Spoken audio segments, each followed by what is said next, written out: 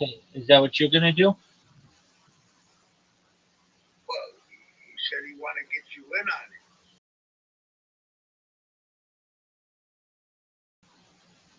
Why don't we make videos? Let me ask you something. If you stick their names in the title and hashtags, let's say, it's Rocky, Yeah. Nakani, Yeah. would that go into the algorithm? Yeah, but it won't go over. When people look it up and look up their names, would it go higher in the algorithm? If you look searchable, but it takes more than that. Just tagging someone or using their hashtag for it to go viral. What would it take to get like in not as a within where they find it? A substantial amount of people. Um, you need followers usually, probably at least 100,000. What to get?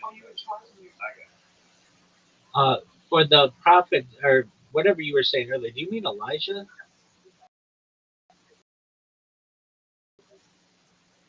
Right, Elijah. Okay. In terms of need more than just tagging someone or using a hashtag, you need an audience that sees that, and usually you need like 100, at least like 100,000 people to see it, or someone who has 100,000 people to be able to repost it so that other people see it. Don't just get lost. Even though you had your names. Oh yeah, for sure, no doubt. You would get maybe 100 views, and that's it.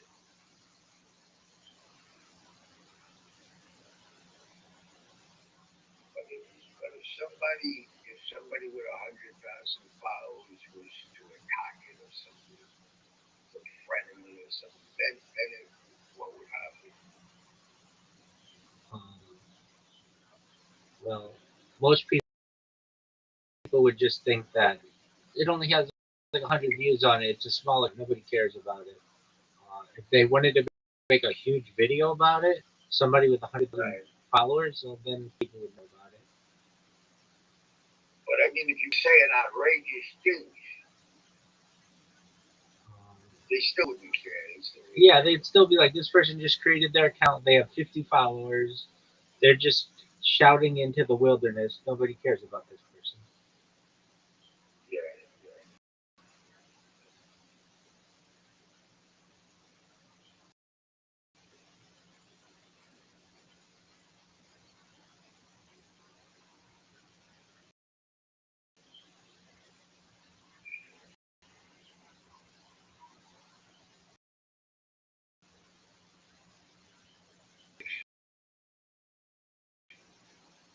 That helps.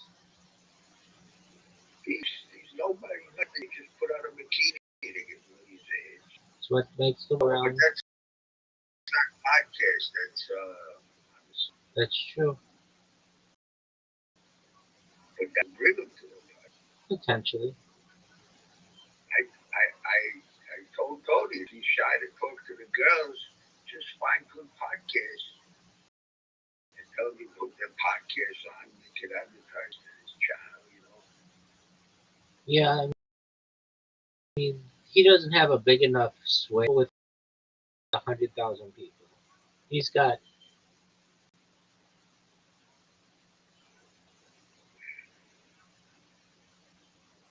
But he got someone with 3 million followers on. well, I don't know if he told you, but yeah, he interviewed the person, but then he ran into some technical issues, and that person said that they weren't going to promote the channel just yet until Tony made some improvements, which is kind of heartbreaking. So maybe in like 6 months or a year, he'll get that person back. But for right now, What do you think? Like, hey, he ran into an issue where he couldn't find his notes, and then I believe he might have had a disconnect or something. which he just didn't look that prepared. Yeah, And, unprofessional. yeah, and he just was nervous. And Yeah. English isn't his first language, so he more than probably he normally would if he were speaking his own language. So the person just Yeah, but if the, if you're goofing on people, if you're making fun of people, then that that's not a disadvantage. It's an advantage. It's huge, right? yeah, but I mean, then you're bringing down people. Is that really the best way? Whatever you're against defines you. What not? Whatever you're for defines you. That too. Yeah, so you just promote your own stuff. If you can make people laugh with your own stuff, that's great. But having to In bring other words, let's say you're for let's say you're for vegetarianism. It's okay, not very popular. It's not very sexy. It's not very, it's kind of neutral. I disagree with all of that. It's very popular and it's very sexy. I'm not saying I live it, but I'm saying like from a media standpoint, those are two But I'm talking about a real deal. Not this.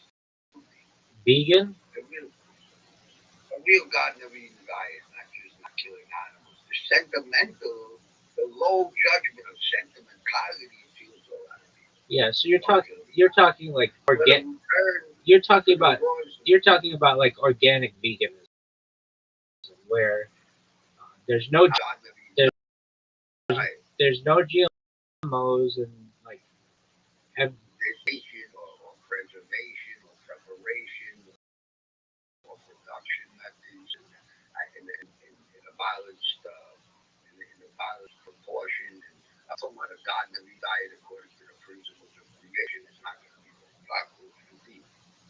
yeah, But but you're against, if you show how ridiculous it is, well, lab grown meat and industrial farming, if you show the hazmat suits and $1 billion of lawsuits around the people, handling stuff that's getting into the food supply. If you make it outrageous, ridiculous, and make fun of it, it defines what you're doing. sure. On the other side, At least on YouTube, TikTok, Instagram, you have to be very careful about making health claims.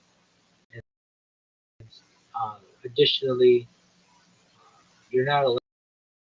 It's illegal in the United States to film within a production facility, so or a cattle like a place where they kill livestock. So is that because it's offensive?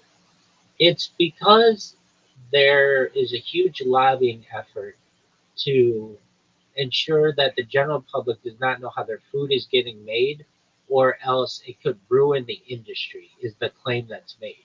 If you take a camera, because this has happened, If we need it, which everything is. and you get it into a place being slaughtered, it causes a lot of people to no longer want to eat that type of street claims that is an unfair vision of what they're doing. And they have made it illegal, really due to lobbying. But like Yeah, anywhere like where yeah. they kill chickens, it's illegal to have a camera in the like Tyson chicken facilities, and their security is very high. Able to do that, you have to like sign a non-disclosure agreement so that you if you work there undercover and stuff. Is it Tony?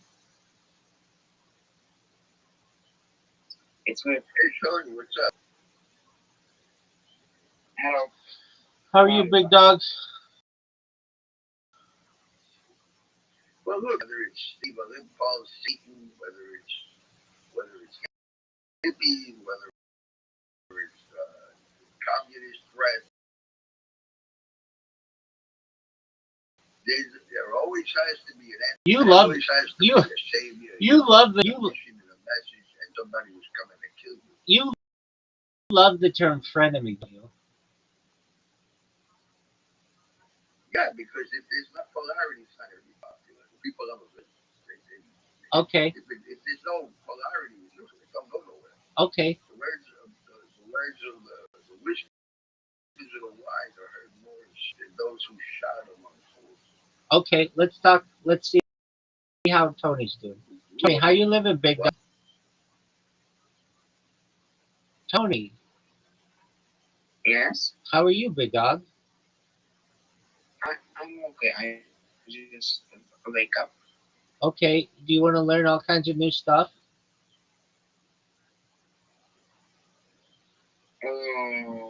It's too much information, or do you think I can got it? You. That's an excellent question. You can get this. This is too colored.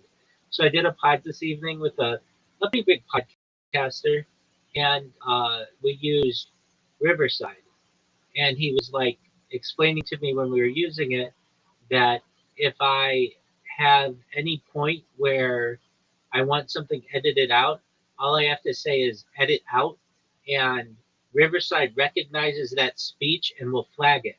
And there's also a little. Yeah. Did you know this? Yes. Well, then you should have told me.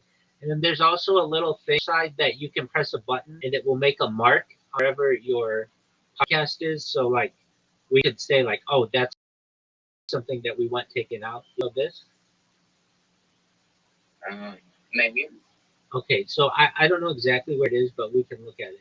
And then the other thing is, I told him, you know, I got your invites. You sent me like a bunch of invites as reminders, and I said, you know, that was really good. It's better than anybody else I'd ever met in terms of podcasting and sending me reminders. And I said, may I ask what program you use for it? And he said, Calendly. I'm like, oh, I just helped somebody with that earlier today. So you can set up all your um, reminders in Calendly, and if you do it correctly, that person will not forget that they are podcasting with you. Does this make sense? Yes. Okay, so that's all. Uh, when are your next podcasts scheduled? Next podcast is with you. Oh, yeah, of course. Uh, um, you really liked Reddit? But we are not doing this now. No, Okay. we're doing it in Because like I'm just we're saying doing it. We're doing it in like 12 hours. because you are crazy enough to want to do it now. Yeah, no, I would if you wanted to, but no, 12 hours from now. You've got your whole day. Okay, you've got mine, and then you know what you could do is maybe wait 1 or 2 weeks and then go back into the thing for Reddit and post, uh, hey, if you want to be on my podcast or whatever, here's my Calendly link. Just select the time and we'll get you scheduled.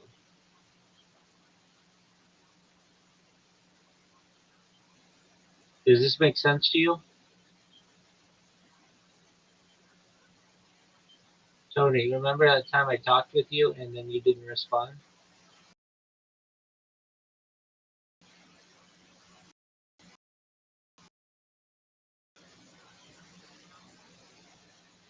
He lost the connection.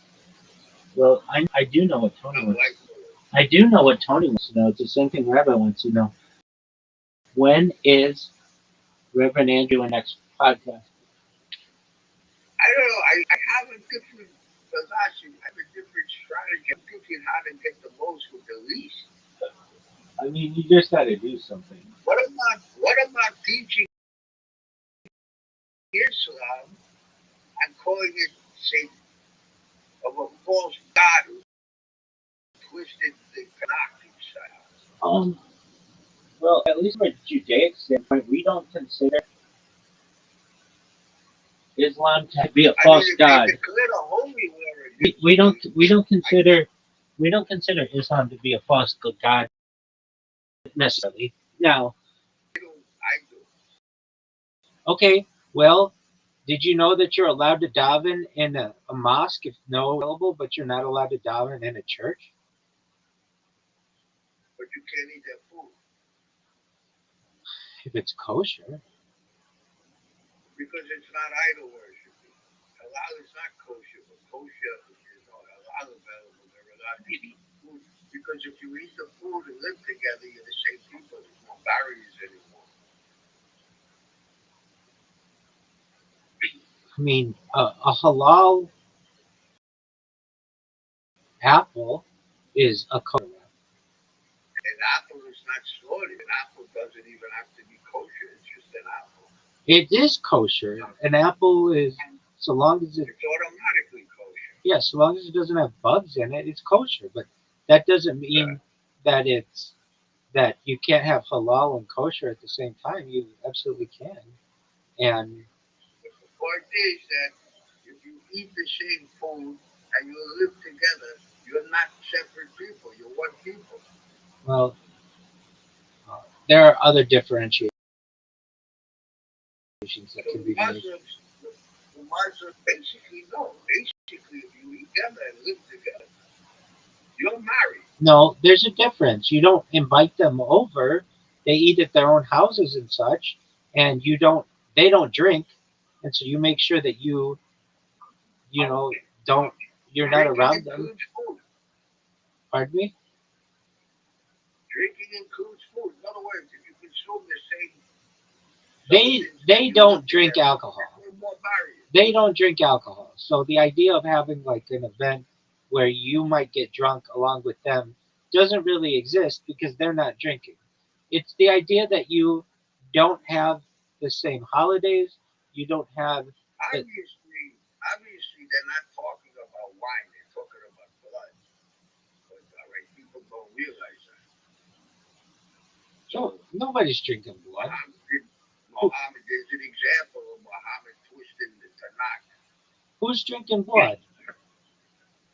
Okay, guys. What is I will go. It represents the bloodline, the Holy Grail. It represents the bloodline. Who's drinking blood?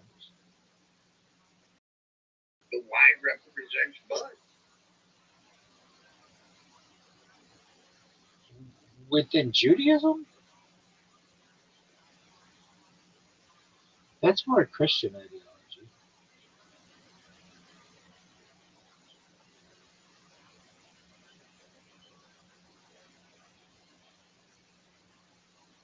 Because the grapes represent flowers.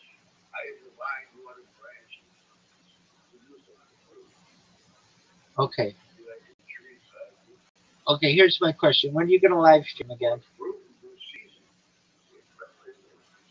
Okay, here's my question. When are you going to live stream again? We took Represents the Tanakh. we took we took 15 hours. We took 15 hours to get you a background and to get you on Rumble and to get you on Kick and to get you on Twitch and to get you on YouTube. Muhammad comes and says, no blood, no wine. And, I mean, it's what it is. It's their culture. You can't talk, shut up. In other words, there's no word. Okay, my question to you is, when are you going to live stream again? Not a podcast. Again, and anyone who takes these books to it, you say it. Oh, what you say it. You say it. It's almost a swap.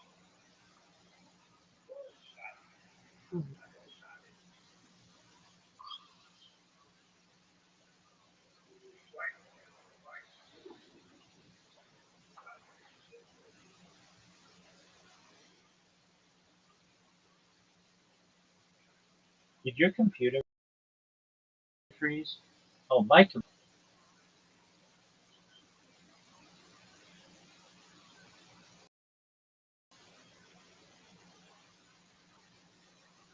Yeah, anyway, there's a Gemara. Whoever starts the year poor will end the year very rich. Whoever starts the year very poor will end the year very rich.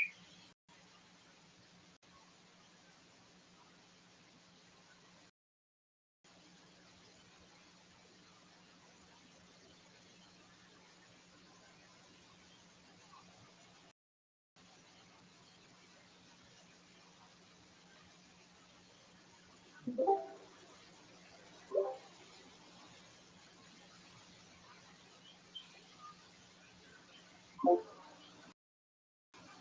you hear me? Apologies, my computer froze for a second. Okay, here's the real question: is the world going to get the privilege of Reverend Andrew doing? Whoever is Gomorrah, whoever starts the year very poor will end the year very rich. Well, I must have started this year extremely rich, big dog, and so did you.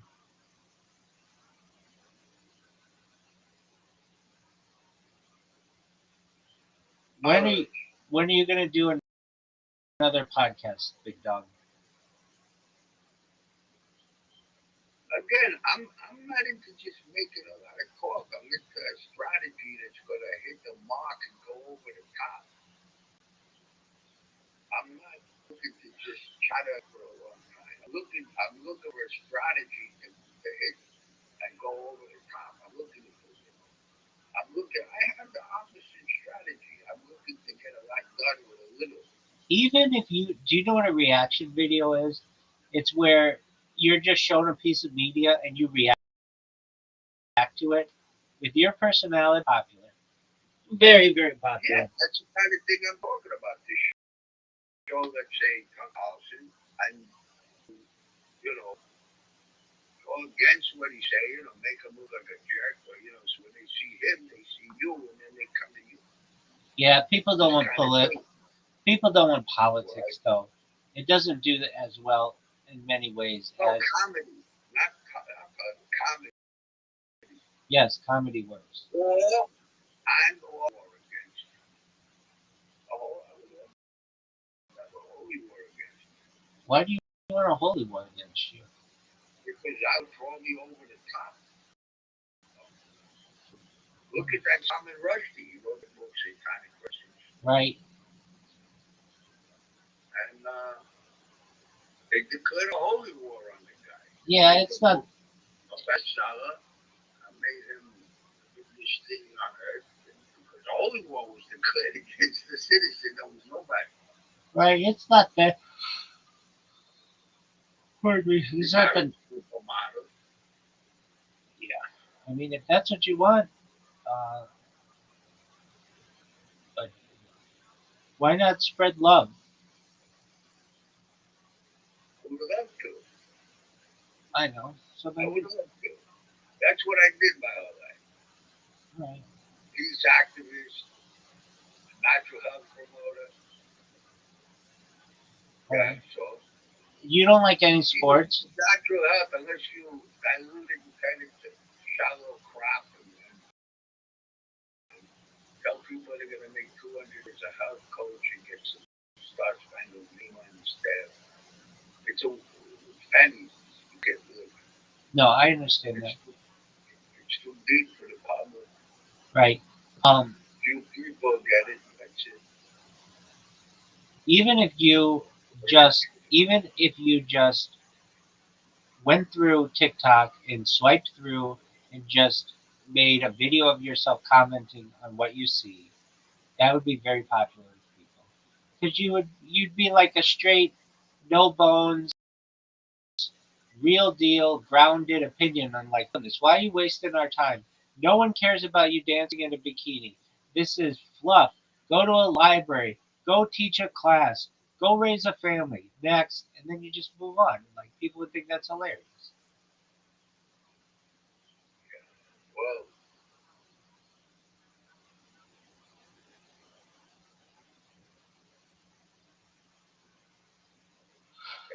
yeah, that kind of thing. But There's a lady who you got to get the girl with the bikini there. no. You just get a video. That's not right. There's a lady who she's some guy got his grandma to go viral in many different ways, and the way that he did it, Yeah, but I'm not just looking to get a lot of hits on something that has nothing to do with my main beat, which is the Torah. nobody wants that though.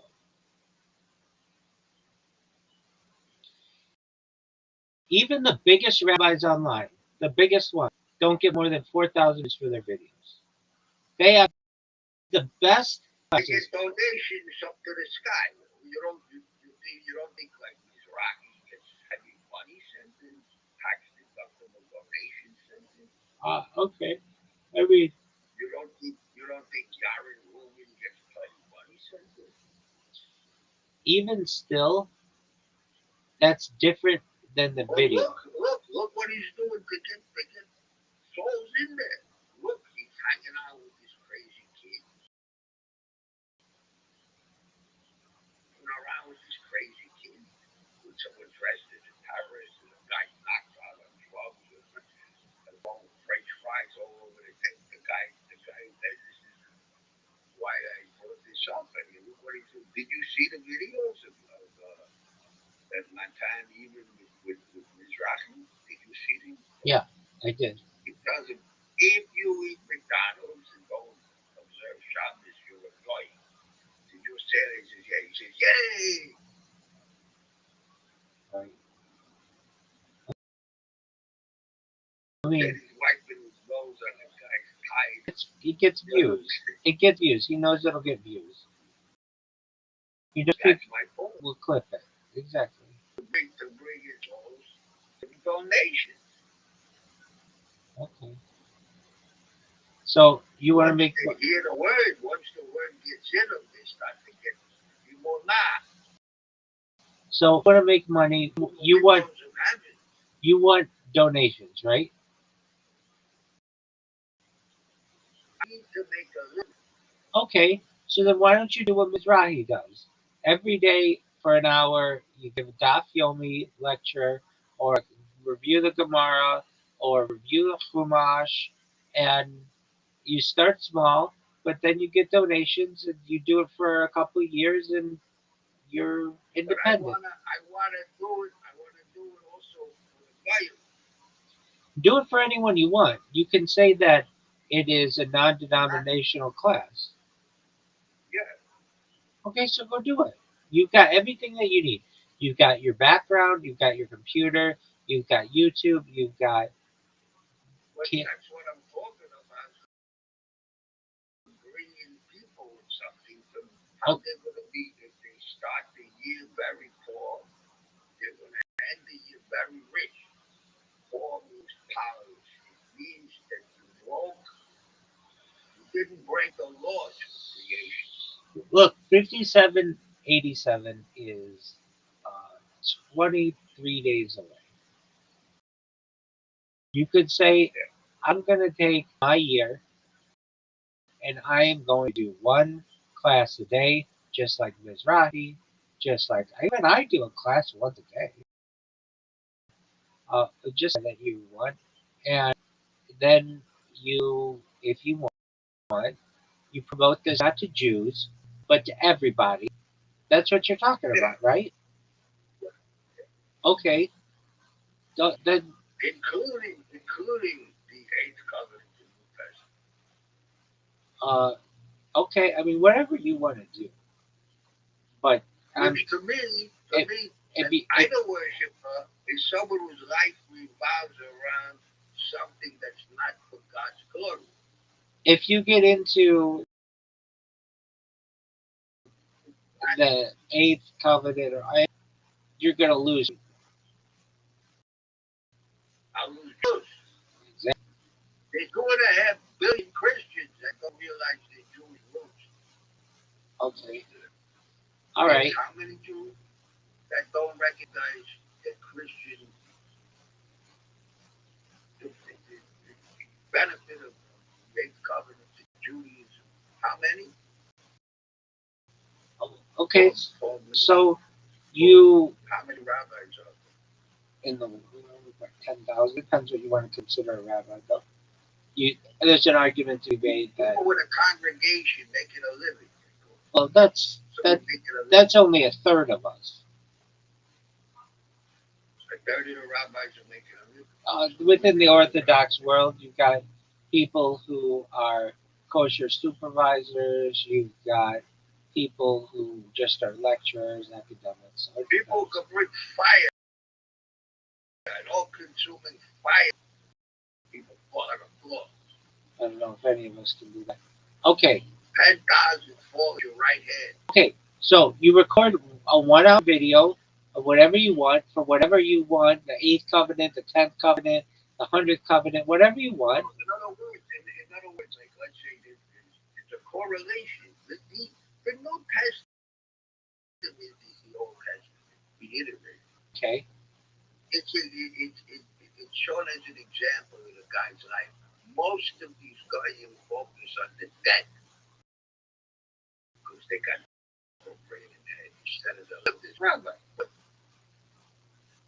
He said certain things like were symbolic, and like marriage was a hot condition, not a piece of paper and things like that. But by the way, a preacher just married 52 couples. He said, "You're living in sin. Get married. Get a mass wedding, like Mooney did." Yeah. Yeah, that was pretty cool. Put him on the map, right? Toward distortion nation. Okay, he told his congregation who are married on paper. Of course they're married. What's a piece of paper for the lawyers? It's a divorce contract, not a marriage contract. But, Okay. Okay. So back to the point. You have a message. You have a message that you want to deliver to to uh, to people, right? But he found something big. I'm asking you a question. Let me repeat my question. You have a message that you want to deliver to people, right? Well, the whole message is really a contract between God and his Okay. children of Okay, that's Israel. fine. You want to you can want to convey that to not to a bunch of people, right? The way the people who are Jewish by name practice it is they have 54 portions, right? But every one of those portions correlate to a New Testament portion also. Okay, whatever. You don't have to do it every day. You could do one a week. Ideally, it'd be one a day though. You take an hour, you record a session. It goes to build an audience. You still start to get some of those donations. That's what you want, right? It would be nice to start a base. Yeah, yeah, yeah. You're right. You're right. I mean, you You're don't right. have a base. I'd love to say that You're right. This week is going out to war. Going out. Week after is coming in. start in 57, 87. You say, I'm going to Yeah. start on Rosh, or I'm going to start during the days of awe, or I'm going to start after Yom Kippur, whatever. You pick a date and you start doing it, and you do it every single day. Look, I've taught a Kabbalah class. I've taught a Kabbalah class for 237 straight days since the day I turned 40 years old. 237 straight days. Are some classes better than others? Yeah. But I said to myself, I'm going to do this, God willing, every day for the rest of my life after age 40. I had planned on doing this for years. You're not supposed to, under some traditions, so you're 40. I waited to 40, and here we are. You do the same thing. You say 57, 87 is my year. I'm going to, just like Rabbi Rothschild does an hour a day of Kabbalah, at least, I'm going to do an hour a day on whatever my doctrine is for whatever group of people it is. I'm going to start small, but eventually, if I do it enough, people will like what I'm saying. They'll ask me questions. They will contact me on messages and message boards, and I'll get donations, and I'll be able to have a tax deductible organization. I mean, that's the goal, right? Maybe a year ago, I thought about like quit. I need a 501c3 if there's nothing to do money Yeah, but I mean, because of my circumstance. yeah, I understand, but I mean, ideally, you need big money. If they send you under $600, you're not. Nobody's gonna care. It's only after $600 you're gonna really Yeah, care. a couple pennies in the beginning, but they'll share all the money. I understand,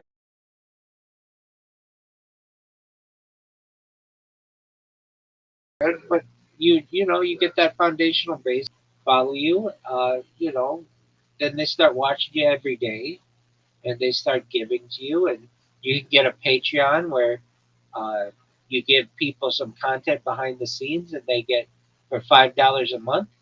You get 1,000 people who are giving $5 a month. That's an extra 60 grand a year, just right there.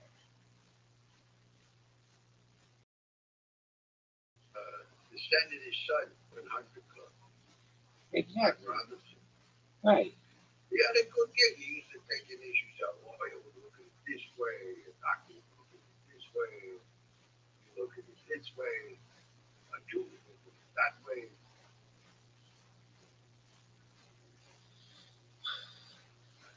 He got 700 people to put $10 a month. He looked at this Christian version. The guy, it interfered with his ministry to run for president. So he opened a law school. He put 150 graduates in the house. The guy was a billionaire. There's like 10 preachers, televangelists, and billionaires. It's a moral majority for being voted by the country.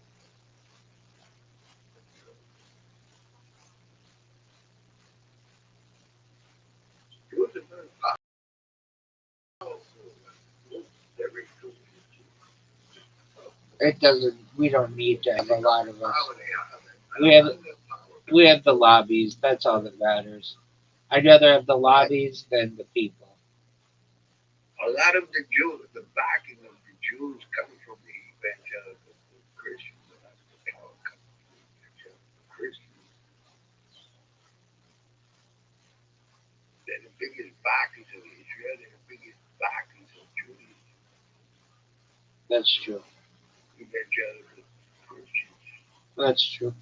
All right, Reverend Andrew, I gotta finish up my documentary on demonology. So feel free to listen. Thank you for the encouragement. Absolutely. Hey, you've got I'm gonna say this to you like this. You've got today's the 7th of Elul. You've got 23 days. Get yourself prepared. 5787. We want you to start at least once a week. You do that. Ideally once a day. You start small, and within a year or two, you might have $1 million organization. Just think about it. It's going to take some getting used to. Oh, big time. It's going to be difficult. It's an uphill battle, but no one said anything in life was easy, right? Not to offend people. It's going to be, I think, because you know what I mean? Not to offend people. Watch what I say. I always say it. I can say some wild, some way I think sometimes. Well, it happens. That's why you can always edit your videos. Well, podcasts are live. You can do like Tony, my podcast. They're all recorded and he uploads them.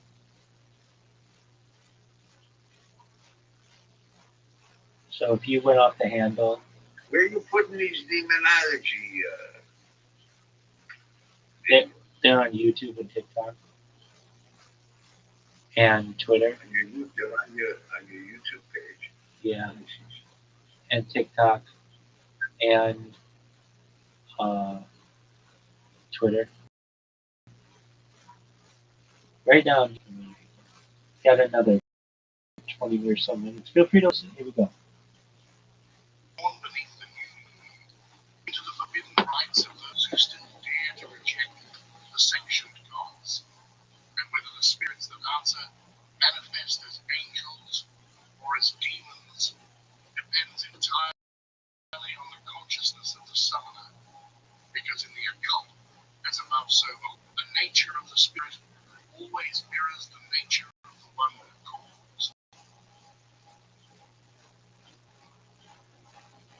One of the most disturbing revelations within the study of demonology is that hell is not chaos. It is a machine, a structure. It operates not despite suffering, but through it. The agony of souls, the distortion of will, the corrosion of consciousness. These are not Yeah, what I was talking about was 2 Kings 6:8, the Iron Man, Syrian King Ben. Simple now young and capture early military plans to the king of Israel. Exactly. Elisha served That's what I said. surrounded Elisha.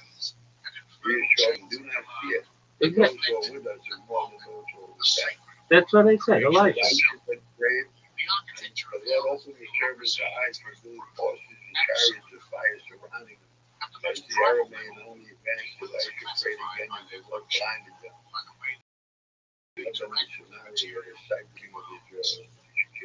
Elisha instructed him to feed and water them before sending them back to the Shape-shifting entities of pure predation, whose primary function is the extraction of life force through sexual violation or seduction. In esoteric traditions, it is understood that incubus and succubus are not separate species, but also without the masks Torah in there, of the same indeed, astral without predator. the word, the power of the word of God, Entities whose forms in shape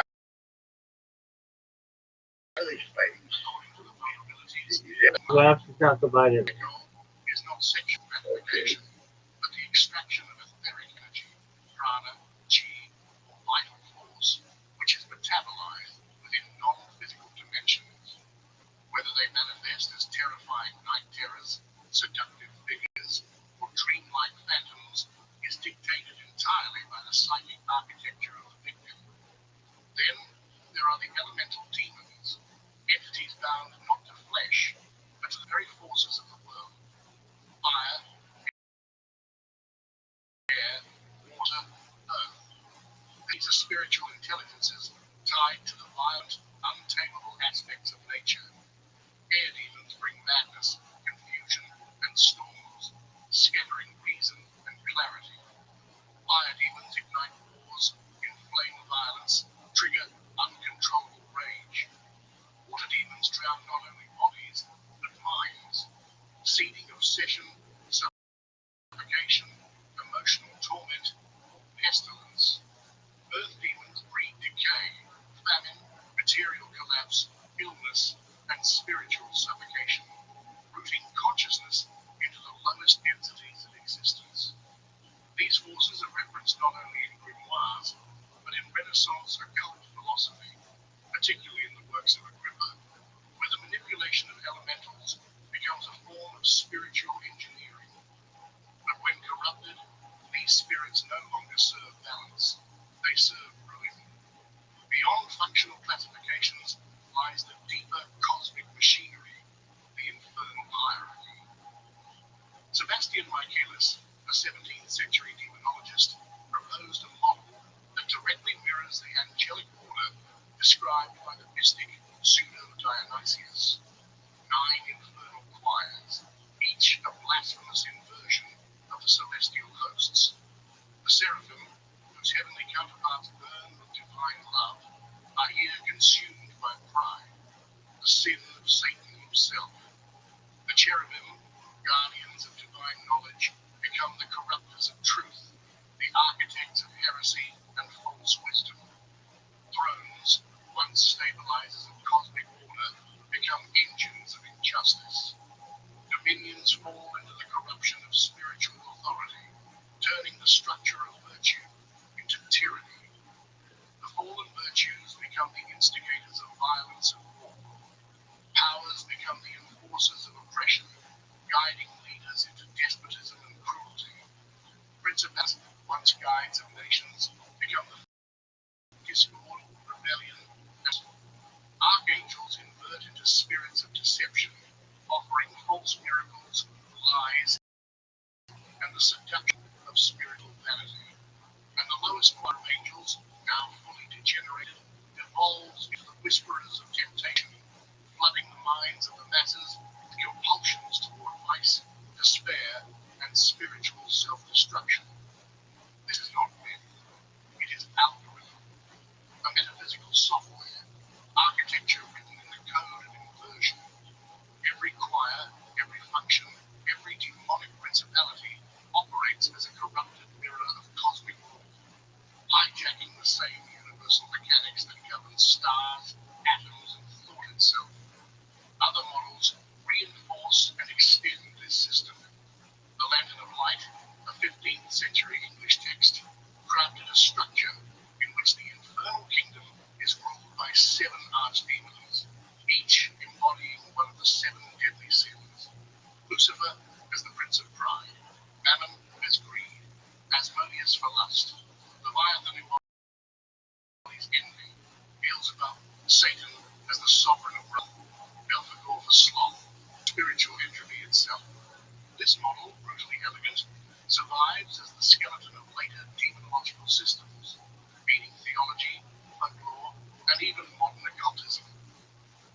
mechanically functional system, and the most operational in the practice of ceremonial magic, is the Ars Goetia. The first book of the Megaton, it catalogues 72 spiritual and domain, not as vague archetypes, but as defined operators within the spiritual machinery: kings, marquises, presidents, counts, each commanding vast legions, each possessing executable functions, the revelation of secrets, the manipulation of love or hate, the construction of illusions, the destruction of enemies, the control of storms, the movement of wealth, or even the engineering of death. Each spirit possesses a sigil, not a physical cipher, an executable key within the architecture of the astral plane, and beyond the Goetia lies the vast scaffolding constructed by Renaissance occultists, particularly Agrippa. His 3 books of occult philosophy do not treat demons as simple monsters, but as emergent properties within the grand cosmic mechanism. Each demonic function is tied to planetary forces, astrological currents, elemental domains, and even the deeper frequencies of human psyche. The most terrifying realization within ceremonial magic: demons are not alien to the cosmos, they are woven into it. They are not glitches, they are part of the architecture, entropy, encoded into the scaffolding of existence itself. A shadow function embedded within the very laws of reality. The terrifying elegance of these systems is undeniable. Hell is not chaos, hell is order, cold, mechanistic, mathematical. A spiritual bureaucracy designed for the harvesting of energy, the corrosion of consciousness, and the perpetuation of bondage, both in the spiritual realm and in the physical world. Its laws are precise, its hierarchies absolute, its machinery merciless. And the most devastating truth is this: I told Tony, hierarchy is not a you distant should interview mythological curiosity. It is a mirror, a fractal pattern of the same machinery of power, exploitation, Okay, we'll make them aware of that that. governs empires, corporations, religions, and the inner architecture of the human soul. And I told him Because the study about of demonology is not years merely the study of spirits, creation of the world. it is the study of the dark geometry that shapes existence itself. And to see that pattern is to realize that hell was never below. It was always here. If there is a spine to the architecture of ceremonial demonology, a tactical interface between the material world and the infernal hierarchy, it is the art. But let's be absolutely clear: Ars Goetia does not represent the totality of infernal forces. It is a curated operational subset, a tactical registry of entities whose functions were deemed most accessible, most responsive, and most executable within the constraints of Solomonic ceremonial technology. This is not demonology in the abstract. This is not folklore. This is targeted. Goetia isn't a database, an index of spiritual intelligences organized by rank, jurisdiction, and function, designed for invocation, command, and deployment. These entities are not vague spirits or chaotic shadows. They are governors, kings, marquises, dukes, counts, presidents, each embedded within a rigid power structure that mirrors the cosmic machinery itself. A feudal order transcribed onto the astral plane. At the highest echelon, the kings, entities whose jurisdictions encompass entire sectors of the metaphysical landscape. Beneath them are the dukes, princes, marquises, presidents, and counts, each commanding legions, and those legions are not metaphorical. In Roman terms, a legion represented thousands of units. When the text says that Baal commands 66 legions, the raw processing power of that entity within the lattice of reality. Names echo across millennia, corrupted and repurposed through cultural collapse. Hyman, king of the West, master of influence, manipulation, and secret knowledge, accompanied by a procession of infernal musicians heralding his arrival. Asmodeus, king of lust and forbidden desire, the spirit of both and hidden wealth. Baal, king of the East, sovereign of invisibility, power, and dominion, whose roots stretch deep into ancient Mesopotamian religion. Astaroth, the Grand Duke, keeper of forbidden knowledge, twister of morals, whisperer of truth, wrapped in poison. Each of the 72 is paired with a sigil, a visual key that is not decorative, not representational. A sigil is not a symbol of identity. It is a forced breach in the layer, in the lattice of reality, designed to anchor a specific frequency into the operator's working space. When drawn correctly, charged with the proper planetary timing, divine names, and ritual precision, the sigil becomes an executable command, a metaphysical IP address that forces the spirit to respond. The descriptions of their appearance, monstrous, hybrid, surreal, are not fantasy. They are symbolic schematics encoding elemental forces, planetary attributes.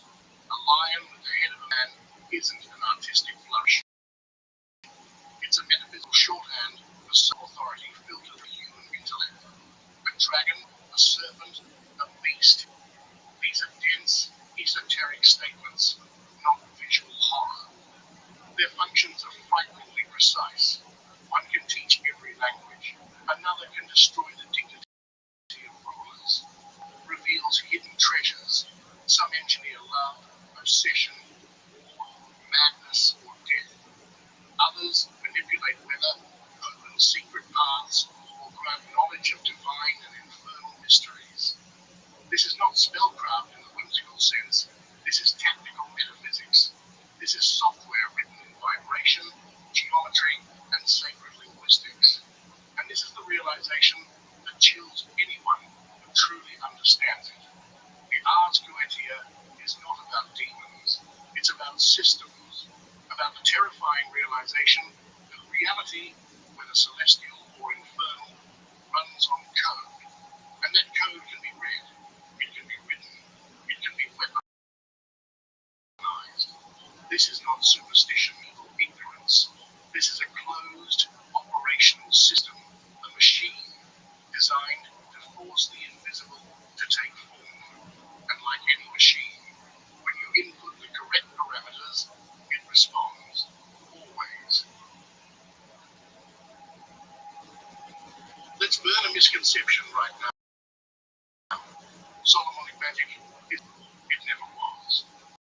And thinking it is shows you never own a real grimoire. At surface level, one speaks the language of demons, names, forbidden symbols, circles, and seals. But beneath that, they are two entirely different realities. Two separate engines, two opposing philosophies stitched onto the same metaphysical canvas. Solomonic magic operates inside a rigid, theistic framework. The practitioner does not worship demons. They do not serve demons. They command them, not through some vague force of will, but through the authority granted by divine names, angelic hierarchies, and cosmos. Every name, every line inscribed, every circle drawn is a contract within the architecture of the universe. The spirits obey not because they fear the magician, but because they are bound by the structural protocols of the divine. The grimoires make this absolutely clear. Demons are not allies. They are not friends. They are compelled, subject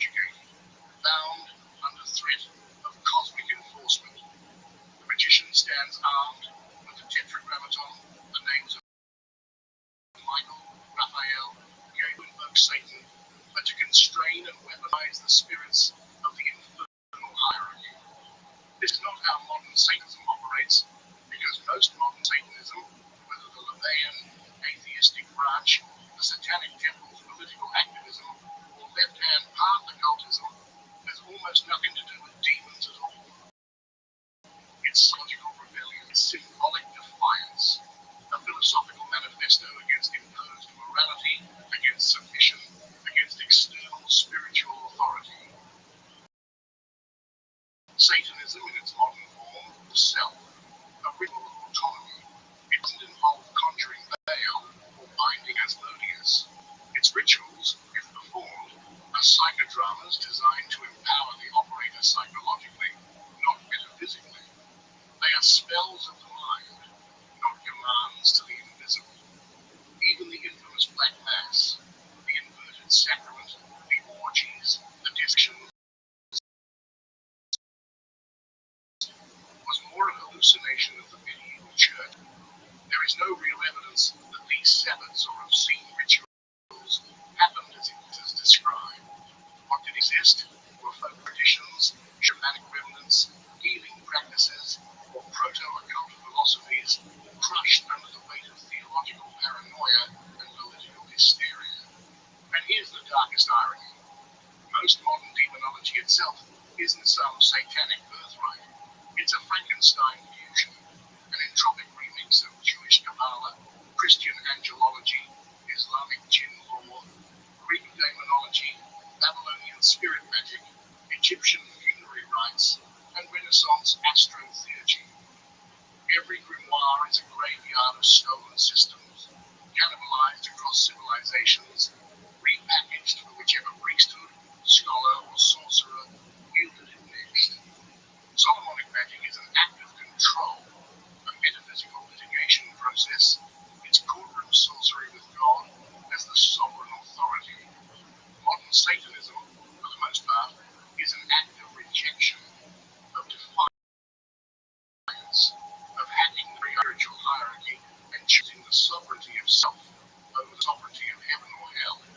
But here's where it collapses into the same truth.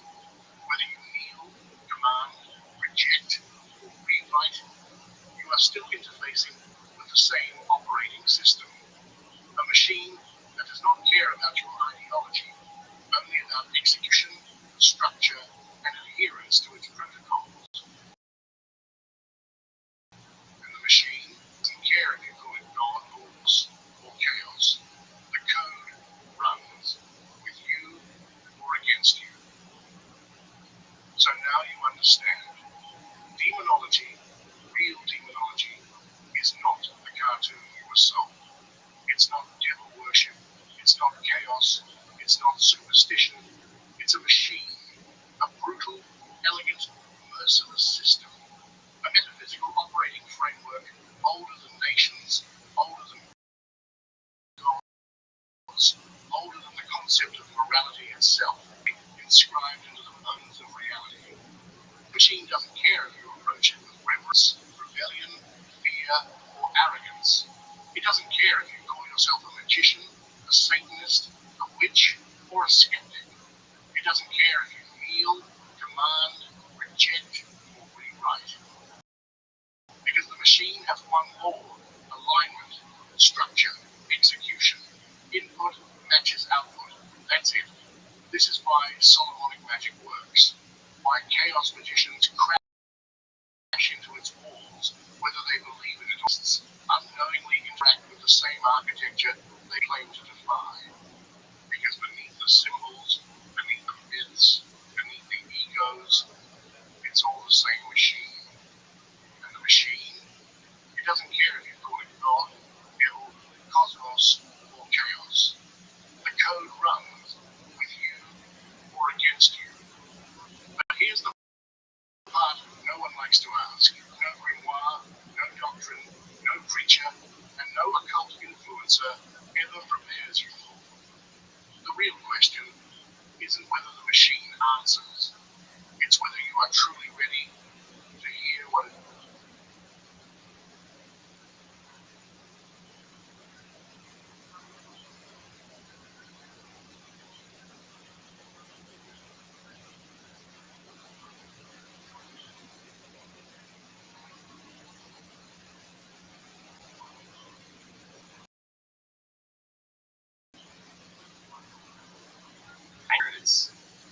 had experiences as a kid, but I didn't believe there was angels. Now I know there are. You know there are. I know there are. Yeah, things I've seen since I died, I'll tell you. You're gonna have an interesting time convincing me, but I'll try to have an open mind here. Was, ever since it happened, I have a special way of understanding how to heal certain things. And it's not that I do it, I just help kind of unwrap something on somebody energetically and help them wrap it back the right way. And That's interesting. And they heal. Yeah. And it's ever since that happened. Like all sorts of things. That sounds really interesting. Tell me about what happened to you.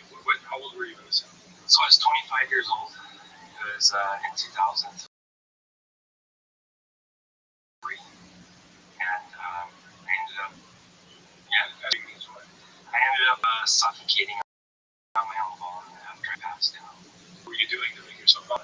So I had taken a supplement, and the supplement was from overseas.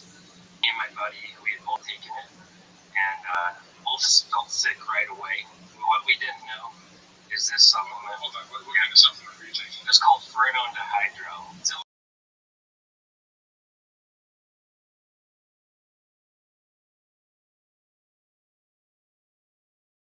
legal now, but it wasn't back then. For what purpose? And it was for muscle recovery. Yeah, I'm from Thailand, and I lived in Thailand previously, so I thought, well, that's good enough. So we ordered some from Thailand. It was sold out all over the United States. This stuff came, it was all written in Thai script, which I didn't know how to read. I did not know how to read Thai script. So we get this bottle, we think, that smells just, let's take our normal bottle cap. It's just a liquid supplement. Take our normal bottle cap, and right away, like chills and coldness start spreading over our chest, both of us, even into our legs. And I knew we were in trouble. We need to go eat. That's what I thought. We need to go eat. So, as an invincible 25-year-old, instead of going to the hospital, I went straight to a Dairy Queen to get some food. And it was the closest restaurant to where we were living. And so we went down to this Dairy Queen, and I barely stumbled in, made it into the bathroom, and locked the door. And my buddy, he collapsed on the first booth as soon as you walk in. Well, the manager saw him and called 911. I'm hauled away in an ambulance, and he ended up being just fine.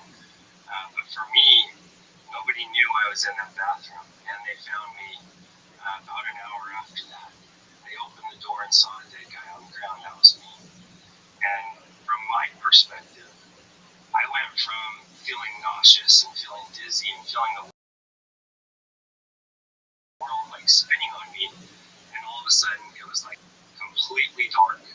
I felt like I was floating, and then I could see like this far off light and scene starting to like come in and come to focus to me. And as I looked, I could see that my buddy, he was on this booth, and I saw that they were like taking him out of the booth, and they were putting him on a medical gurney and taking him away in an ambulance. And I even wanted to go because I knew it was him. You saw this vision, but you were in the bathroom. But I was in the bathroom, supposedly, right? And so I'm watching him pull away. I tried to follow, and I could only get so far. And then I was like pulled back to this restaurant, and I was just watching what was going on. I did see that there was a dead person in the bathroom, but I did not think it was me. And this is hard for us to understand, but I was up here watching from below. I didn't understand how or why, but I was up watching down below. I was watching from above, watching all of this down below. And to me, there was no explanation, but I accepted it. I didn't reject, I just accepted it.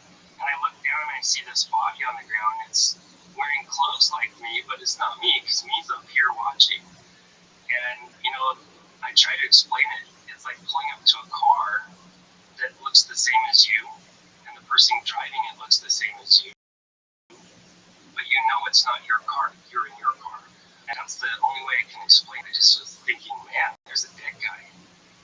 And I didn't recognize it was me. When they found the body, they had opened the door. A customer had complained that the bathroom had been locked for like an hour. So the manager opens the door to the bathroom. They find the body. While they're on the phone with 911, the body felt cold to the touch. So the operator at 911 said, don't touch the body. Secure it for medical teams to come and assess it. So they did. They went ahead and just didn't let anybody touch it until the medics got there. And the medics who showed up, it was a two-man veteran team with a rookie who was sitting in the jumper seat in the back. And that rookie is who saved my life, or at least he was the one who took the actions to save my life. Because he was brand new, just off of orientation or ride along to shadow veterans. That's what he was doing. He was watching all this lay out. He watched the medics try to resuscitate the body. He watched them do chest compressions. He watched them try to get oxygen into the lungs. None of it worked. So they did pronounce the body dead. They put it in a body bag, and they put it in the back of the ambulance, and they tasked this rookie with babysitting the dead body while they went and got paperwork signed out. So they got witness from the restaurant, including the manager. And You're watching this as well? and I'm watching it all. Still have no idea it's me. The body bag is closed. Body bag's closed, yeah. But I saw the face, but the face didn't look like me. The neck had gotten so swollen in the choking or the suffocating. It had gotten so swollen. It looked like the jaw and the neck were the same width. It's just, and the color of the skin was purple, and you look, didn't really, like something living doesn't look like that. And I was witnessing all this. I was also witnessing something odd. I could hear the voices of anyone in the vicinity, but they weren't speaking. I could hear their thoughts. So any thought that anyone was having, I was hearing it audibly out loud. And I'm thinking, like, that is so weird. Why is this? Why am I hearing everyone's thoughts? What I could hear is this rookie medic. I could hear him berating himself. Why don't you speak up? You could be working on this body while they're doing all that. Why don't you speak up? And he didn't. He waited until the other medics came back. They had paperwork signed. They left the scene, and as they left the scene, I saw on this rookie sitting in the back of the ambulance, light start to glow from inside of him. It was not a light like a flashlight shining on him. It looked like light coming out of him. And when that happened, I heard a really loud voice from over my shoulder, really fast, go, "This one's not dead." And it was just plain, matter of fact. And I knew he heard it because he was sitting there just like sitting in the back of the ambulance like this, and when that came through, he like froze. So I knew he heard it. Plus he was blown.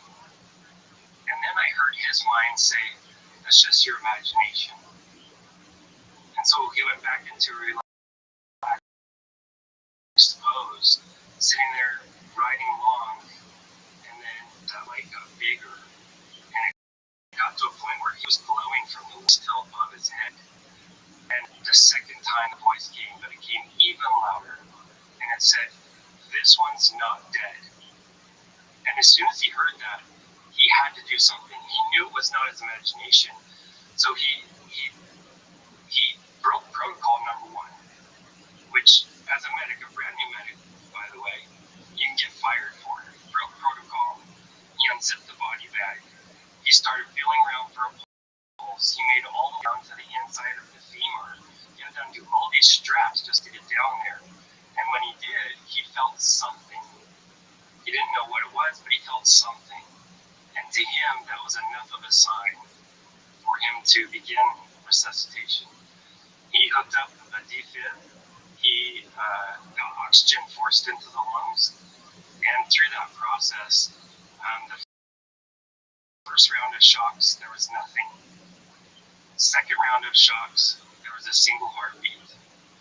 And then the third round of shocks, it was a steady. And at that point, the other veteran medics who were just laying into him while he was doing all this, by the way, they stopped chewing him out and they radioed ahead to a hospital. And one of the miracles to me is that the heart started literally a half block away from the hospital. They weren't taking the body to that hospital that they were going, was taking them right to this hospital. Now, it's a brand new hospital. There's very little patients in that hospital, so there's a lot of people waiting around to do stuff. And they were ready. And with that short, quick call, they had a team there. And they were able to begin working on the body. But I still didn't know it was me.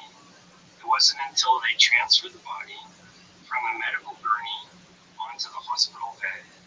The body went into some bad seizures, and they were strapping down the arms of the body and the legs. And when they strapped the left arm, I felt someone where I was strapped, and I thought that was the weirdest sensation. Why are they strapping that body and I'm feeling it? Because I looked down to see my arm, and I looked down to see the arm of the body. And then it hit me that everything that I've been watching was my own death. And how could I be such an idiot to not know that what I've been watching was my own death? And that's when this fear just felt like I was back in this, it was smothering me. And before you knew, every little bad thing that I ever did in my life, and even when I was young, like little child bad thing, like something you don't think's that bad, a toddler or somebody really small, I saw everything I did. And I saw it from my eyes, and I saw it from the eyes of those who I did it to. And then I saw times where I didn't know I was doing something bad, and I was having a bad effect on someone. And I got through it. And I had the thought, if this is all I am, why do I even exist? And that's when this wave of love and warmth and light came over me. And it came directionally from behind me. I could feel it just swallowing me up with warmth. And then I started to see every good thing I ever did. Every good thing. From the littlest things to big things I did, to serving in tremendous ways, and even ways I didn't know I served others. I had this understanding that now I have a full understanding of who I was to that point. Not just the bad, I saw the good too. And I felt this overwhelming love come over me. And, I was raised in not the best upbringing. I had quite a bit of abuse, quite a bit of just really hardship, especially with my dad. And I had a lot of cracks, damage, energetic damage on my soul. This love started to stitch all that up. I could feel it just bringing me back into being whole. And as that happened, I wanted to see where it was coming from, because I knew it was coming from behind me. So I turned my consciousness, I turned it around, and right there, I see this man, all dressed in white. He's got like this white suit and white robes over it, and he's got a long white beard, very, very pink skin. And he's got these eyes pierce your soul.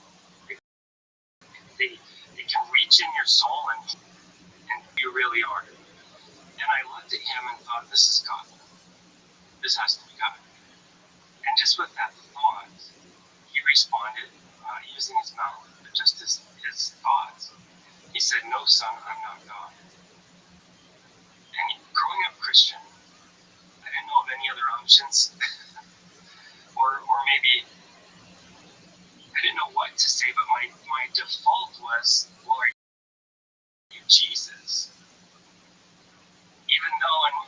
most Christianity, Jesus and God are the same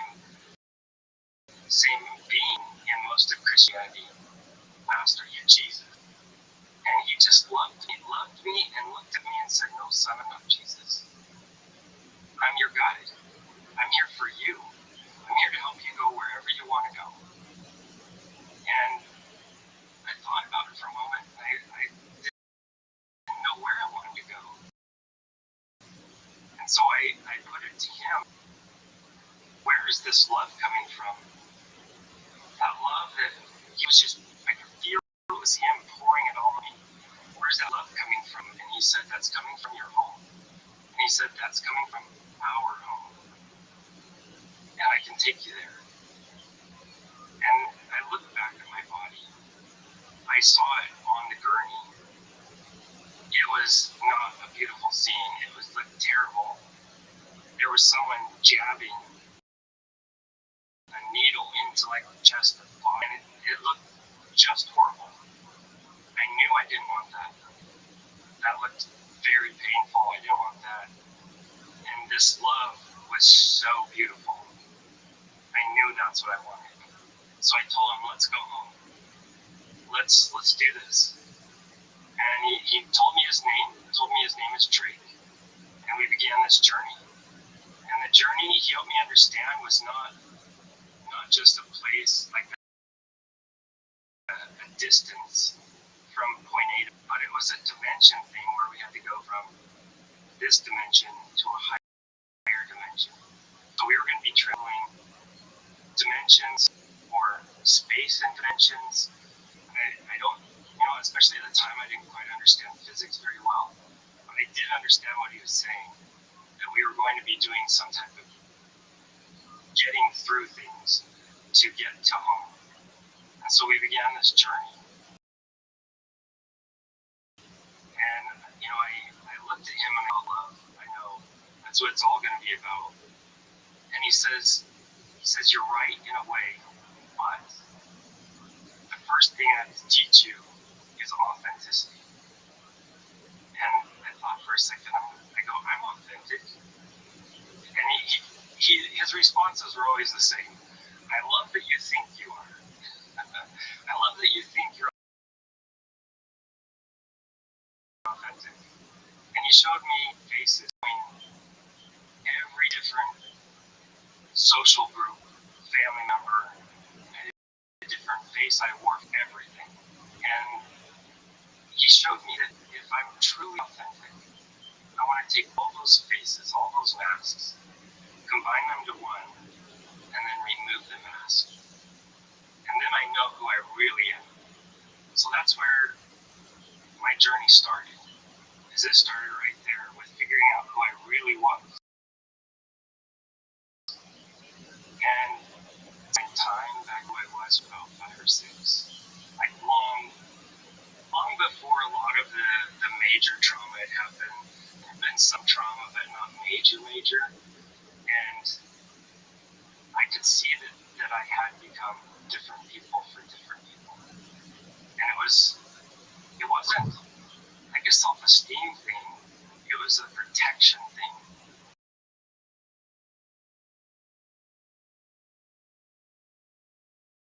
Especially because of the abuse, I would want to become who people needed me, who I thought they needed me to become. And so this process, it was this little abused boy about 5 years old. That's who I really was. And I based a lot of my decisions, a lot of my choices.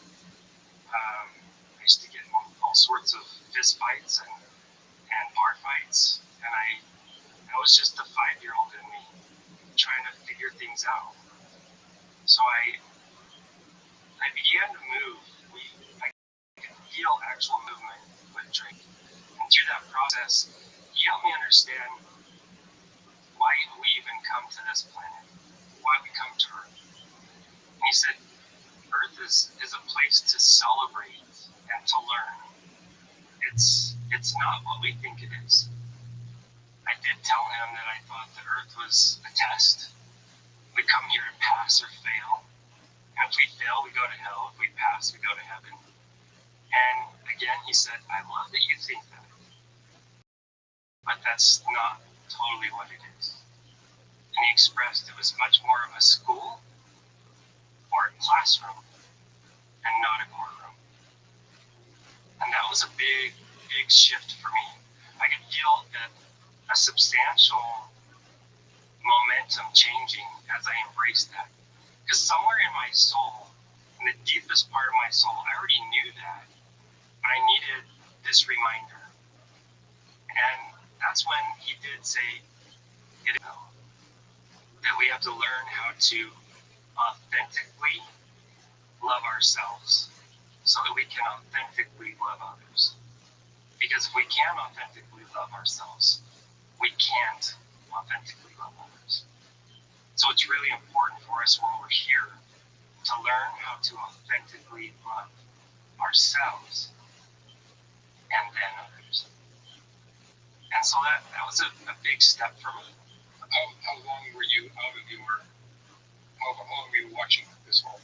So I was brain dead for 3 days. Pronounced dead January 18th, and my wake up was January 21st. So 3 days. Wow. Yeah. You woke up in the hospital or? In the hospital. So they weren't totally giving up on you. No, they had given my dad and my brother some information on palliative care, which is like aftercare for someone who's in a thing that they take me off life support. And I was on full life support still. I was on breathing assist. I was on almost all systems assist. Yeah, but that's when I did get through my experience, I woke up, I pulled everything up, and I wanted to go home. When you were in this state, there was no panic, anything, the bills you had paid or anything like that? No, when I woke up, I couldn't remember my experience right away. It took me one day. I went to express to someone that I didn't have an experience. And that's when I realized that there was a big experience there. And it was just flooding me with tears. And me being a big guy, a bodybuilder, wannabe bodybuilder, I wasn't a guy who went around crying anywhere. And every time I even thought about it, weep and weep. And that opened the toughest chapter of my life. Because after that experience, I got to look behind the curtain. I got to see where we really come from. I got to see who we really are. And I wanted to go back so bad. So bad. Even to the point where I searched the most dangerous jobs at the time. I went and searched, back then we didn't have Google, not necessarily yet. I used a thing called Ask Jeeves. For the older folks, they'll remember that one. I went to Ask Jeeves, what jobs can you not get life insurance for? And one was underwater welder. One was a crab fisherman. And I knew that I couldn't get the underwater welder. I checked. You had to be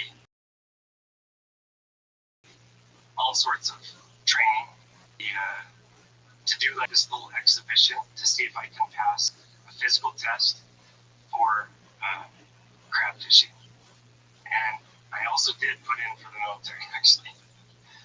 So I did all of that all at once. This was after I had the experience. I just wanted to go back. At whatever cost, I wanted to go back. And so that's where this chapter when you were there, you wanted to be alive. When you were alive, you wanted to be back. Yes. I just wanted to be back. Well, when I was there, I didn't want to come back. I was forced back. Well, you were. Yeah. When I was in that space I call home, it was the power of prayer from my brother that forced me back into my body. That's some level, I had to agree to it. At some level between my physical self and my soul, the top part of my soul, somewhere up there, I had to agree with it. Because everything is our choice. It is. But in my human, I didn't want to come back. No way. I wanted to stay there. Were you a religious person? I had taken a hiatus from religion for about 4, almost 5 years. And I knew that there was some truth there. I just couldn't comply. I was young, had my wild oats that I wanted to sow. And that I had just started cleaning up. I had a few months I was drinking. I had started to clean up my life. And even started going back to church. And that's when this all happened. It's right after only about 6 months after I started coming back. But that's,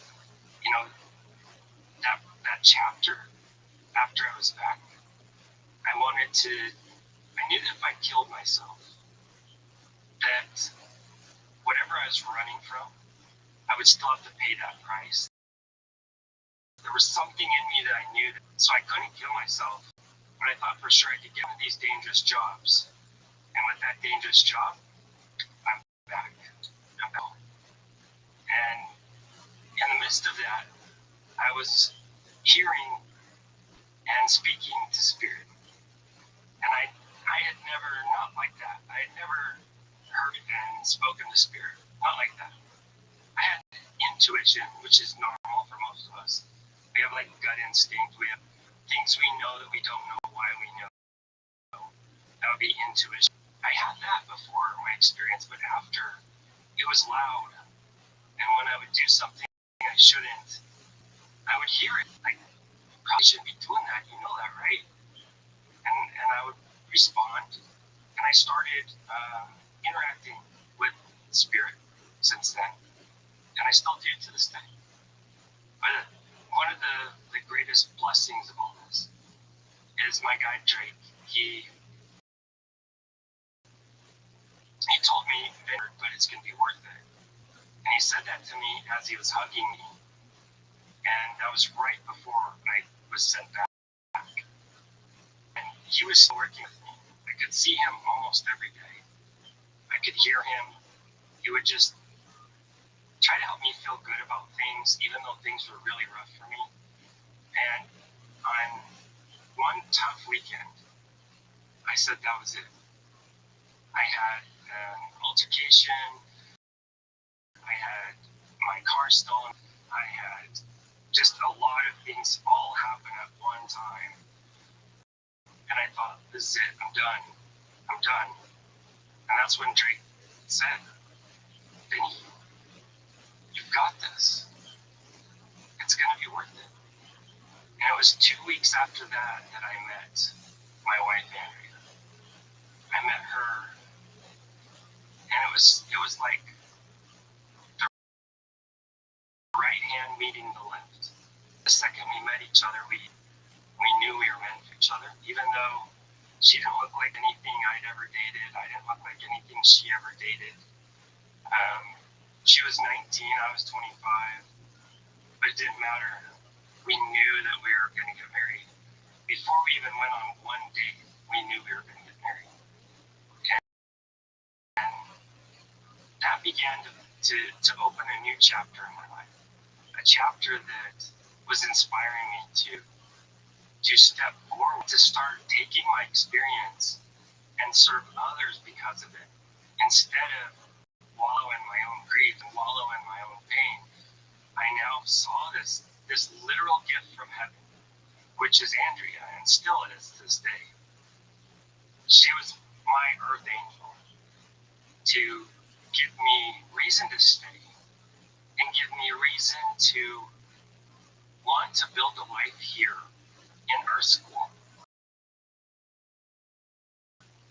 and serve others. And that went on one day. We knew we were going to get married, and we met in April, got married in was a tremendous gift. But what's neat is 1 month before we got married, Andrea forced me to go to a family reunion in Wyoming, of all places. This little tiny town in Wyoming. People call it the Elkhorn Arch now because it's got these Elkhorn arches. That's called Afton, Wyoming, Star Valley, Wyoming. And we went to this little town, went to the family reunion. It was a normal family reunion. We got done. Everyone said they're going over to the high school to watch a little historical presentation. And I was not about that kind of stuff. But Andrea said, let's go. We're going. And I said, okay. I was kind of voluntold to go. And we went. And in the middle of that presentation, up came a picture of Drake. And it shook me. All of a sudden, I had doctors telling me I was hallucinating. I had doctors telling me that my brain was making up things because it was starved of oxygen. And all of a sudden, here's the God. And it's in this little town of Wyoming. And this huge screen has a picture of Drake. But it didn't say his name was Drake. It said his name was Charles. But I recognized the last name. It was my grandmother's maiden name. So I froze. Andrea knew something was up. She looked over at me. She looked at the picture. She looked at me. And she goes, that's your guide. I know that's your guide. And so we got in the car. We drove straight to my grandmother's house, which is only 2 miles away, if that. I come lumbering into the house. And I'm like, Grandma, tell me about Charles Kazare. And her response was, oh, you mean Great Grandpa Drake? He's kind of famous in our family. And that blew my mind. Because now, my experience went from, I'm a skeptic, always was. I wouldn't believe stuff till I saw it. And I had all this going on in his head, and now I had, verifiable proof of someone I'd never known, never knew their name. And here's the coolest part, he would only be known as Drake, which was his middle name, by family, with work, with even religion stuff, because he had worked in religion, he had worked in government, he had worked in as a surveyor in the state of Wyoming. I mean, he was always known as Charles, but he went by Drake to family and friends that were as good as family. So here I had this confirmation that what I had experienced was real, or at least I was supposed to think it was real. And that changed me. That changed the way I believed. That changed everything. And I've taken that from that point forward, and I've learned that you don't have to believe it as someone believes they believe. You can tell. And for me, I do. I believe what I saw was real. I don't understand it. I've had neurologists try to explain it to me. I've had doctors try to explain it to me. But I've also had neurologists tell me that what happened. I got to speak with him and talk to him for a little bit this last year, and I expressed my gratitude. He really made public one of the first books on near-death experiences, and it helped me understand that I wasn't the only one. And here was a doctor from medical science saying these things do happen. We can't explain everything. And it did allow me this integration process, and from my experience. So I died January 21st. That was 2003. So it's 23 years exactly right now, and a few months. But in those 23 years, I know for a fact that when I do my life review again, I'm going to be very happy with the good stuff. There's still going to be more bad stuff.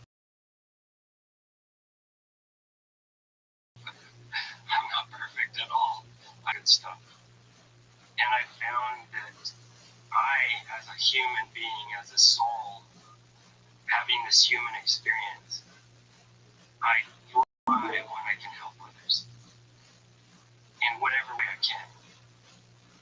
And that's where I find my deepest and best happiness is when I can, number one, help my family, my wife, my kids, or help others. And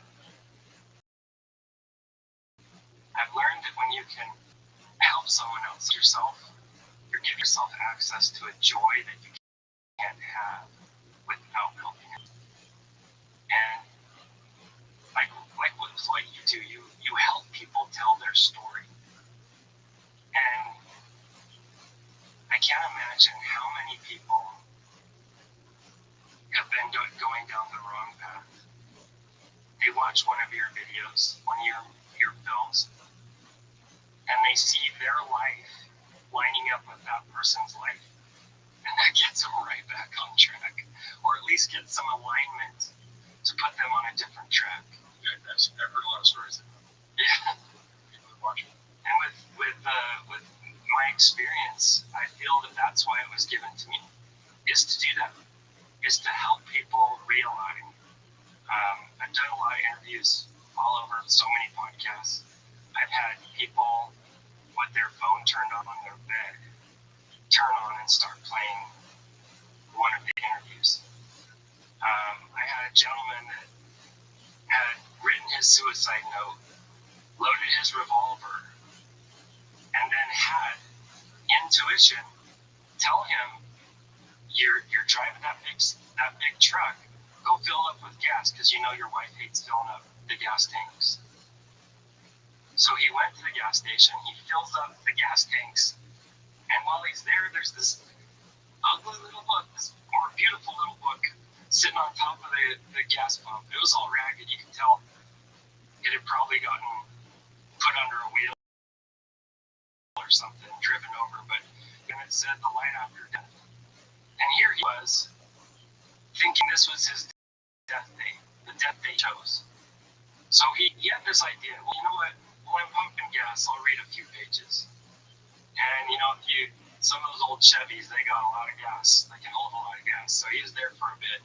He was about 5 pages in when he realized that the gas had stopped pumping a little while ago. And he also realized that he was about to do the wrong thing. So he raced home to get that note so his wife didn't see it. And he raced home to write a new note, sharing with her what he had planned, how God had stepped in to stop it. And I believe that in life we can be all consuming or we can be all creating. The choice is ours. The choice is ours.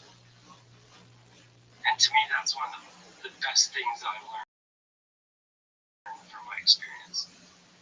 Go serve, love, help. Those who deserve it or don't, doesn't matter. Do it. And you feel different afterwards. You feel happier. This universe has one of the weirdest laws. Whatever you're missing, go give that to someone else, and you walk away having it. It doesn't make sense, but it works. And I know for a fact it works. I've been living it now 23 years, and still trying to perfect it as I go. What would you say are some of the biggest things that are different from before this event and after? Well, in the middle of my event, I learned that prejudice is a gate. It's a gate that keeps us out of our home. And I didn't think I had prejudice. And we all have some sort of prejudice to some extent while we're here. Human, when we're in our flesh, we're all going to carry some kind of prejudice. But I didn't think I had any. I was in a biracial home. I thought for sure there was no prejudice in me. And Drake helped me understand. He said, I love that you don't think you have prejudice in you, but how about prejudiced people? Oh man, I was like, I'll tell you about prejudice people. A sandwich, in my old way. And he said, well, Vinny, that makes you prejudiced. And that was a big eye-opener for me. Anytime I think something negative towards someone else, I can feel Drake telling me, go ahead and point the finger because 3 fingers are pointing right back at you. Like, there's no way to have prejudice towards anything outside of us that does not affect us. And, I worked with an amazing woman for a couple years named Della Reese, and she would say, Vinny, not forgiven is like drinking poison and hoping someone else dies. And that has been a big part of my integration since my experience, is forgiving wherever I need to, asking for forgiveness where I can, where I need to, but being willing and loving to give forgiveness to anything or anyone at all times. Because we're only here for so long. We get to play in the sandbox of Earth for only so many years. And life is ever changing. Earth is ever changing. We need to not waste our time and start learning and allowing ourselves to give and to have fun here, how we can. How do you spend your time now? Are you working?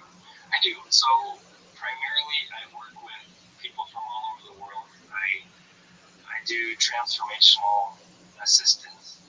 So I assist people in transforming the way they live, the way they think, the way they exist. Transform someone from being a hourly worker into being a motivational speaker, being a constant victim, to being a teacher and healer, or also motivational speaker. So it's like, I love helping people take who they are and in the lane that they're existing and help them make that lane either better or switch lanes. I thrive in that. And I do it all over the world with people everywhere. Yeah. Under the umbrella of religion or? No, I don't. I do it under a nonprofit that I co-founder of. It's called Living God's Light. Primarily do there, and then I also do a lot of like one-on-ones. I do speaking. I do all sorts of motivational stuff. So I'm a guy who likes to stay busy, but at the same time, I'm always making time to spend time with deer. I love these deer that I live with. Like where I live in Georgia, there's just deer everywhere. And they come visit me 3 or 4 times a day, and spending time with my kids and working with my angel, with Andrea. What would you say, Vinny, if someone had an experience similar to yours and were kind of confused as to what to do, what journey to take, where to go? Number one, I would highly recommend you write it down. You record it. Get it down, record it somewhere.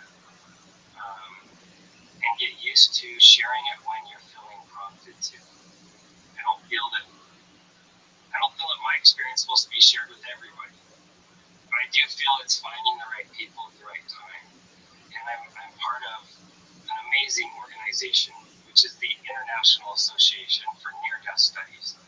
And it's an organization that represents the scientific field, the medical field that studies these experiences, as well as the experiencers themselves. And if you can do anything, get your behind to an IANDS conference. It's IANDS, so International Association of Near-Death Studies. Get there. They have a conference every year. This year it's in Seattle. And I feel that's a home away from home. It's a family reunion that I love. I can't wait to go to every year. And every time they ask me, "Are you coming again next year?" I always have to try to keep it. It's a place where you can share these experiences, whether you've never shared it with someone or you've shared it with a million people, doesn't matter. Come and share your experience there. Come and see what others have experienced. And you realize that there are a lot of transformed people on this earth, from spiritual experiences, from death experiences, from out-of-body experiences, even meditative experiences. So there's just a really neat group or gathering at the International Association of Near Death Studies. Yeah. What do you think most people are getting wrong when you live their lives? They think that their happiness is something outside of them, but what they have no idea is if you're not happy now, it's because you're not looking for the happiness that's already there. You have to find that first before anything outside you is going to make you happy. Like I've had people where they say, once I earn 10 million a year, then I'm going to be happy. Later, they're telling me the same thing, but now they're saying 15 million, now they're saying 20 million, and it doesn't work. You can't give yourself happiness outside yourself. Happiness happens here, inside. And it's a choice first. And you have to start with what you got. So if you've got a rough situation, rough life, rough environment, think about the 5 things you would miss if they were gone tomorrow. That's your gratitude list. And then expand. Add to it every day. Look at it multiple times a day. And start changing your vibration as a being from negative to positive. And when you shift to positive things happen around you. If you take a tuning fork into a factory of crystal and you have it oscillating or vibrating, it will affect every crystal that you walk by. Every crystal. And that's us. We're made of carbon. These bodies are carbon. So that means frequency affects us. And we're constantly onslaught by electronics, by all sorts of technology that are serving to lower our vibration. And then we wake up every morning, we're like, why am I so depressed? Why am I so depressed? Because we're not doing anything to raise the vibration. And it starts with gratitude. Figure out if you can get one thing on your list anymore, that's enough. And if you can't create one thing on your list, think harder. Everybody's got one thing on their list that they appreciate, that they would be upset if they didn't have it any longer. And to me, one of the most powerful things we own is our breath. And in some religions, some of the earliest names of God were breath. The breath of consciousness is one of the first names for God in English, but in language.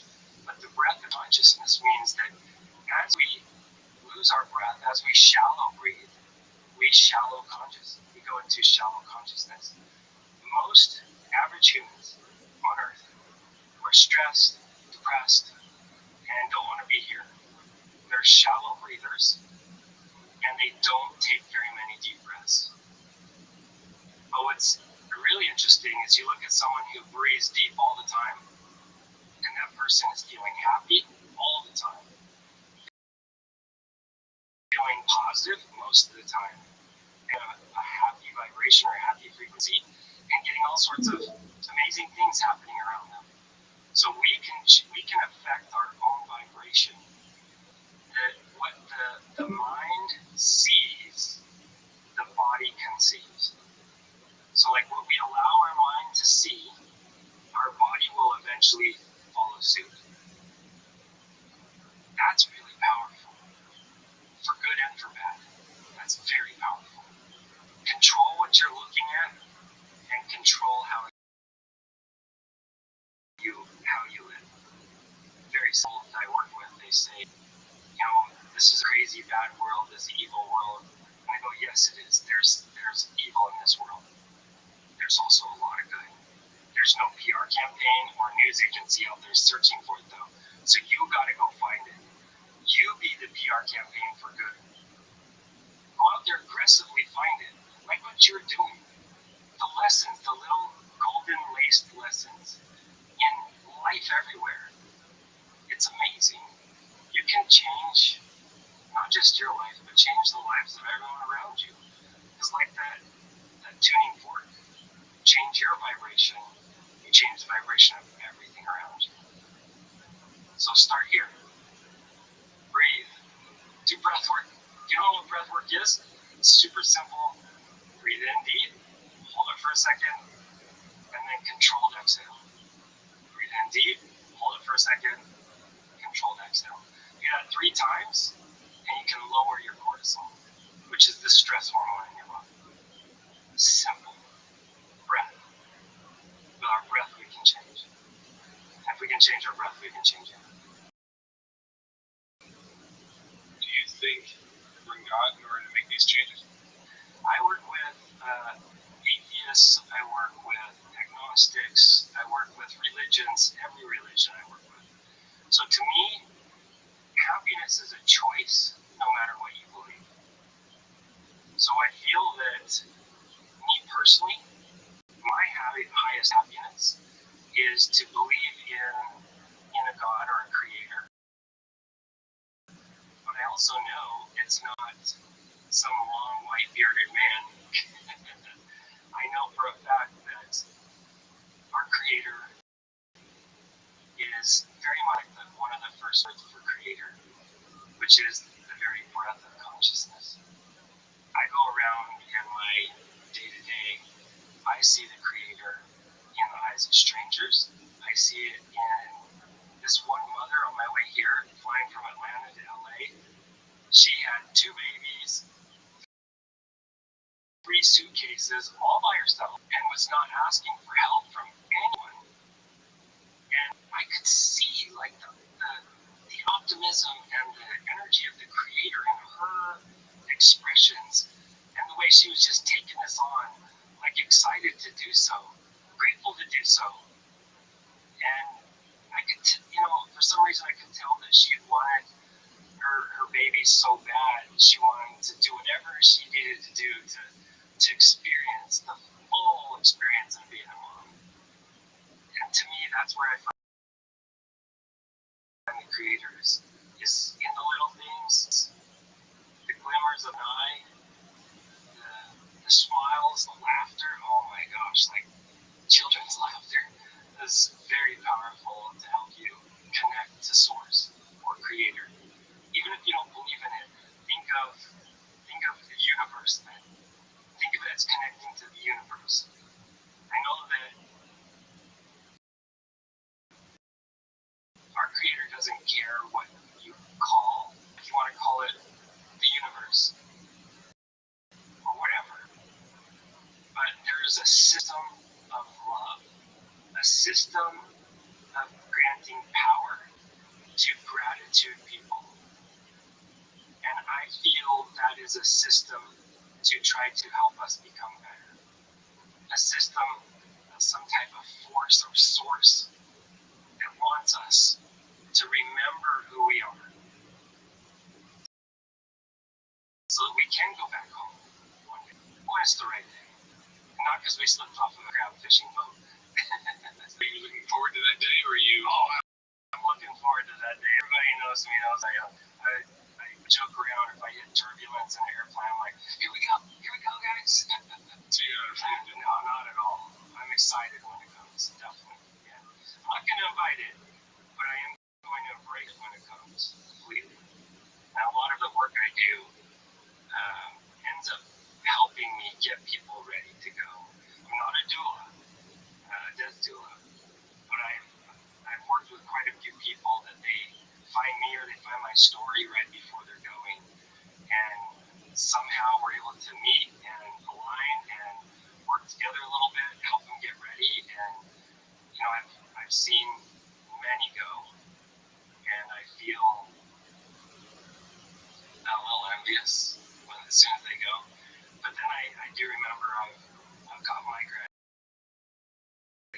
blessed. I'm soaked, and I'm grateful for my breath. That's what I start with every day.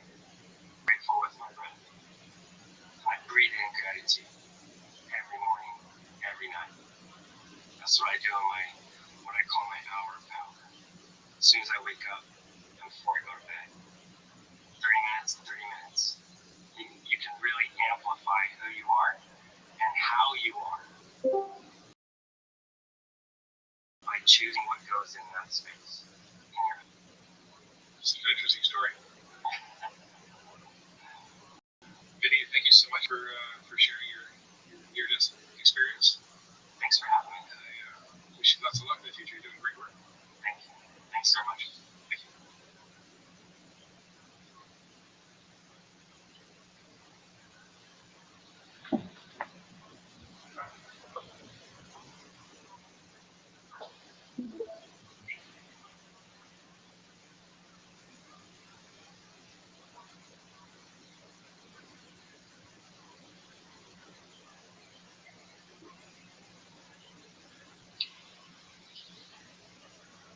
So he died on the cross that put Oh, no, not this. Yes. Why was it 3 days? Stop. There's some really powerful new analysis of the shroud. Yeah.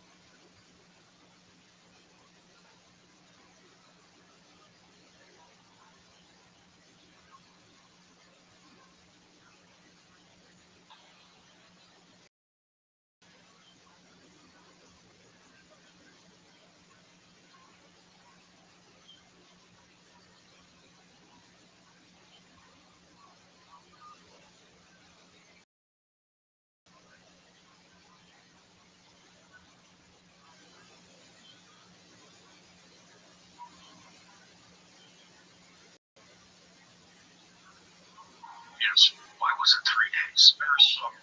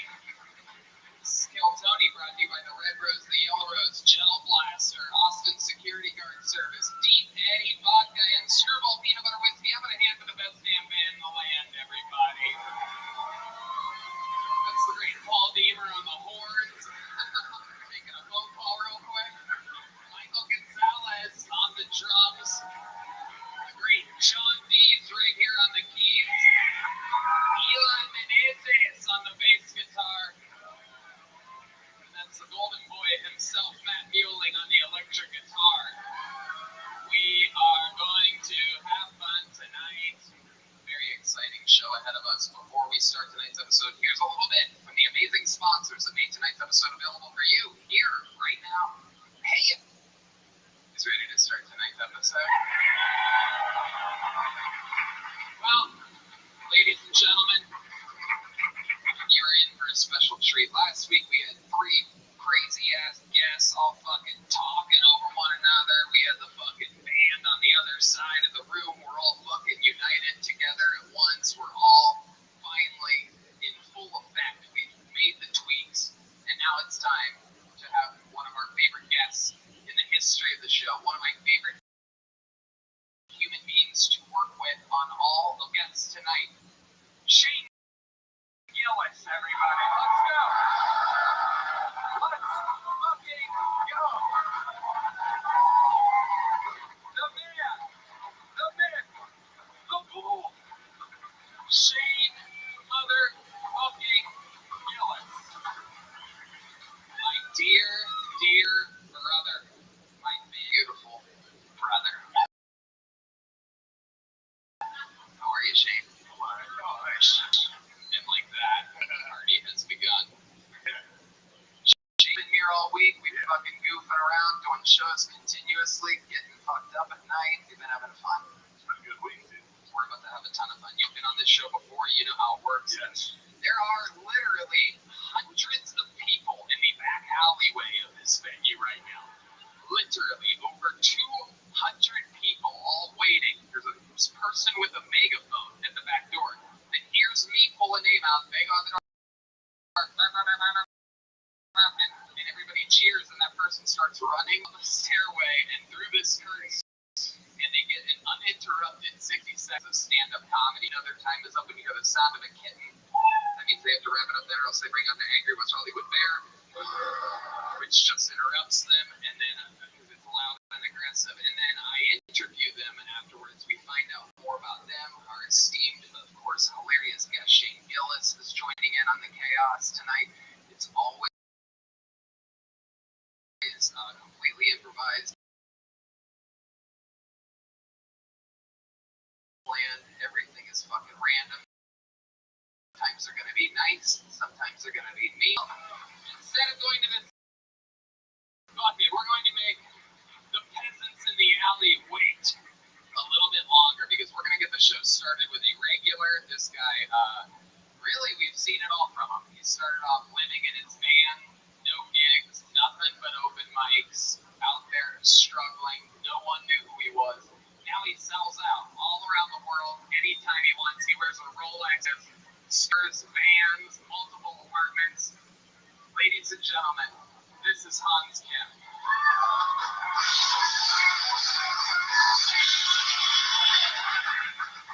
Hey, it's great to be here at the Comedy Mothership, the capital of stand-up comedy, right here on 6th Street, where you can see homeless people playing music by scratching scabs on their face. Child prostitutes are yelling the N-word at each other. Feel sorry for those losers in LA and New York. Too busy being like, how will I know if I'm successful if the NBC peacock isn't molesting me? Their holes are perfectly sized for a corporate cock. Yep, killing it here in Texas. I'm an Asian in Texas. I don't give a fuck about the LGBT. The only LGBT I care about is the Bluetooth on my LG TV. Having sex with this woman who has an IUD and she stopped getting her period. Thank you. It's amazing. It's like fucking a dude. I don't even have to worry about the moon anymore. Like, the waxing gibbous. I got 3 more days. Alright, that's my time. Thank you. Alright. Hans Kim with a full minute of stand-up comedy. How do you feel, Hans? I feel amazing. This is a 2 a week. This is kind of a lot for me, but you know, I'm happy to be here and not in the alley. Right. Of course, you're talking about another one tomorrow night, so you have to write 2 minutes this week. And we know you have a new girlfriend who's been distracting you a lot from the actual art form of writing and performing. You are not used to having a white girl giving you pussy.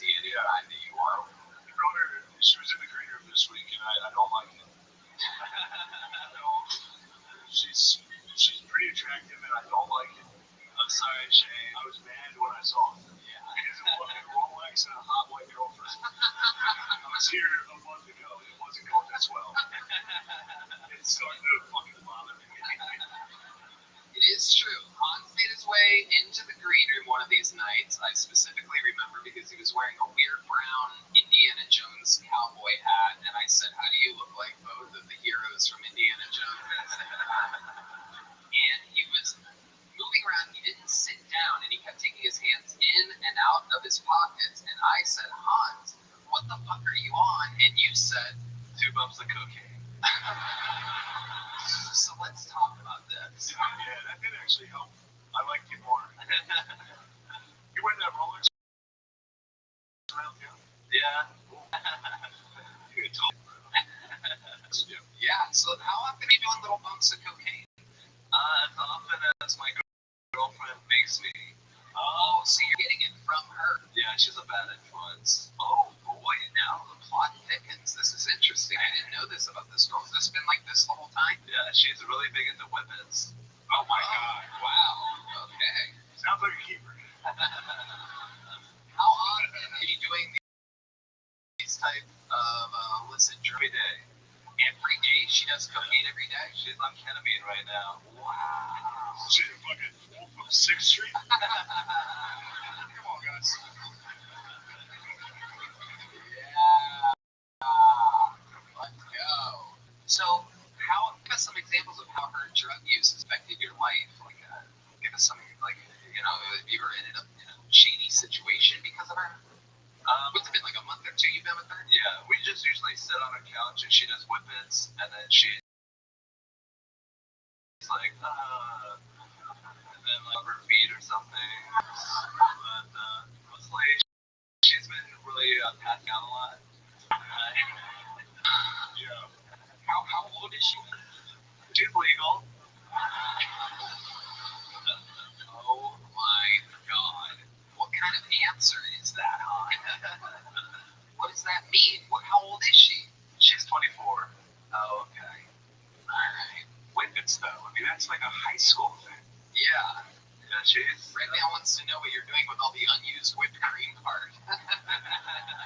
What a waste, am I right? Just using all the gas, none of the ass. You know what I'm saying? Cracker.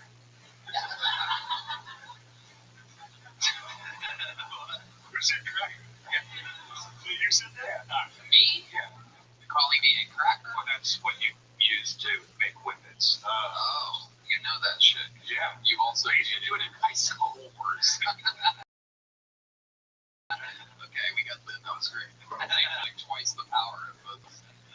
Okay, so let's talk about it. Are you happy in this relationship? I'm very happy. She's a very happy girl. Sometimes I catch her singing. That's just going on inside her head constantly. Holy shit. And why do you think she likes fucking you? I got a good jawline. I'm pretty skinny. I'm like fun to be around sometimes. I try to be handsome, like sad, but sometimes I'm not. So maybe she likes it when I'm not sad. I honestly don't know. Is this actually how you talk? Is this a character? Is this real? Yeah, he's like this. Sometimes I'm sad, sometimes I'm not. Yeah. Is this a Drake song? Is the IUD thing real? Yeah, she doesn't get periods. So how long's that been for? Her whole time she's known amazing. You just know you're fucking Loads. wow. Incredible. Incredible. You never pull out at all. I do. But now I'm like, why? Right. Now you like it. Yeah. It feels better. It's like if your penis is just coming without anything touching it, it's just like, it hurts. What? You really are something else, Hans. You're a giant 11-year-old boy. It is incredible. Are you concerned at all? Drugs, though, and wins. Have you talked to her about it at all? No, I think she's doing a great job. She's really having a lot of fun. And And that's what it's all about. What does she do for work? She's in supply chain management. Does she contribute to anything that you guys do? Does she ever pick up the tab or anything? Yeah, she's independently wealthy. Really? Yeah. Oh, wait, she's supply chain? Yeah. Where's she work? Norfolk Southern?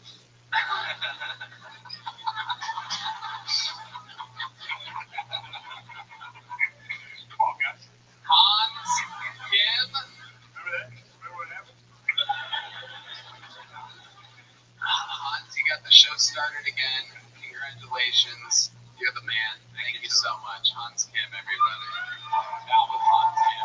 That was Hans Kim. And now my hand goes into the bucket. The brand new process of a megaphone and a dirty alleyway. In this, a multi-million dollar state-of-the-art facility. 200 plus people wait in the alley. Your first Canadian out of the bucket. We're gonna meet them all together. Goes by the name of Frank Ramos. Frank Ramos is gonna be first. How exciting. Could be somebody from the audience. How many of you signed up out there by round of applause? Only a few. You fearless souls out there. We are listening to the music from the inside of Hans's girlfriend's head right now. Frank Ramos! Thumbs up. That means he's coming. A little bit of a hike. That was Hans. Can you imagine passing out from a whippet and then waking up and Hans Kim is you're licking your feet? Here he is, everybody. Frank Ramos!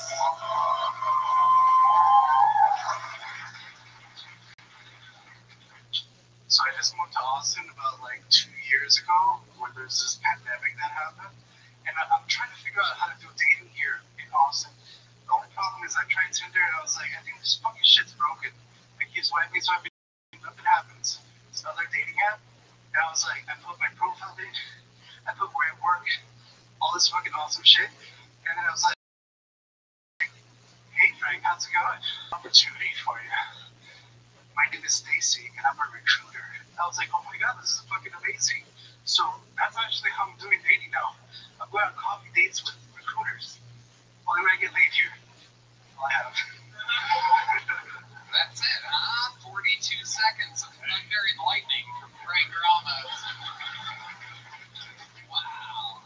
Just coming up talking about your dating life. Incredible. Have you tried Grindr yet? That might work. Huh? That might work, I don't know.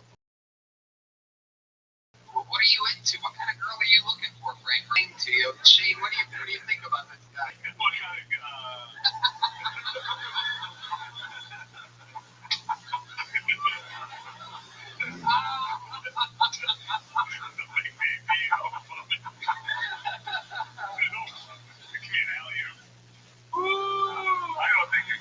Unless you want to, unless you want to be for sure. I'm only waiting for presenting. I'm not actually. You only what? White presenting. White? No, I said gay. Oh my goodness, what a specimen you are, Frank. How long have you been doing stand-up comedy? About a minute and 42 seconds. That makes sense. Okay. There you go. That's an old reference to an old thing that we don't really do anymore. Frank, this is your first time doing stand-up. Explain to us what made you want to do this. How old are you?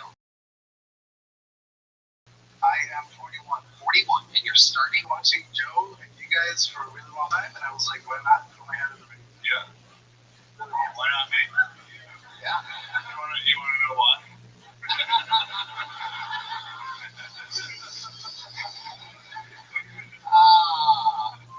What do you do for work, Frank Ramos? Software engineer. Software engineer, absolutely. And how long have you lived in Austin? 2 years. Okay, where were you before that? Yeah, why'd you leave Los Angeles? During the pandemic? Way too expensive, yeah. Okay. So I made it more expensive here. Switched everything over. Okay. What do you like to do for fun? What are some hobbies? What do you have on your dating profile? I like drone racing, actually. It's really fun. Oh, yeah. Hey,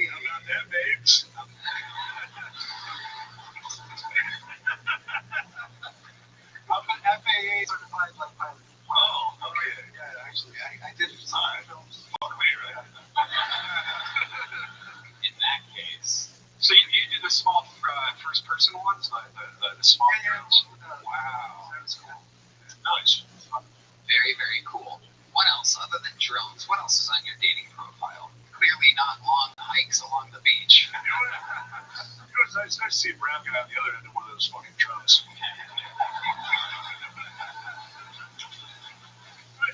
What's a surprise? Oh my god. Another thing I do is I'm trying to do a startup, so just working in the Web3 space, all that fun stuff. What's your startup idea? Called Multiplex. So basically, it's a it's fucking Netflix. It's like a non-censored Netflix. Okay. How's that going? It's going well. Yeah, we just raised some money for it, so. You have like investors and stuff, and you go and you pitch to them, and you're like, so here's what it's gonna do. We have this idea of like Netflix, but uncensored, and there's cocks everywhere. Hey, look at that! You got a little trademark. You guys see that? Look who made a funny up here accidentally, real quick. Not even thinking about it. Frank. So that feels good, right? It's really nice, right? You do. You look genuinely happy right now. You're not? I am. Yeah, okay. You are. Alright. Okay, so Frank, let's talk about this. You talked about dating for 41 straight. What was your last date like? Yeah, so like I said, in Austin, everyone here is a little bit different than LA. So most people my age are like married multiple times. Right, they're straight. It's just way different vibe. I'm not used to that in LA. Right. So the last date that you went on, like, where do you go? Give us an example of how a Frank Ramos, fucking rolls. It's usually just like coffee dates just to see if they're not catfishing first. And then after that, it's just like dates. What do you think they think? What is your profile? What is your profile? Mine is really honest. Like, they already know what they're getting. Like, you never know. I never know what I'm getting. So. Okay. Do you get catfished a lot? I think half the people on Tinder are catfish. Like, so I don't think, wow. Yeah, it's the bots and all this bullshit. Now with this chat GPT bullshit, we're all fucked. Wow. Okay. I don't break into a Dutch percent. Chat GPT bullshit. There you go. Fire it up. What's your best date in Austin? Your most successful, most pleasing, pleasurable? You have a one-night stand with any of these fucking thoughts? Or? No, they're all fucking terrible. Like I said, Give us an example of how you've blown it during a date. Okay, I blew it because I said I don't date women that have kids. And that's just not, I should have said it a lot better. Yeah, and like after you came is when you should have said that. I have to go to the valley. I'm not really saying it differently, it's when you say it. Like, by the way, peace, I don't like kids. Thank you. Here's a towel. It's really a timing for the date out here than it is in LA. Absolutely. Wow. Really? That is wide. That is unheard of. I've never heard of such a thing. That is incredible. Have you tried meeting people in real life? That's why I'm here, ladies. Like, what's up? That's why I'm here. Is there a lady? Raise your hand out there if you're a single lady that's willing to go on a date this week with Frank Ramos. Anybody out there? Let's do it. See, it's hard out here. You know what? Why don't you come up here, lady? Come on up here. Let's see what we're dealing with here. She's got the balls to raise her hand. Let's see what goes on here. This is Kill Tony. Anything can happen. She almost stripped. She almost got a real Spotify deal after falling in the mothership. Here she is, everybody. Wow, look at this. What a gentleman. Step on up to that microphone, sweetheart. What's your name? My name's Mary. Hi, Mary. Oh my God, you're so charismatic. You're much better looking than I thought you would be. Thank you. Coming from the back, willing to go on a date with Frank Ramos. Well, let me Seems just. like a real sweet guy, though, right? And you have a startup. And he has a startup. She's interested in a startup. Very, very good.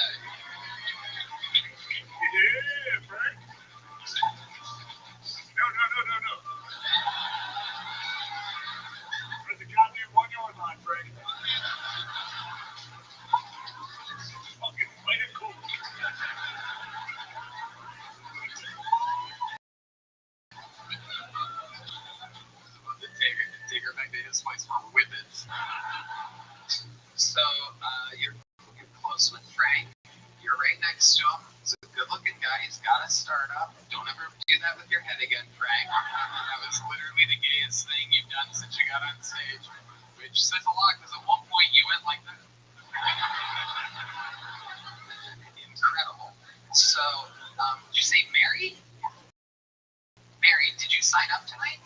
No. So you just have you seen the show before? I never seen the show. This is amazing. We waited in line and we got in. I've had your before, and here we are. I love it, right? Yeah.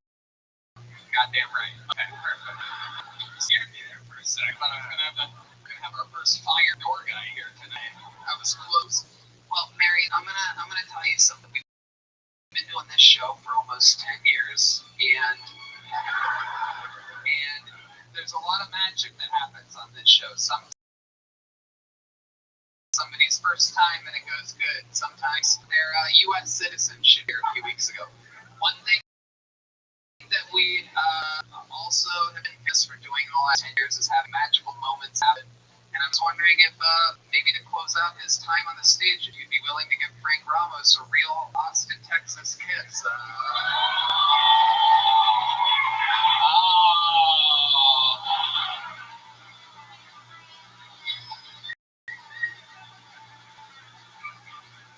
She thinks you're gay too, faggot.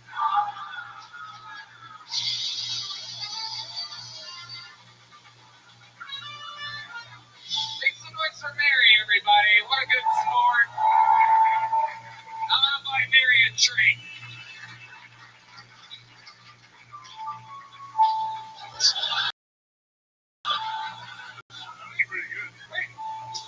So she doesn't want to go on a date with him? I thought the whole thing was like he could go on a date with her. I don't know. She took off a run. I know.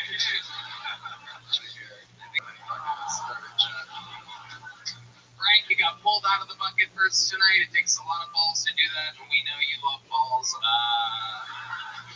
You had your first time on stage. You rolled with the punches. You're actually, you have a very good on-stage presence. You're ridiculously likable, and if you write and do this more often, who knows what the fuck can happen.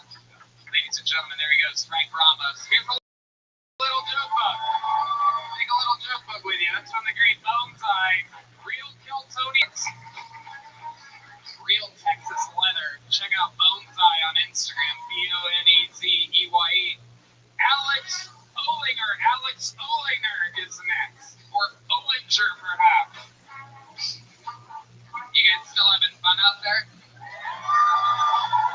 A fun fact for you while we're waiting for Alex. These little joke books say Kill Tony on the front and You Suck on the back. Or it has a bomb on it. A big bomb, really big. And the big ones are just cool. Olinger is next. And here we go. Alex Olinger, hopefully any second, for the love of fucking God. It's a new venue. We're working out some of the kinks as we go. How many of you like when comedians do good on this show? How many of you like when comedians do bad on this? Alright, here he is, everybody. Alex Olinger. What a great thing to hear, right, when I walk in. How many of you like when people do bad? Yeah! This is what we're here for. Fuck, I saw a hat the other day that said, Make America Gay Again. I don't think America was never gay, was it? Not enough to be gay again. I mean, that's like really gay, and then it stopped. I just like the idea of like the gay founding fathers. Sitting there like, Quincy! Yes, Benjamin? I have a question. Do these slaves make me look fat?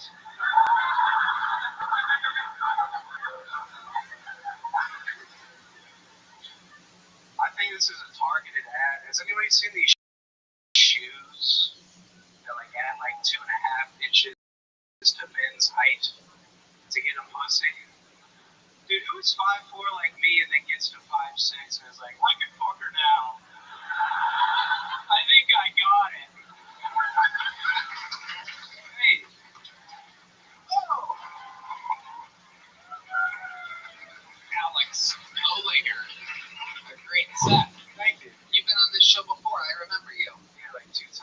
times. It always goes good for you, doesn't it? It's been pretty fun. Is that your favorite set so far? Yeah, it was. Indeed. Because I was out in the alley, and then I didn't know what was going on, so I just had to do the material.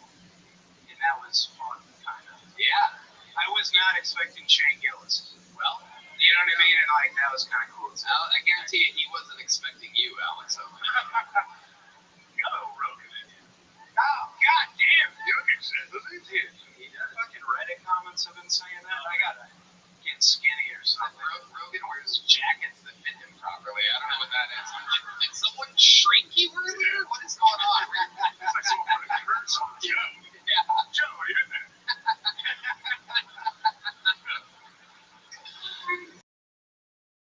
I was left out in the sun too. Deal. Alex, what do you do for work?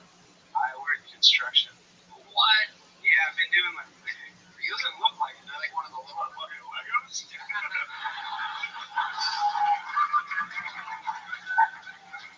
All right. Okay. No, we're good. It's cool. Yeah, thank you, Shane, for that. That's what I needed tonight. We're gonna see this. My dad's gonna see this. But it is something like that, isn't it? Like tiny homes or something that you do? Like, Oh, fuck, dude. God damn it.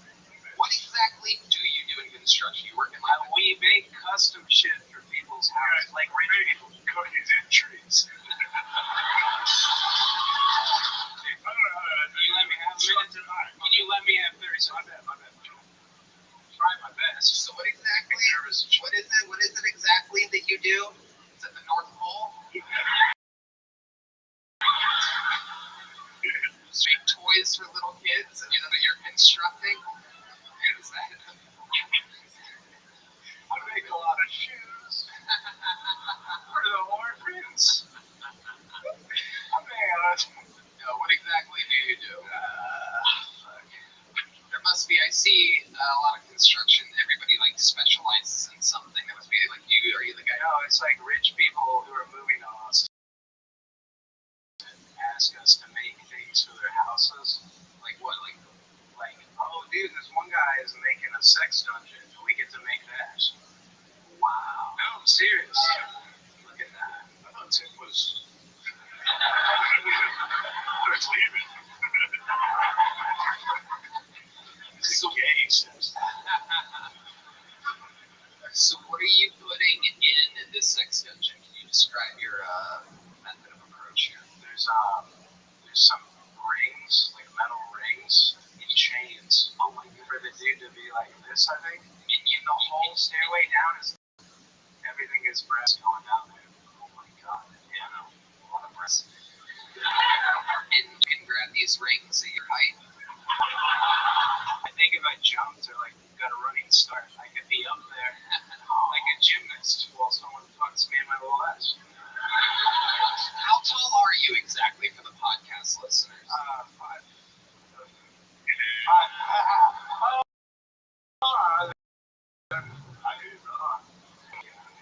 What did you? 5'5". 5'5". Okay, but how about with the insoles taken out of the shoes?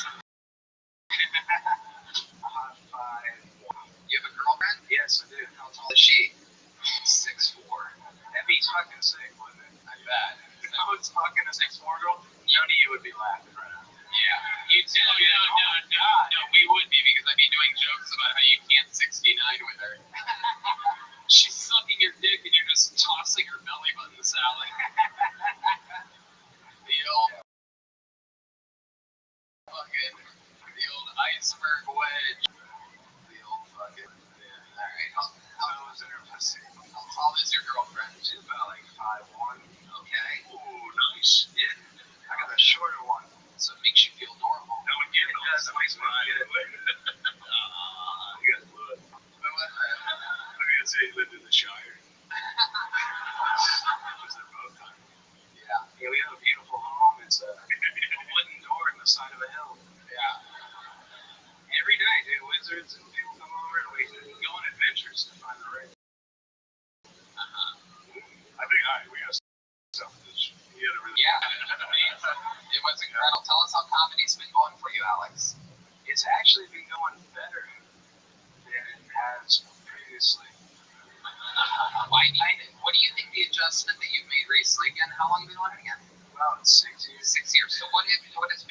recent adjustment or whatever that makes you think it's going better?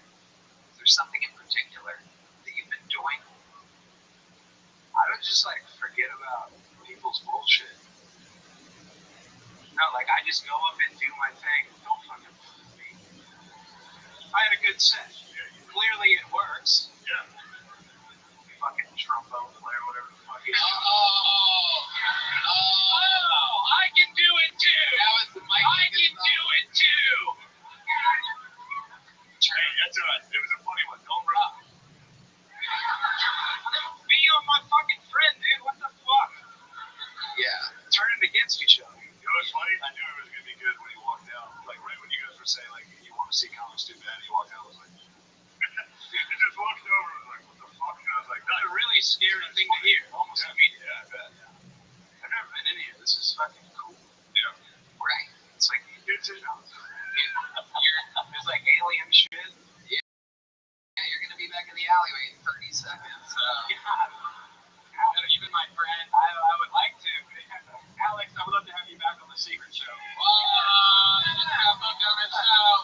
Thank you. Alex Solinger, there he goes, everybody. On to the next one.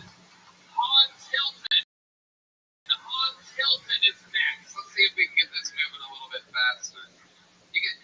Let's play some music or something. What's going on? How's everybody doing? Hans Hilton is in the mix. This is definitely a new name. I would know if I had seen a Hans Hilton before. Incredible that 2 out of the 4 comedians so far tonight are Hanses. This is very exciting. Perhaps this is a cross between Hans Kim and Paris Hilton. Here he is, Hans Hilton, everybody. What's up, Austin? I got 3 kids, so last year for my birthday, I got a vasectomy. The number one question guys ask me is, did it hurt? Did it hurt? What if the 4th kid would hurt? But I was really nervous going into it, so I was trying to find ways to get rid of the nerves, and one clinic recommended nitrous oxide. You guys remember the laughing gas from the dentist's office? Their motto was, come laugh your balls off with us. And it was a great start, but I was so nervous, I kept researching. Another clinic recommends a brosectomy. That's where 3 of your friends come with you. You guys all get stuck together. That's when I found out I don't have 3 that went alone. But the biggest thing I was worried about was that it wasn't going to work, because they say it's having kids. And when you know I went home, those 3 fuckers were still there. Didn't keep me from having anything. I called my wife while I was waiting out in the alley and told her I was waiting open to perform for 1 minute. She said I should be really good at that because I've got lots of experience.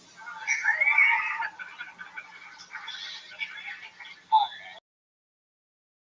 Hans Hilton.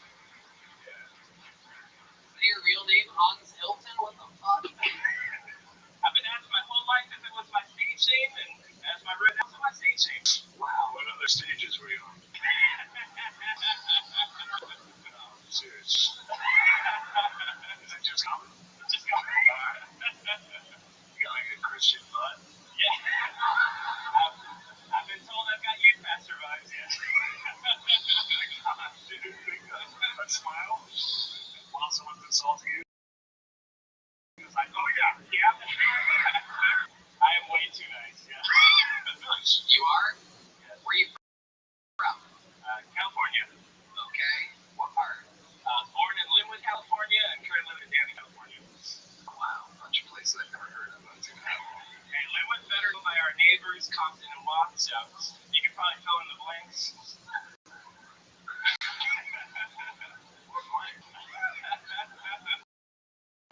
Wow. Say the N-word. Well, sure, yeah, we said it. Never anymore. Yeah. Hans Hilton. What do you do for work? I sell knives. To who?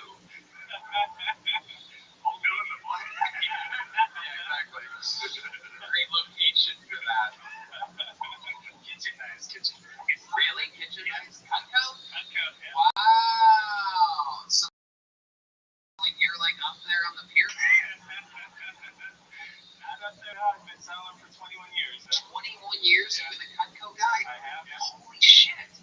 Sold $3.5 million worth of kitchen knives. Oh my goodness. Wow.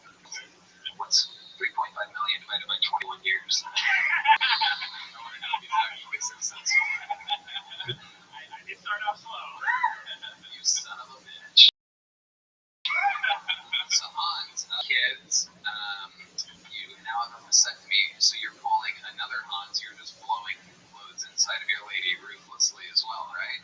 My friends asked me if I'm just spraying my seed freely, and I was like, I don't think you call it seed anymore because we're not fighting humans, but...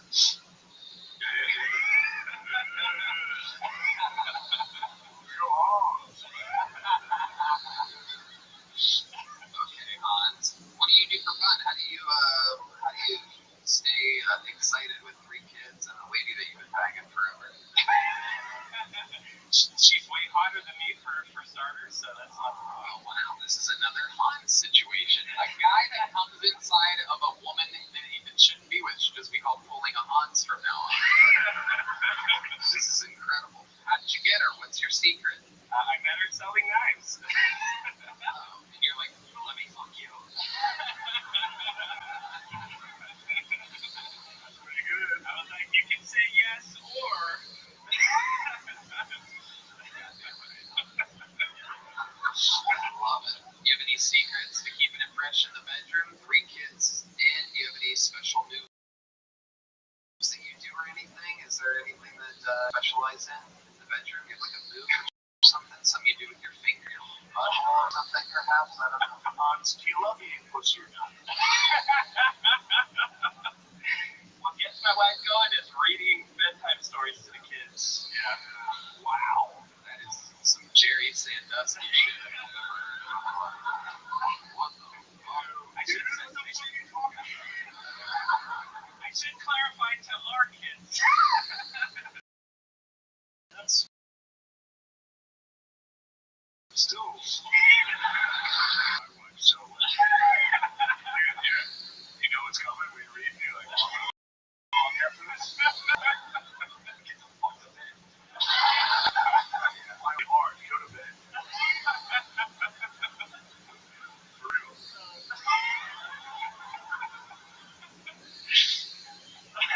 You get hard when you read your fucking kids. It's a fucking question. Do you? Just yes, dude. They could answer it. No. I've never been posed a question of such a Hans is great. These are likable people. I think it's incredible. It is a likable bunch here tonight. This guy gets hard while his wife gets wet while they're reading to their kids. Like, 17-year-old kids. look who's still away. Son, we're going to read 50 Shades of Grey.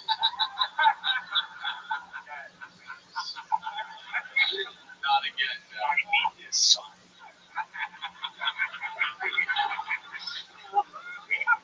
Holy shit. Hans, congratulations, man. You had your first set of your life. You got some laughs. I don't think that was the first set of his life.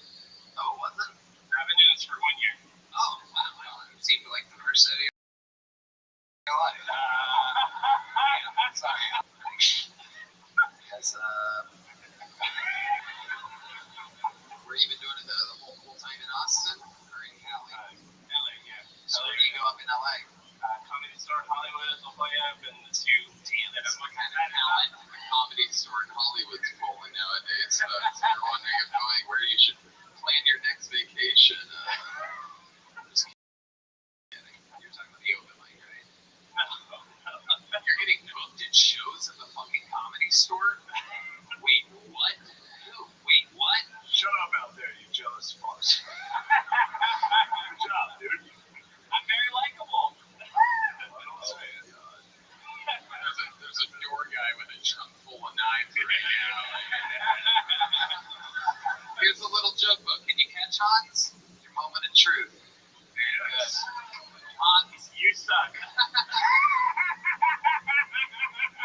Make some noise for him. There he goes, Hans Hilton. We're gonna get one of our regulars up here right now. This guy, famous for his unbelievable roasting skills, his unbelievable writing, his unbelievable performances, headlining all around the world, baby. This is the one and only David motherfucking Lucas, everyone. With a brand new minute.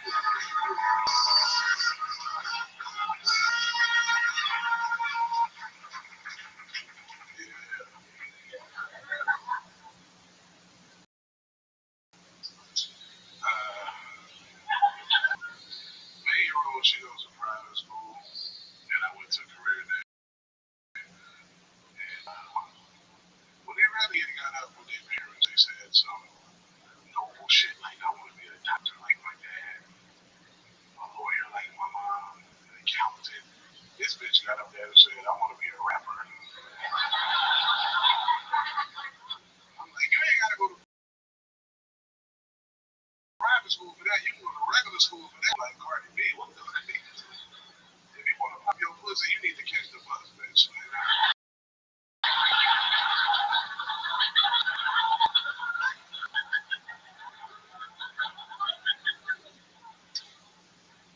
Her mom's boyfriend recently got COVID. I was scared because, I'm out here and they're in LA and he takes up my slack. I sent flowers in the car to the hospital. I'm like, nigga, we need you. What is it? Like, how dare you try to tap out now, motherfucker? Hell yeah, I love it. Strong, on point, all real shit, your real life. David Lucas with another stellar minute. How's it going, my friend? Shit. What? Oh, come on. What's going on? You're already trying. You're just going to rush right into it? What are you wearing, a fucking heated blanket for a sweater right now? What the fuck is that, dude? What are you in, a baby? You look like a pastor of Venus, nigga. Get your coming to you out of the book of scroll. What do you mean? Like, how do you get a shade? Is it? I'm just wondering why. No, not all of us show up to work in fucking sweatpants wearing our fucking daughter's shoes. What the hell are those? Oh my god. Tony, you got your man shoes on, nigga. You wear 6 and women for real. I guess every pants are sweatpants when you're you. You have short legs for your body. You got a big asshole for your body. That's true, actually. I do have a gaping asshole. I don't know how you know that.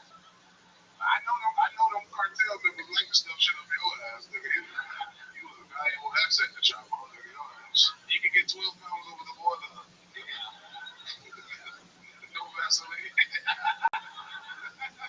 They can sneak humans up your ass here. Illegal immigrants coming in, being shot out like baby zebras on the other side of the border. The great David Lucas. Very sweaty today, huh? Well, y'all don't know. Y'all ain't never walked the 30 million steps in this club to get back in. There's a whole bunch of steps. It is quite the trip. David Lucas is going to be fucking 100 pounds. Right. I mean, there's a bitch.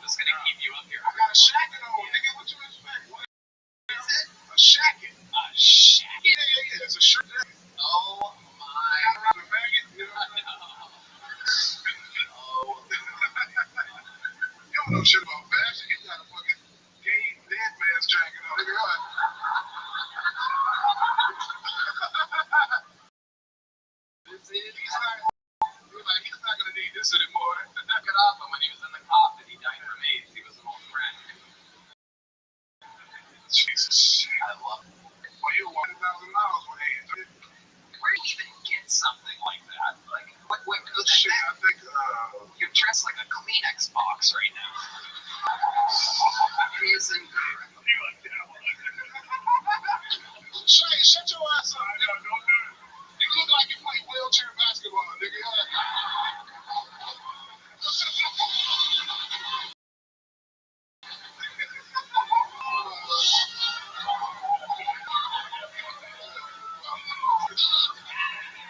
Yeah, boy, fucking.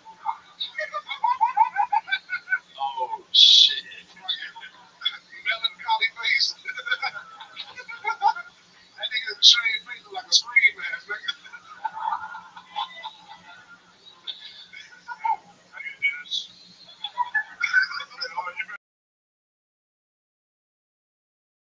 On my dick all week. This guy's my best friend. He's my favorite comic in the world. You soft bitch. I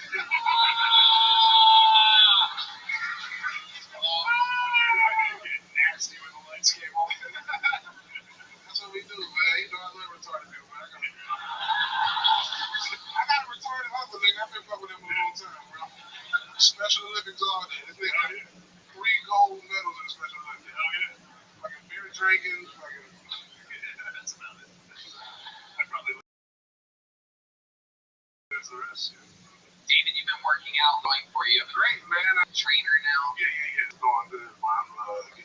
You post about it. You post it on Instagram when you work out. I noticed, but I never see any difference. But I always see the pictures of We'll never see no difference, nigga. No Pilates. We don't know how fucking flexible you is. This motherfucker jump in the air and hit a split, nigga. I do Pilates and you eat Pilates.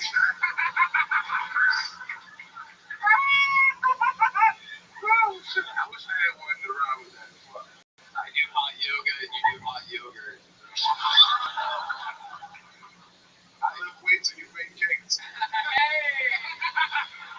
Fucking weak motherfucker. It's true. I have a delicious German chocolate in the back. You probably got the strings on the top, my nigga. Your ass. I will arm wrestle you right now. Let's go. Let's go. Let's go. I mean, how would we even do it?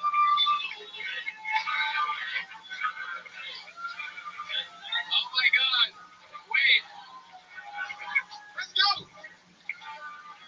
Where the table at? I will arm wrestle you tomorrow night. No, nigga, no. We'll set it up. Okay.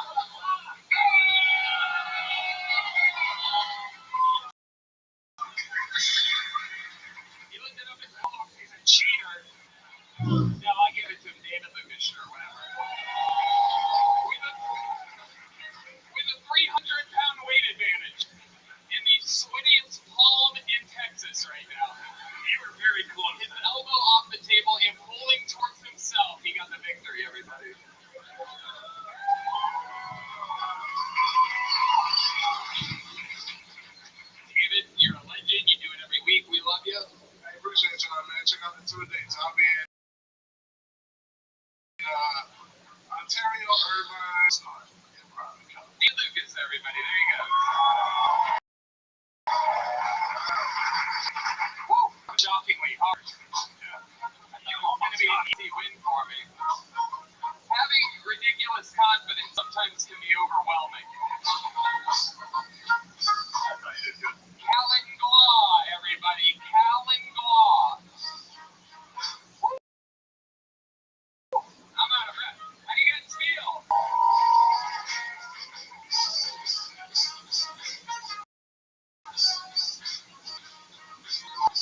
What other podcast has arm wrestling matches between 400-pound men and 75-pound lesbians? And the lesbian almost won, by the way. A lot of shady shit going on up there.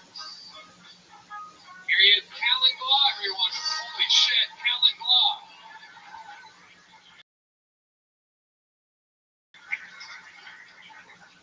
So, line, like when I go to Hooters, it's like the golden rule of Hooters is you can look but you can't touch. Unless you're blind, they can touch whatever the fuck you want. You know? Hey, the thing about it, right? Like if a seeing guy cops a feel on a waitress, he's like a sicko pervert. But if a blind guy cops a feel, he's just looking for the bathroom, you know? Another time I wish I was blind is in a Western movie about two little cowboys. So in the movie, Heath Ledger bangs Jake Gyllenhaal. I used to think the scariest thing Heath Ledger ever done is blow the hospitals and children. Little did I know that would be his second scariest blowing. I don't know if you all saw in the Super Bowl, but the flyover was piloted by all females. And it's also the first time the flyover was 15 minutes late. Thank you, I appreciate it. Callan Glaw. Hell yes. What's up, guys? Fuck yeah. Hell yeah. One of the best looking Lego men we've ever had up here. This is incredible. Yeah, 1 minute is tough, man. It takes about 40 seconds to get adjusted to your fucking face. When you walked out, this whole crowd was like, wait, is he hot or... No, he's not. But he is hot. Wait, what is he? Something. You are something, Callan. You have quite the fucking face on you. Yeah. How's life going with that face? Life's going all right, man. Someone said I look like Johnny Bravo. It's what I was trying to... I think that's what I was thinking of. I said to Red Band, this fucking guy looks like something, and I don't know what you get a lot of. Wasn't there like the Chad meme or whatever that... Oh, Giga Chad. I get Giga Chad. Yeah. Also, who was the guy that fought Rocky? Yeah. They're like a hot Conan O'Brien or something. Yeah. That's pretty good. I get fucking wheelchair basketball. Someone told me Chris Hemsworth to be at 8, apparently. Yeah, I can see that. Or like when he wakes up in the morning or something like that. Yeah. So, Callan, what do you do for work? I'm in tech sales, so location if anyone's interested in buying. Nope. Oh, yeah. How long have you been doing stand-up? About a year and a half now. And what made you want to start doing it? So actually, Norm McDonald, listening to him, and I always had thought about it, listening, I'm like, oh, this guy's freaking awesome. Kind of got some inspiration from that, and jumped on into it, Des Moines, Iowa, so. Yeah. Is that where you're from? Yeah. That explains. Yeah. Now the thing makes sense. Your grandmother got raped by your great-grandpa. Yeah. Well, the math too, but yeah. Yeah, he haunts her. That means he came inside of her. I missed that part. Yeah. You were in the alleyway. So, Callan, how long have you lived in Austin? You visiting or what's going on? Yeah, so I moved down here, I don't know what this is, I moved down here in July, yeah. You moved here in July? In July. Okay. And what do you love about Austin? Ooh, wow, you have a type, yeah. You're out there in the fucking cornfields in Iowa. You never see anything like that, huh? The farms in Iowa are all white people, so... I didn't meet a black guy until I was 18 years old, dude. You did? I was like 12 years old, dude. What was he, the help?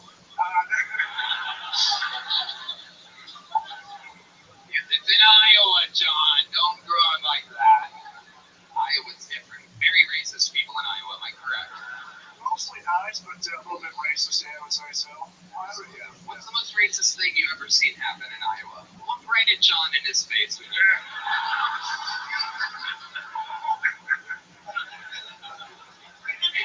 Yeah, well, honestly, so I was up there before a couple months ago, and You were on Kiltony? yeah, I was. How do I not remember this face? I never forget a face. Holy shit! Look at that! Yes, yeah, it's yeah. Oh, Paul Deemer on the horn. They tried to make it say True. Yeah, we like That face that makes people want you to say the N-word. yeah, dude, huh? I don't know. You know, we talked about last time I was here, but I did acting in college, and the role I played was a racist cop. So, the fun is in. Wow. Did I ever recite one of your lines? We did, and that's when I said N-word, but as the N-word, yeah. You did. You said the N-word? Yeah, I said it like all the time.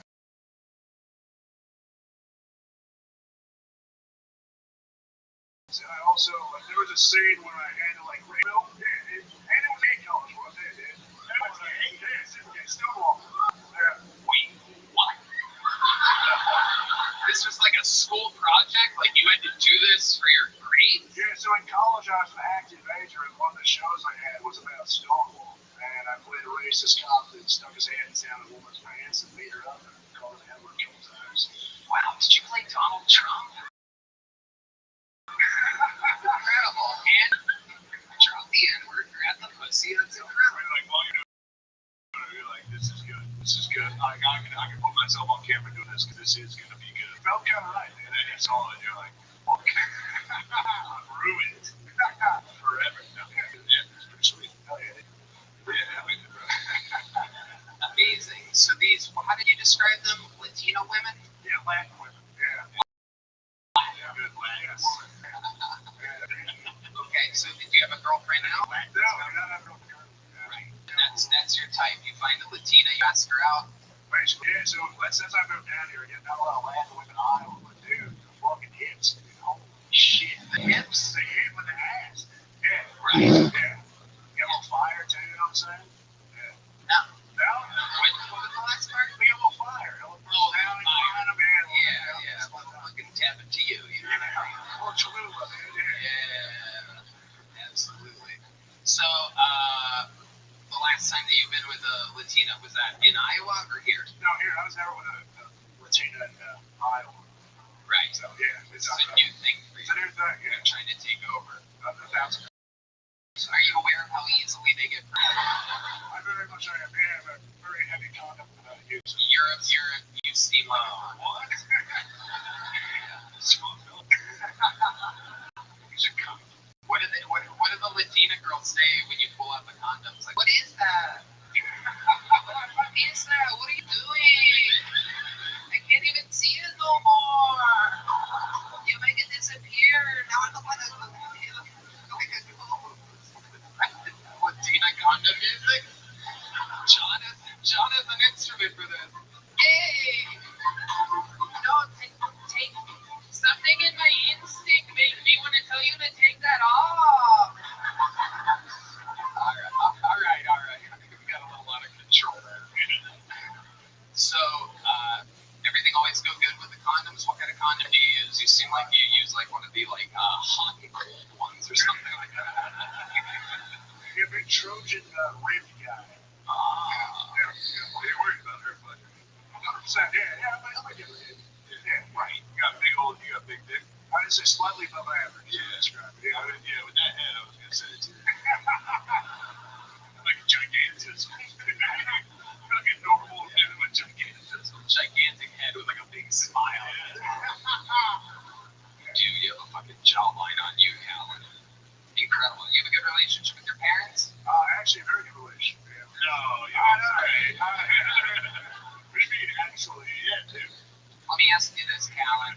Let's say you went back home for the holidays to celebrate in Iowa with your parents that are still together. They eat dinner together every night. They probably go to church on Sundays. Yeah, nobody believes in God. It's been a rough few years for that guy. But let me ask you this. Let's say you go back for Christmas and you don't warn them and you bring a little fucking Maria home with you or something like that. What do you think their honest, true, truthful reaction would be? Yeah, Yeah, honestly, I think they'd be pretty chill about it. Pretty open people, yeah. It's really great. Yeah, thanks, guys. I hear your answer. I know that you know this at some point. Like, hey, mom, dad, got on again. I have a good relationship with you, so I tell you things like this. Yeah, it'll be on YouTube in a couple weeks. Yeah. But let me ask you this. You bring the Latina girl home. They present it like they don't care. They go up to their bedroom. Yeah. What do you think they say that? Oh, yeah, say, hey, Kelly, I hope that guy's wearing those Trojan ribbed condoms outside. Yeah. Probably true. Did your mom or your dad ever had, like, probably my mom's side of it. Your mom? Yeah. Shit. My dad had that. Yeah, blonde-haired mom? Yeah. Your mom could watch. Shout out Kelly. Shout out to the mom. All right, Callan, congratulations. Very fun times. Fun interview. Yeah, there he goes, Callan. Wow, he's going on with a double blaster. You got a joke book last time, right? Yeah, who gives a fuck? There he goes. Out of hand for Wario going back to his C right here. Here's Wario just making his way back. This fucking table pisses a lot. Nick James! Nick James is next. Hell yeah. How fun. Still slightly out of breath from arm wrestling David Lucas for any of you keeping track out there. That was hard. I'm gonna take him on again soon. I'm not gonna, I don't take defeat lightly. Maybe one. I'll train for it. Here he is, everybody. Nick James. Make some noise for Nick, everybody. These guys wait all night in the patio. One more time for Nick James. So, comedy's hard, right? But not for the reasons you think. Y'all probably think, oh, bombing has to be the worst part about doing stand-up, right? Wrong. Worst part about doing stand-up is bombing in front of someone you're trying to have sex with. Any aspiring comedians in this audience, here's some advice. Never bring a date to a comedy show you're performing on.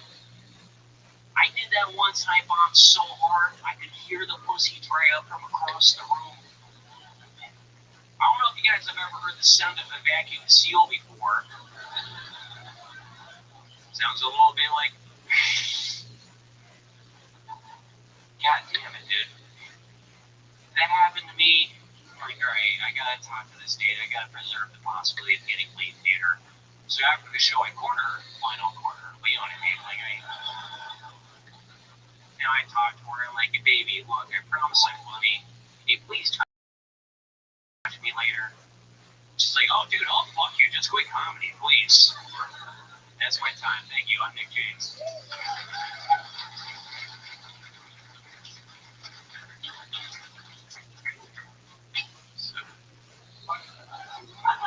Unbelievable. Fuck yeah, how about you guys just don't fucking touch anything the whole time? Why don't we try that state-of-the-art sound guys? Fucking unbelievable. Hello? How about a hand for the sound guys back there? Literally. I can't imagine what the hell's going on. But Nick, how do you feel? Pretty good, honestly. I hope you didn't bring a girl to this show tonight, I gotta be honest. I mean, you're bringing fucking gun. Oh, like I haven't heard that one before, Shane. Oh, jeez. Alright, we're cool. We're cool, bro. Nah, you're my favorite. Don't show up tomorrow, though. Jesus. Yeah, dude. Hell yeah, Nick, you know what you look like. I look like the guy he shoots. Yeah, bro. Yeah, they call Kill Tony for a reason, you know. That's right. Kill that motherfucker. Alright, Shane. Yo, bring a gun. No, Shane. Stop This is it. for real shoot, Tony. No, stop. I'm not gonna be the guy that shoots Tony. I'm gonna leave it for one of the fucking guys that are gonna bomb outside. I like your style, Nick. How long have you been raping corpses for? About 1 year. Hell yeah. What do you really do for work? Let's see. Right now, I'm in telemarketing. I'm in at a call center. Wow. So are you like selling things? Kinda. And you're in a place? So technically you're in cell? Well, did you just give me the fucking finger? You want to arm wrestle right now, you piece of shit? Oh, no, all loose.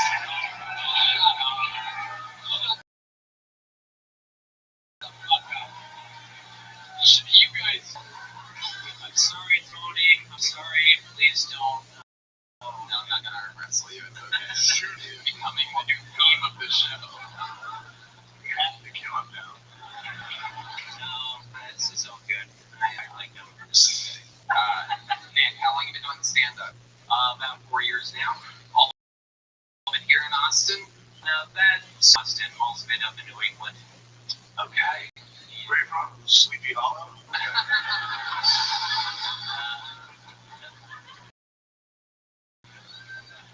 Not far, actually. Oh, yeah, you remember. It is Connecticut, right?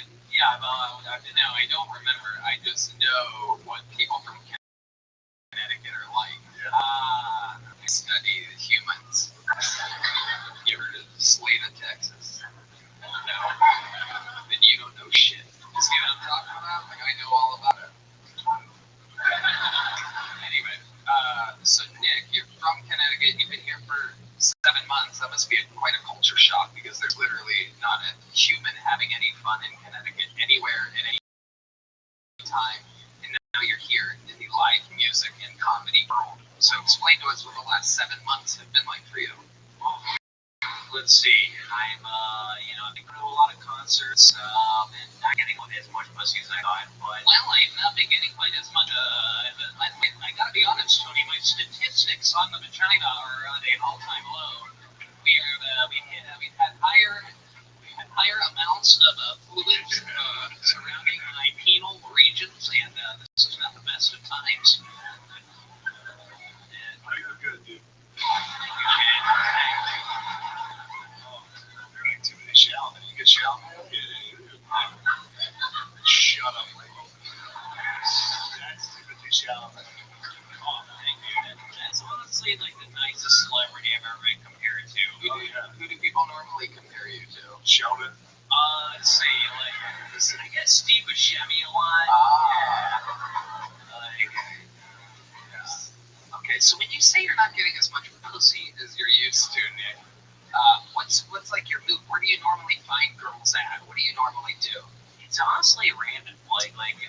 It's like a mix of like online dating and just me not spurking out in public every now and then. Spurking? Yeah, it's you're not aware of this term. It's short for Asperger's, shorthand for Asperger's.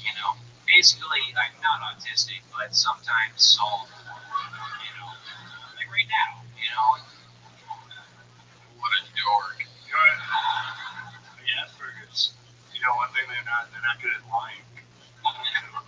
Like you just did. Remember you tried to lie? Oh no, like I get laid sometimes. So like the last time you got laid by anyone, take us through how does that happen? How in the world does that happen? Alright, so the last time I got laid was a couple months ago. 73 months ago. So there was this girl living downstairs from me. She was about 40 years old. And I was drunk, and she was very drunk. She had nice titties, though. Tight vagina for her age, really. No condom, of course. Ripped for his pleasure.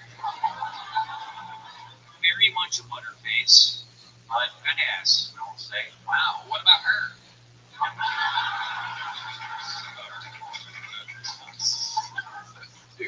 I see what you did there. So no condom, butterface. Are you hitting it from behind, or are you going missionary? This fucking scared straight eye contact. This is good for me. My statistics have been low lately.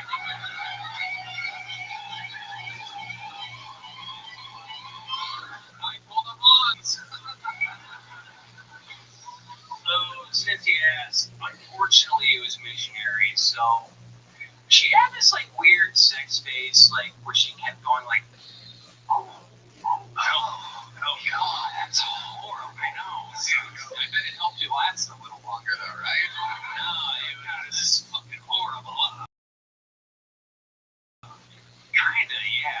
it's kind of 8 minutes, but like I really wish I had finished it. Fucking for 20 fucking minutes. Yeah, I was also like mushrooms too, so I was like half somniner and only like got hard towards the end, like as the shrooms were wearing off. Right. Yeah, look at you, you're a little fucking There, brother.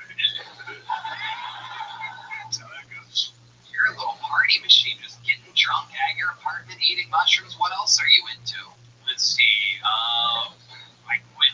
Well, I make my own acid sometimes. No, like I have been like trying to like just like microdosing of the shrooms. Like I've been trying to weigh it on a scale, trying to like do the full gel capsules. I can get my exact pitch down, so I don't accidentally like fuck up and trip in public. I did that once, and holy shit, like never. Yeah, you don't want people to think you're creepy, huh? No. Yeah, it's bad enough as it is, but like when I'm tripping, like it's actually like craziest thing you've ever done while tripping. Oh god, so do you want to hear about the time I got naked or the time I went to a movie theater? Why do I feel like it's the same story? What were they playing Batman in Colorado? Yeah. Dropped him. No, get set.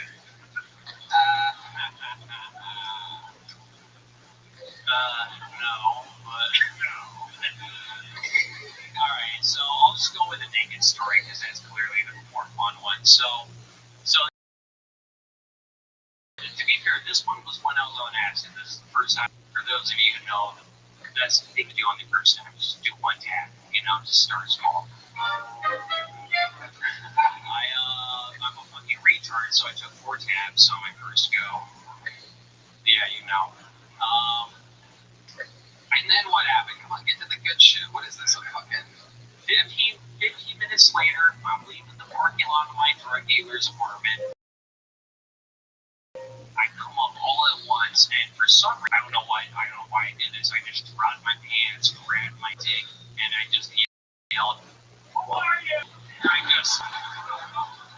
ran into the woods, and I don't remember anything after that. Wait a second. That act out that you just did would lead us to believe that your cock is like 14 inches long. I can see it. What do you? I like it. What are you really packing down there other than an AK-47? It's like a good like 6.5. Okay, how about when it gets hard? Like a 7.5. It's homophobic. Oh, disgusting.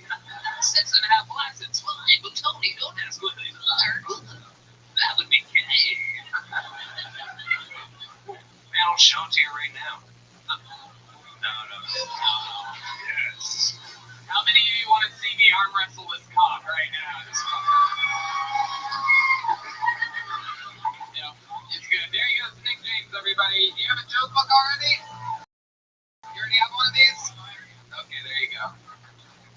Alright, we have not had a female comedian up tonight.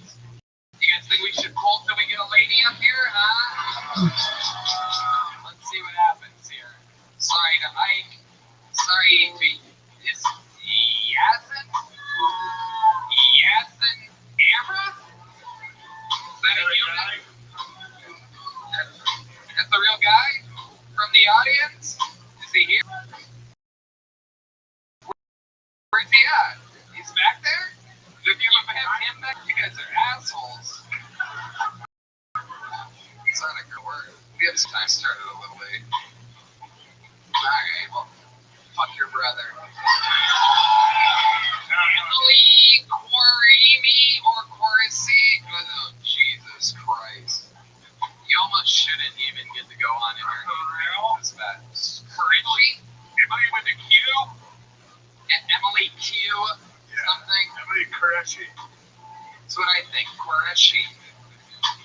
How do you know? This lady's fucking saying yes like she knows anything. Yeah, it's Qureshi. Can't even see it. What are you, a palm reader? You a fucking idiot? She's coming. Emily Qureshi is on her way to the stage. We're getting word. This is wild.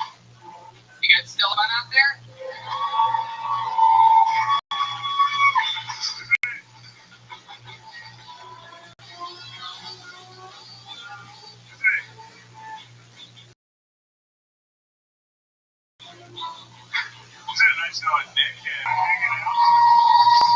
One more time for Emily, everybody. Come on.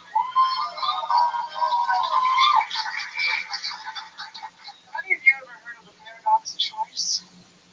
It's a concept where the more options you're given, the harder time you'll have making a decision, the less happy you'll be with the decision you do make in the end. I learned about this phenomenon on Reddit, but I didn't truly understand what it meant until I found myself Hey, when have you ever find yourself on the 14th page of Pornhub? Here's a tip.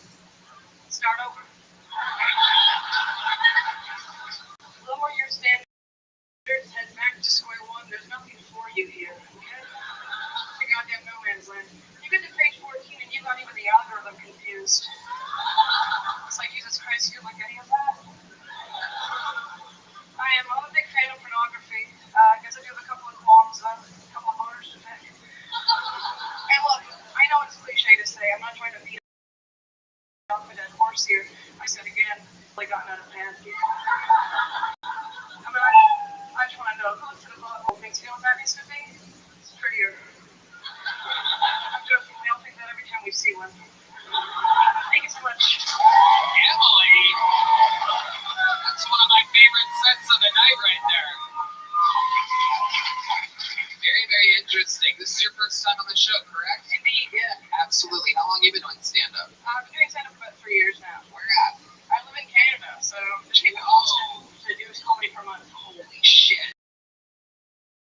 Yeah. You're funny for a woman and a Canadian. Yeah. The Canadians have been funny lately. Yeah. I don't know what they put in their vaccine, but fucking. And you don't seem retarded at all. Our last 2 golden ticket winners on the show are special needs Canadians. I gotta get a disability if that helps. So. You are on disability? I know. Oh, I know. You have like Vietnam vet vibes or something like that. Incredible. So, are you from Vancouver or Toronto? I'm from a pretty small town, but 2 hours from Toronto. It's called Listowel, Ontario. And you ever the TV show Letterkenny? It's based on my hometown. That's incredible. That must be a big deal there. It is. Chills. I love it. What do you do for work? I work full-time as a server, and I work part-time as a bouncer/barback at another place. Wow. And you bounce people out of bars sometimes? I do indeed. The bit of help. Holy shit. That's incredible. No. Yeah, we're not going to arm wrestle. You guys stop it. You stop it. Shut the fuck up. Shut up, John. Shut up. Alright, Emily, what do you like to do for fun? I'm a snowboarder. It's like only day, like one day a week, I like to go to the mountains. I live in Whistler, BC now, so that's close to Vancouver. Yeah. 40 motherfuckers. Not everything she says is great, you weirdo. Yeah. This Mexican guy's never snowboarded a day in his life. Twice, yeah, very good. Dirtball. Yeah, Letterkenny. I love that. I love it. So, Emily, how long are you visiting America for, the greatest country on planet Earth?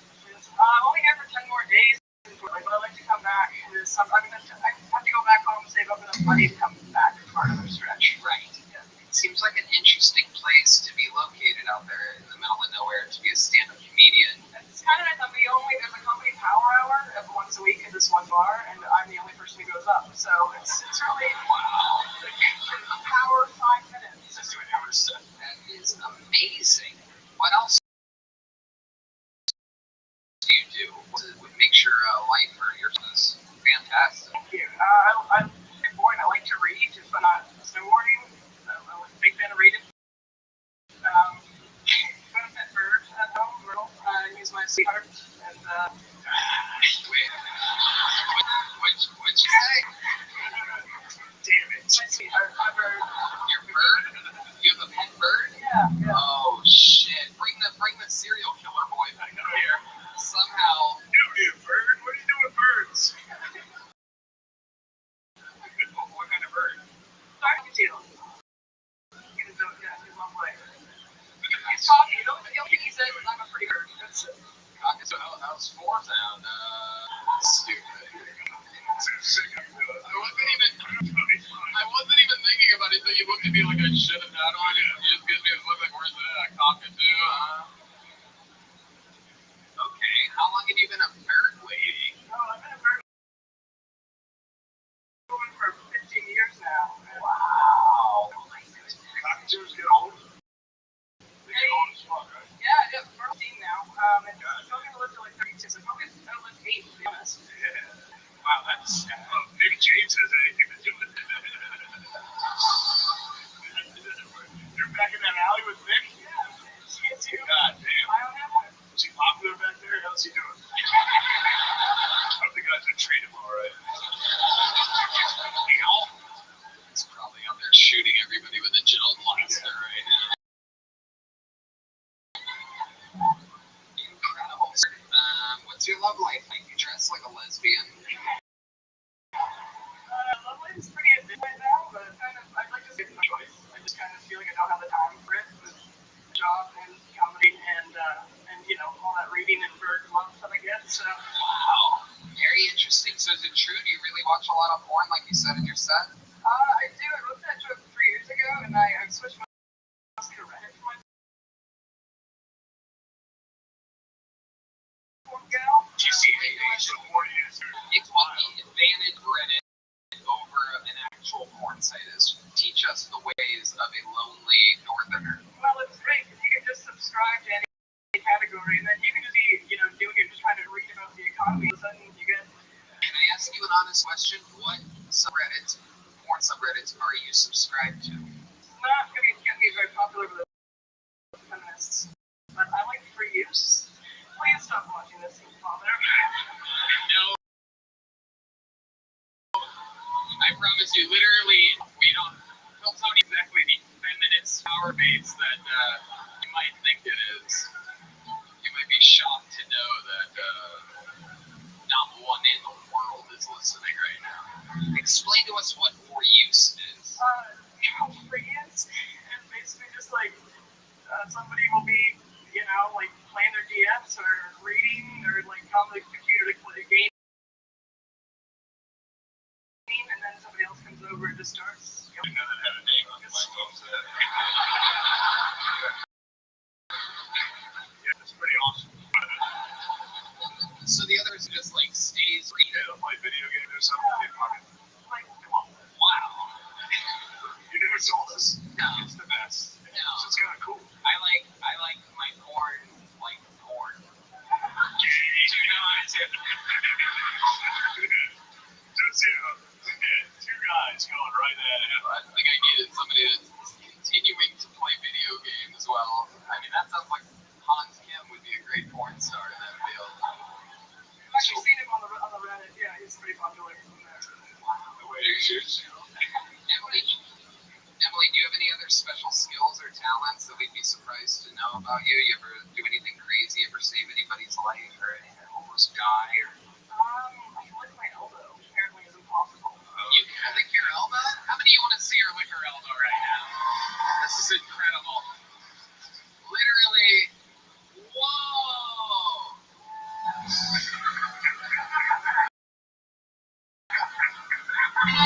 Yeah, that is hard. That's incredible. What a special talent. No, Michael's a freak athlete. Wow. He can't do it either. It's unbelievable. Just practice. You'll get it one day. Alright. I would love to have you on the secret show Thursday.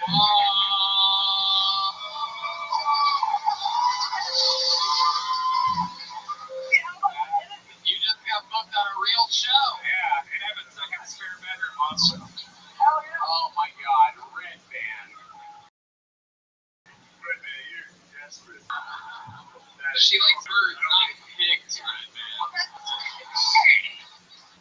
Wow. Emily, you came in, very fun set, very entertaining interview. Congratulations. It was a big, cool, handmade leather Texas joke book. How am I you spell your name so that Hey, it already worked, Red Man. There you go, you fucking fragrance.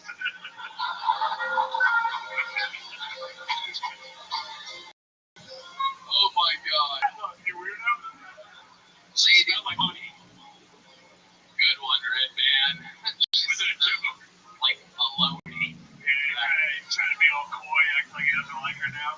Yeah. Yeah, I'm not even gonna book her. Alright. What was your favorite joke? What's your favorite joke? I don't remember. Yeah, I know. I know you don't, you fucking weirdo. Well, ladies and gentlemen, the great and powerful William Montgomery could not make it tonight, everybody. Stranded in Las Vegas, Nevada, is a crippling Adderall gambling addiction, and he's going to be back tomorrow, unfortunately. But, you know, this place has been hiring, much like its predecessor, the Comedy Store. They specifically showcased and hired all the funniest young talent from around the city, and because those types of people are available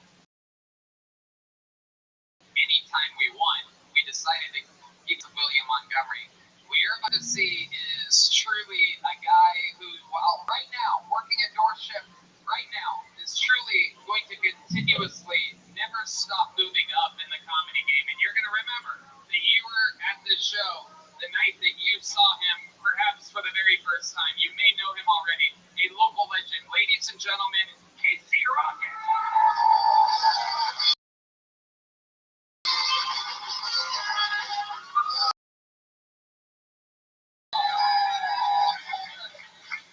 I never made it as wise man. Getting real trap shit. Fastest guy in the room, who gives a shit? Gotta keep moving, fellas. Putin's trying to triangulate my position right now. Get lost. Back in the Parmesan? Okay, we're having fun doing it.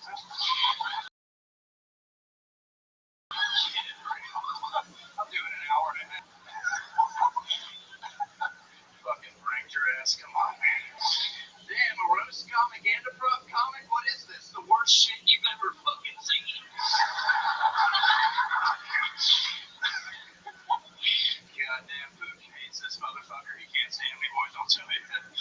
Hey, Putin, I got 5 words for you, sweetie. Never made it as a wise man.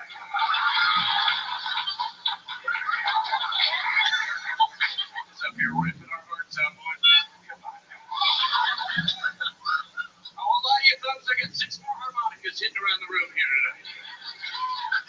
In 6 minutes, the room will start filling with water. You have 6 minutes to find the remaining harmonicas.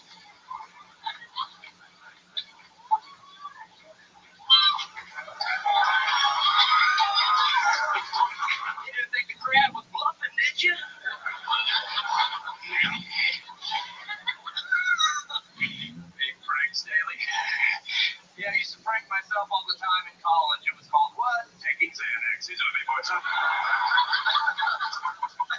I was like, hey, Casey, hear me out. I know you got an 8 a.m., but what if you woke up in jail? Okay. Never made it as a wise man. I've had a lot of weird jobs in my life. I used to strip copper off Malaysian Flight 370 before it took off.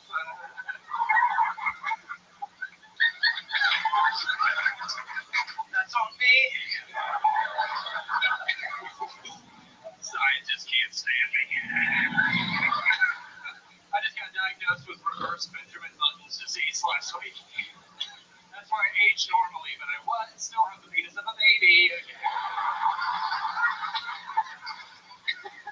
Guys, the Stuart Little stuff's working. Come on, I was not Stuart Little.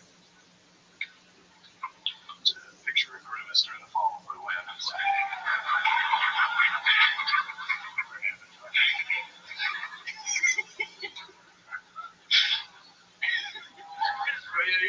You're gonna pass it around. Everything will be good. Everybody gets a turn. Everybody gets a turn. I got something for you guys.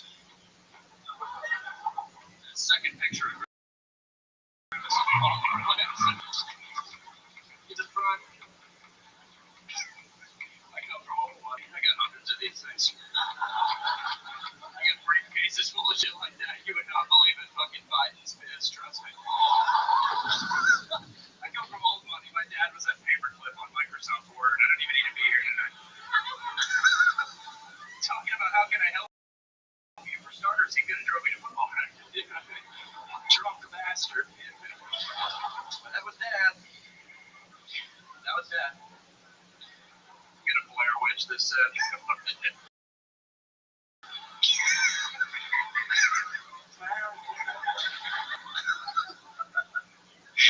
like these, I always think about my grandpa, folks. When I was a kid, my grandpa used to always sit down and he used to always give me the best advice. He used to always sit me down and go, that was grandpa. It's almost completely nonverbal. Yeah, that's just the way it was. And when he did talk, it was always about industrial society and its future, you know, but that was grandpa. He was a Unabomber, you know what I mean? This is the 90s, you could Unabomb back then. Here's the thing about taking pills, folks.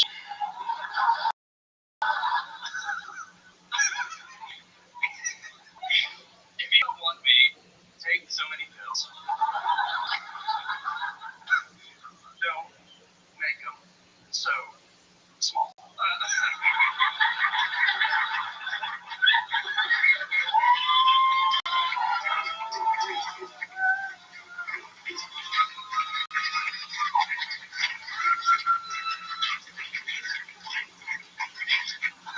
If Oxycontin was the size of cheeseburgers, nobody would overdose on it. Oh, no thanks, I couldn't possibly have another Perk 30 of that 3, dude. Stop. I can keep 200 near me right now. Fucking Pelosi couldn't do a thing to stop me either, I'll tell you. I can eat 200 Ambien and still have enough room in me to eat a Philly cheesesteak while I'm checking all the car door handles in my apartment complex. What was, man? Thank you guys. Okay, they're rocking. Wow.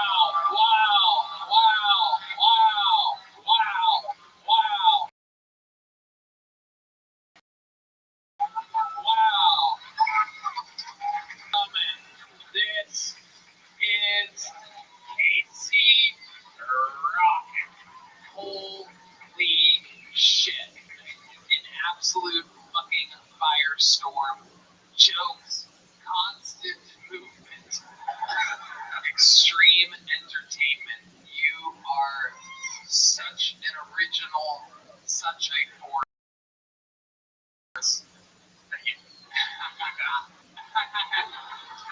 I'm on the clock. I'm on a rip-based salary. 100 rips an hour is like 6 coins or so. It's coin-based. No rips, no coins, 8 coins, 8 rips. You know how it is. You guys get it. You are the shit. You are working right now. Shane, what do you think about the young Casey Rock? I love it. I saw him, was it last night? 2 nights ago. Yeah, it was hilarious. Thank you. Pretty great. Yeah. Stop complimenting people with intros. It seemed like it survived. He survived that. It seemed like he just got a standing ovation. I know. No, it wasn't for your fucking intro. I know it wasn't from the intro. No, I'm saying it's tough. You can't. When you bring someone out, you can't go. This guy is the next big thing. You're gonna remember this forever. That's a huge amount of pressure. Yeah. That's how good he is. Like, we know that he's gonna fuck. Guys, you're doing exactly what I said not to do. Yeah. It's not getting through, is it? What I'm saying. Yeah, that's all. That's old New York rhetoric. What you're speaking, right? Dude, I've been in New York for 2 years. Oh, okay. In any matter, we knew Casey could fall. Anyway, yeah. Casey is great. Thank you. Shane, you were at Drinking Cave like 4 months ago, and my buddy named Gareth Fisk had the picture of Grimace at the fall of Berlin, and I leave him all around like a breadcrumb trail. And I didn't take too many Ambien, fucking get lost. And he had it outside Creek, and he said he was all the way across Drinking Cave. Hey man, is that a picture of Grimace fall of Berlin? You clocked it. Yo man. Yeah, I remember that. Yeah. Cool. Hell yeah. That's cool. Casey, I'm interested to know. I don't know what if you're gonna. I don't even know what the real you is like at all. But I'm gonna ask it anyway. You've talked a lot about prescription pills throughout your act. Do you really take a lot of pills? I used to take a lot of pills, eat a lot of pills. Yeah. What was that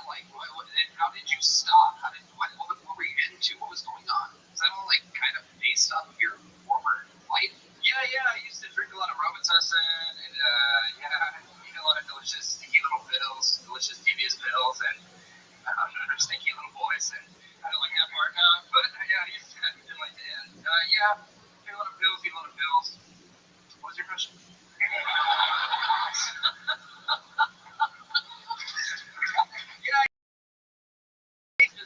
Yeah, I'm sober. I've been sober for a while. I've been sober for 2 years. Wow. You have that sober smack. Yeah. Just brave. Just really brave. Yeah. So, other than the stand-up comedy, which obviously you're getting a lot of validation and dopamine and serotonin from that, but other than stand-up, what else are you into? I was having some going on with the hunter, but this place is haunted. It is pretty creepy. After shifts, me and the door guys just go around looking for treasure until 4 a.m. There's holes in all the drywall. What have you found? What kind of treasures have you found? Skeleton.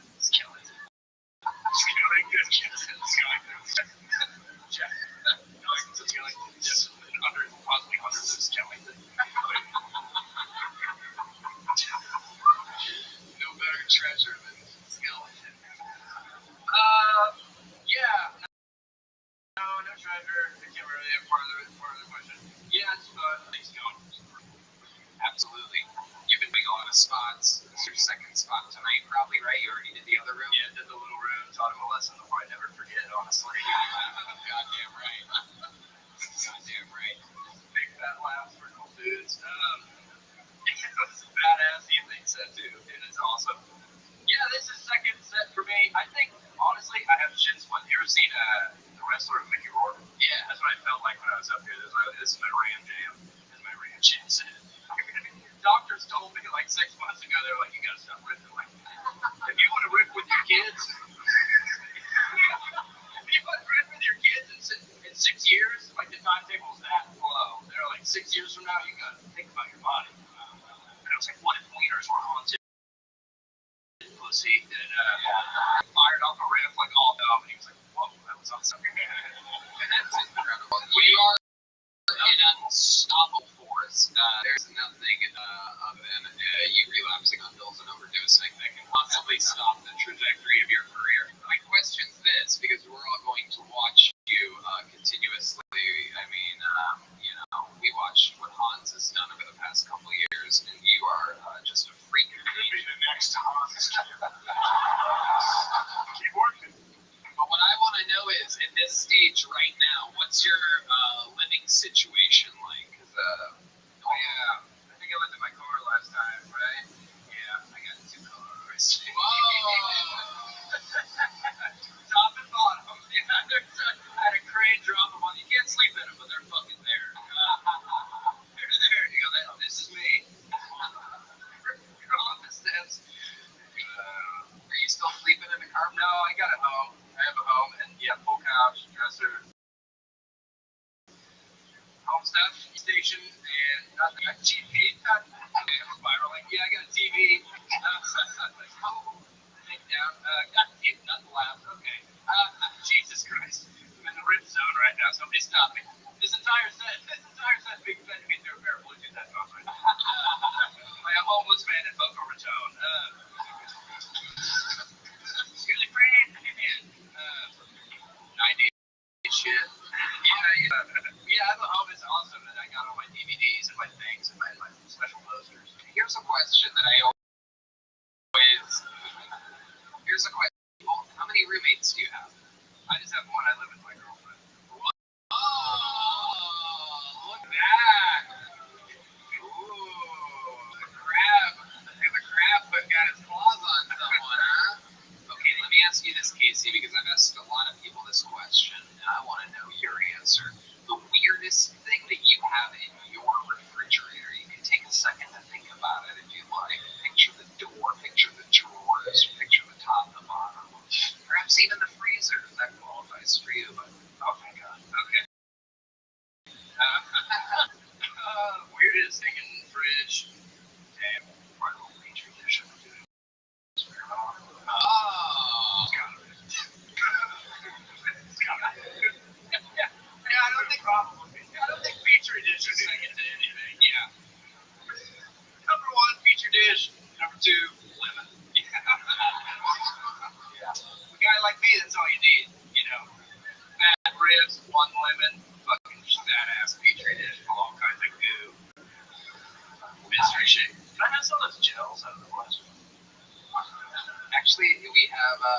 you're going to get your own entire gel blaster. Very cool set. Thank you. Available in stores everywhere. I'd love to have you on the Secret Show Thursday. There you go. Do it. On the show.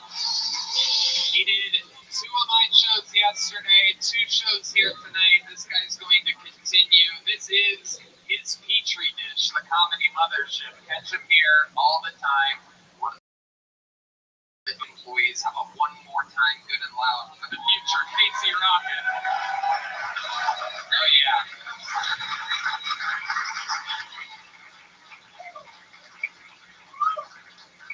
Ladies and gentlemen, how loud can this place get for one of my best friends on planet Earth, the great Shane Gillis, everybody? Come on, come on, come on. Gillian Keys, Matt and Shane's Secret Podcast, the Patreon, his special on YouTube. You know him. Go watch his past episodes. Look at the drawing from Ryan J. Ebel. Oh, shit. It's a generous drawing. Caption just came in. Guys, how about one more time for the best damn band in the land, the Kill Tony Band? Paul Deamer on the horns. The great Michael Gonzalez on drums. John Dees on the keys. Eli Menezes on the bass guitar. And Matt Muelling on the electric. Thank you guys so much for coming out. The drawing from Ryan J. Ebel is in. That's available at RyanJEbel.com. Thank you to the Red Rose, the Yellow Rose, Gel Blaster, DVD Vodka, Austin Security Guard Service, and Screwball Peanut Butter Whiskey. We love you guys. Thank you so much. Good night, everybody.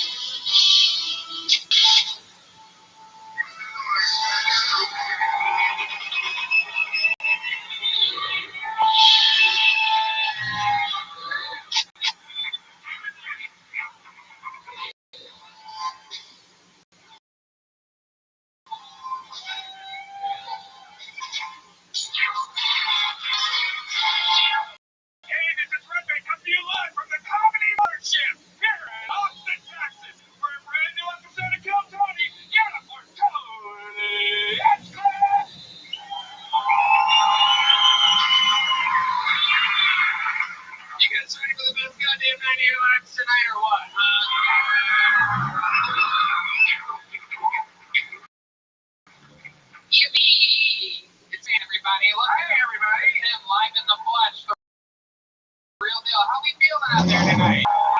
You guys are at Kill Tony, brought to you by the Red Rose, the Yellow Rose, Deep Eddy Vodka, the great Gel Blaster, available in stores everywhere. Austin Security Guard Service and Screwball Peanut Butter Whiskey presents the Kill Tony Band, everybody. Am I right? You got to hear live music in the live music capital of the world by some of the best on planet Earth. That's the great Paul Deamer on the horns over there. Michael Gonzalez on the drums. Matt Muelling on the electric guitar. John Dees on the keys. And for the first time, the comedy mothership Madness is with us, ladies and gentlemen. Holy shit.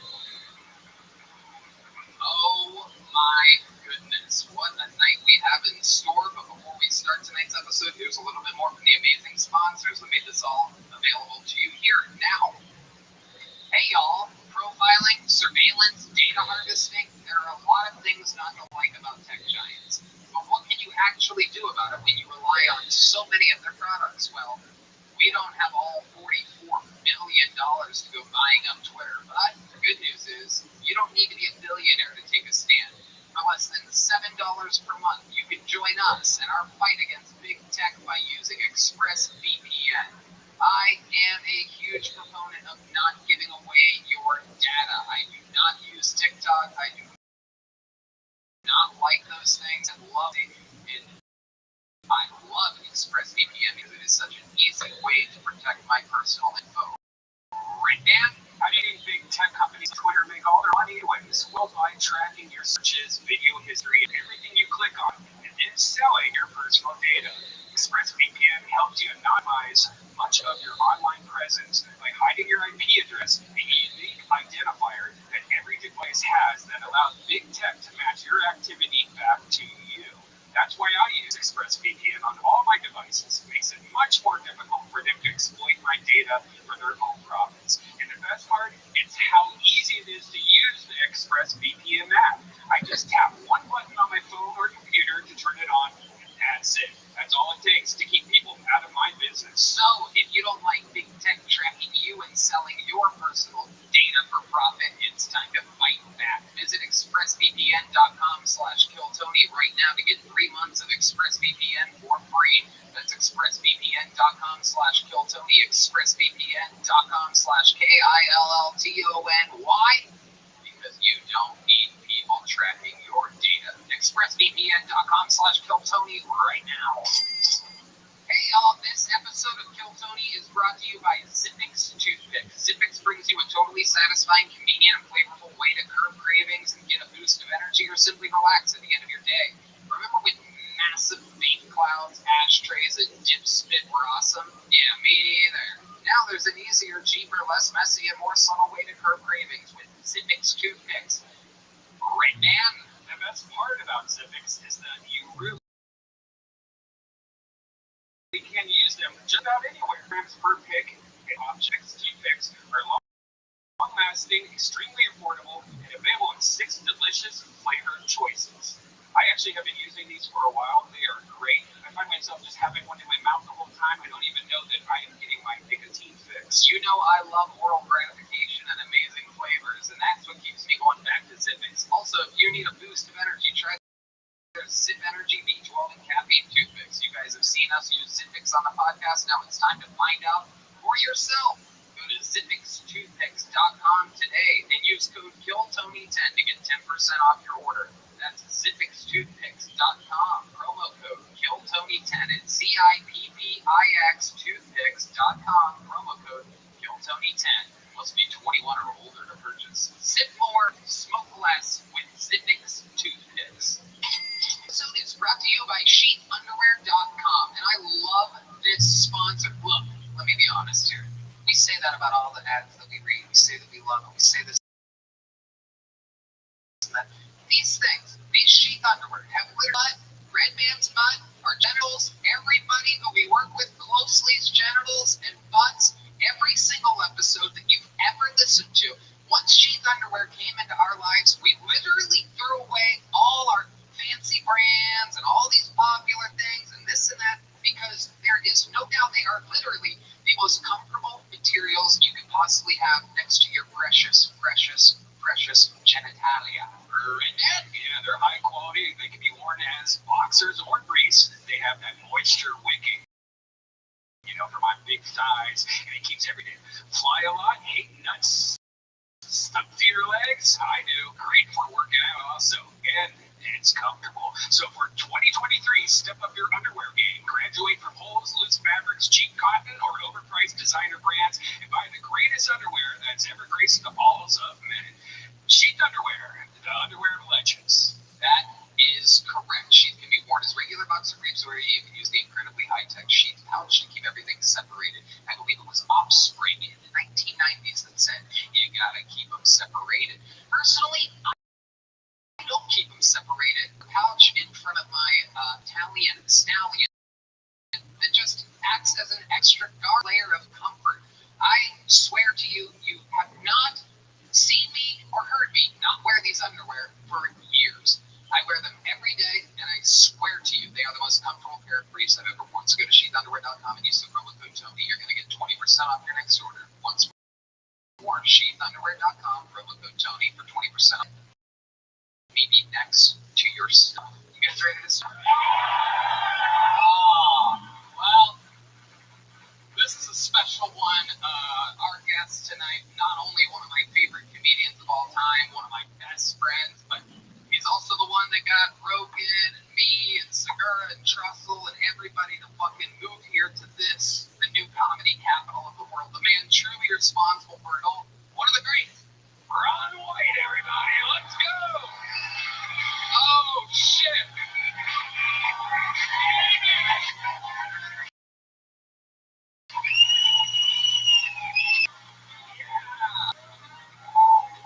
The great, the powerful, Ron White.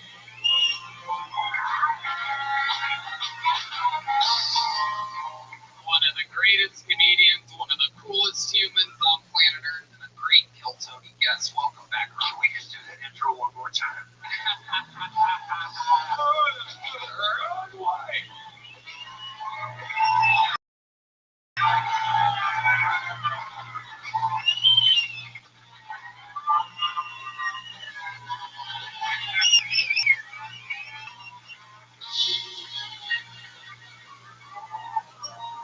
One of the greatest comedians of all time, one of the coolest guys on planet Earth, Ron White is here, everybody. Have fucking fun. We're gonna have fucking fun tonight. You've done the show multiple times. You know all about it. You're a goddamn hero here, where you have been a guest many times in Austin, Texas, and a few times in Los Angeles. You know how it works. A bunch of comedians signed up. Believe it or not, people, there might be more people in the back alleyway right now hoping that I pull one of these names out. And if I do, they get 60 seconds of uninterrupted stand-up comedy. You know their time is up and you hear the sound of a kitten. They have to wrap it up then, or else they bring out the Angry West Hollywood Bear, which is a loud, very loud noise that just cuts them off. And then I interview them. We find out more about them. We learn as much as we can in a short period of time. Maybe they're interesting. Maybe they're crazy. Anything could happen. You guys know what the fuck is up. You guys ready to start tonight's episode or what?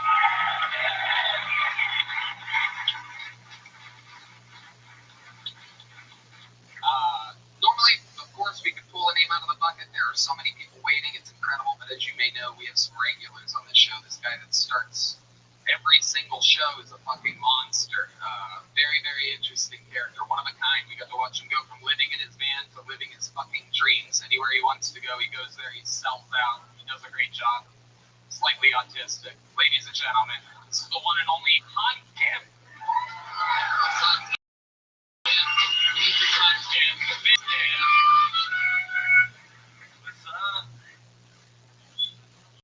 A lot of here in Austin, I'm not a big fan of tech bros. I think people in their 20s who made washing machines and refrigerators were like, yeah, I work in tech. Had a little lanyard. I saw a woman try to break up a fight by yelling out, "Stop fighting, you're grown men." I wonder what she yells out when she sees teenagers fighting. Although this is totally appropriate for your maturity level. Yeah, love it here in Texas.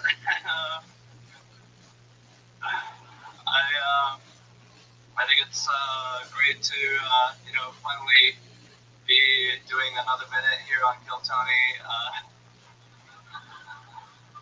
Did one yesterday. Please be easy on me. The Mexican cartel recently killed 2 Americans and they apologized for it, which is great. My American passport doesn't give me health care, but if I go to Mexico, I get treated like a panda bear. Alright, thank you. Whoa. Oh, listen to the murmurs happening in the audience. They know they're seeing something special right now. Hans Kim has a new hot white girlfriend, and she has been literally fucking his brains out, man.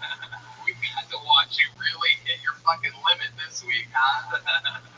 You can write a minute a week, and it turns out you can write a minute 20 seconds a week. We found out after we did a taping yesterday, which we very rarely do. Hard to write 2 minutes in 1 week. You've proven that here. One question is, let there be none. They seem preoccupied tonight. Is there any reason for that at all? Not really. I'm sober. I didn't do cocaine today. I have a method. I think you see the problem. Maybe this is what's happening. We watch you go from, barely having money for food to literally we found out last night you've been doing cocaine on a regular basis. This is what I love about this show, is that no one knew Hans, 2.5 years ago. And here we are 2 years later, we told somebody to fucking make it, and now we're starting to see your roll downfall. Like, that's the set they're going to show when they're like, and then the problem began. You're up here talking about fucking Mexican cartels and panda bears or whatever the fuck. How do you feel, Hans? What else is going on in life? I feel good. I crashed my drone into the side of a parking garage recently.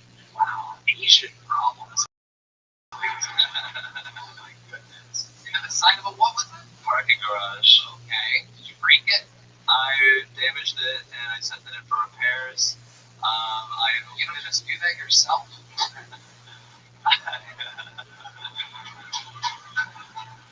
Isn't that like part of what you guys do? Did you make the drone in the first place? More of the laundry type of Asian. There you go. There you go. There you go. I know somebody who just wrote another 5 seconds just next week just got a little bit easier. It's a shame you didn't have that up your sleeve, which you could do because you specialize in laundry. So I love it, Hans. You got the show started. As always, you've shown people exactly how hard it is to do a new minute. Like I said, back-to-back nights, that's not easy at all. You're out here fucking living the dream. How do you feel? I feel great. I'm gonna try to, make you proud next week, Tony. This is my son. I feel the. One more time for him, everybody. Not an easy gig at all. Not an easy gig. A new minute every week to the internet is some scary shit.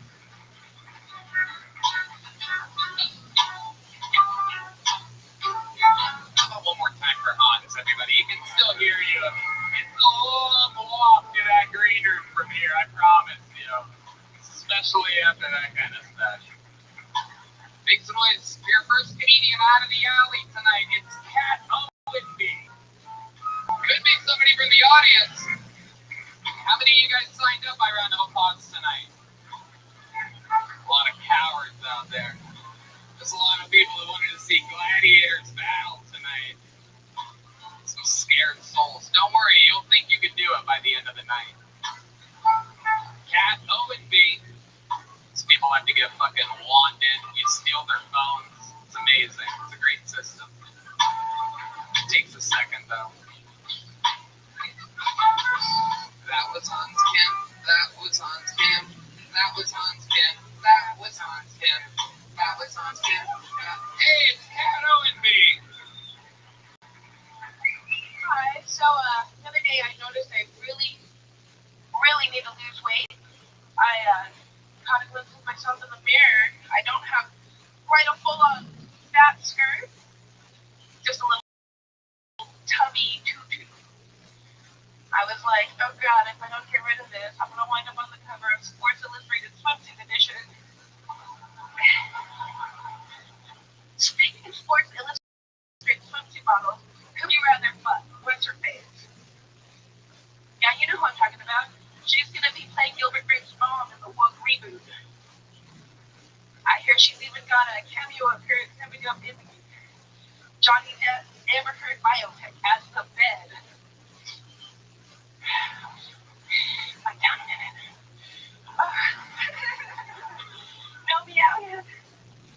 Cold. Nervous. Oh goodness. Jesus Christ. One of these nights. That was the longest minute I've ever been through. I know. I mean, for both of us, not just you. I know you. That was a long goddamn minute. It's so fucking hard, man. It was. I swear to God, I was watching it and everything was slow motion. Absolutely incredible. You have to have a better system than this, Red Man. Thank you. Very good. Oh, and B, so I do remember you were just on the show a couple weeks ago. It is incredible. You are very, very lucky, and we are very unlucky to see you twice. I do believe in 2 weeks. You are unforgettably unfunny. I told you I didn't like you. I remember specifically because someone, a very prominent human, said I was a little too mean to the lady that night. And let me tell you, I told him I completely fucking disagree. I just find you to be unbelievably god awful. But you're very new, right? Very, very, Very, very new. But you're just out here trying. trying and failing, yeah. Yeah. Has anyone ever told you that you're funny? No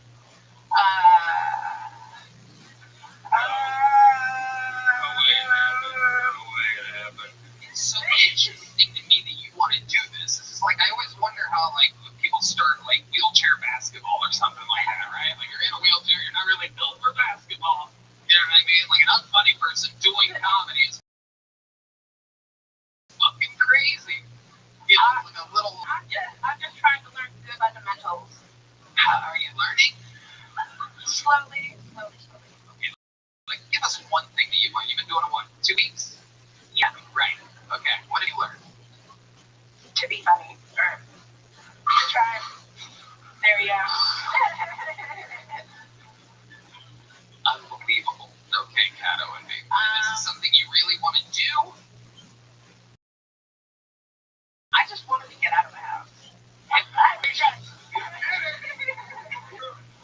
You can phone it in from there, man. That was a good premise, though. The Sports Illustrated model, that was a good premise. You got some ideas.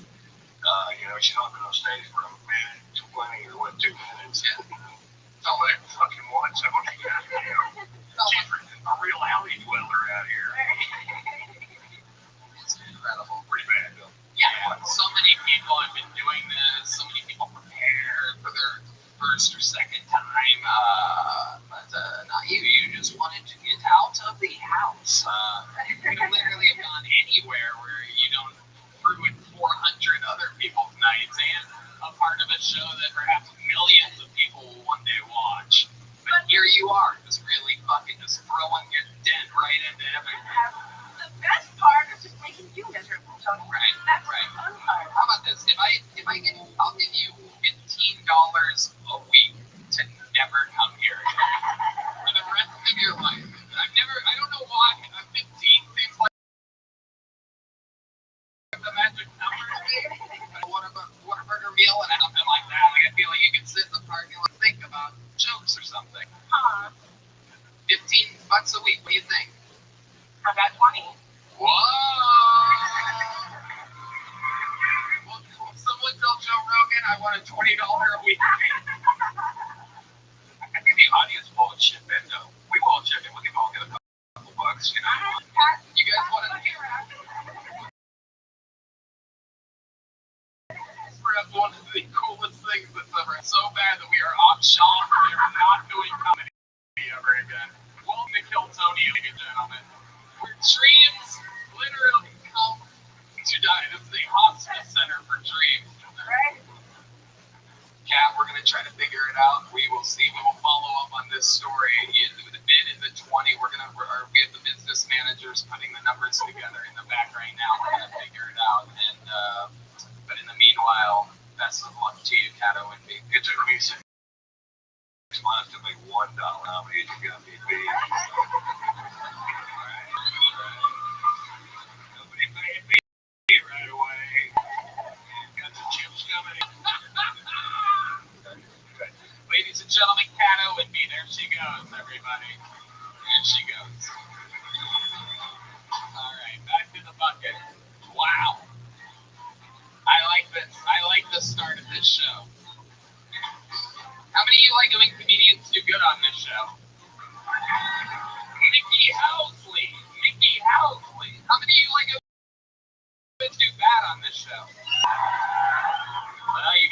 be having a fucking blast so far.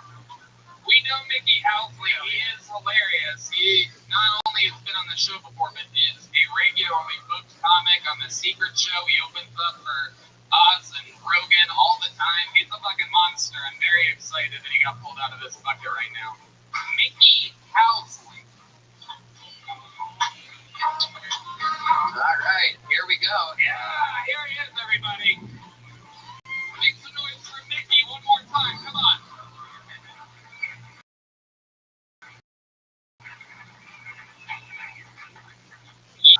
Being more confident. I got a homegirl that's super confident and stuff, right? She's married and she's always talking shit about her husband. She's like, yeah, he's lucky to have me. I'm his trophy chick. And I'm looking at her and I'm like, you must be participation trophy because you ain't all that. They give you to anybody. I'm new here, Austin. About a year now, man. Austin, I told y'all I have a street where all the hookers be. 12th Street is what I heard, where all the hookers be. I'm from Houston. We have a street too called Bissonnette. That's where all the he knows. That's where all the hookers be in Houston, Bissonnette, right? Only thing about hookers, they have weak teeth, right? I got one of those Bissonnette hookers, man, and she gave me head and her tooth fell out. Yeah, it was weird. I didn't know what to do. I just left the money under her pillow. I didn't know what.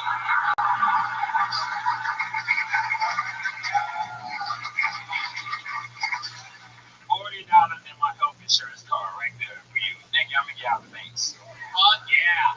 Make the out. Either you're hilarious or going up after Cato and Ben. Thank God you're here, Mickey. You're a funny man. I think it's a brand new minute. I love it. Yeah. There's some tooth fell out, huh? Yeah, man. I was wild before the marriage, man. I was out there, not getting enough cat, so we paid a few times. And was it a molar or like a front tooth? Yeah, it was like front tooth. Wow. You can jack up. Just like grab it or it must have been real weak already because I don't want to front like I was so massive that I knocked out her tooth or whatnot, but yeah, I think I had a head start. Should be a word for that, losing it to the side of a black cock. What would we call that? Like a roots canal?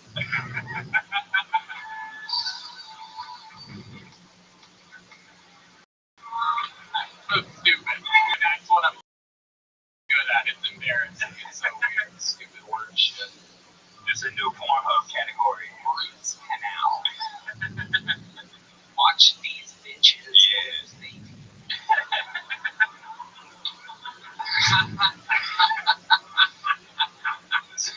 That is incredible. So did that happen like in a car, in a hotel room, or? Yeah, it was a car, but for joke purposes, we fabricate. Okay. Yeah, maybe. Yeah. Oh yeah, it was a hotel. Yeah, Marriott. It was a car. Yeah. Oh yeah.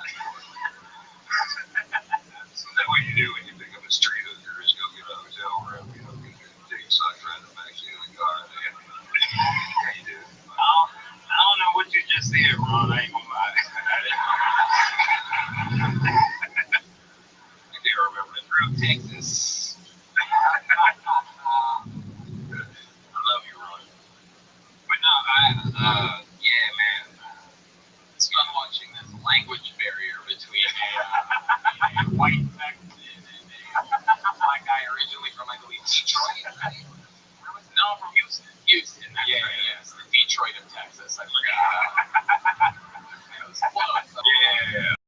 My dad's from Flint. That's where I think you keep getting to Detroit. Yeah. Flint, Michigan. Yeah, the water's still fucked up. Yeah, that's cool. That's a place where a lot of hookers are losing their Yeah. The water's gone bad out in Flint. You can get any hole you want in Flint. All you gotta do is have 2 bottles of fresh water and you got He's so handsome. They're like, is that a bottle of water in your pants? And I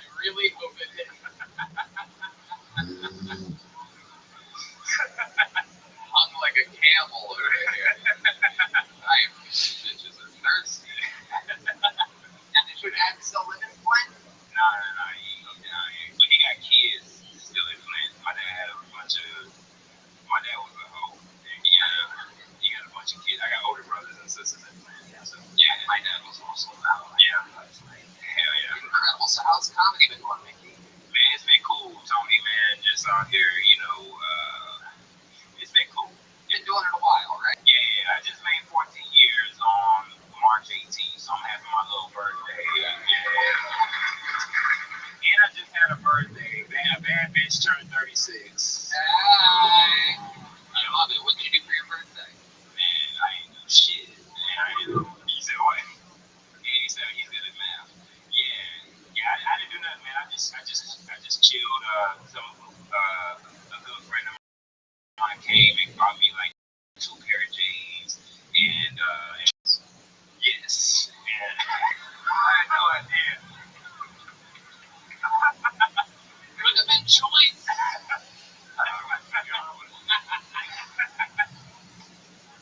What an idea for a grown man. The 3s and the 6s. And the Mafias. Yeah. Okay, Mickey, an unbelievable set. How about that be on the Secret Show Thursday? Welcome to the show. Mickey Howley, you're a goddamn monster. We love you. There you go. Mickey Howley, everybody. Oh, do I get a joke book or no? Okay. You already, you have I have one. I know I have one already. I'm just, my bad, Tony. You're good. The mic in the mic stand. He almost left with the mic on there for a second. You guys did? Like, thank you. You wouldn't give him another book? Alright. You guys having fun out there? Yeah. Okay, let's do that then. Ladies and gentlemen, another regular on this show. Again, these guys had to write fucking 2 minutes in a few days this week, so it's tough work. But a monster, ladies and gentlemen. Famous for his unbelievable roasting, writing, and performing. You know him, you love him. It's David motherfucking Lucas, everybody.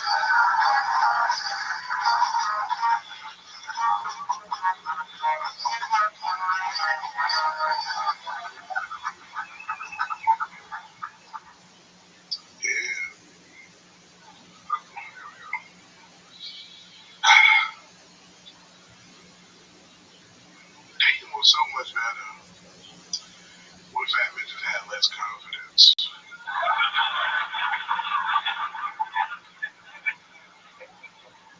For real. Because ever since Lizzo came out, all these hoes with jiggly arms is out of pocket, nigga. Like, how you gonna say you love me when you want me to go push up and go sit up, bitch? How the fuck I'm supposed to believe you? I don't even know how Lizzo got voted fat women. Like, she the worst type of fat bitch. She a fat bitch with no titties. It's like, what the fuck? That's the only reason I fuck with fat hoes, for them fatty areolas, you know? Like, don't nobody even want Lizzo, man. She got that big, wide-ass booty, man. That shit is horrible. Lizzo booty look like she been sitting on a hibachi grill. That is the worst. I need some garlic butter and noodles with this ass. Where's the yum-yum sauce? I appreciate you. Boom, beats. You did it. Fuck yeah. Incredible. I'm just trying to see how your jacket is. Another brand new minute. It's just a normal thing. Not all of us wore a ghillie suit out tonight. You trying to catch Bigfoot or something? What's going on out here, dude? This is tired. Shut your laughing fat man.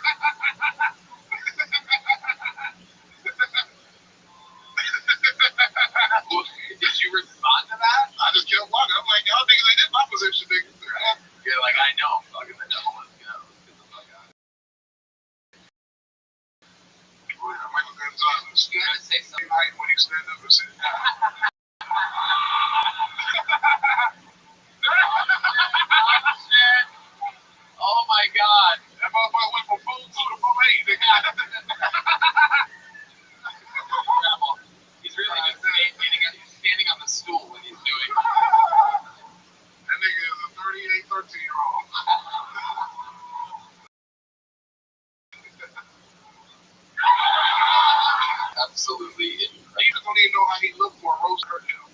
Right. It's like if I roast him, he's gonna be like, okay.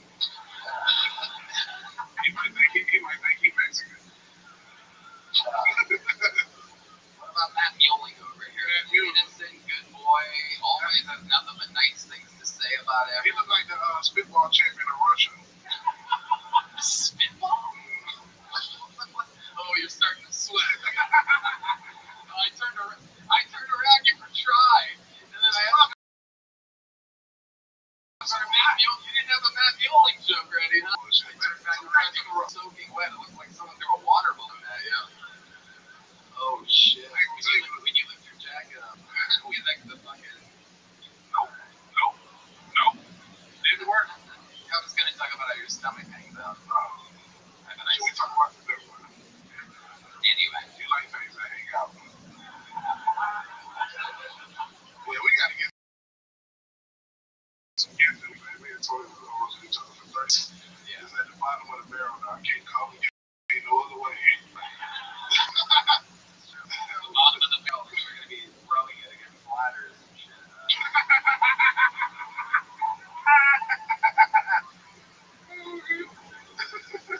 Alright, well, David, unbelievable as always. Really extra, literally double work for the regulars this week, and you came through just working beats, doing what you do, making it look easy, making Hans Kim look like a bitch. That's my boy. What he did? What did Hans do? He had a little struggle. He had about 20 seconds, and then he started talking about how happy he is to be a regular on Kill Tony, and like went on this like monologue. The guy was calling out for representing, basically drinking some of his own warm sperm.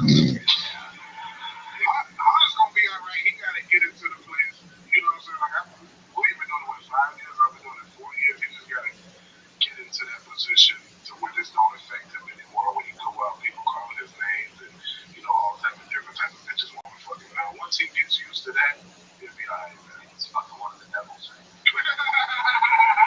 David Lucas, unbelievable as always. Yeah.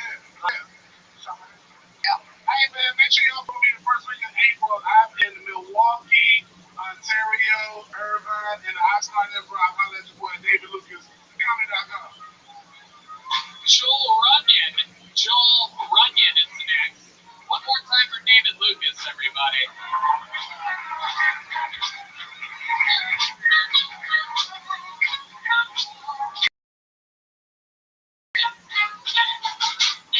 How we feel?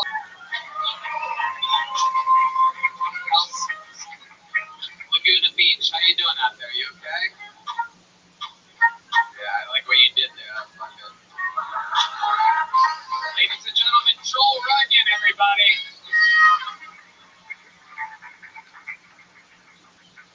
I'm not going to therapy. You can't make me. My last girlfriend tried to. She always tried to kill me, saying things like, Joel, why are you scared to open up? Why are you afraid of being vulnerable? Why are you scared? And I told her, I'm not opposed to it. I'm opposed to how much therapy costs. Because you guys been to therapy? It's like $150 an hour. $150 an hour, that's crazy. I'm not doing that. We have better things to do. Like drinking. I was drinking a lot at the time because I was dating her. She'd always say stuff like, if you spend all the money you're spending on alcohol and therapy, maybe we fix some of these problems. And I can.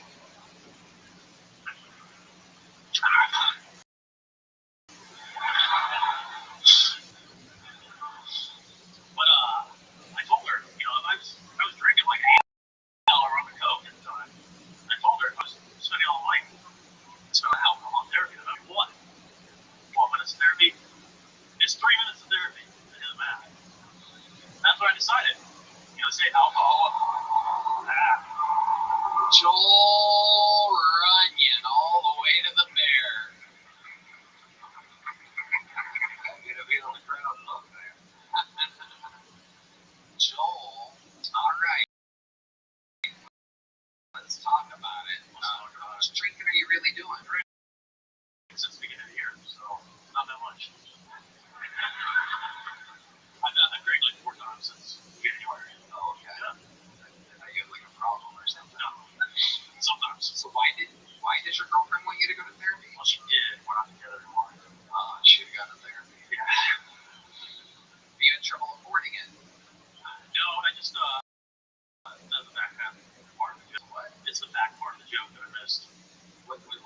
better ways to spend money than therapy.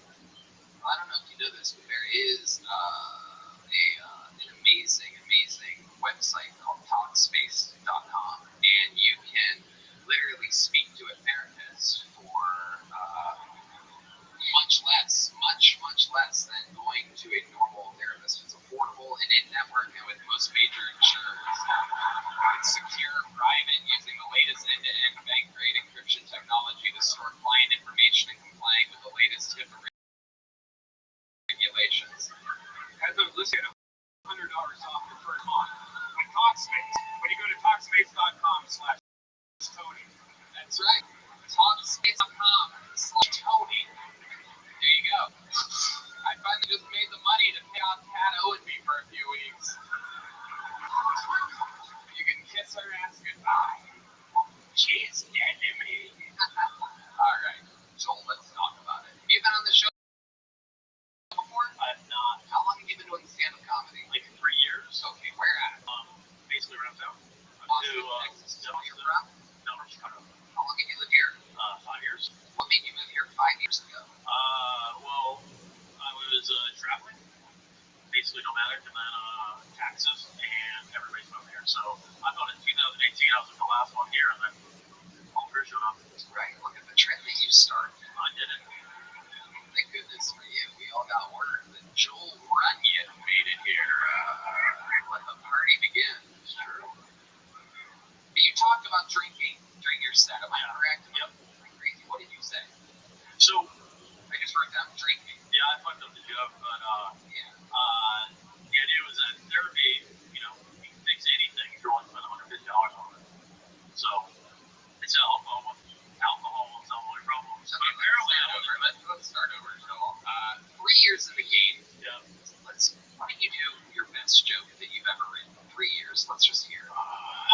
Because that couldn't have been your best minute, right? It was better, but I got it's right up here.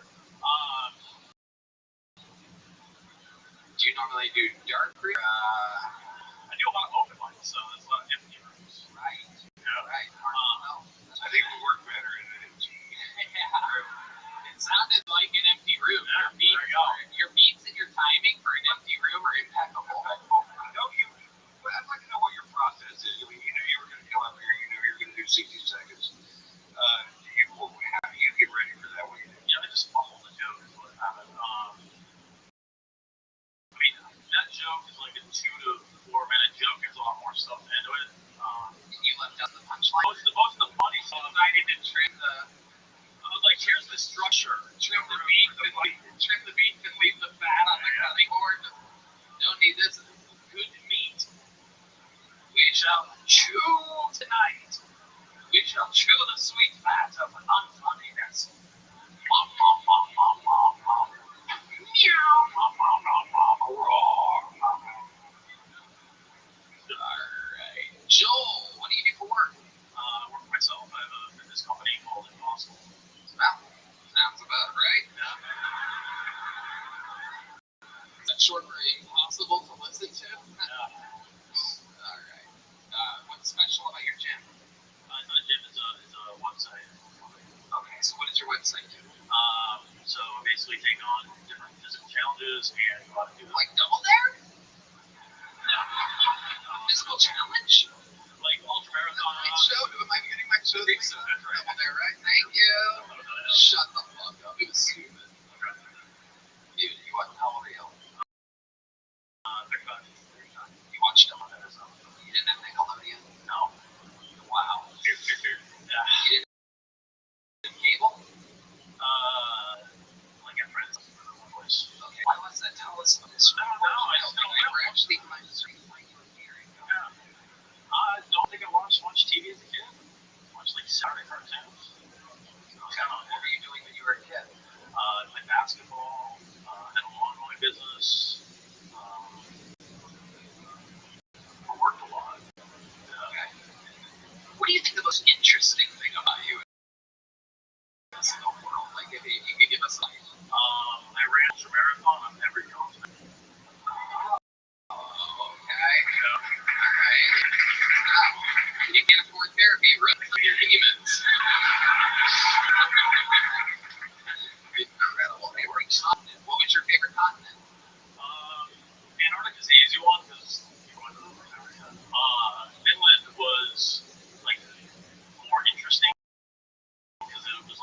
expedition. Kind of got lost in the middle of it, ran out of water. We just trying to survive at that point. So it was less of a race. Like your stand-up set. Just very incredible. That's what I do, man. That's what I do. I love it. Well, Joel, you got on stage tonight. Here's a little joke book from the Great Bones Eye.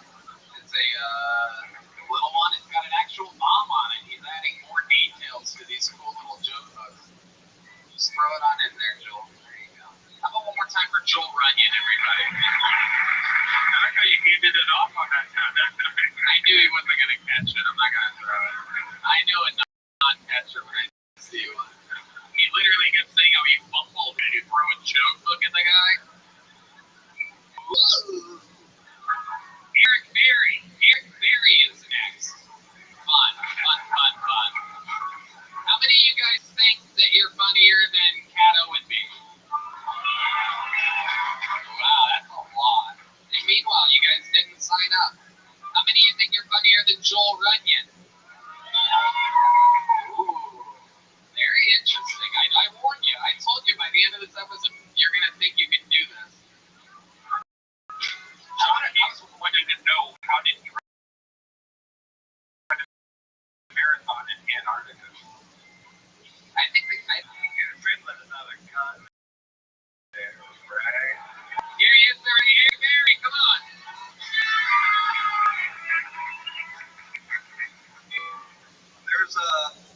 There's been a lot of bad things happening in the world, and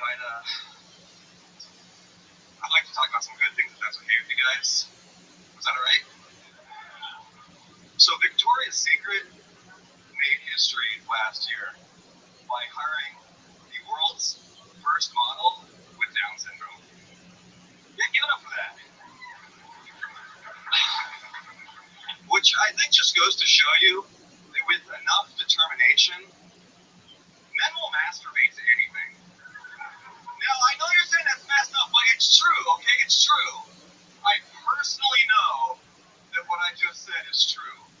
Okay? Don't act like you don't have a fetish for girls with Coke bottle glasses who only like the green M&Ms, okay? Come on, you look for Down syndrome, you know? Like, I'm all for diversity, you know, but I think we have some standards, right? Like, I don't exactly think we need a special needs program for the industry, right? We don't need the Play-Doh down because the pilot mistook the control panels for Twix bars. That's not a thing. Thank you. All right, Eric Berry. Welcome, Eric. How are you? I'm very out of breath. Why are you so out of breath? I had just, like, Grubhub got hacked, and I was talking to the customer service in the other alleyway, and then, wow, I can't lose that $45, you know? This new chaotic alleyway. It's added such an interesting element to the show. We need to get a camera back. There is a lot going on back there. I heard people are making hot dogs and selling them. There's like side businesses happening. A lot that I won't get into. Who knows what's being sold for sale in the new rabble-rousing alleyway behind the mothership. And you're out there ordering dinner. It got hacked by somebody in Philadelphia. Ordered from Teddy's Pizza. And I had to take care of that. I was on the phone with customer service, so. How do you act like that? I don't know. You did, and you've been just clicking on links. I did get I recently signed up a foreign company, and I'm thinking that, yeah. You know. Yeah, what are you not getting off of the thousands of hours of porn on porn? I like to support the sex workers, you know. Seriously though, what are you getting on preview? We were in the Well, I recently been chatting with a lady who said that she might have a pregnancy scare, and then that sent me down a prego porn. Wait, you were chatting with a lady that you had sex with that said that you may have we just matched on Tinder, and she was afraid that someone else got her yeah. pregnant, and that was enough to send you down some I find rabbit hole. I try to find inspiration wherever I can in the world, you know. But prego porn's free though. No one's paying for that shit. I should say, like, with Yeah, I'm gonna pay for premium. I want 2 months pregnant. Give me somebody loaded up with twins. Yeah. I want them really pregnant over here on premium. 2 for the price of 1 with the prego porn. Has there ever been a prego porn where the woman goes into labor and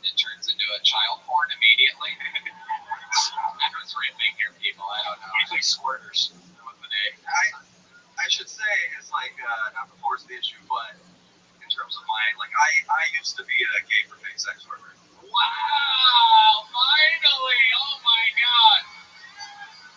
Oh my god! I've been trying to fucking interview humans up here for the last hour straight, and I've been getting nothing. The last guy ran around other continents, and now here we have hit the fucking lottery.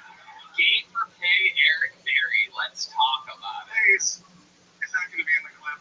Great for God. Oh, hey, good. What? You're afraid of Instagram? This whole going to exist for eternity. For the second of it. I love it, Eric Berry. Let's talk about it. You're not gay at all? I mean, I'm gay enough that I paid enough money to take some cocks, but like, no, I know you're here today. You know.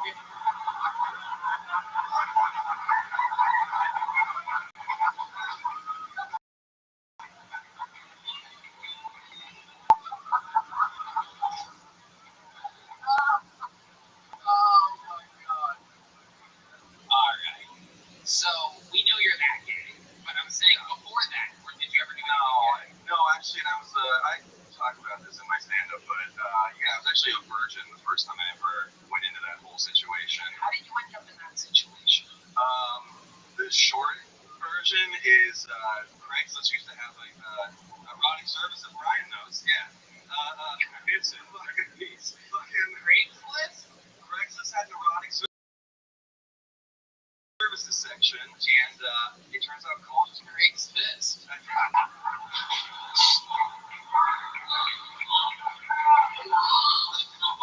the way, just a reminder, that sounds like gay sex is actually Tom Segura after breaking his arm playing basketball. Little fun fact.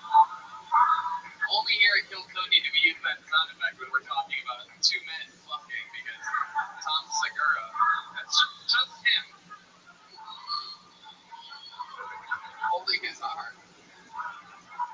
Just one man sounding like 2 guys fucking.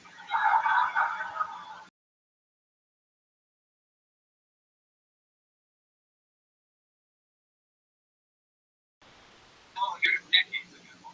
Yeah, I'm 37. Yeah, this was, whatever, decades ago. You're like 18? I literally, the ad said, just turned 18, UC Berkeley freshman, former high school football player, never been with a guy. And like, UC Berkeley, so you're around San Fran. Yeah. Oh my, yeah. Jesus. Oh my god, that's like an ad being, I'm a leprechaun, end of the rainbow, pot of gold, come find me. Everybody would literally be like, what? Let's go. San Fran. I shit you not, within like 15 minutes, my inbox was like, just full. And, is that what you call your asshole?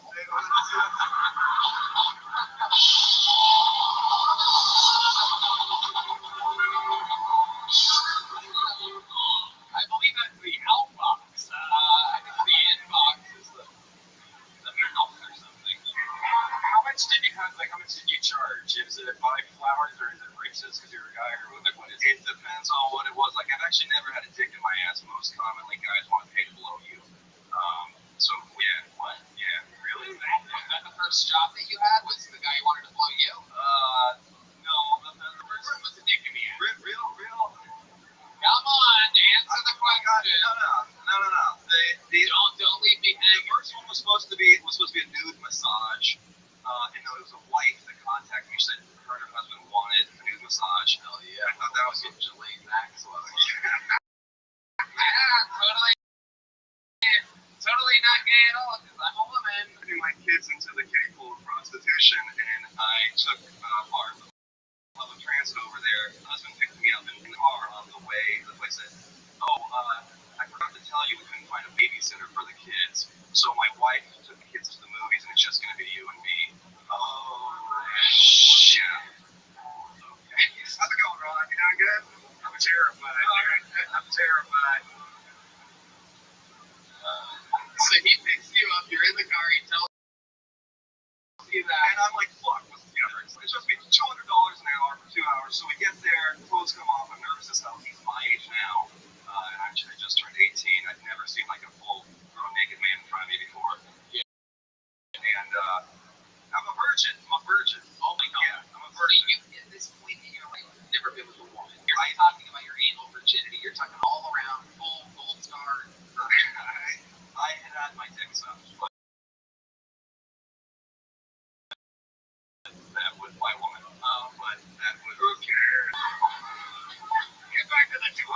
an hour for 2 hours, man. Fucking amazing. This is 100% true. So it ends up just being the nude massage, pleasant sleep, and when it comes time to get paid, it's 2 hours. I'm thinking $400 an hour, and the guy starts pulling out 20. So it's 1, 2, 3, 4, 5, and he stops there. I'm like, it's supposed to be $200 an hour. We're here for 2 hours. Yeah, you're like, my asshole. I'm more, feeling homophobic thoughts, all sorts of fucking stuff. That's what I'm going through right now. And then, fucking crazy. Keep going. So he sees the look on my face, and he's like, hold on, I think I have something. And he runs back to his bedroom, and he comes back. 100% true. He gives me 3 $5 coupons to In-N-Out. No way. 100% true. No way. No, but I knew I was going to have could have been Whataburger.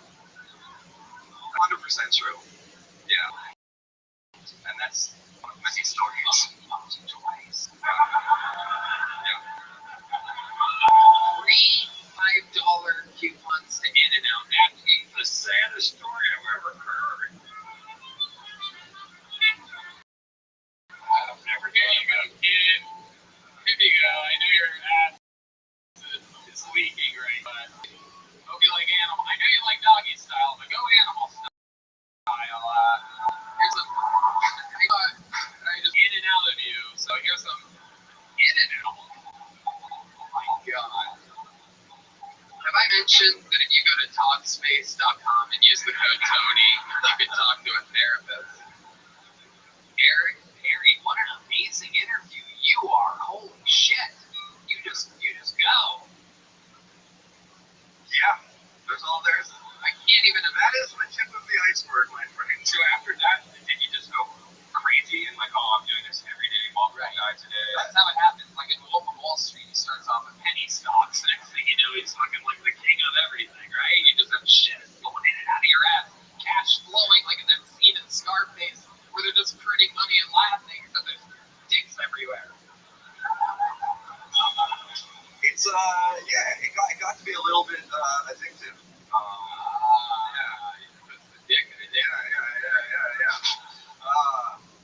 But no, man, it was. I think the most I ever got paid was the only time I genuinely ever had intercourse with a guy. The guy paid me $1,200 to fuck him in the ass, maybe dinner, and then paid you dinner, didn't even give you coupons. How romantic! That's incredible, Eric. Here's a big joke book, amazing set, very fun interview. I appreciate it so much. Very, very fun. Eric Perry. Pull another name up. Adam Crocetti? Adam Crocetti, perhaps? Hell yeah.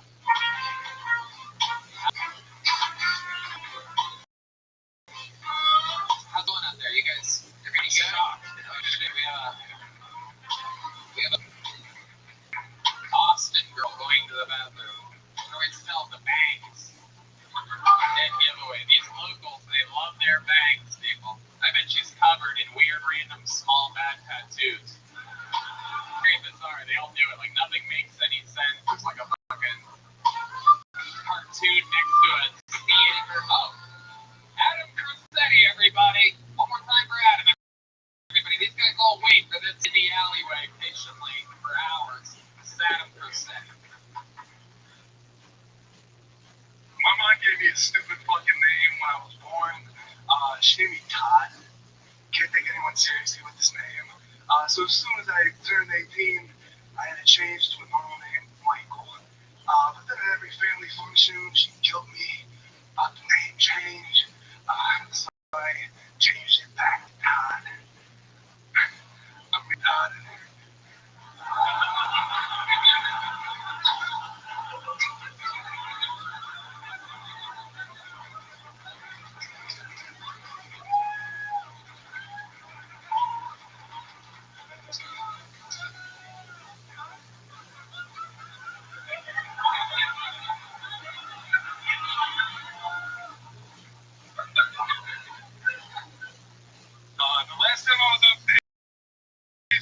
man, this guy's the reason I don't want a son or a daughter.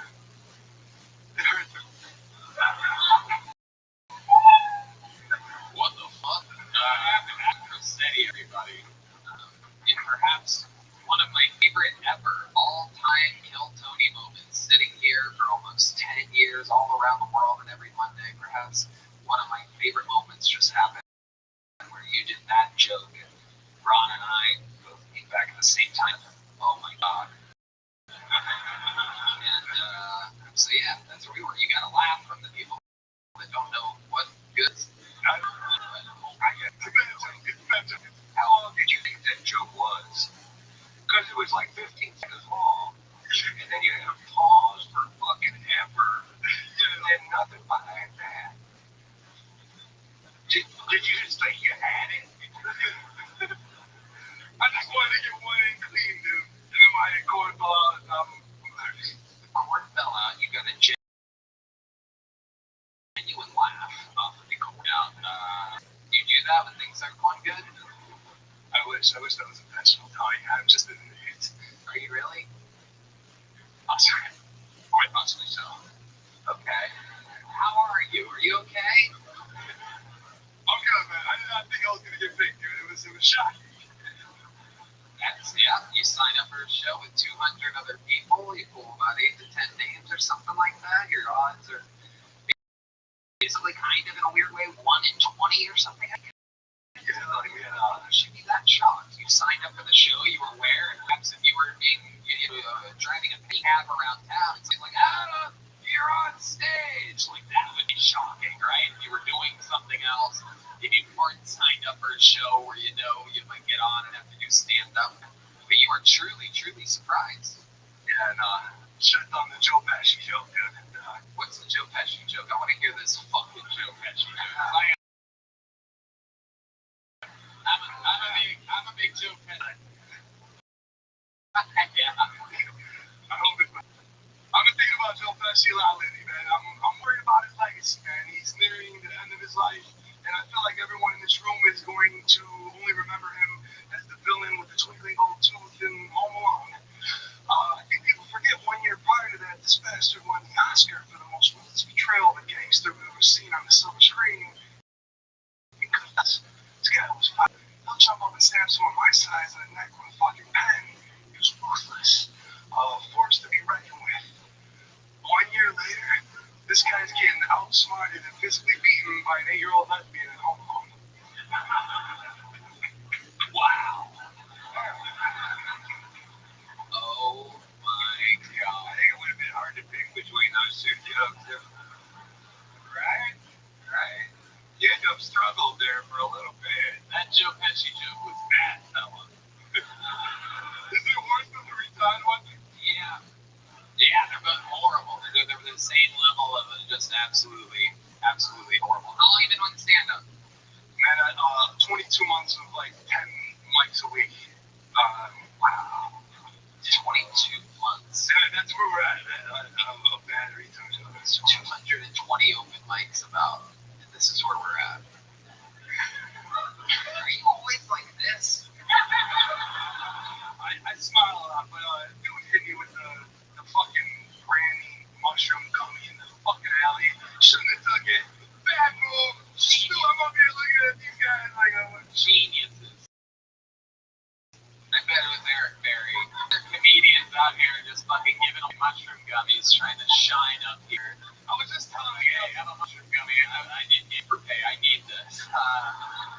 it was a mistake, man. I was just telling the kids out, like, I know if I got picked right now, it would be a terrible thing to get picked. I know you're on a mushroom gummy. You're halfway through scamming a guy from your account in Philadelphia on It was a small gummy. I'm a pussy. It was a small dose. Alright, really? I gotta get you out of here. Like I said, I'm just saying. You been on before?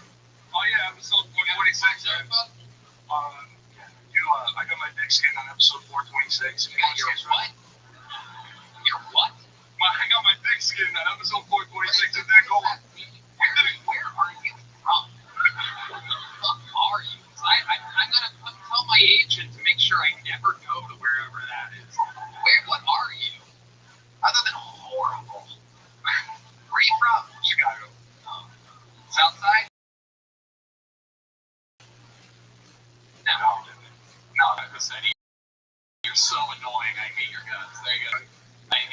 so much.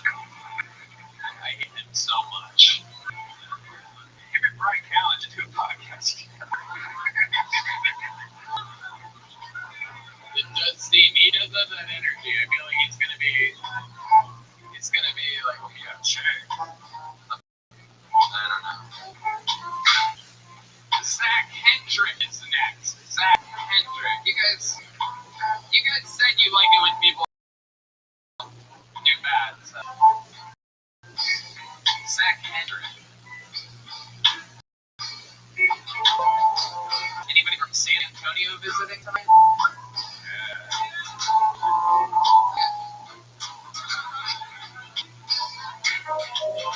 Anybody from Ohio here tonight? What part? Yeah. They're really kind of natty. Ladies and gentlemen, Zach Hendrick, everybody. Yeah. What's up? How are you guys? We'll be doing comedy in a super cool room again. We did a show last week. The owner of the bar said you can do comedy, but there's going to be no alcohol. And there's going to be kids there. Girl. Yeah, it's like if your girlfriend said, hey, tonight we can have anal, but there's going to be no lube. And there's going to be kids there. That is way less fun. Way less fun. So I started 33. I've been trying to recapture my youth, so I started skateboarding again. I got a new board this week. The name brand of board's called Plan B. Kidding, because there's almost 0% chance of me getting a girl pregnant as a 33-year-old skateboarder. Yeah, that Hendrick. Fun. 33. Yeah, 33. Oh, okay. That's incredible. You look like you've been through a little bit more than 33. Yeah.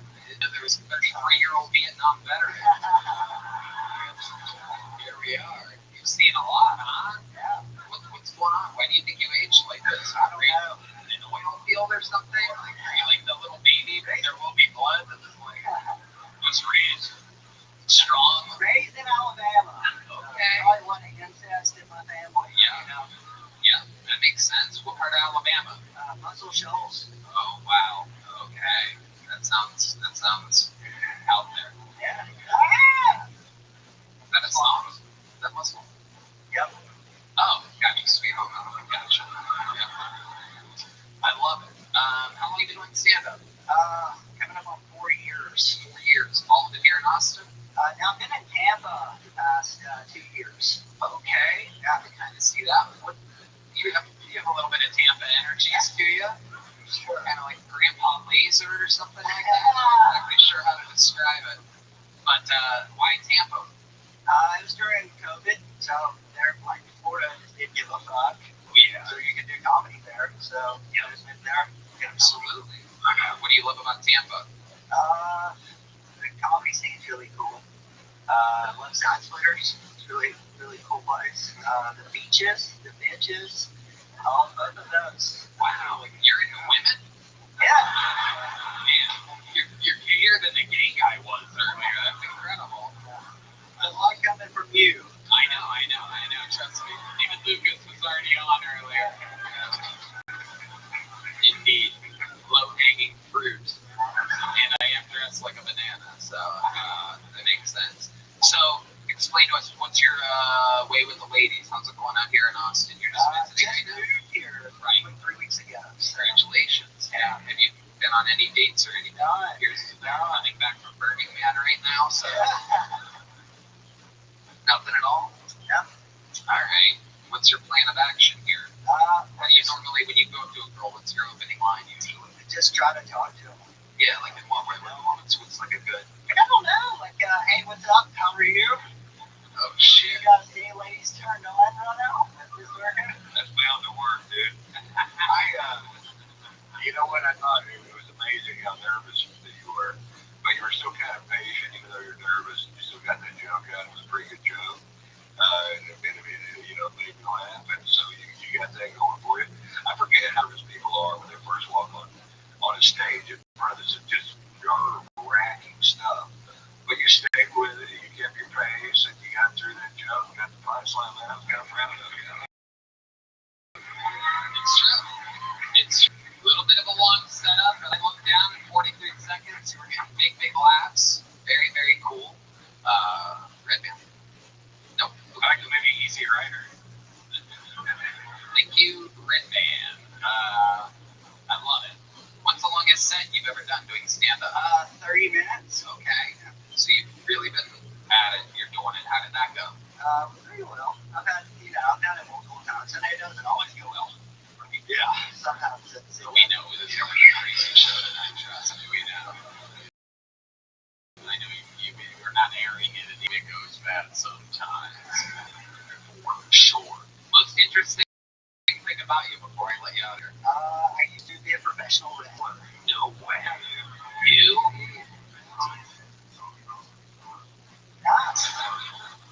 John, shut the fuck up, dude. Why don't you play a fucking song and shut your mouth? Oh no. Oh no. Oh no. Oh no.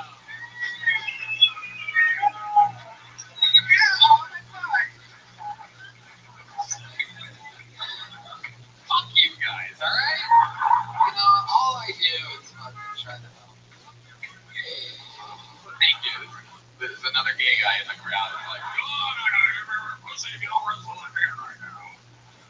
Don't get pussy, take your shirt off and wrestle. It's a big jump up made by the great Bonsai. I like your style, man. Come back and sign up again sometime, alright? There you go, back. Now, about what just happened is that, something really cool, which is Ron mentioning how nerve-wracking it is to be up here and how nervous people get. I remember my first set ever at the open mic at the Comedy Store, May of 2007. I prepared for months and literally blanked out completely. Forgot everything and talked about how I prepared for this and forgetting everything in the moment. That was my first set ever. Anyway, it just so happens that I do believe one of the most nervous people ever in the history of this show is here tonight. She started stand-up at Skankfest in Las Vegas on this show, and she was so nervous, but also so likable and very funny. And so she's in town. We're giving her a spot. Ladies and gentlemen, for just the second time ever on Kill Tony, Jonah Campos, everybody. Make some noise for Jonah, everybody. Her second ever minute on Kill Tony. Jonah Campos. Jonah Campos. This one could have,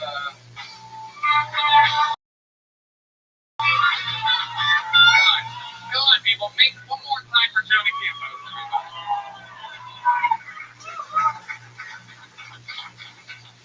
I am Jonah.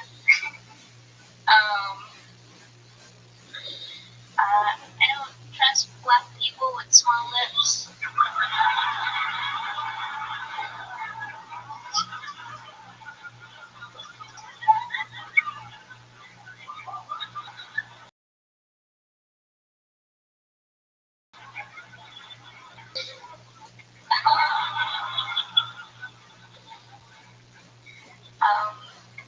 I like to watch porn. Do you like to watch porn?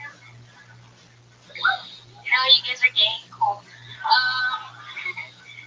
I like to watch porn, and I always find that I always come at like the wrong parts.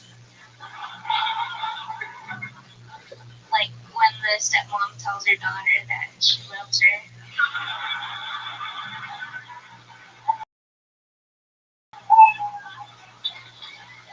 Look at that. Her second ever appearance on Kill Tony. Hilarious. Welcome back, Jonah. How are you? Hey, Tony. Hi. Hello. How's it going? It's good.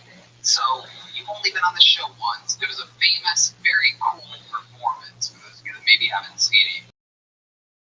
find it. I do believe it was one of those 2 Skankfest episodes.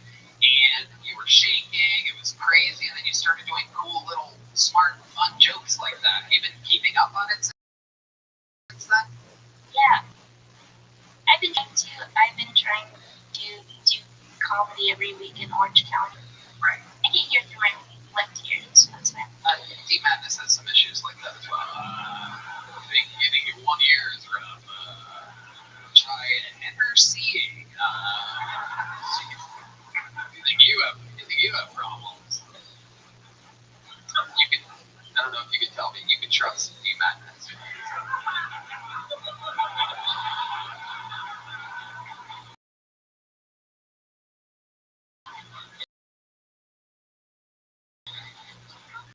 So Jonah, remind us, what's your story? You're in A barista now.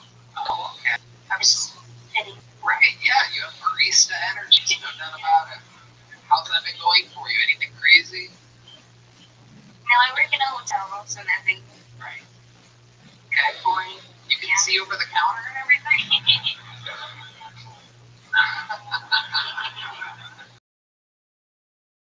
What else is going on in life, Jonah? Tell us more about it. Really single. Oh. How long was your last relationship? Like on and off, like 4 years, maybe a year. I don't know. I don't like to think about it. John Deeds wants to know if it was a black person with small lips. That was a good one. Funny Tony likes wrestling joke. What was he? Was he a white guy? Cuban. Oh. In the Navy, yeah. Oh, wow. It seems like you really miss him. Well, we have a surprise for you, ladies and gentlemen. I'm kidding. I'm joking. Is the Cuban from the Navy, everybody. It's not your ex-boyfriend, but we got another one. Just a random. What is a Cuban? Is it the U.S. Navy or just? U.S. Navy. I didn't even know that. So you had to be like a U.S. citizen, but Unfortunately, yeah. oh, okay. Damn. Did he cheat on you? Of course. Oh, little Cuban Missile Crisis.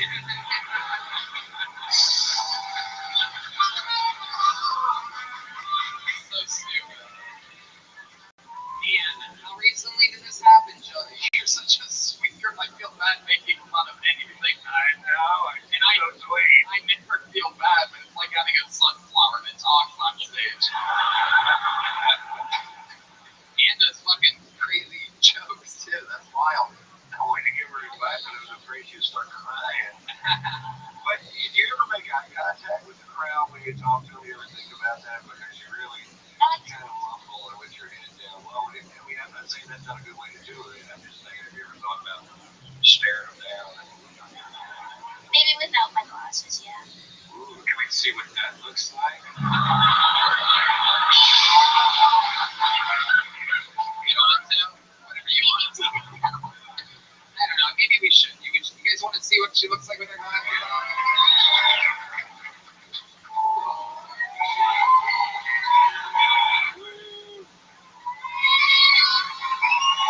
Wow. Damn.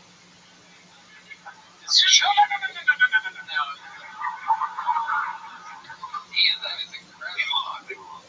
Does Dreamweaver always play when you take your glasses off like that? Amazing. I love it. Jonah, you're so interesting. You're so different than everyone. What else are you into? Do you have any like hobbies or anything like that? I make art. You do? Yeah. I feel like this is like, I feel like I'm like inside of a child porn or something like that right now. I feel like this is all going to be used as evidence. How old are you again? I'm 22. 22. All right.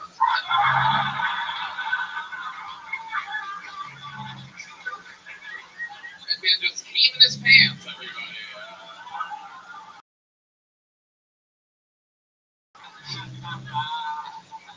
Newly single. What type of art are you making? I make art. if you want to find something, you can go to Papaspolini on Instagram. What is that? What was it? Papaspolini. How do you spell that? It sounds like a Wi-Fi password or something. It's like a bit weird, but instead of ribbon, it's weenie. Weenie? W-E-E-N-I-E. Okay, Paps Blue, W-E-E-N-I-E. Okay, there you go. Red Band is, yeah. Red Band follows me. It's all over. He's a dirty little dirtball. Okay, Jonah. How long has it been since the recent breakup? The end of January. The end of January. Have you gone on any dates or anything like that? Have you tried anything new? Is it I'm the same guy? Maybe guy just pounding you oblivion?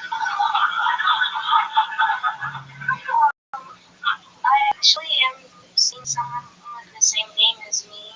Double Jonas? Yeah. Wow. It's kind of hot. Yeah. I can see how that could be. It's very interesting. Jonah and Jonah. Very cool. Yeah, he's in the back. Does he do Yeah, he's in the alley. very cool. I love it.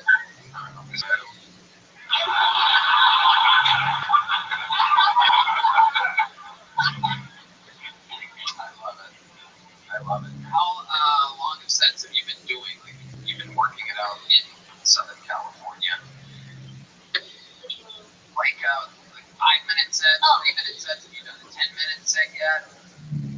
If I try really hard, it's like a 5-minute set. Right. Yeah, that makes sense. You just What if you don't try at all? I say I to that, Bill. Mean, and I don't want to be mean to you. Yeah, I think you're a good joker. I think you're going to help me say that. Nice, fuck. No, how do you lift on me over that? Fuck, I'm just saying keep going, right? How do you think? This is me. You really do have a very cool style of writing and a delivery system that disguises your edge. You know, it is very interesting. What's your writing process like? Because you only have 5 minutes. You have very high, cool jokes. You have your own style. So I'm interested to know why you only have like 5 minutes total. Are you sitting down and writing, or are you just what are you wearing? Red band. You can't just treat women like that. It's a real podcast. It's a real show. What do you wear when you're writing? I'm kidding. But what's your process? You do that. You're at a coffee shop already. You drink coffee and you. I don't really have a writing process. I just like. Shut up. We get it. You're fucking disgusting. You can't just beat a dead horse like that. Okie dokie. Because my writing process joke isn't really, or question isn't really, you don't have a process at all. Let me ask you this. Let me be more specific. When you came up with the, I don't trust black people with small lips joke, what were you doing? Where were you? How does that happen? How does that happen? She looked at John and D. Madness after I said that. Guessing she was driving through the wrong side of town, and tell us, like, how does that happen? Do you remember where you were? Yeah, I have lots of jobs. Okay. I was working at the airport at the time, and a black person came up to me with small lips, and I was like, you must be disappointed.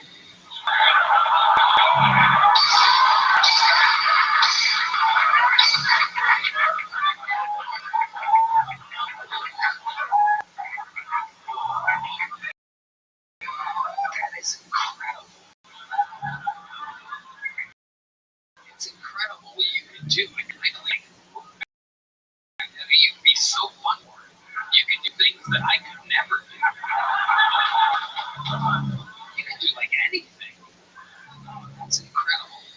Well, Jonah, so cool. I implore you to continue to write and perform. I think that you're so different anybody else. And even though you're constantly nervous, you have this weird type of confidence and cool delivery and style. You have one of these yet, Jonah? These in Vegas? Come on, make some noise for Jonah, everybody. Come on. Alright, back to the bucket we go. Hell yeah, look at this fucking real man right here. How have I not seen you tonight? Thanks for taking a break from fishing to be here right now. Giovanni Madonna, Giovanni Madonna. This is definitely Giovanni Madonna if I've seen one before. This should be interesting. Where are you from, sir?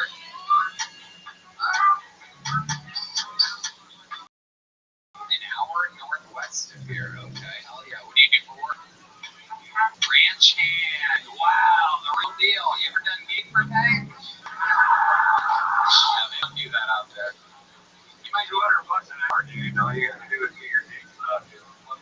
You go from broke to broke back real quick out there, you know what I mean?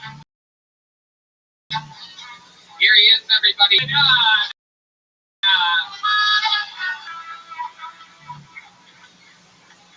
Holy shit, this is beautiful. You guys are beautiful. What's up, sunshine? Oh yeah, I have a story about that. Guys, I just want to say, okay, seriously, think about it. It's wrong, like a retard. Like, how hard could that? Wait a minute. Well, you know, like, how hard could that have been? You know, like, you're a whore, but I love you. Like, but my mama said retards ain't retards no more. You know, retards are actually called autistic. You know, great people don't get jobs, but they're great comedians. Oh no. You know, one time I tried microdosing mushrooms. It was doing great for me, guys. I was doing so well, trying to better my life. And I was like, what else could I microdose? I started microdosing cocaine. Guys, don't microdose cocaine. You're in an alleyway up in Austin trying to do comedy, you know? So, God, but yeah. Yeah. I think that's all I got, Tony. Giovanni Madonna, man, I said that name when I read it. I'm like, this sounds promising. And then you came up here, and that happened. Let's get it going. How long have you been doing stand-up comedy? Talking to the mic. I know, right? First time? First time at a venue like this. I started like a year, but I just moved here like 2 days ago. From where? Alabama. Alabama southern accent. Alabama heavy episode. Yeah, that was it really. Yeah. Hey, it's a high redneck river here. Come on down, guys. Giovanni Madonna. Your name is Giovanni Madonna. How did you end up like this? I don't know. My mom, like, fucked my dad. Are you a tenor? What are you? Hispanic from Mexico. Hablo poquito español, you know? Help me. I know. You're momming it. Stick with English. It's incredible. So Giovanni, what do you do for work? I don't have a job right now. I used to work for a parasol company back home, just getting people legally high. I talk to people all the time. Shut up. Are you really on blow right now? No. I'm just like Seems like you are. No, I'm a little scared. That was yesterday. Okay. How often do you do drugs like that? Every other weekend. Right. When I'm sad. Right. Which is a lie. Right. Okay. So you don't have a job. You just moved here 2 days ago. 2 days ago. Gotcha. Got dogs out back too. Your dog is where? Outside. Where outside? Outside, like clear. No, but in the alley. In the alleyway. Strangers. Yeah. There was a guy that had a beard. Like, I want your dog. I was like, okay, cool. Yeah. Right. So, okay. Very good. Okay. So Giovanni, let me ask you this. You moved here 2 days ago. Yes. With a dog. What's your living situation? 2 dogs. But the reason I brought the dogs This is not the question that I asked at all. I forgot the question. Okay. Giovanni, really try to pay attention to me, because being funny ain't happening for you. I don't know if you noticed that. It's okay. No, it doesn't even matter if it's okay or not, but I need you to pay attention. What's your living situation? You moved here 2 days ago. You living by yourself? Do you have a place? Are you in your car?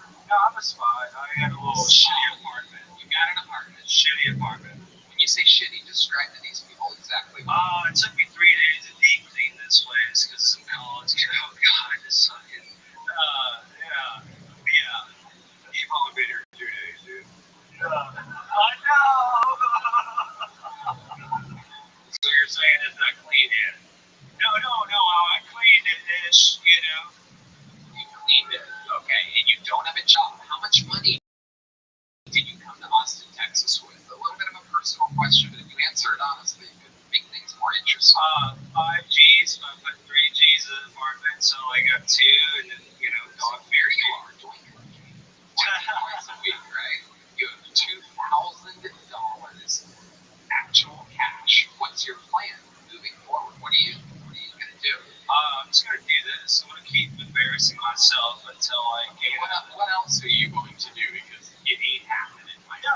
I mean, I'm probably just gonna job somewhere in town. But like, I have a lot of support back home. That was the scariest thing. Like people like, yeah, yo, Jay, we believe in you. And I was like, fuck. See, you were doing cocaine with in Alabama. They're literally like, yeah, get the fuck out of here. Go chase their dreams. And now you're here. Something like that. Did they ever see you do stand up? No. One time they did. I was talking about horse stick. That didn't work out. Yeah. So the reason why they told you to go chase your dreams is because they haven't seen you chasing your dreams yet. Now they've seen what you chasing looks like. D is leaving. No, D, I love you. Leaving the show. He literally thinks it's over. He got so quiet in here. He thinks we all left. He thinks it's like he thinks we forgot him here.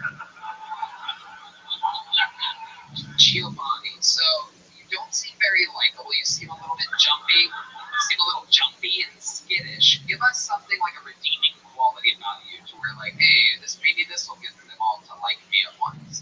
Come on, Giovanni, you've got this. Take a breath, think about it, don't rush it, try to say it in as few words as possible. I don't know about redeemable, but me, this is awesome. I'm nervous of coming out here to be happy. And so even if I fail, fuck it. I did it. I like that.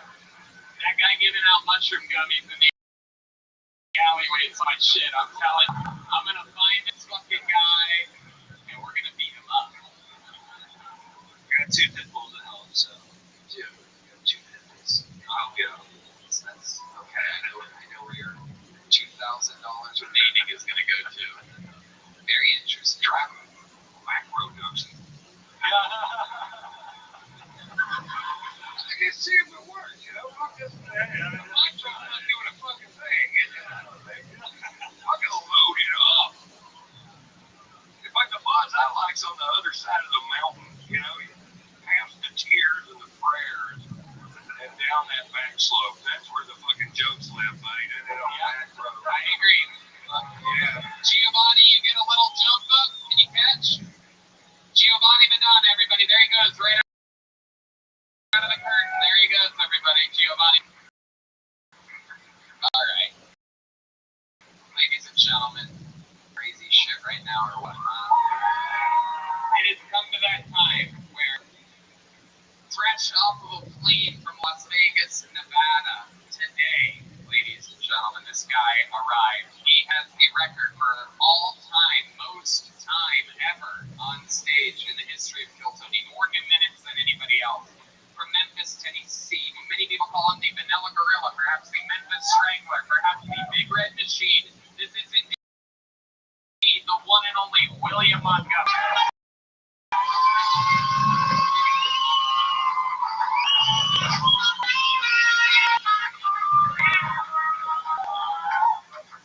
A lot of people don't know this, but I was actually gaining weight to audition for the movie The Whale.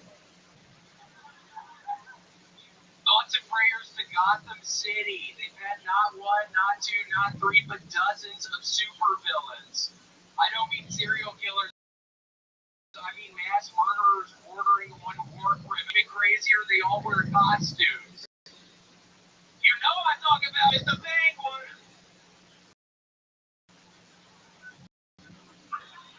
To be a woman drove the Challenger spaceship, is that true? He said she took the wrong turn or something. on Shark Tank recently, so I thought I would get on the show and pitch them some of my ideas. Do you want to hear one? Shark Tank, when her kids trying to get adopted.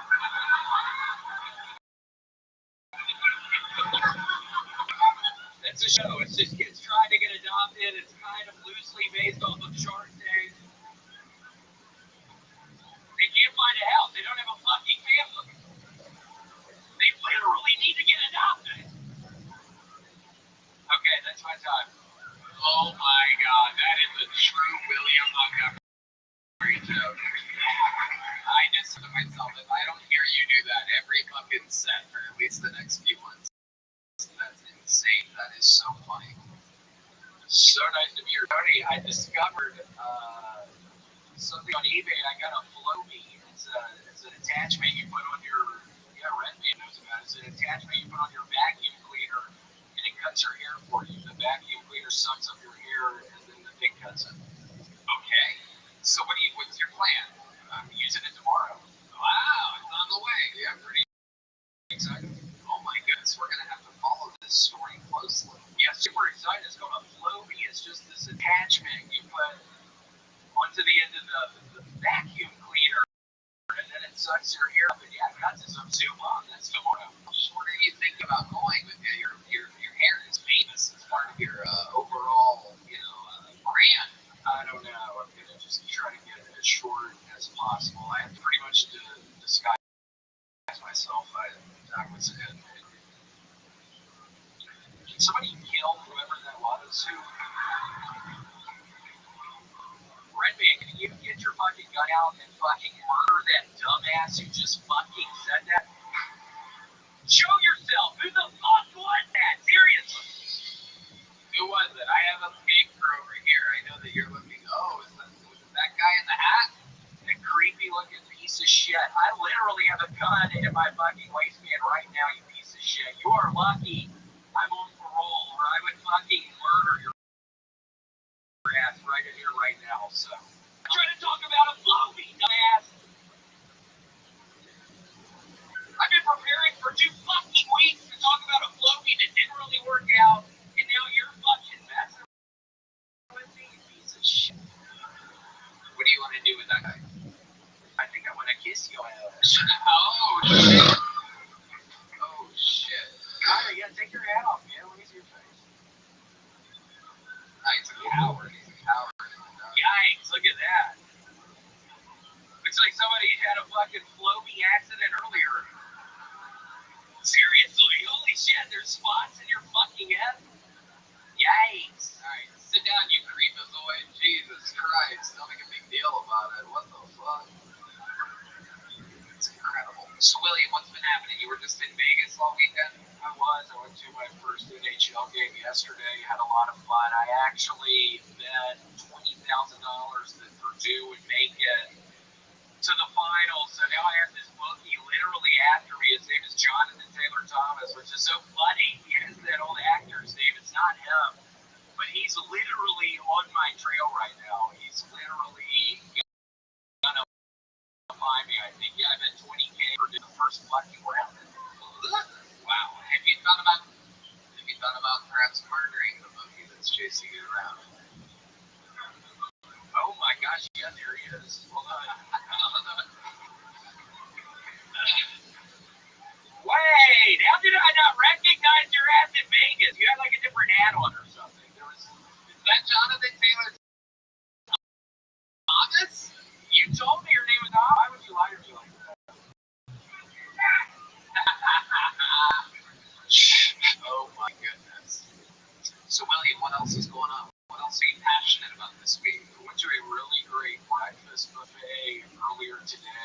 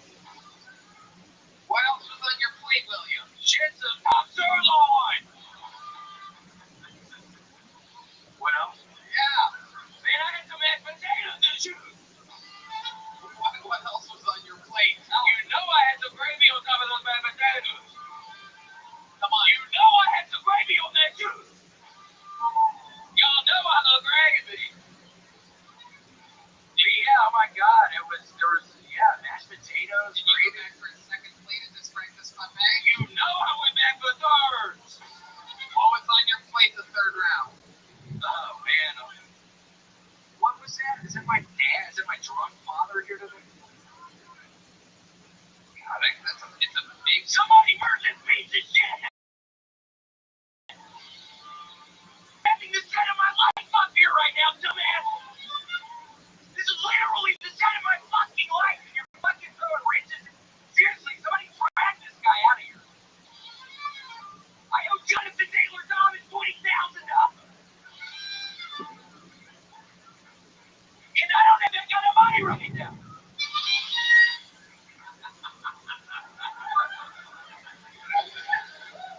It's so silly. You're so silly. So, Ron, you've seen William a bunch of times. It's a long way. Ron, I was thinking it was so funny because I heard you call David the N-word and the green worm a couple weeks ago. I'm kidding. No, I'm kidding. I'll tell you what happened. I didn't say that.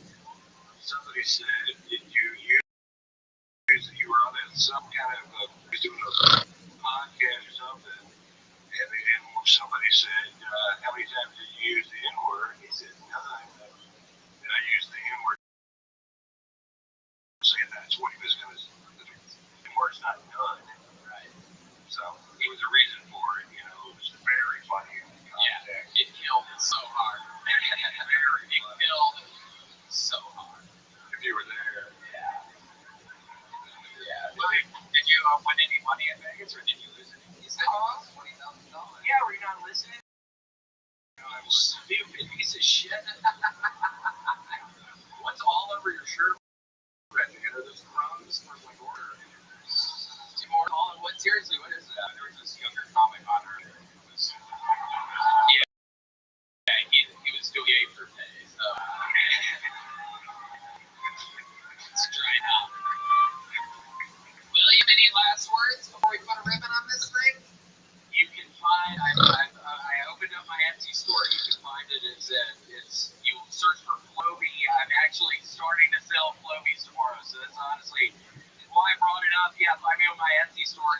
Mr. Floby. Is that something you plan on doing for a long time, or you think you're going to end it soon? Yeah, no. I mean, depending on how much money I fucking make on it, I'm probably never gonna fucking stop selling these fucking Flobies because I need the fucking money right now. Things are tight. This has to work for me. No, literally, this has to work. I bought fucking $100,000 worth of Flobies the other day. This has to work. I ain't never gonna stop telling the truth. Gentlemen, William Montgomery, everybody. Yeah. And like that, another episode of Kill Tony. Guys, how loud can this place get for the one and only Road Boy? Come on. One of the fucking goats of planet Earth. Make sure you drink #1 tequila. It's available in bars all around the fucking world. It's truly the best. I drink it all the time. Hangover with that silver and mix it with some Topo Chico and have the most fun you've ever had. You know, Ron, thank you so much with us. One more time, Ron White, everybody. A drawing from local artist Chris Rogers of David Lucas. That's the place the whole time. That's David Lucas, all right. How about one more time for the best damn band in the land that screw up, you know, whiskey kill Tony band, Paul Niebuhr. Michael Gonzalez on the drums. Seth Muelling on guitar. Joe Dees on the key.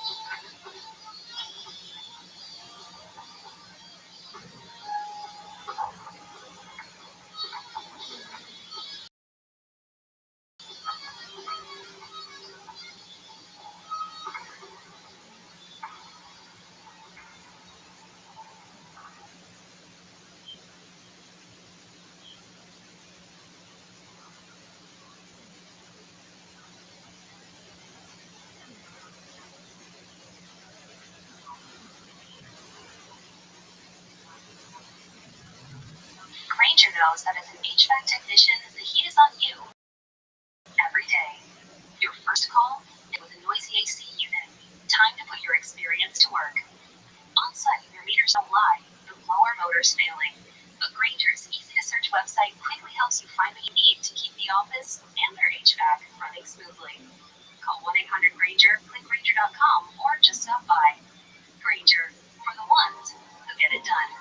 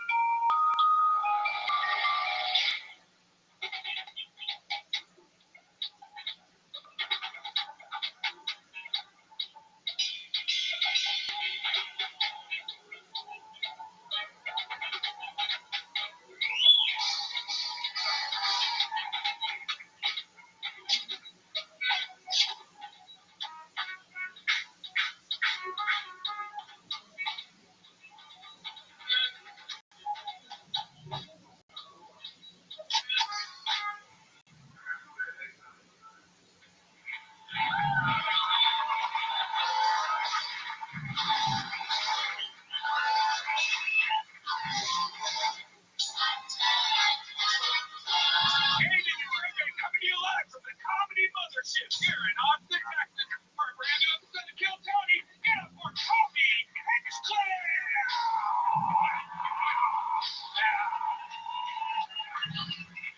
Are you guys ready for the best fucking night of your lives tonight or what? More time for the great Brian Band, everybody.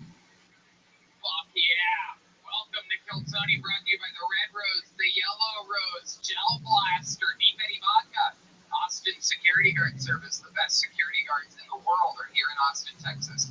CM Smokehouse and Screwball Peanut Butter Whiskey, which presents the Kill Tony Band, everybody.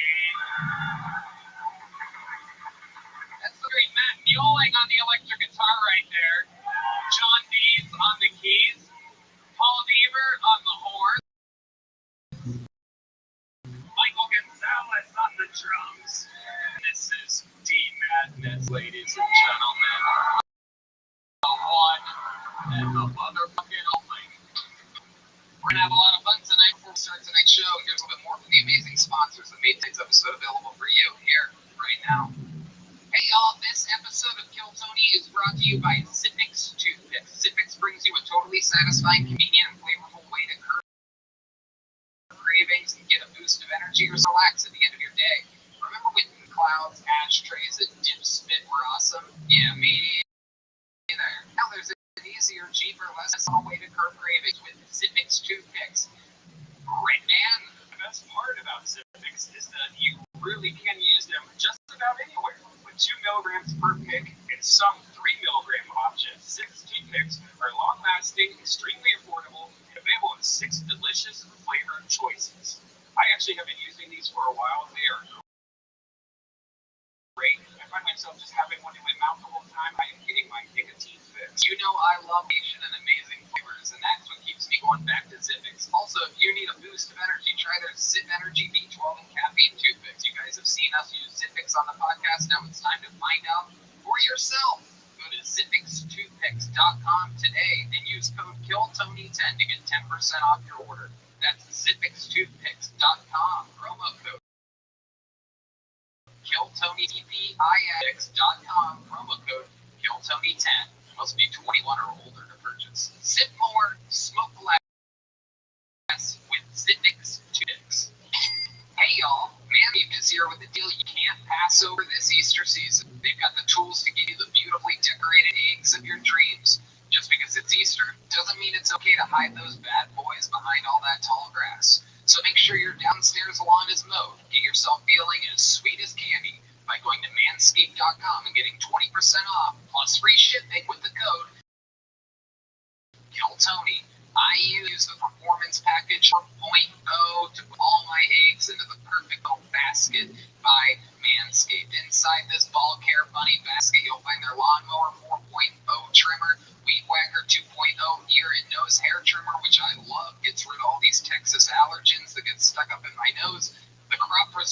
ball deodorant, crop reviver toner, performance boxer briefs, and a travel bag to hold your goodies. Redman.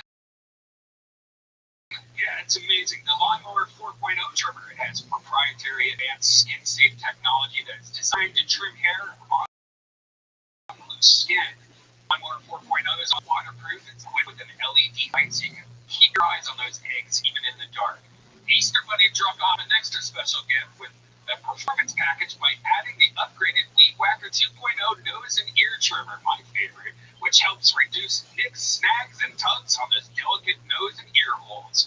This package also comes with their Crop Preserver ball deodorant and Crop Revival. Right? This is ball deodorant that can change your life.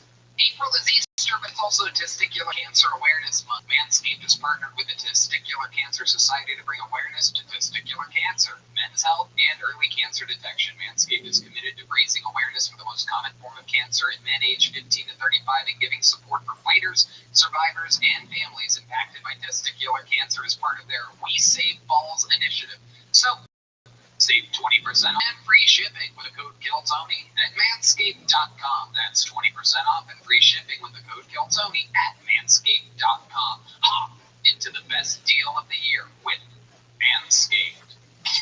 Are you guys ready to start tonight's show or what? You gotta do better than that. We're in heaven, folks. Are you ready to start tonight's show? Three of my favorite comedians on planet Earth are your guests tonight. Fucking New York royalty. Make some noise for Giannis Pappas, Kevin Ryan, and H. Foley, everybody.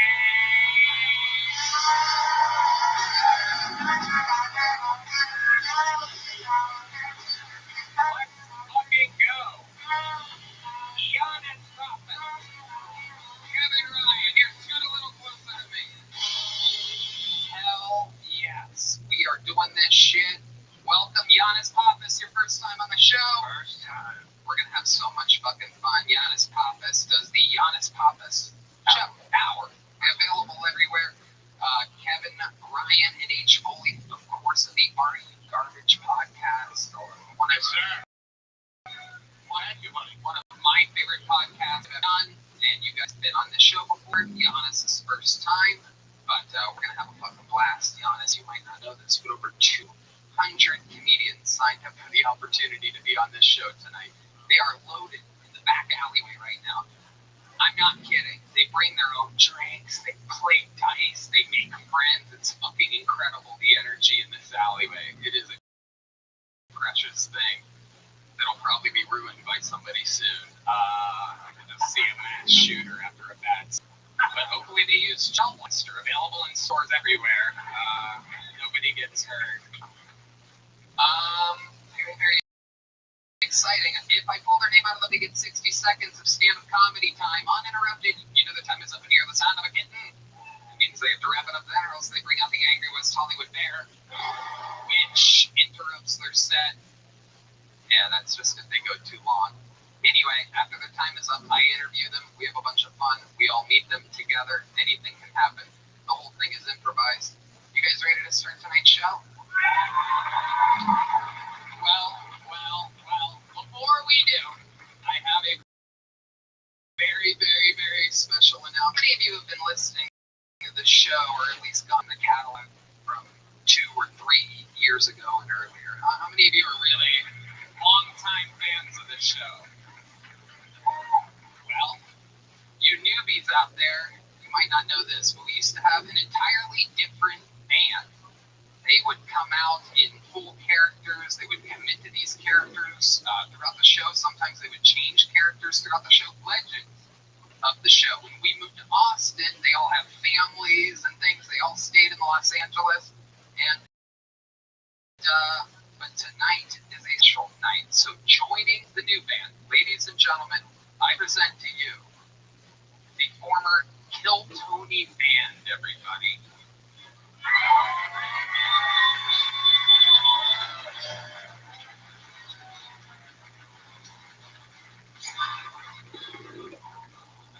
Hey everybody, this is Redman coming to you live at the Comedy Mothership. Give it up for your host, Tony!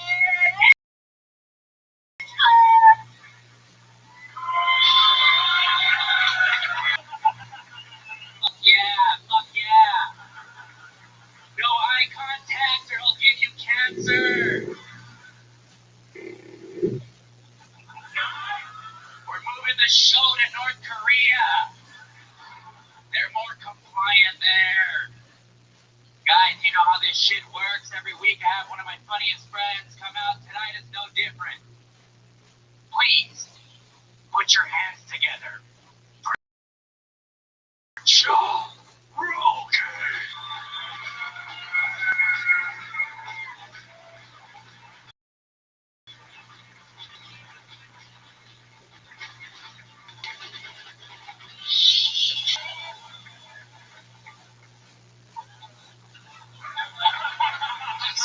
Kicked an elk, he now has a grill. That is elk and jalapenos. Jalapenos. Let's not make too much of a mess here. Oh my goodness. That is a full cue. He's put on a full glove and he's lining up his shot. Wow. That is Joe Rogan, folks. With the grill. Oh! He just broke the full cue. For those of you listening to the podcast and not watching, it appears to be the real Joe Rogan. If he was the lead singer for REM. Appears to be. REM stands for Ready to Eat Meat. Rare elk meat. Rogan's club has 2 stages, but clearly Rogan is stage 4 right now. Still trying to chew through that first piece of sausage over there. Still a little more. Post swallow, second round. Joe Rogan, welcome to the show. I always listen to Tony about swallowing. Oh, there you go. Very good. I'm gay. Yeah. Yep. Sons of bitches. In red band, looking a little bit healthier than usual over there. What are you gonna sit back? No, just like the actual red band. Yeah. Very accurate. Very accurate. Perfect. When somebody's talking, you'll get it to work perfectly, right on a funny line or something like that.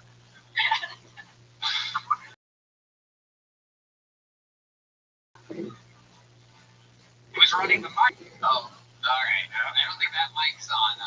It's on. It's too quiet. That little mic. All right. Well, here we go. Off and running. We couldn't possibly get more people on this stage. It was a hazard. We are doing a little stress test to the stage tonight. We're gonna see what happens. Jeremiah Watkins has a new special on YouTube called Daddy. So make sure you check that out. Joel has the Dogs of Browntown podcast and the Mad Peaceful band on everything. And Juicy Couture, BenskyJohnson.com. You guys ready to start tonight's fucking show or what? I mean it now. Now I mean it.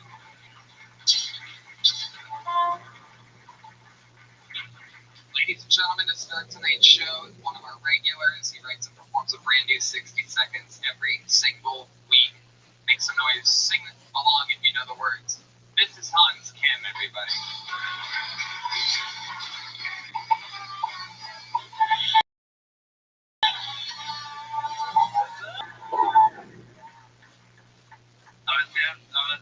Hey, what's up?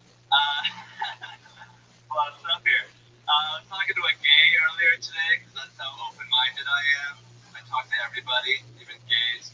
And he was like, I'm not gay, I'm trans. Like, that's the gayest thing I've ever heard of. It's gay as fuck, bro. I love going to Olive Garden and asking for chopsticks. Sorry about the weather balloons. We just wanted to see the train derail in Ohio. They're still using our railroads.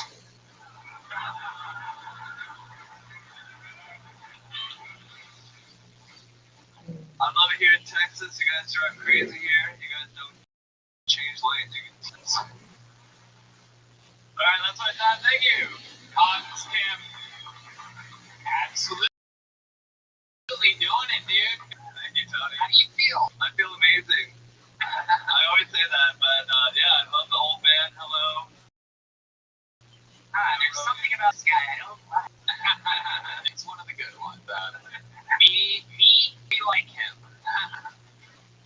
Right, and this is your first time seeing Hans Kim since you turned into a cancer patient. He's incredible. I love him.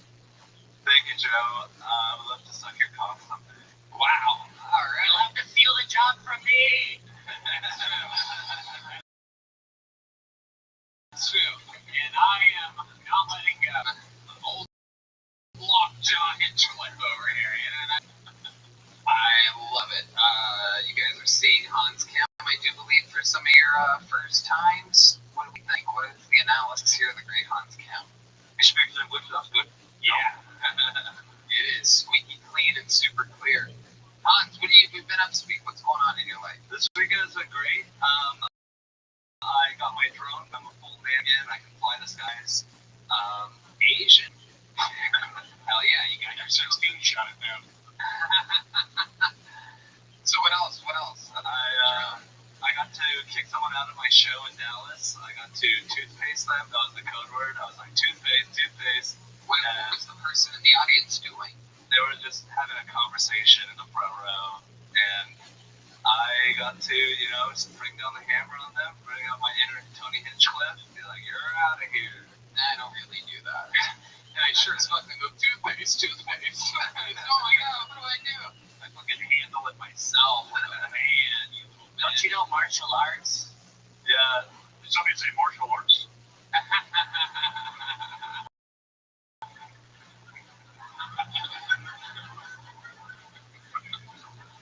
I love this Tony Hinchcliffe. It's a show aired on Telemundo. That's what he did. It's like the Telemundo Tony Hinchcliffe. Oh, you better watch it. Yeah, this sounds really brilliant on you. Don't do that, please. What if that's Tony? So funny. I am gonna tell Rogan on it. So Hans, anything else crazy we have to know about? Any more viruses you guys got planned or something like that? Hey, what's coming down the pipe?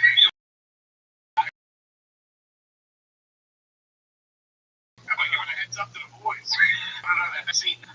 Don't make me a gyro, Giannis. Okay. Whoa. That's going to the line.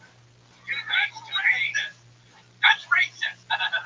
I'm half Turkish. I did my DNA. I'm a rape baby. So, And it's pronounced Euro. yeah. Hey, Hans, do you ever jerk off with fans? Ryan. Great man. What kind of questions? Blue guy. The question is that do you ever jerk off to toothpaste? I like to dry heave it. I respect that. You gag a lot when you're brushing your teeth. Yeah, I do. But I also don't use any lube. I just like to do it dry just because I don't want to clean up afterwards. Right. We've talked about this. It's super creepy. Old no lube Jenkins over here. This fucking raw dogging his own hand. Love it, Hans. Anything else crazy we need to know about before we let you go? I grunt when I pick up my girlfriends. In what situations are you picking her up? Is this after you roofie her and have to carry her away? What does the grunt sound like? Like, Can we get subtitles on that grunt, please?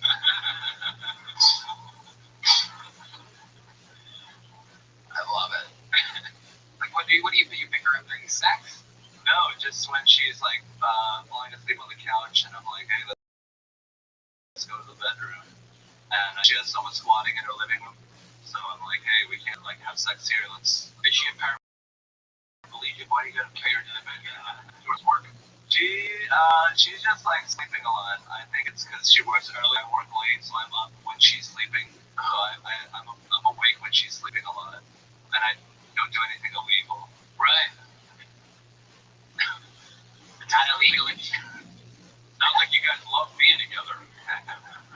When we're awake, it's amazing. Okay, Hans. Well, another new minute. You got the show Star. Love it. Hans Kim.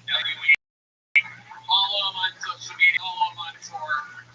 And like that, we go to the bucket for the first time tonight. This is where it actually starts to get a little crazy. Perhaps you signed up. Perhaps your friend signed up.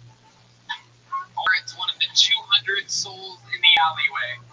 Your first comedian of the night, out of the bucket. We're going to meet all together. Goes by the name of Hakeem Yatsa. Hakeem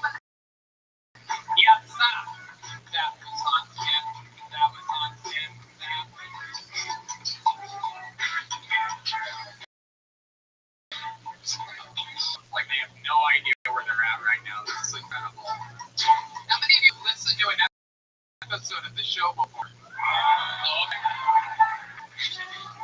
You guys all look shocked and appalled for some reason.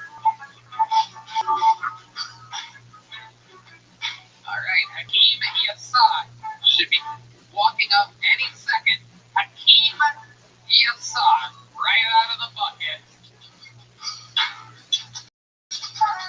Woo. Here we go. Hakeem Yassad, everybody.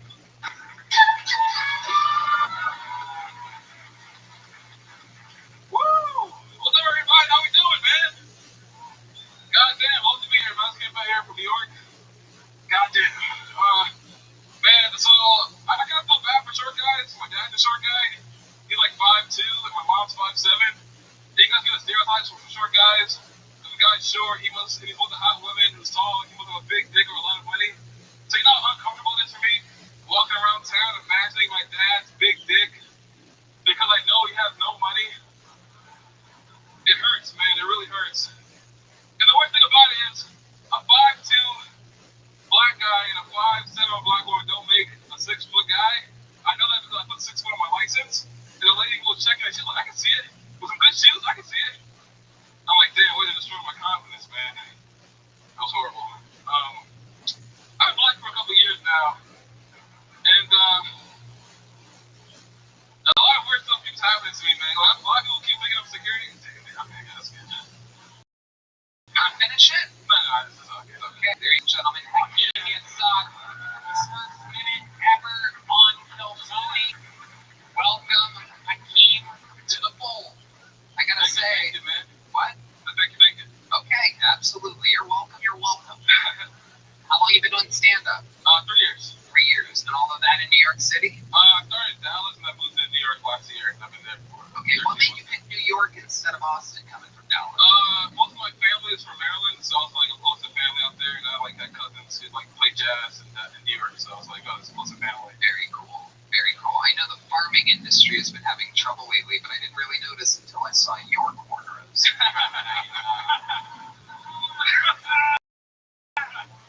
So we get Monsanto on the phone. Talk about a man harvest here, huh? I did not expect that voice to come out of that haircut. Man, everyone says that. Everyone says I have a white-sounding voice, man. I'm like, this is me. Yeah, you have your appearance is first 48 on A&E. And your voice is private school. For a year and like I think now. Grew up with white people. We can hear it. Yeah. Oh, yeah. You definitely duped a couple leasing agents on the phone. Sure, come on right by.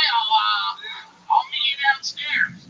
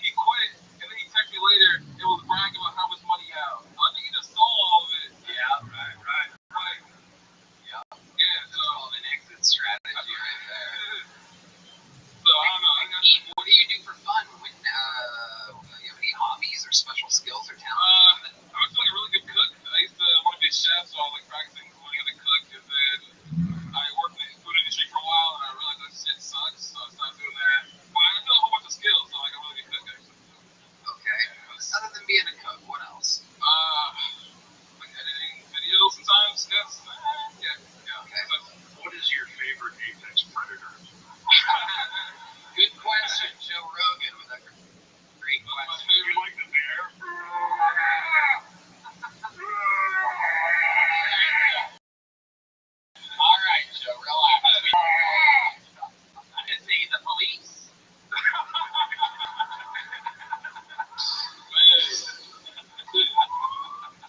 The police are actually good to me. Every time I call them, they come really quickly. Yeah, on the phone. Yeah, sure.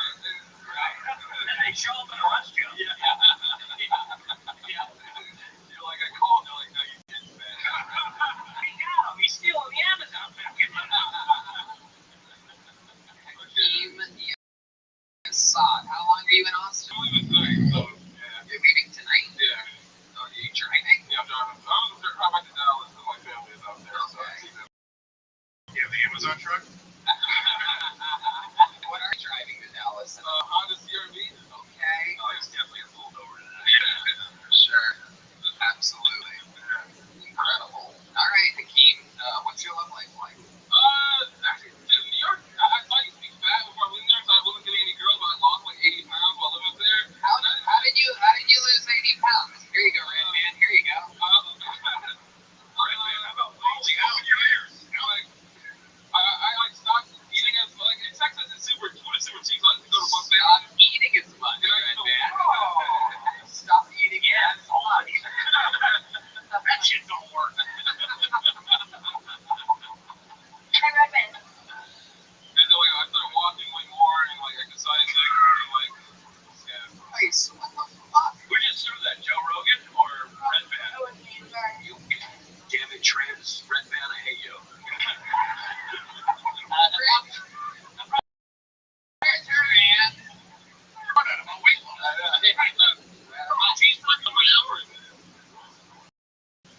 My contract said no trans acts. We were hungry.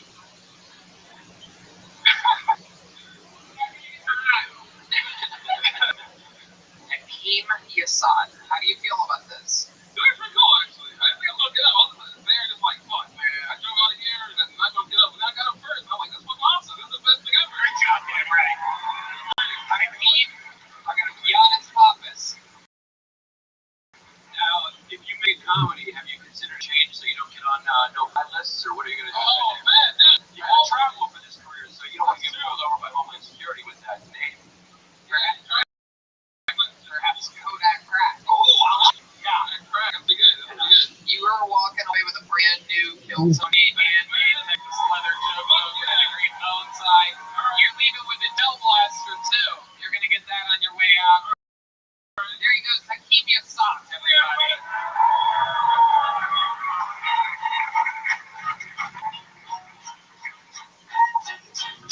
All right, pull another name out of the bucket. Noah Davidson is next. Noah Davidson. Hell yeah, and it has begun. How many of you comedians do good on this show? How many of you comedians do bad on this show? All right. I see what we're working with. Noah Davidson is next on Tiltone. Wanted and patted down. Here's Noah Davidson, everyone. Hey everybody, my name is Noah. 5'6", so my girl calls me Buddy. Growing up, my mom told me I had a Napoleon complex, which is weird and it never made sense to me because my anger issues have nothing to do with ice cream.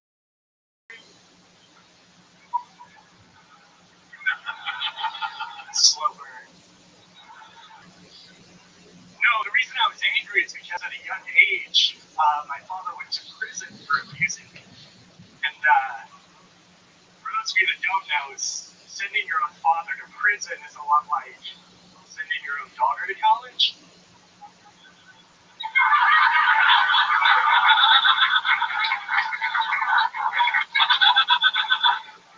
Once they're gone, they get raped.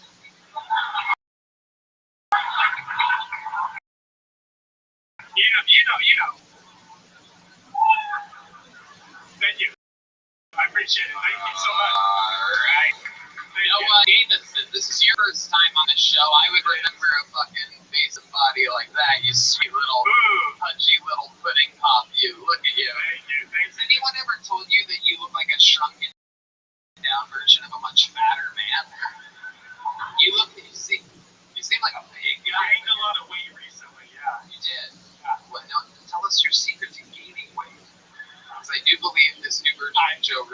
going to be interested to find out. Yeah, so I had a back injury a few years ago, and I haven't been able to run since. So I just keep eating, stop running. You know. Have you tried stem cells? Ooh, haven't been to Guatemala. Noah, how long have you been doing stand-up? This is my first time. Whoa! Yeah, let's go. Thank you. Miss Cherry, which is fitting because he likes Sunday every day of the week. Hell yeah. Noah, what do you do for work? I'm a door-to-door salesman. I had a fucking feeling you have that. You have that fucking. Okay. Jesus Christ. You have that fucking Cook of Mormon energy to you, Noah. Let's go. Yeah. What are you selling door to door? Solar, residential solar. Okay, so let's say you're knocking at my door. I answer. What do you say? Hey, what's up? How can I help you? Solar? You don't say that. No.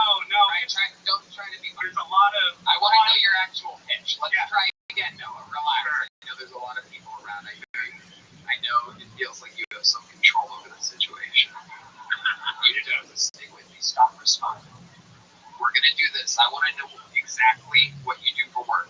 So was that a doorbell I just heard? Okay. Hey, what's up? I just got put in charge of the net metering program for this neighborhood. Has anybody been able to come by for you about that quite yet? You want to fuck it? Oh, I'm sorry. I forgot we were being serious.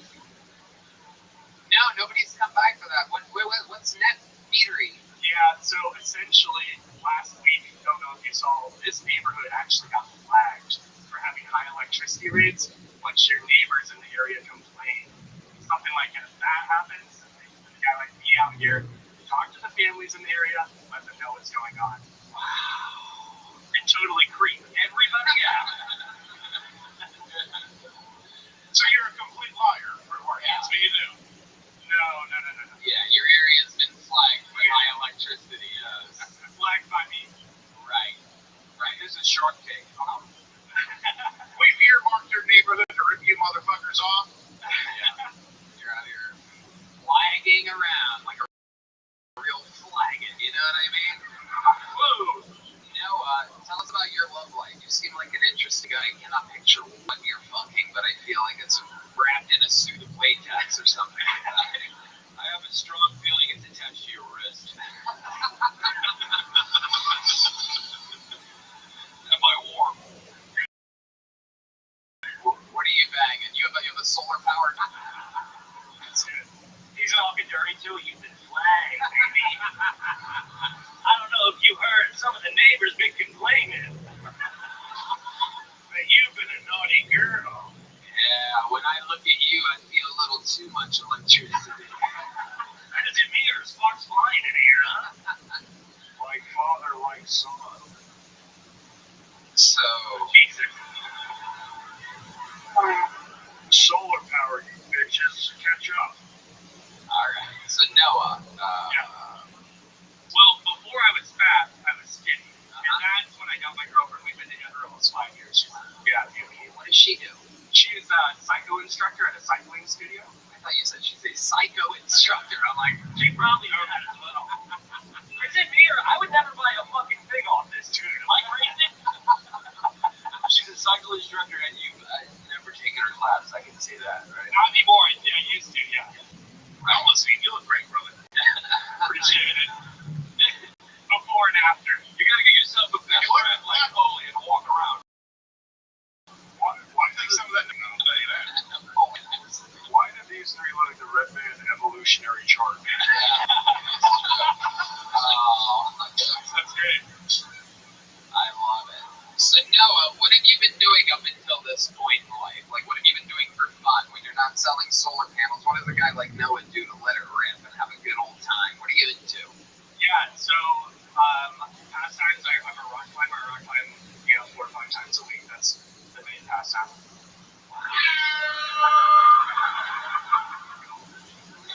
What? What? 2 days ago. Was it a rocky road? Right, that's good. No, that weekend,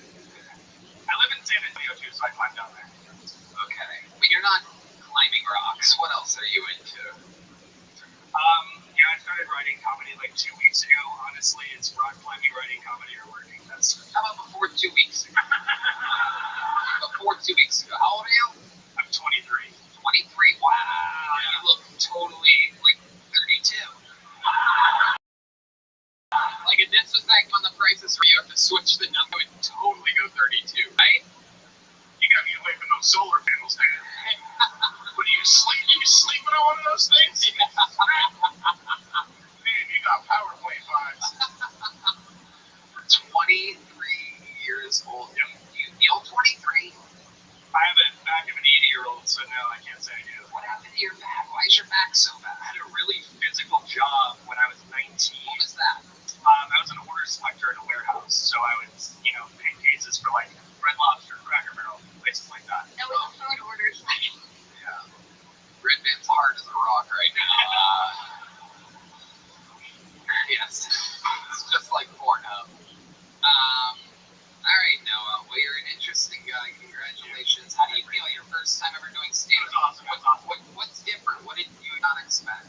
I had a lot more jokes planned, a lot more tags and stuff, so it went a lot slower than which is great. Thank you guys so much. It really made my night. Thank you. Wow. Yeah, it did. All right. Noah Davidson. Here's a little joke book. Can you catch Noah? Boom. There you go. All right. Let's get another one of our great regulars up here. You know this guy? A legend on this show. Famous for his unbelievable stand-up and roasting abilities.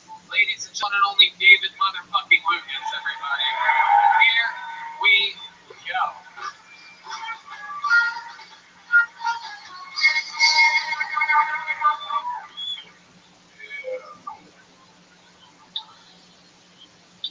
We live in crazy times. Women can cut off their titties and be considered brave, heroic, or resilient. But if I cut off my titties, I'm just a lazy fat fuck. You can't eat a bread alone, motherfucker. Like everything is trying to push the agenda to make niggas gay. You know what I'm saying? Even biology, for real. Like they say that a man's G-spot is in his ass. If that's the case, why have I never nutted when I was constipated? That's all I want to know. Why when I fart, I don't get a hard dick? I just want to know. Them niggas ain't about to trick me into being gay. That's all I know. I got an 8-year-old and a 3-year-old daughter. My 8-year-old, she's retarded as fuck, man. The other day, she gonna ask me, Daddy, were you sad when you were a slave? I'm like, bitch.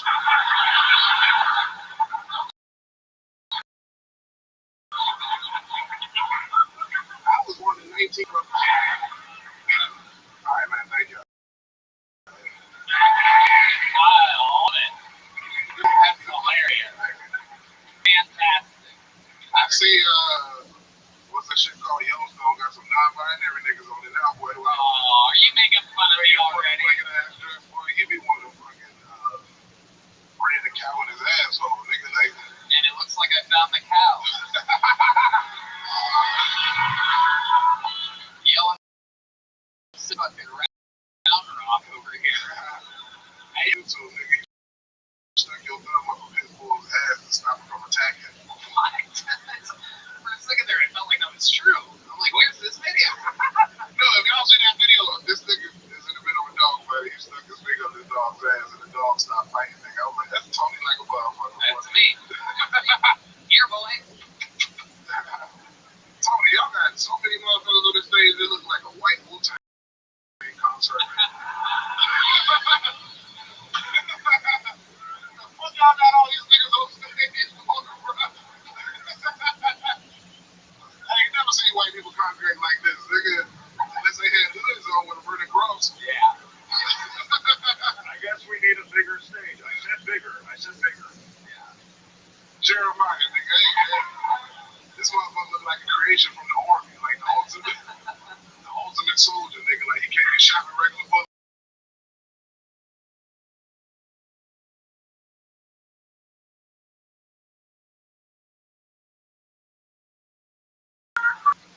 want to kill him.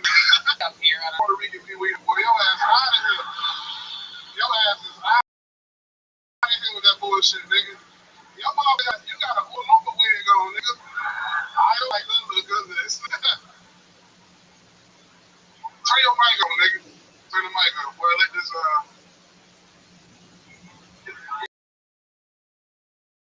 yeah. I would ask you to turn around and face me, but it'll take 5 minutes. Oh, shit. I ain't even gonna respond to Jeremiah. That's why my back to that nigga, bro. This ain't disrespectful as a motherfucker. I got my back to Jeremiah like that. Hey, David, if you were a slave, you'd pick cotton candy.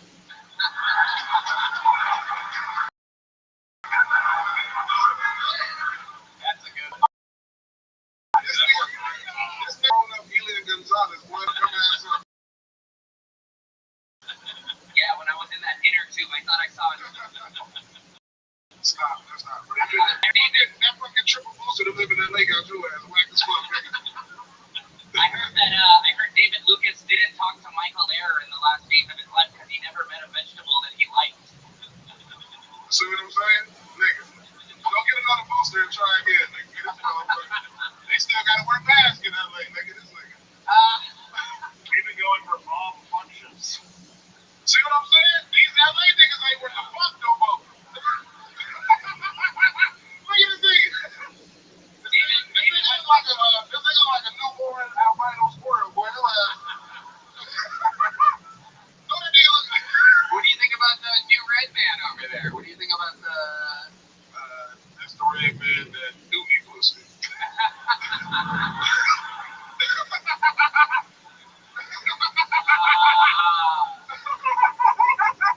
David motherfucking Lucas out there absolutely crushes it. The backwards tank hat, fucking new jokes every single week, written delivery. Hey man, make sure y'all check me out. I'm in Naples this week at Off the Hook. Fuck with your boy here. Hell yeah. Ladies and gentlemen, there he goes, David Lucas. Doing sold out shows all around the world, selling it. Alright, back to the bucket we go. You guys still having fun out there, huh? Dane Willard. Dane Willard is next. That's an interesting name. 3 cool names there. Hell yeah. I like this crowd. You settled in? You behaving yourself? The doctor? Dentist? I'm getting closer. You sell medical supplies. Here he is. Dane Willard, everybody.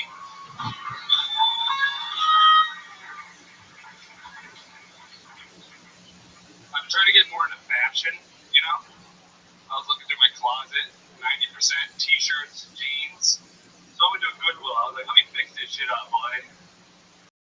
Saw a black leather trench coat. Like, fuck it, I'm getting that. But then I wore it out in public, and I just ended up looking like a pedophile in the Matrix. Best place to be a pedophile. Kids aren't real, you know? You can't molest data, right? Have to think about the Matrix, no Amber Alerts there, you know? And I hate Amber Alerts because they named them after a kid named Amber who went missing, but was then murdered. So it's not a very hopeful message to send to the parents of a missing child. Actually, if your friend told you he was going on a helicopter ride, you wouldn't be like, oh, Kobe alerts.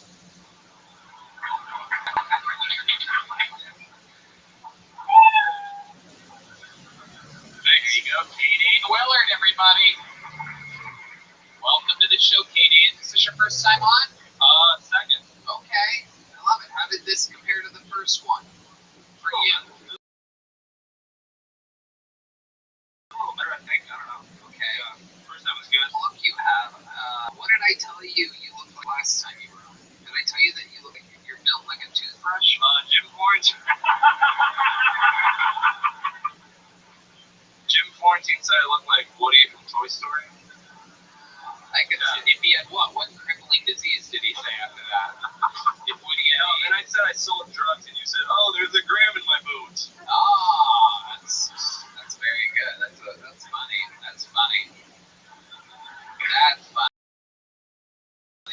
Pretty good. Okay, so let's mention that you look like you play the haunted organ at a Starbucks. No, you didn't say that. Okay. That's good though. Alright. So, K-Dane, what do we know about you? How long have you been doing stand-up? 4 years, 4.5 years. Where? Here? Rochester, New York. Wow, upstate. Yeah. These are my senior New York correspondents here. What do we know about Rochester? It's the hub. It's a stand-up hub. It's second and Austin third. It's a real happening town. I think you can buy a skyscraper for $5 there in Rochester. It's a good deal. I have an actual thing. It is on my list of no-goes. You didn't say that last time. Upstate New York. We've been trying to get you out there too. It's just I know. yeah.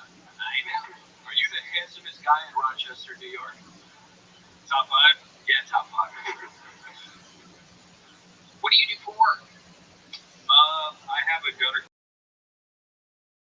cleaning business. It's the most of my life. And I have a place called Vulcan Gas Company. Oh, wow. Okay. So your life is all in the gutter.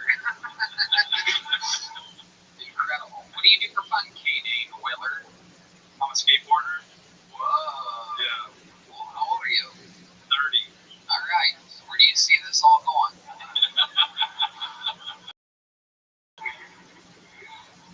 It's a fun thing to do. I don't know, I've done it since I was a little kid. Is that how you like pick up chicks and stuff? I'm like, yeah, what's up, girl? I can kickflip, you know? Right. You have a girlfriend? No. The kickflip line doesn't really work, does it? How about dates? You go on dates? You know with the... Yeah, I'm seeing a lady right now. I've seen her. Where'd you meet her at? Oh, shit. The feminist. The famous feminist Stacy has arrived, ladies and gentlemen. A legendary character of the show. Clearly, nobody in the room recognizes these characters. Nobody remembers me, that's okay. Feminist Stacy. I'm a feminist, and there couldn't be less testosterone on stage right now. Could there? You do look beautiful. Thank you. Oh, shit. Jolena. Another. Jolena is a Latina woman that recently got out of prison. She's always getting in trouble. Jolena, give us an update. How have you been?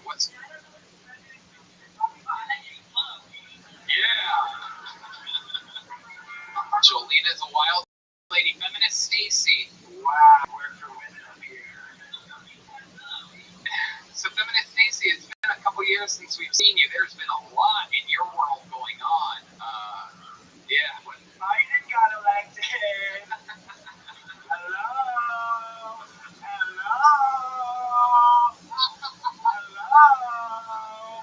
Kamala is in office. And, Austin doesn't like that. Shocking. And back there, I do believe we have one of the douchebags. Is that correct? No, not Jason's boyfriend. I'm Trent. Whoa, you're fucking feminist Stacy. What's that like? I'm making love consensually. Amazing. Jolena, what do you think about consensual sex? I mean, we have to get...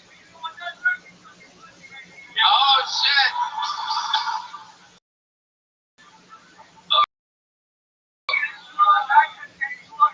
I need subtitles for this episode, and I think that's cool to have subtitles for some parts, but we're going to figure it out. Let's use one of the horn mics or something for Joel. Hey, Dave, you're still here. You never told me to leave. You just... Yeah. All these That's attractive... the most interesting thing. When you got off the show last time, you've had a lot of time. When was the last time you were on? a few months. Few months. So you probably had time to think about something that you could have talked about the interview portion that you didn't bring up that time that would have been interesting. That thing be about K-Dane Willard. Is that really your name? Yes, that is really my name. Okay. I told you last time that I used to sell drugs, and just wanted to say now, you know, Jolena. Wait, why is Jolena still doing the Tony Hinchcliffe voice?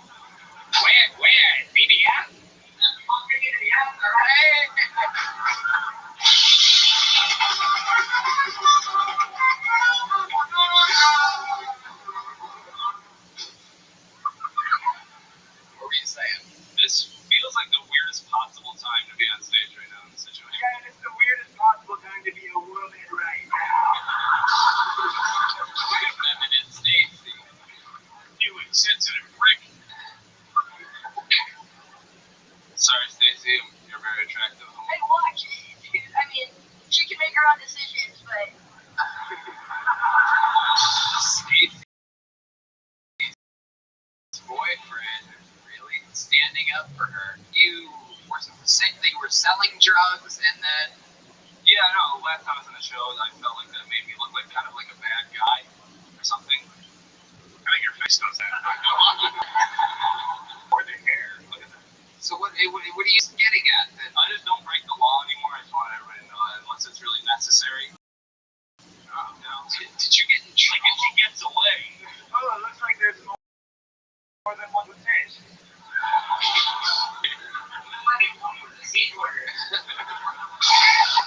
That is true. Someone the other day said I look like a somehow gay or Tony Hinchcliffe. Yeah, I can see that. Tony Hawk's pro Vader up here. All right. Hey, Dane Whitman, congratulations. You were on the show again. You did it, buddy. You're leaving here with a gel monster, my friend. Thanks. Hell yeah.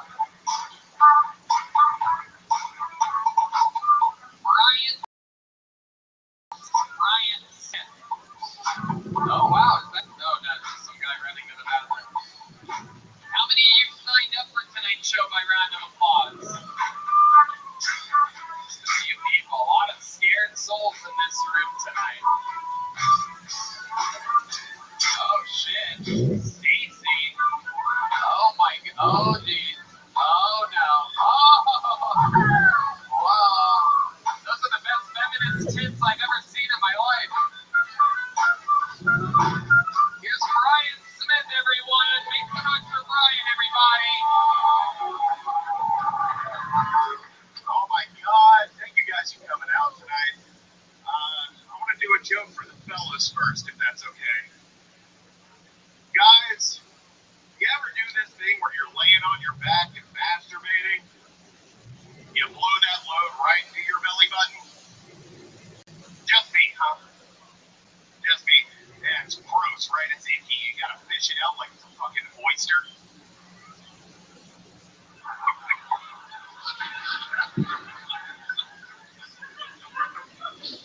And people tell me women have it bad. People tell me women have it bad. They don't even have to come at all.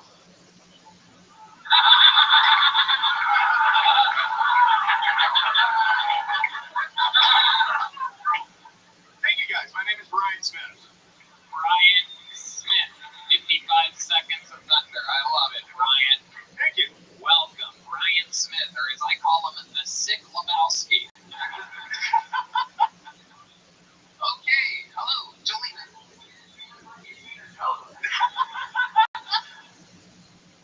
This week, I love it. did you get stung by 100 bees before you got here? Hey, ladies, don't you hate it when you come in your belly button? You just scoop it out with your bare hands. I thought that was great, babe. Great joke. Thank you. I got someone on my side. He was talking about his girlfriend, feminist Stacy, on that. So, Brian, how long have you been doing stand-up comedy? 8 years. 8 years. 8 years. How long have you been driving a truck with nuclear waste in it? 7.5 years.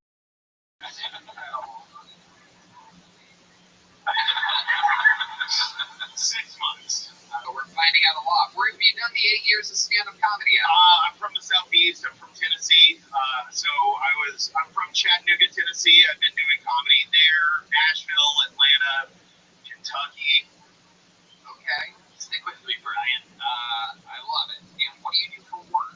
I work for a cell phone company. Really? What do you do? Stand in the tower and get electrocuted? Mostly. No, I sell cell phones. You sell cell phones? Yeah. Okay. Is that hard to do? It seems like everybody has one. I mean, it's pretty easy. Dumb people like buying dumb electronics, so that's pretty fun. I do pretty well. Awesome. Doesn't look like it. Do you sell exclusive flip phones? What do you? I sell whatever they want to buy. You sell illegal aquariums. Get shark. How many times did you fall asleep on a boat this week? More than I like, Tony. More than I like. Okay. I love it. So what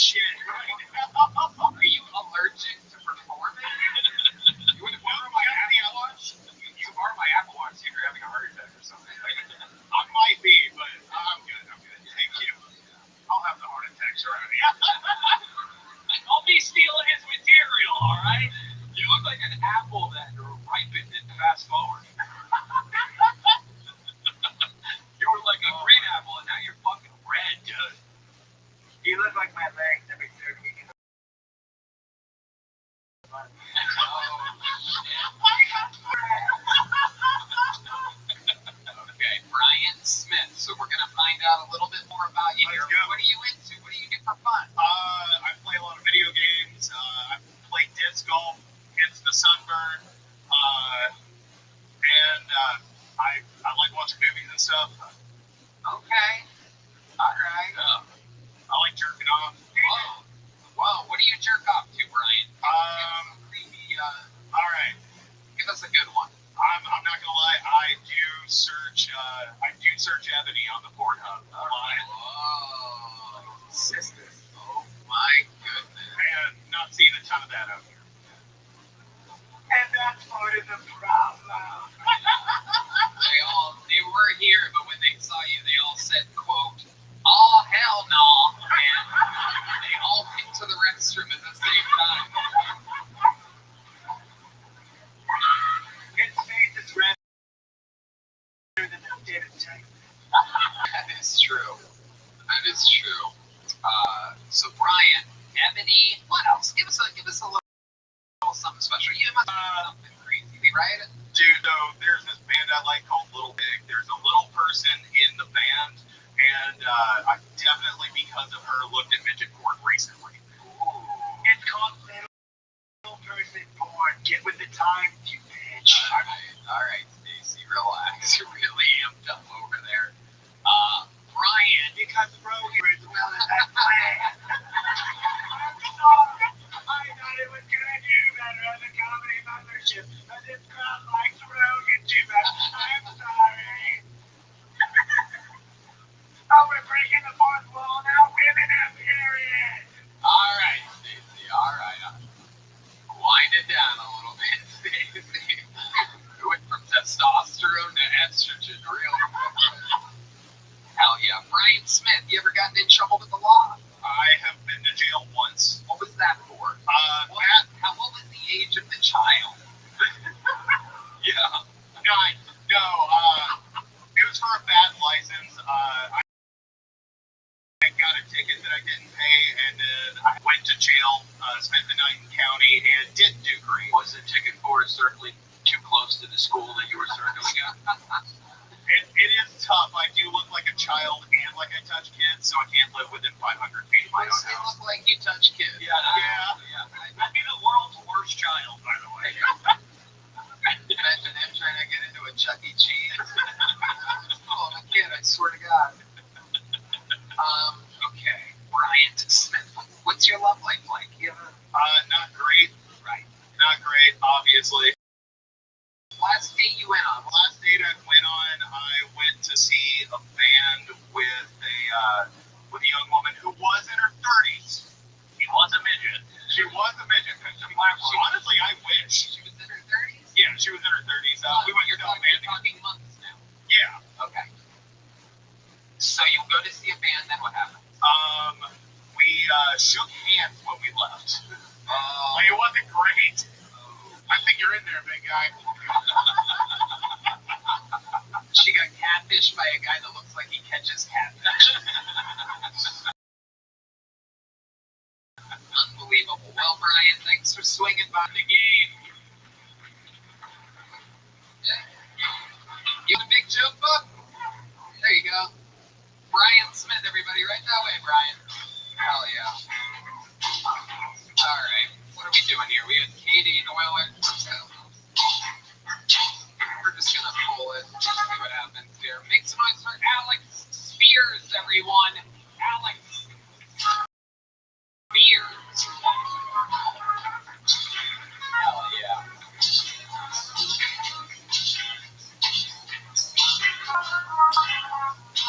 Alex Spears is on his way to the stage. Coming from the demented alleyway, which is growing in fame as each week turns over here on Bill Tony. Rumors.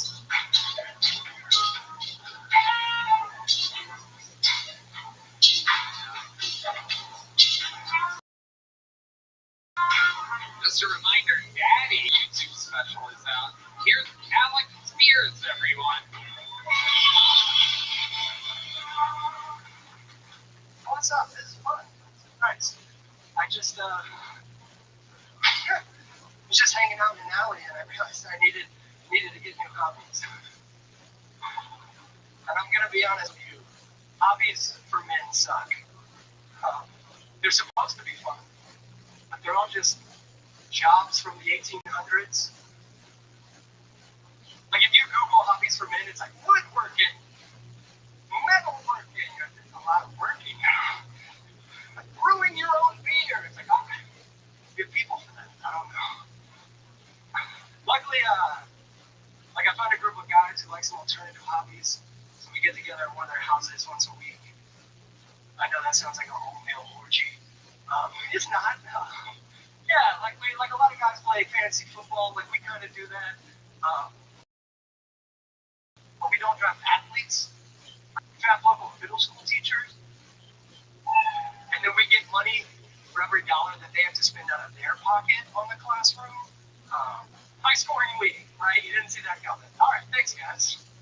Alex Spears coming out and starting his set with how cool, this is fun. It's nice. And then you started the comedy and it all changed from there.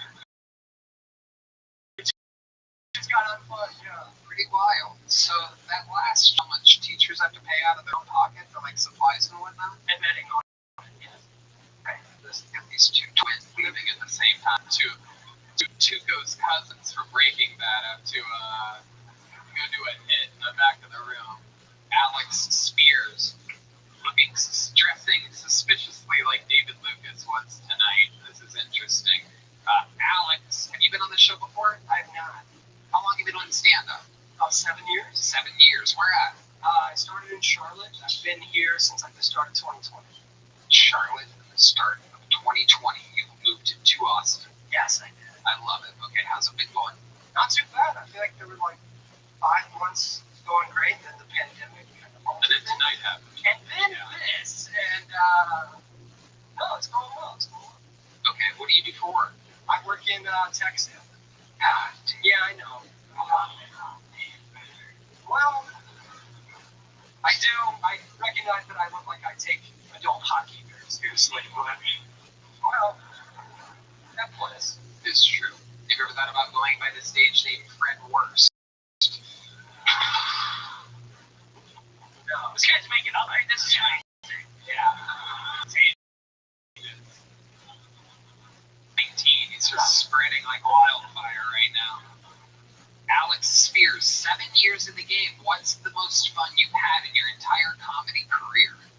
I mean, this is... Other than this. Okay, Other than this, Alex, people are literally going to kill themselves if you tell them that this is the best moment of your 7-year comedy. I'm not killing myself after this. It is, You won't do it. You won't do it, Alex. I know you won't do it. I host a show here in Austin, and then I host a pretty big show back in Charlotte. What's the most exciting thing you've ever done in your entire life? Told a joke that went well. What was that joke? Not this one. Why don't you do that joke? I took a lot of Adderall today, which is true, because I wanted to be really focused at work and really, really sweaty at the same fucking time. God damn it. Wait, that was the joke? No, that wasn't the joke.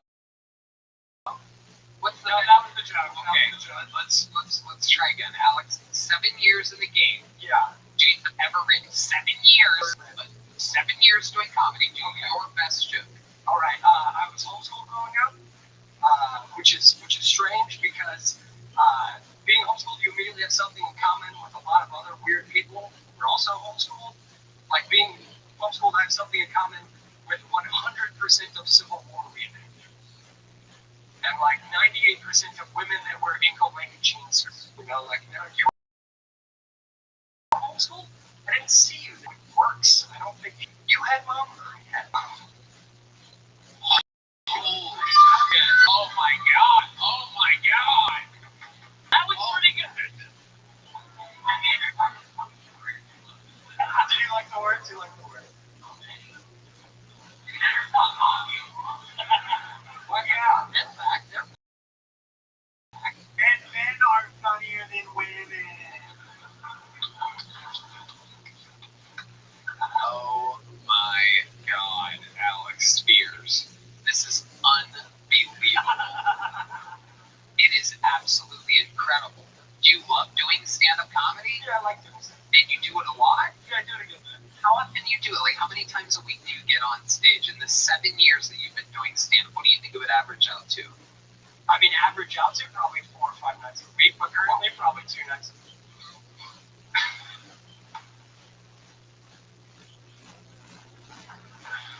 Alex Spears. I don't know. I think this is one we've never had this before. But this is, I think we're having our first mice and men moment. We're going to shoot him in the back of the head going down the back stairway. Who would be the funniest? Because we want you to have to do it. I mean, I can't. I can't do it. So. You're not going to do it. Don't do it. Please don't do it right after this. I will literally feel bad. Not quite as bad as I felt listening to your minute of stand. No place. I mean, I've already begun the mourning process, to be honest with you. Alex, give us a redeeming quality about you. What's something that will make us all like you? I think we should hear one more. Not just say you want to hear one more?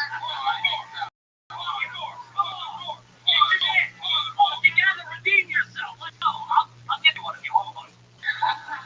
Ladies and gentlemen, doing one more joke. Here he is, Alex Spears. This could be the moment. A lot of redemption on the line. Dude, 7 years. Confidence. You can't get worse. 7 years in the game. Take the mic out of the stand. Put the stand over here. Step on it. Sell it. Deliver it. Let's go. No. You paused on that.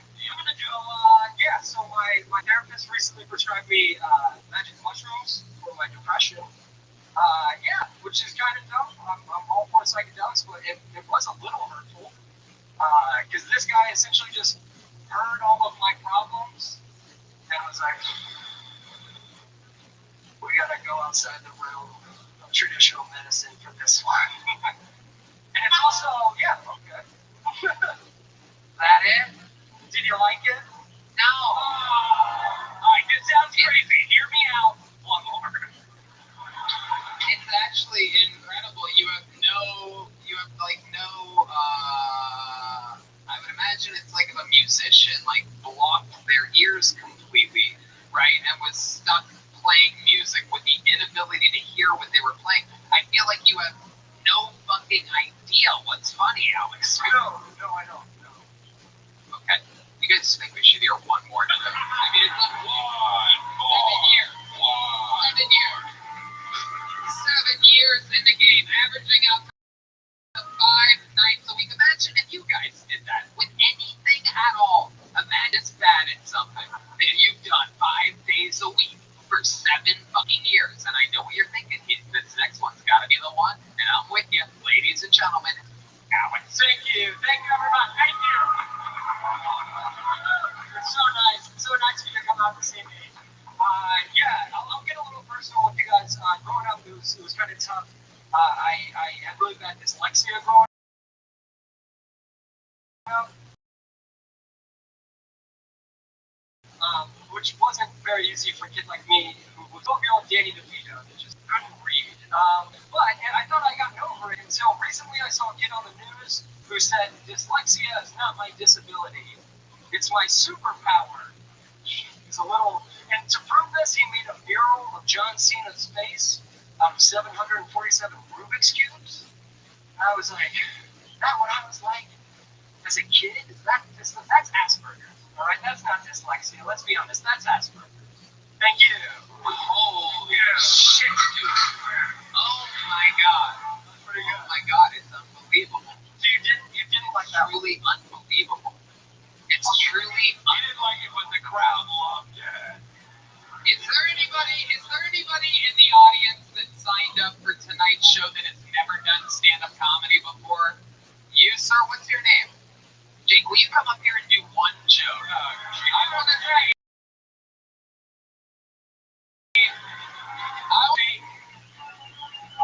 zero set, and I'm betting on Jake to have one more better joke than 7 years, 5 nights a week, Alex Spears. Ladies and gentlemen, making his Kill Tony debut, his first time ever on stage. Take everybody.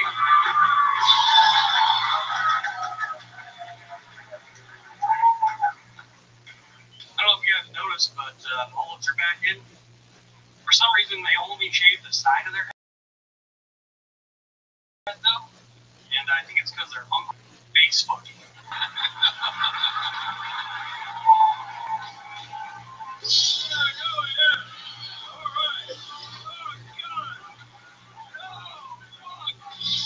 I was rooting for him not to be funny so bad. I don't want you to kill yourself, dude. Don't kill yourself. Why was that so funny? Oh my god. Did you want to leave on the side? Leave on a high. Get the fuck out of here. Shit. I'll take your advice. Gee, have a big joke up. Here you go. There you go. Look at that. Alright, step back up there, Alex Spears. I gotta ask you. I want you to be honest. How do you feel right now? I feel fine. I've been doing comedy for 7 years. It's like I'm dead inside already. Fuck it, you know? Right. Absolutely. Unbelievable. You guys, you don't believe it. I literally just grabbed the first human from the crowd that I saw. Look at the high five he's getting from his big buddies and everything. What a magical moment. He's there with a drink, enjoying the show, a nice table, just have the time of his life. He's got a Kill Tony joke book, and you're about to go to that alleyway right now. Go back to the Alex, you're going to go to that alleyway, and I want you to keep your suck on it. You can't even, I'm not kidding. You catch it? Yeah. Alex Spears, everybody, this is the show he signed up for. It ain't easy, baby. It's a long way to the top if you want to rock and roll. We haven't had a female up here tonight. You guys think we should pull to get a lady, huh? Whoa, the milkman. Oh boy. The milkman, a famous character. Oh wow, Philby. This is incredible. I can hear the internet going wild right now. Alfie, John, the milkman famously drank so much milk. It's all guys. Sean, Tim.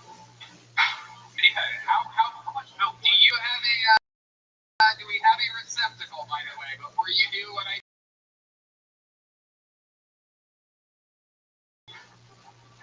Oh god. You know what?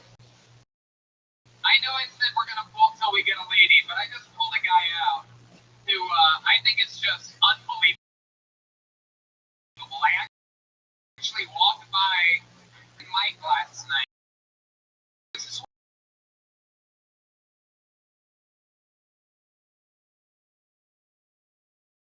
one of the newer door guys, the original hires here. Let's see what a minute from this guy is like. I see one of my, and he's a door guy, Niels Johnson.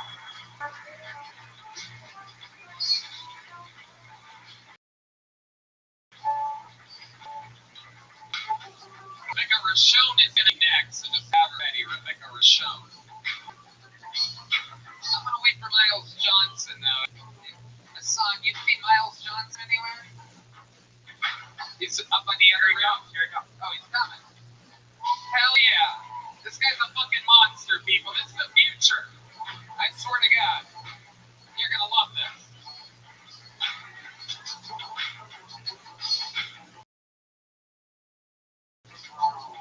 Ladies and gentlemen, make some noise for Miles Johnson, everybody. Woo. Hey, when I was a kid, I had a nickname. Everybody would call me the Big Gay Teapot. And every time I look them right in their faces, I go, what the fuck are you guys? Why the fuck you guys keep fucking calling me the Big Gay Teapot? What the fuck am I doing? It's making you think I'm getting steamed up right now, honestly. I'm a little steamed up.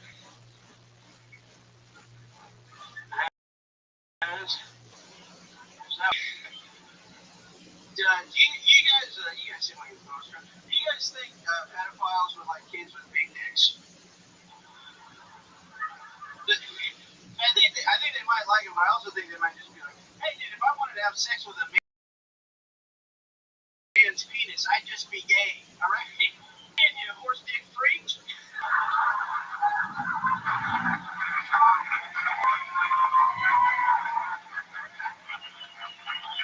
Miles, lights out Johnson, everybody. My goodness gracious. This fucking guy. How are you, Miles? I'm doing good. I'm good. I ran over here, so. I love it. You're working right now. I saw you and trying to find a lady, saw your name, and I was hoping you were going to do that joke because I heard you do it last night, and it was amazing to me. Pedophiles not into kids with big dicks. Hell yeah. Crazy stuff, man. Right. So, where were you when you wrote that? I'm at a mall, I think.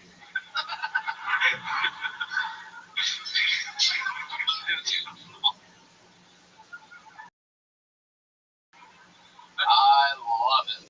Stand up. Like 3 years.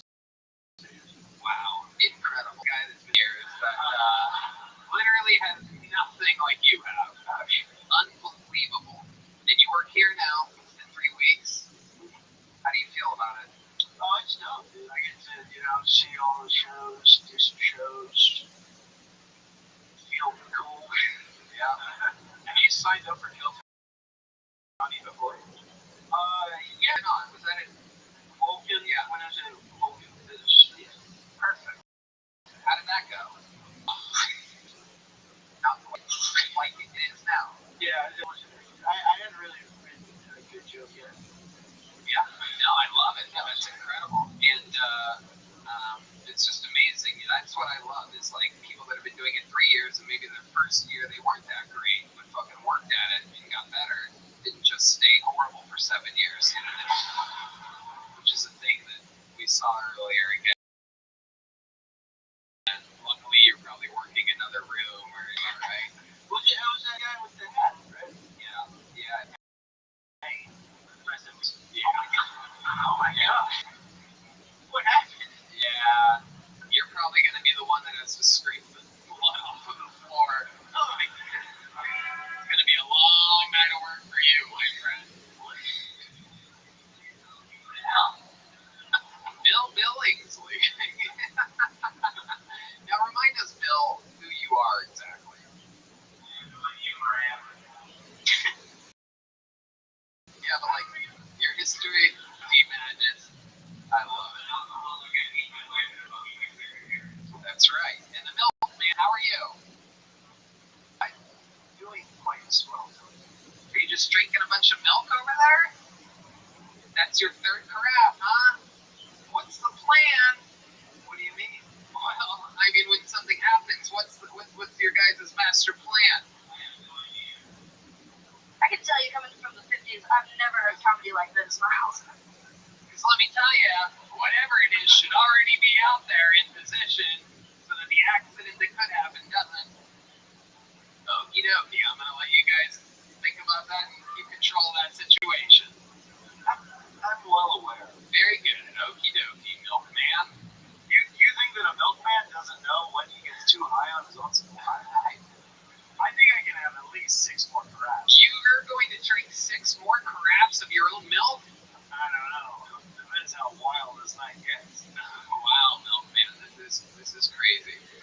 Miles Johnson, welcome to the Comedy Mothership. People like you working here, this unbelievable staff, guys like you and Casey Rocket, Keith, CJ Landry, you guys are a bunch of monsters. It was good to have you on. Hey, I would love to have you at the Secret Show Thursday at Ball Hill.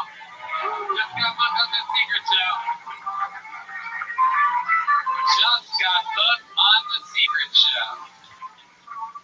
All right, and I pre-picked the female comedian that's going to represent the ladies for the night. Ladies and gentlemen, this is 60 seconds of stand-up comedy by Rebecca Rothschild, everybody. Rebecca Rothschild doing a new minute of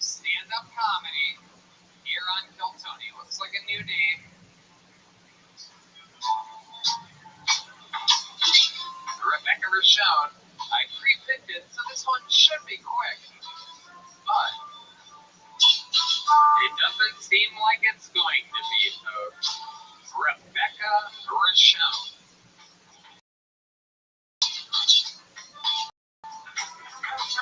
I've been behind the curtain.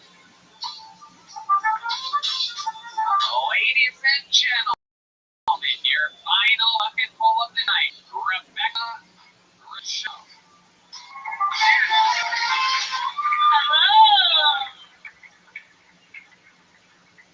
I just turned 30. I am officially expired. I'm at this stage in my life where I'm feeling really comfortable with my body and starting to feel confident in my own skin, while also feeling pressured to ruin it with a pregnancy. Parents are always trying to push it on us. They're like, oh my god, at times it's hard and it can really be thankless, but it's all worth it when you see them sleeping in their bed all cute. And I'm like, so the best part is when they're unconscious? I don't get it. But if I did have a kid, I'd want it to be mixed because it's so on trend. I'd want it to be like half Japanese or something and then like half whatever the surrogate is because I'm not having it. I'm starting to get Botox now. Gotta do it. I think women who can move their face are ugly and... Thank you. Fuck yeah, Rebecca Rothschild. Hold on to that microphone. I'm going to interview you. Welcome, Rebecca. This is your first time on the show, correct? Yes. Awesome. And how long have you been on stand-up? 2 years now. 2 years. I've been in Canada, so... Wow, what part of Canada? Vancouver. Vancouver, absolutely. Wow, there's some freegas from Vancouver. Rebecca Rothschild. What do you do for work? I have a graphic design. I like to snowboard in Vancouver. Here, I like to drink. Let's drink here. Would you like some?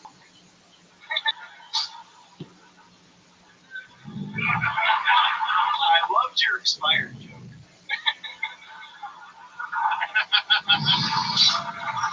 That is true. I noticed that. I noticed. But the next joke, not in my neighborhood. Milkman.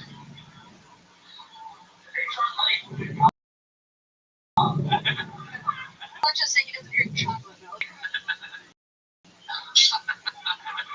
Rebecca Rothschild. So you have your own little graphic design business. You snowboard in Canada and you drink here. How long are you in town for?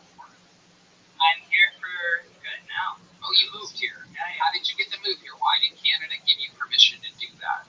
Normally they don't do that. They say you'll stay here, we'll inject you with this. Just be a Canadian. How'd you end up here? I came here for freedom, baby. She's not legal, folks. I actually used my business to get through, so yeah, I did it all the correct way. It was exhausting. Very expensive to get into this country, even though it's based in White Arts. Right. Very cool. So now you're an American. Incredible. Okay. So what are you drinking? What type of drinking are you doing? You say that you snowboard in Canada and you drink here. I'm interested to know what type of drinking that you're doing. Yeah, what kind of drinking are you doing? Oh my god, you're finishing that fast. I'm impressed. Yeah. It was, I'd say like margaritas, kind of basic that way. But have you ever drank 6 carafes of milk in front of 300 people? Not yet.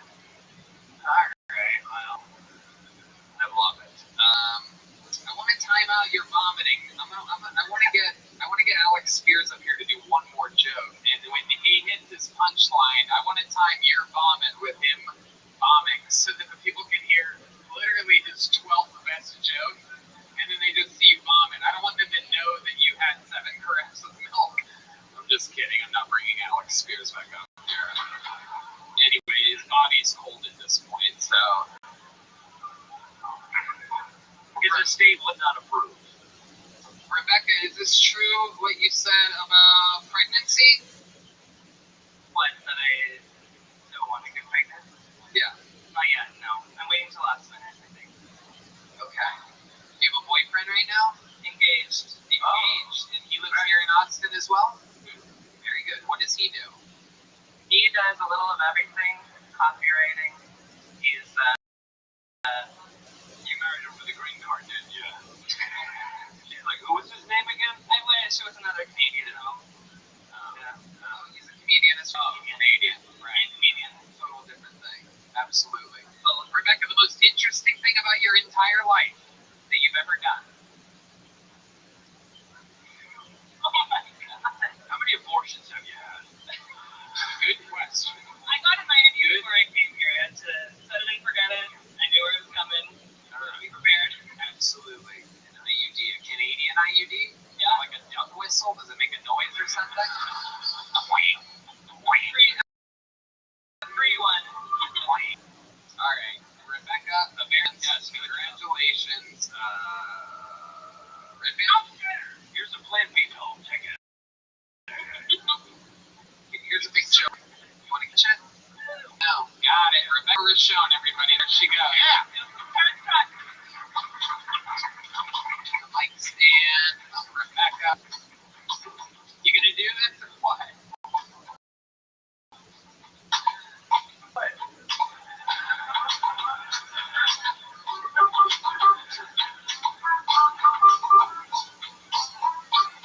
This is Jeremiah Watkins. His new YouTube special, Daddy, is on YouTube right now. Now's the time, Milkman. This is the stupidest idea. Wait. Oh my God. Oh no. Oh my God. Oh, God. Oh, God. God, no. Gallagher. Oh no. Here, I'll do an Alex Spears joke and we'll see. Stay over the trash can. Keep your fucking head over the trash can. Keep it over the trash can. Keep it over the trash can. The whole time. Just stay there. There's more coming. Don't trip. Don't trip on our stage. No, don't trip on the microphone. Wipe your fucking nose. Watch Jeremiah. We are. It's on YouTube. There you go. There you go. Throwing up. Everyone's throwing up. Throw up. He almost threw up. He almost threw up. Oh, God. there you Go go. look at him. Smells like cottage cheese over here. God. Oh, That's my cologne. all right. There you go. All right, Milkman. Very good. Let's get the trash can out of here. That was not worth it. I know. Whoa, Bill easily. Oh my goodness. Out of all the characters. I guess I'm the first person to puke at the comedy mothership. The timing was impeccable though when you said I'm doing an Alex Spears joke. I'll do an Alex Spears joke. Unbelievable. How about another hand for Jeremiah Watkins? Blood, sweat, and tears, and a whole lot of milk. Are you guys ready to put a fucking ribbon on tonight's episode or what, huh? Ladies and gentlemen, your final comedian has the record for most appearances all time ever on the show. A fucking phenom, currently making over $80,000 a month on Cameo. Selling out all over the world. Opening for Tom Segura, Duncan Trussell, Joe Rogan, Tony Hinchcliffe. A fucking sensation. Ladies and gentlemen, this is the Big Red Missouri.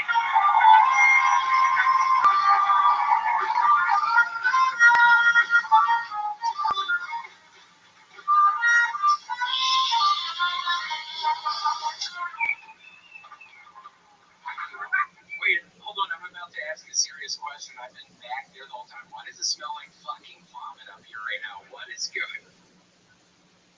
I didn't download the Oregon Trail and have half my family die of dysentery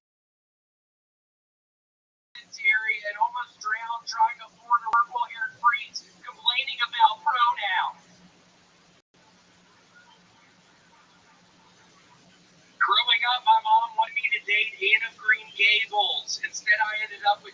Valley of the Electric Cheetah. It's like a strip club reference. Okay, I don't know if y'all have heard, but California is trying to ban Skittles. Wait, trying to ban Skittles? They might as well be trying to ban Skittles.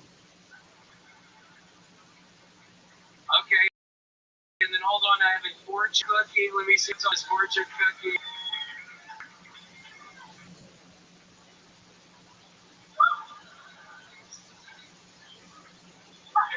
Nice catch, bitch. Holy shit. Red Band is so old, I asked him if I should join the Union, and he said no, join the Confederates. Okay, that's my time. Thank you. Absolutely incredible that a random fortune cookie would have a Red Band joke in it. I know, that's so weird. Amazing. Another very, very fun set. How do you feel, William? Feel pretty good right now. I just learned about Flipper, that dolphin that's smart as shit. I've been watching through the first season. I finished first season last night. It's so good. The whole first season of Flipper? Yep. That dolphin is so fucking smart. What kind of, where'd they find that animal actor? I don't know. Yeah, that's the noise, dumbass. Good job. That's fucking a dolphin noise. Yeah, I love Flipper. I mean, he's so smart. It's a mammal. But it's this shit. Yeah, that is incredible. So, you've been watching Flipper for the past week straight? Yeah, pretty much. Past week straight, drinking a bunch of Welch's grape juice. I got a bad kidney infection, and my doctor prescribed Welch's grape juice. So, yeah, I've been drinking a bunch of that. That's a fucking hillbilly doctor right there. What do you mean, hillbilly doctor? Why did you use the word hillbilly? I'm trying to. Did you say that? Did you say hillbilly doctor? But you look like you live with squirrels. What are you talking about? Like dumb with me, Montgomery?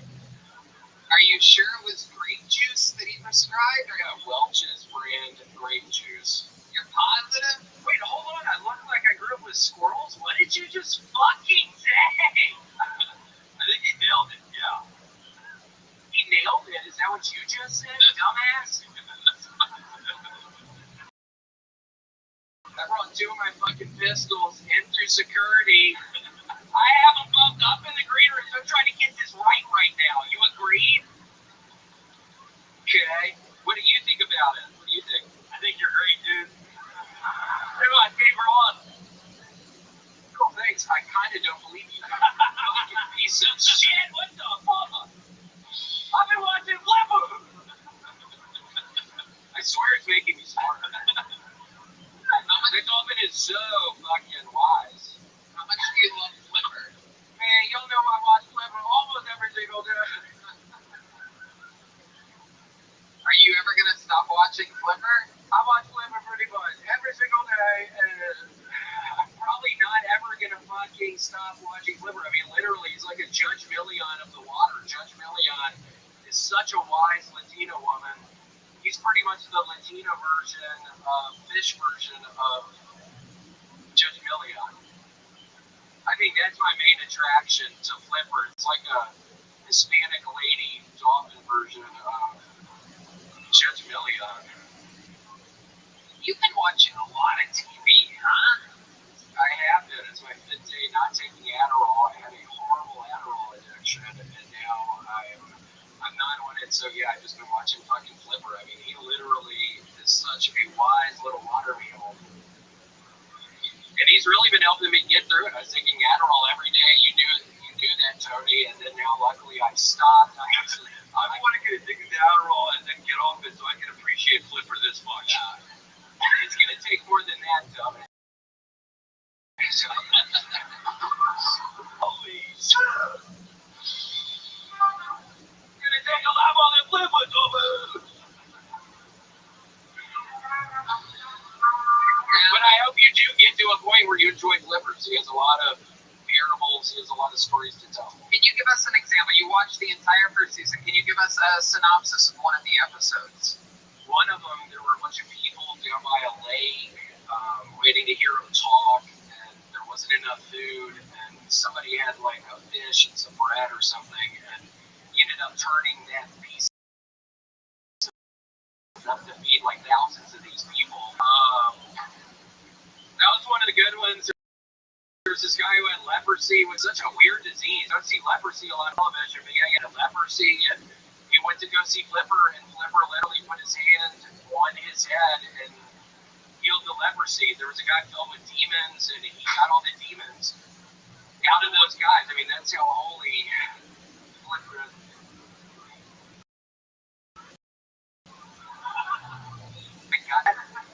What?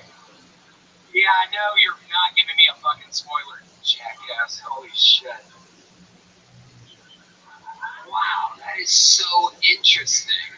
The Flipper story that you told sounds familiar.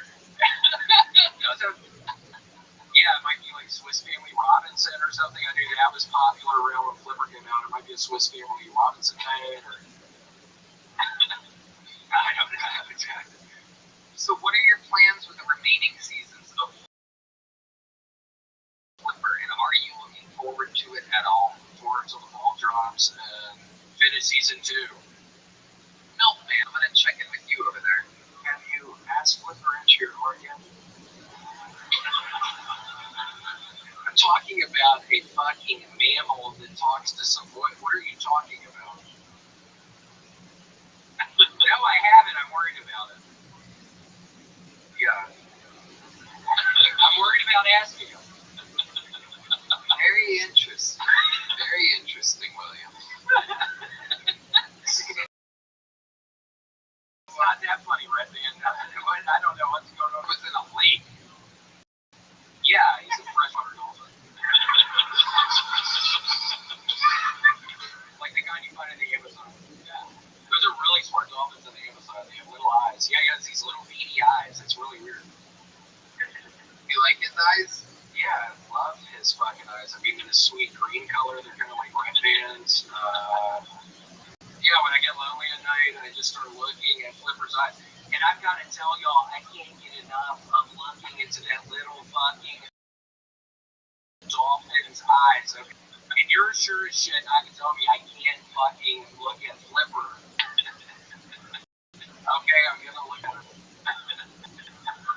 How much do you love him? Man, I love looking at Mr. Flipper! And I love Skittles! And that Flipper really is gonna save my life one day. When I do decide to fucking accept him into my heart, I'm gonna let y'all know, but I'm gonna do it maybe tonight. So I'm super excited about that. And then going to heaven. I'm gonna end up going to heaven, y'all. Y'all know I'm gonna end up in heaven. When you get to heaven, William Montgomery, what do you think is gonna be waiting for you? 2 king-size butterfingers. It sure shit better be fucking 2 king-size butterfingers. You want those in Australia? You got those in Australia? Emmy is That's my Australian accent. Emmy is Are you saying there he is? Yeah, there he is, sir, with the Australian twang to it. Name some more things excitedly that you're looking forward to seeing in Peeps.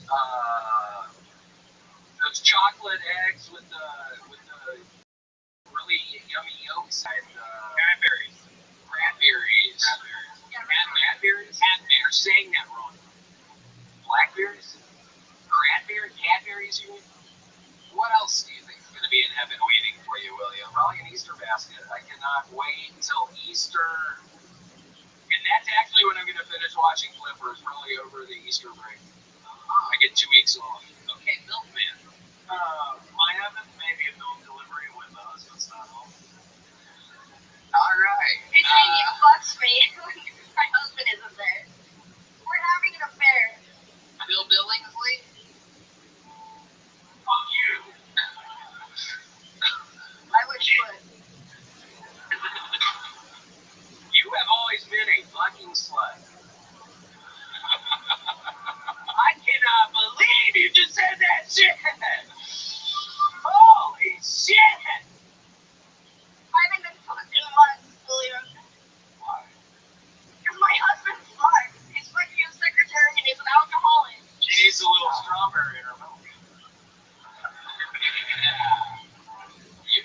that strawberry. He wants you to Netflix and chill. Cool. William, any parting words before we let you go? Giannis, you've seen William before, right? Or... Yeah, no, I've seen him. He looks like, Don't finish that sentence.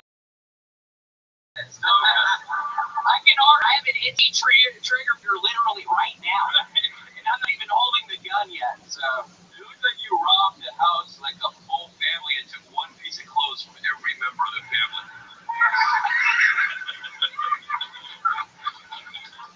You got the kid's shirt, the dad's belt, Mom's jeans. mom's jeans, One of the children's watches. the head of the great-great-grandfather, and the special ed kid's shoes. Yeah, just keep it going. What else can y'all say, Pete? I don't think. Oh, you don't have to get us up. I'm never gonna stop. I love breaking into people's houses. I literally love breaking into people's houses. Ladies and gentlemen, the great and powerful William Montgomery, everybody. The big red machine himself. And like that, another episode of Kill Tony Down the Hatch. The Giannis Office Hour available everywhere. Make some noise for Giannis. Are you garbage? Make some noise for H. Holy and Kevin Ryan, everyone. His new special daddy is on YouTube now. I'm going to hand for Jeremiah Watkins, everybody. Her new line of clothing, which is absolutely cool as fuck, and I'm going to be wearing a lot of it very soon. Juicy Couture at JetSkiJohnson.com. One more time. Jetski Johnson, everybody. All future Kill Tony Hall of Famers. How about one more time for the legendary Joel Jimenez, everybody.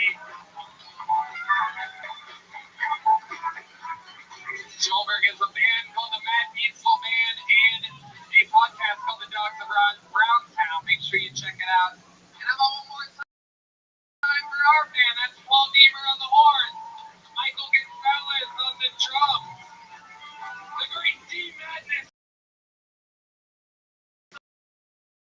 on the bass guitar. An album out on Bandcamp.com called Sketchbook. So check out. The guy's a fucking real nature. We love him. And have one more time for the leader of the band, John Eaves, everybody. Right here. Catch him doing unbelievable shows all around town. He's in a band called Sketch. He plays with Gary Clark Jr.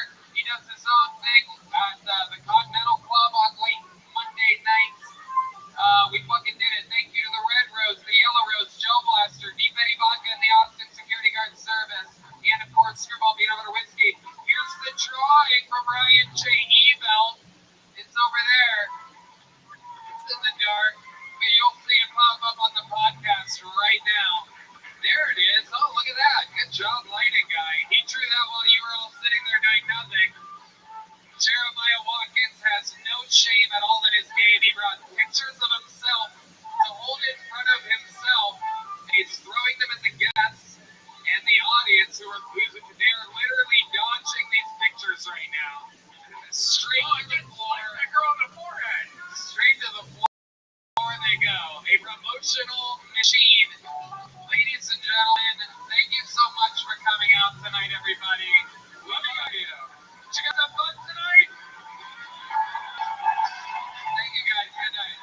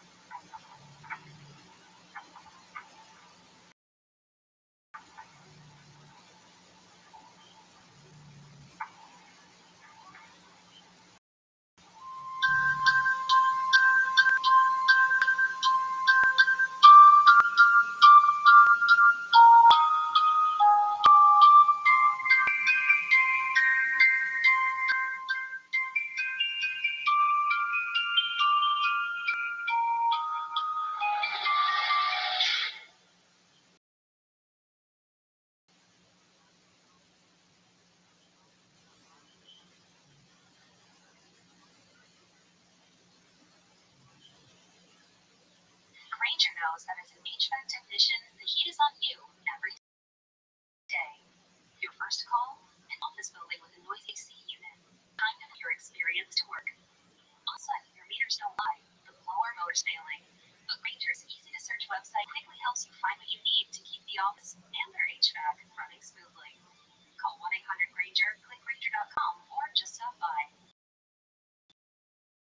Granger, let's.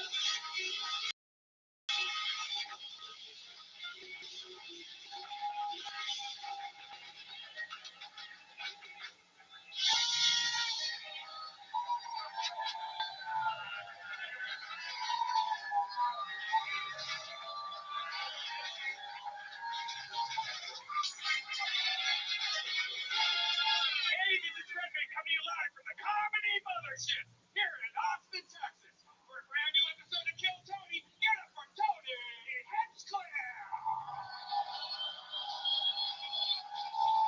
Are you guys ready for the best looking video I know?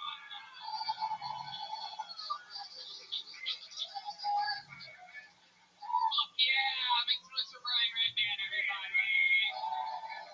Here at Kill Tony, the #1 live podcast in the world, brought to you by the Red Rose, the Yellow Rose, fucking Gel Blaster, Austin Security Guard Service, and Screwball Peanut Butter Whiskey, which presents tonight's band, everybody. Am I right? That's right. Paul Deemer on the horns over there, Michael Gonzalez on the drums, Matt Mueling on the John Dees in Blackerface tonight on the keys. Oh, and then right here is Steve Madness, everybody. On the motherfucking bass. We're gonna have so much fun tonight before we start tonight's episode. Here's a little bit more from the Amazings. It's all possible. Hey y'all, I'm gonna be honest with you. I'm 38 years old, and I have never felt better in my end. On top of some heavy lifting, some hot yoga, some golf, some meditation, and some other new habits I've created, I'm also as hydrated as I've ever been in my entire life, and it's because of Liquid IV, the category-winning hydration brand fueling my well-being, and their hydration multiplier is one product that you might be missing out on in your daily routine. In just one stick, you get 5 essential vitamins and 2 times faster hydration than water alone. Use it first thing in the morning before a workout when you feel run down after a long night out and on long flights. We've had a lot of long nights out here since the mothership opened up.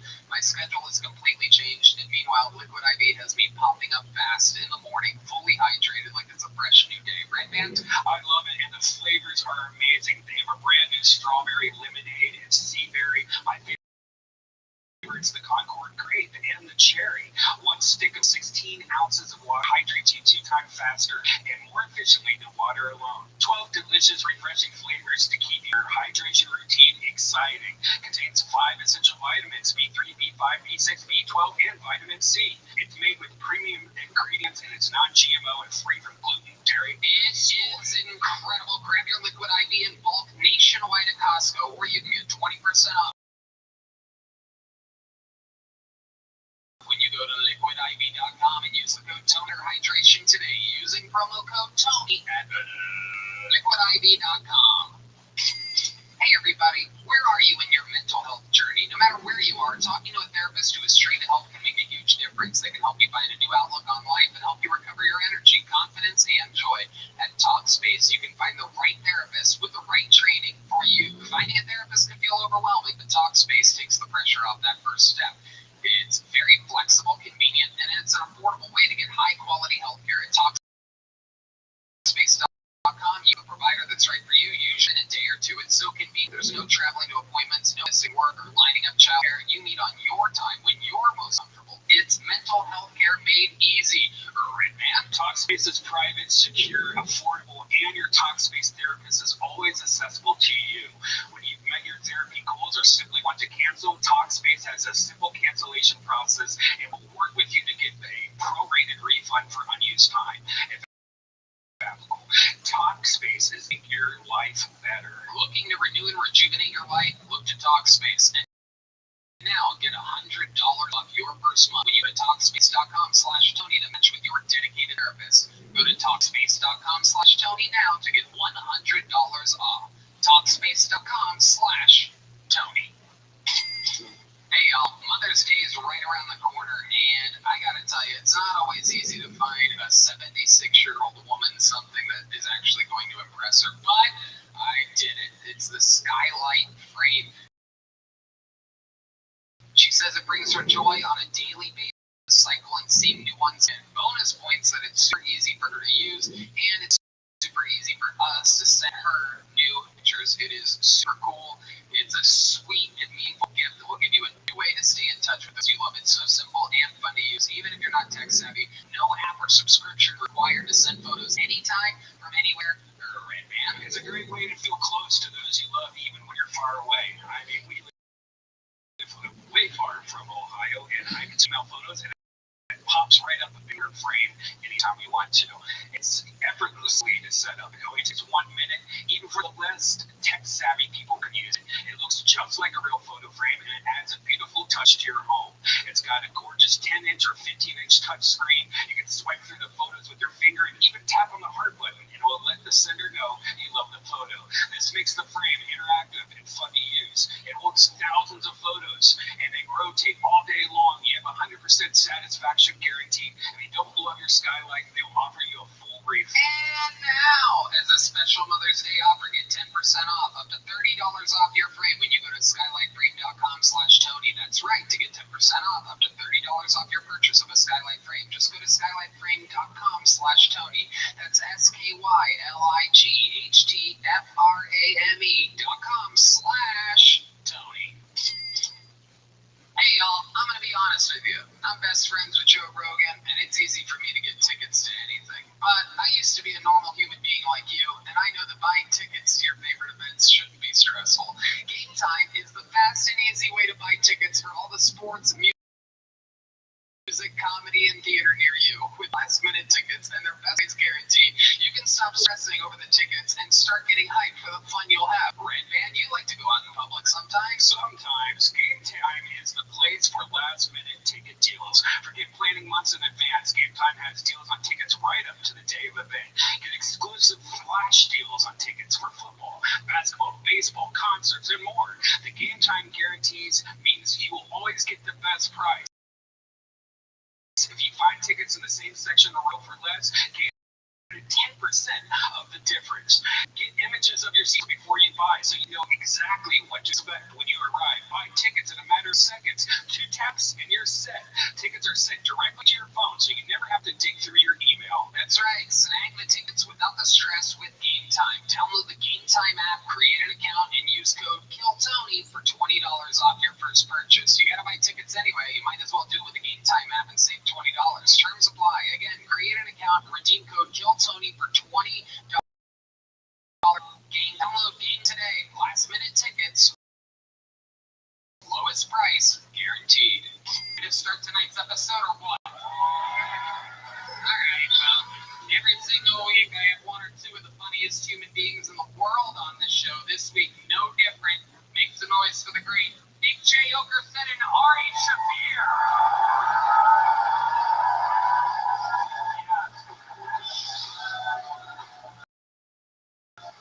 Jay Okerson.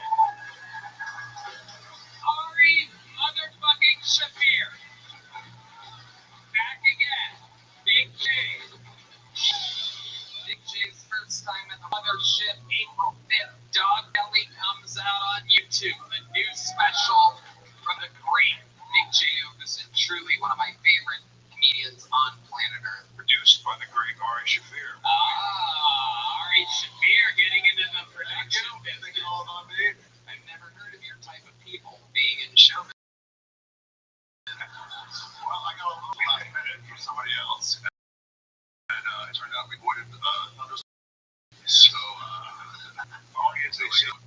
they say wears a lot of yarmulkes. Producer yarmulke. Oh, yeah. Yes, he does. Welcome back. You guys have both been on the show before. You know what the fuck's going on. I'm at the mothership. What are some initial thoughts of this joint? It's pretty fucking amazing. Austin, you gotta feel pretty good about this being in town. The sign outside, if I gotta be critical, it's a lot. It's a lot. I would not say understand. Well, you've seen out front, but perhaps you don't know that behind us right now in the alleyway is over 200 souls that signed up for the chance, for the possibility of 60 seconds on this stage. If they get pulled out of the bucket, you know their time is up and you hear the sound of a kitten. That means they have to wrap it up then, or else they bring out the angry West Hollywood bear. And then I interview them and we find out more about them. The entire thing is improvised. Is that what's happening out back? We got dropped off and I thought that just a decent amount of homeless people happen to know me. Is that Young Comics? I swear to God, I was like, man, I am popular in the hobo community. Get away from you vagrants. I threw money at some. They took it. It has been getting wild out there. We heard it. Well, you're just slightly better than regular homeless people. Very slightly.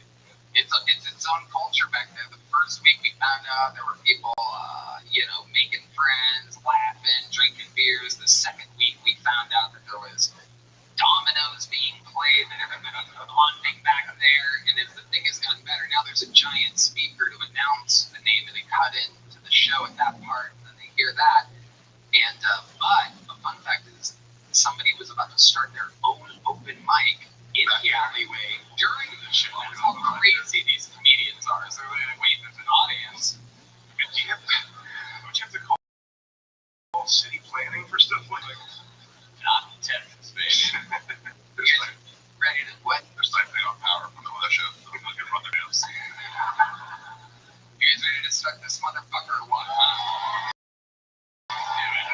6 seconds of comedy is the name of the game. First tonight, everybody, instead of going to the bucket, we're going to go with one of our favorite regulars. He is a big, silly goose. We watched him all transform from a broke, struggling migrant to a rich, wildly successful touring comedian headlining sold-out shows all over the world.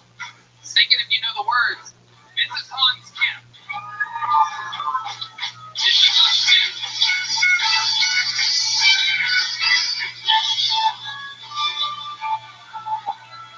What's up? It's good to be here in Austin. I love Austin, even though it's a tiny little city. You can tell it's a small city because our airport is just a line. Some airports have concourses A through F. We just have left or right. I was in Indianapolis this weekend, and they had a trans march for their rights or whatever. I was like, I can't have sympathy for you. What the fuck are you doing in Indianapolis? We all know trans people are coastal creatures. Get to a shore, buddy.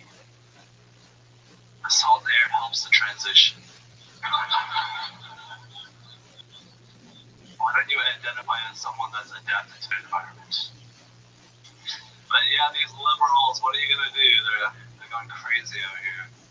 Liberals during the pandemic, they were like, stop having fun. You're gonna kill people. So alright,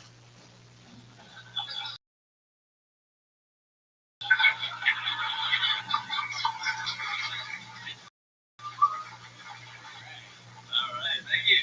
Done. Alright, really held that last step there. Not many people end their sets with the word so, but it's cool that you were able to give your sister a shout out and same damn time. Let's fucking go. That's actually just her job. Her full name's Snowy. Okay, way to tag a perfect joke. I love it, Hans. Very, very interesting. You hate liberals. You've made that clear. Interesting joke about Trans March. You really saw Trans March? Yeah, it was like 17 of them. Wow. Something like they should just march to San Francisco, and then I won't have to march ever again, right?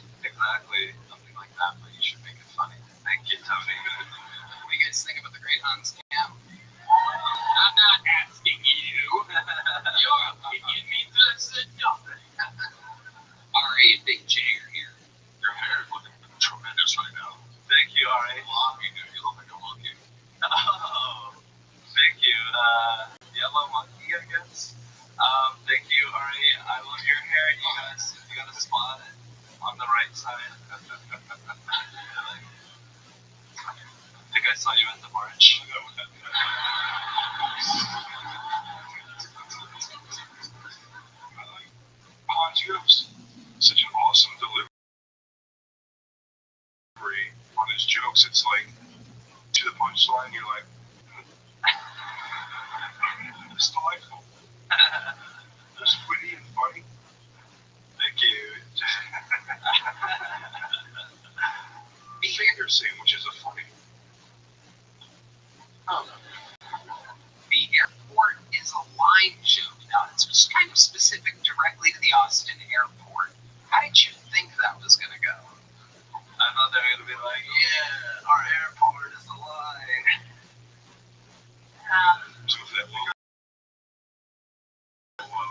It's because the airport's so small, is what you're saying. It's pretty decent size, though. I guess so, you know. Okay, Oh, you have to bring them down. If you wrote the joke at 77, then yeah, that fucking fits. But Actually, square footage-wise, it's pretty large. I mean, tell your joke, but it's no. What else has been going on in your normal life this week, Hans? I've been having a great weekend. A lot of people laughed at me in Indianapolis. I lost my drone there. One of my hosts, Max, very funny comedian, he brought a lot of his mistresses into the green room. It was a very confusing situation. He delivers everything he says that way. What do you do with your hands when you're not holding a microphone?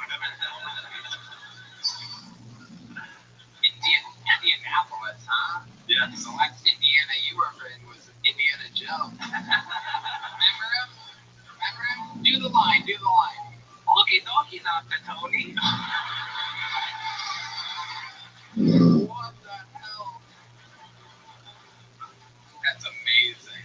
That's the first time I've ever asked you to do something over Asian. You might do it more often. You could have done that the whole time. I love you, Tony. I love it. I love you, Hans. I'm very, very big fan of yours.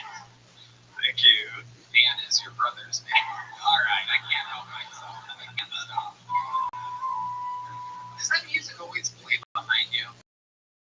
Did you hear that? I didn't even notice.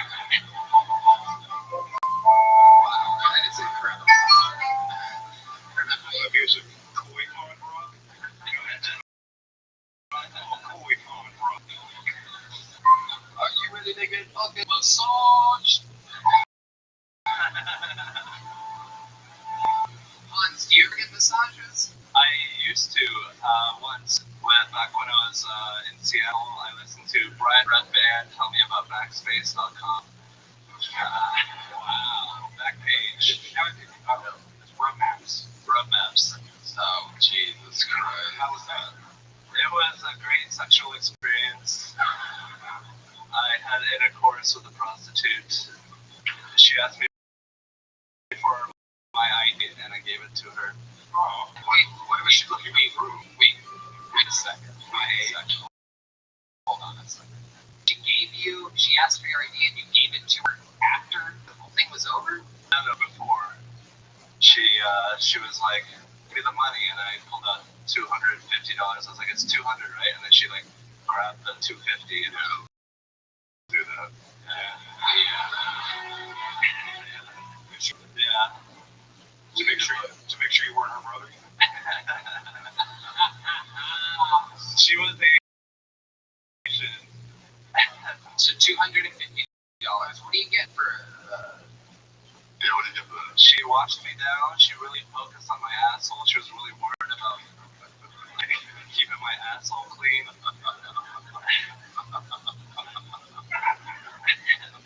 And then she laid down. I did missionary with her, and then So clinical. I love it. I love the description. You know exactly how I like it. Keep going on. Missionary and Something's always out there being interrogated. that's my parents was here. But yeah, no, she was like, oh, your big Korean dick. And I was like, is it really that big, or is it the $250 speaking? Wow. You asked her? No. it's interesting the verbiage that she used, your big Korean dick, because that could be like 3 inches. Big Korean dick. Condom or no condom? Condom.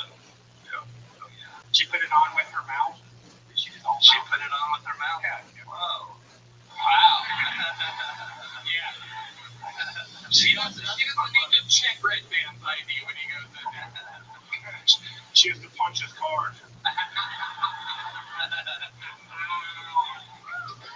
So true.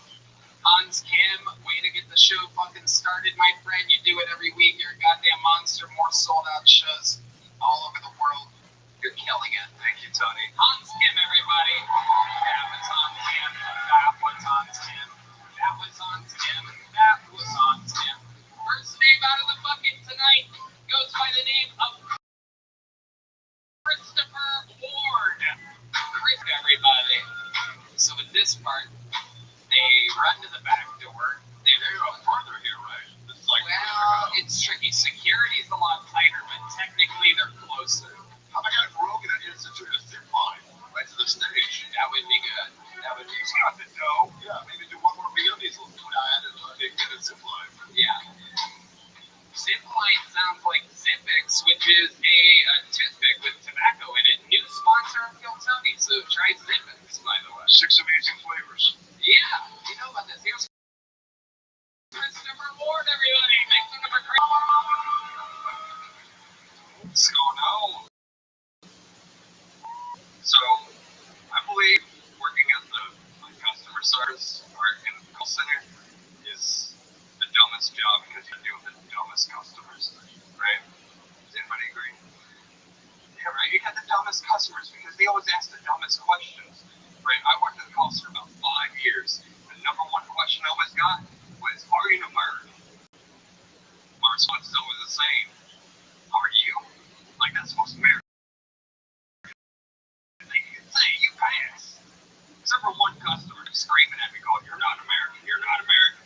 Up until the point he stated, and I quote, you are not American until you go overseas and kill some Arabs. Right? It's fucking extreme. Just go to the gas station for that.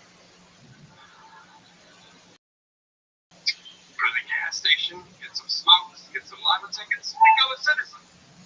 Go to the counter, he's like, sir, are you ready to check out? Are you? I'm Christopher Ward, making his Kill Tony debut. Am I correct? Yep. Absolutely. First time in hell of this is a while. Yeah. You're nervous? Oh, hell yeah. I was not expecting to be called another waste of gas coming down here, hanging out with everybody in the back. What? Anyway, I'm How long have you been doing stand-up comedy? 2.5 years. 2.5 years. Where at? Call centers? No, I left that. Jokes to me that the customers, they were like, fuck around with the customers, like, try not to, because I was trying to keep my job. But then, left it, and they wasn't all. That's a whole other fucking thing. What do you do for work now? Jack shit. I'm off with the good graces of my parents. Wow. Yeah, you Jewish? No. You're taking They give you money and they let you stay eternally 22 at the same time? Do I look 22? No. Okay. Your face looks horrendous. Yeah, I was saying, I'm talking about you have a lot of things that your parents might not give their kids money. Like, oh, if you cut your hair and get a job, Christopher. Did they ever tell you that? Yeah, they're too nice. Like a dark in a skate park. Big J of this. I used to be that guy. Be honest and answer quick. What's heroin like? We all want to know. No one's. I know I'm not that way, but I wish I did because it'd be easier to explain this shit. But it just Do you stand outside of convenience stores with your silent friends? Never heard that one before. What do you do for fun? I bet if you've looked like that for a long time, then I bet you have heard that before. Especially when you stand in alleyways. Yeah. Where are you from, really? When I was a little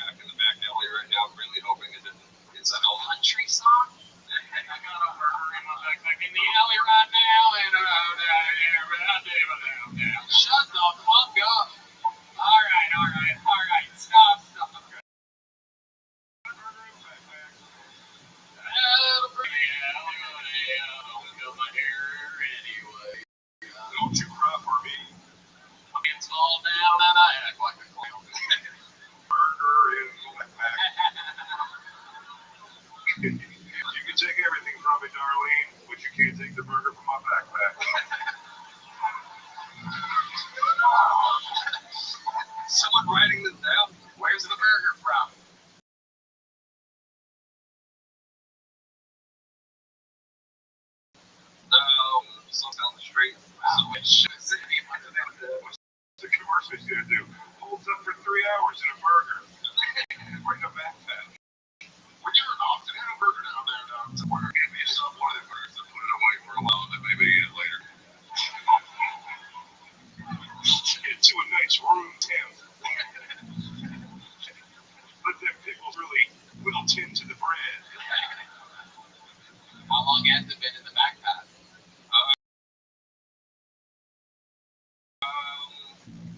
Were you on the front place? What do you do for fun? What is your story, Christopher? We're trying to find out about you. Well, when I want to have a good time, I'll try to figure out how many cereals I'll try to put on my chest. I mean, what's happening? Wait, what the fuck? Oh, No. oh, hey. Oh, what happened? What? Now I see why your parents are still giving you money. They fucking, that's what happens when you drink fucking whiskey and fuck people. I think he's a monkey heart. Yeah. Let me get, oh shit. Oh my god. Oh my god. Oh my god. Let's have some fun. Ari, welcome to another episode of Watch Ari Shafir piss in a man's chest, everybody. This is so exciting. Only Rogan's Club and will chest fuck Christopher over here. You look like it's the guy that got kicked in This Is Sparta Survive. He got back, he goes, these guys mean business. Look.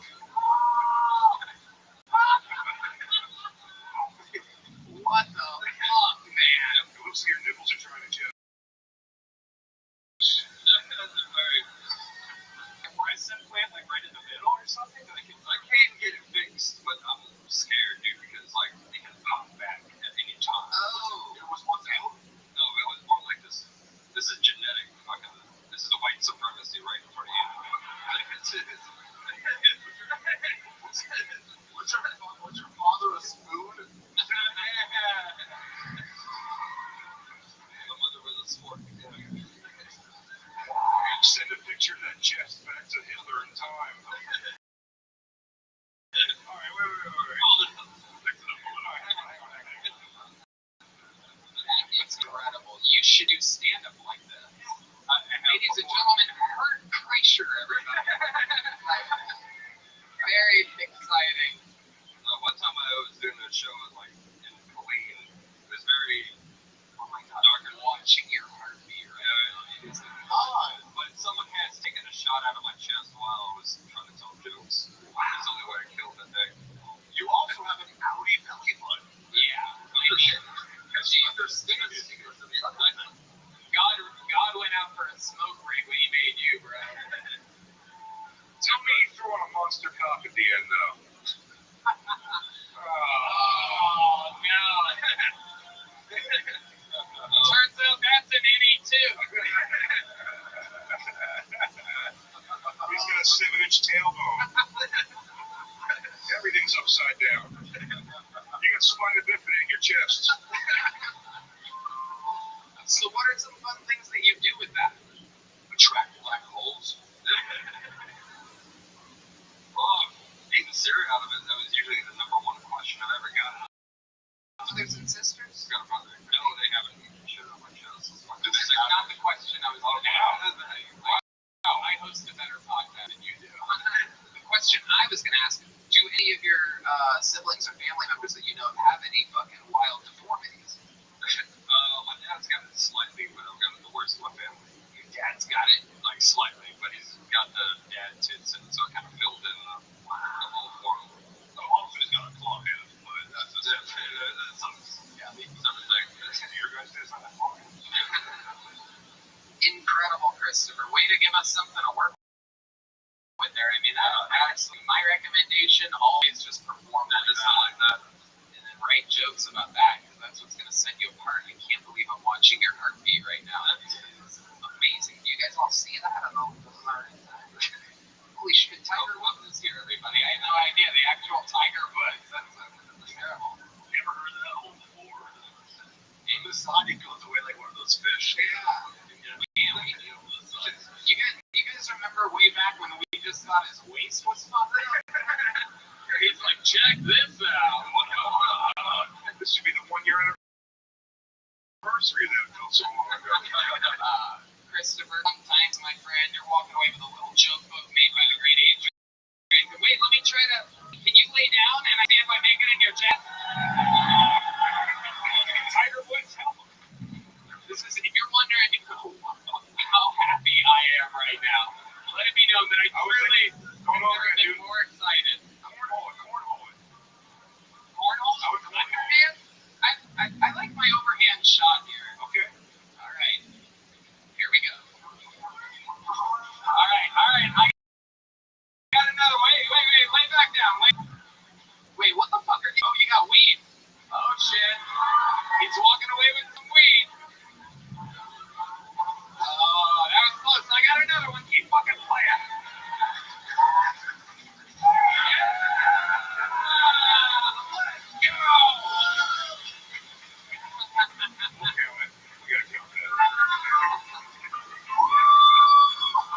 He got some weed and a couple joke books. There goes Christopher Ward, everybody. Follow him at me. And like that, the show has begun.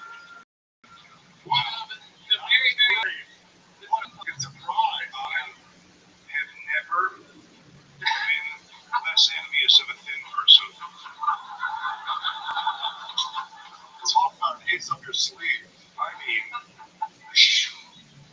Belly button alone was disgusting. It really was. Yeah, underrated belly button. Right, the most third world problems in a white person I've ever seen.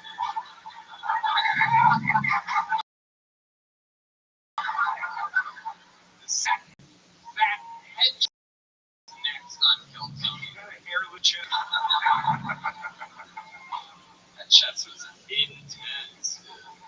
Did you guys grow up with somebody that had that? No, I knew 2 people growing up that had that. No, really? Yeah. No soul. Fucking incredible. What a fun show so far. You guys get in. Zach Hendrick's going to be coming around the corner any second now. Here he comes. Ladies and gentlemen, Zach Hendrick. What's up? Oh, yeah. So I just turned 33. I've been going to a bunch of Comic Cons lately. Yeah, it's been cool. Me and my friends, we went to one. We had a stipulation. We had to go as a super plus the last thing we Google searched. Like, for instance, my friend went to super PlayStation 5, which is stupid. Yeah, stupid. My costume is cool. It was a super blonde takes big black cock. That was my costume. Yeah. I was going to go to a costume a few weeks ago. My friend invited me. It was called the Kentucky Comic Con. I was like, dude, I'm pretty sure that's actually called a Civil War reenactment. Yeah, the Kentucky Comic Con. You know, they just spell it with all K's. Yeah. You know, those people dressed in white are not stormtroopers. Yeah, they are Storm the Capitol troopers. That's... thank you, Zach. I feel like you've been on this show before, right, Zach? Welcome back. I feel like that was better than your other sets have gone. Am I correct? Yeah, perfect. Absolutely. I like your style. You look like you're running for the mayor of East Austin right now. How long have you been a all-gay spin class trainer for? Not long enough. Remind us, what do you do for work? I work for Amazon. Amazon. How long have you been doing stand-up? 4 years. 4 years. All of it here in Austin? No, mostly in Tampa and Alabama. Tampa and Alabama, man. You fucking hate abortion. What are you running from? It sounds like a place you have to leave because you get in trouble. You get changed. I'm Social Alabama. What are you running from? I'm running from fucking everything, dude. Like, wow. Child support. Nah. No payments you knew you never going to make. That baby tackle shop you went upside down on back in Alabama. Yeah. He looks like he still is a few $100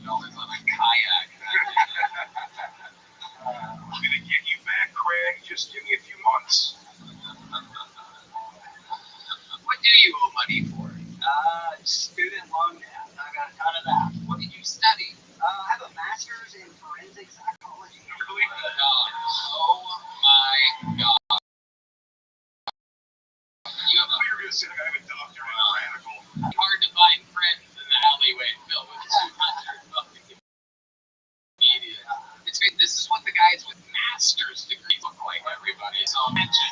What's going on out there? Hey, Charles Manson, why do you keep... Have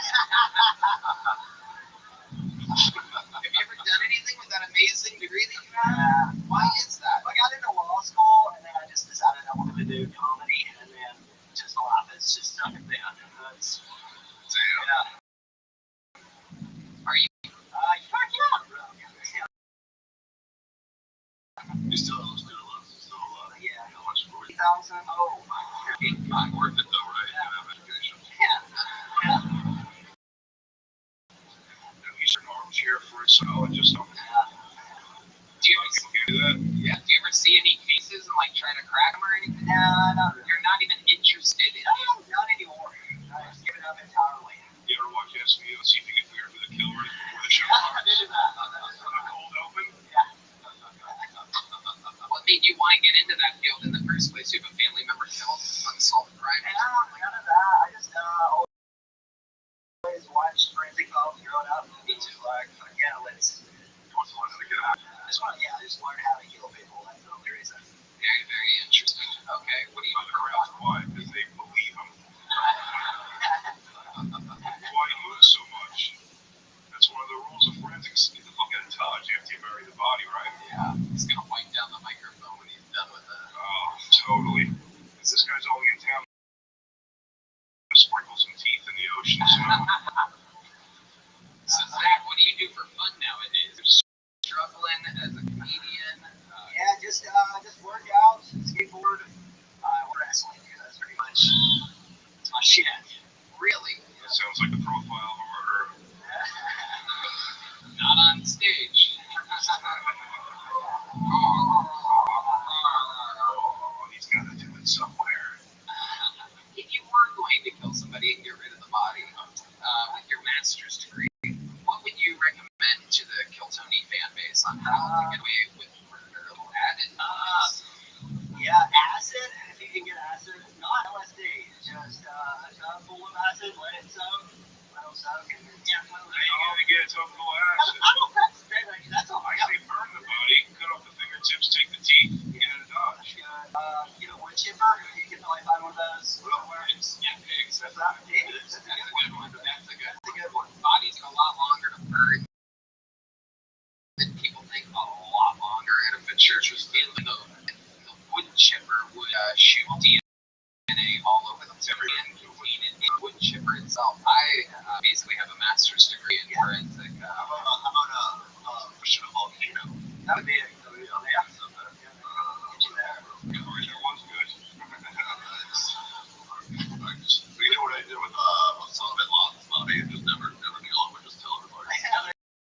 Yeah, give it back to his family. Good way to do it. What's your love life like? Broke as shit, chasing your Well, dream. a couple of weeks. A couple of chick the other night was pretty cool. How'd that happen? How did that go down? You're standing outside of Shakespeare's, she walks out. What Yeah, well, just after comedy show, just not much to do here. She's funny. Chick. In the audience? She's done comedy a few times. So, okay. He's judging her. Yeah. You think she was fine? I noticed you're speaking about her in the past tense. Did you use any of your forensic experience at the end of this? We check for local asset sales, you're clear? Yeah. All right, Zach. When you were on last time, you got a little joke book? I got a big joke. Really? I love it. Well, then you already got one. How about quicksand? Unless you have a hole in your chest, I can throw it in. I'm not giving you another one. Good luck with that. There he goes, Zach Hedrick, everybody. Rock solid appearance. We have a special treat for all of you. You may have heard of golden ticket winners in the past. These are people that, when we're on the road, if we find someone very, very talented, they can perform on Kiltony a minute in an interview anytime they want. They can come to us and get on. This is one of the people that were one of the first people to ever win a golden ticket over 5 years ago in Washington, D.C. Ladies and gentlemen, make some noise for the return of Martin Phillips, everybody. Very, very interesting. Before there was Aaron Belial, before there was Michael Blair, there was Martin Phillips. What's up? Well, how do we do?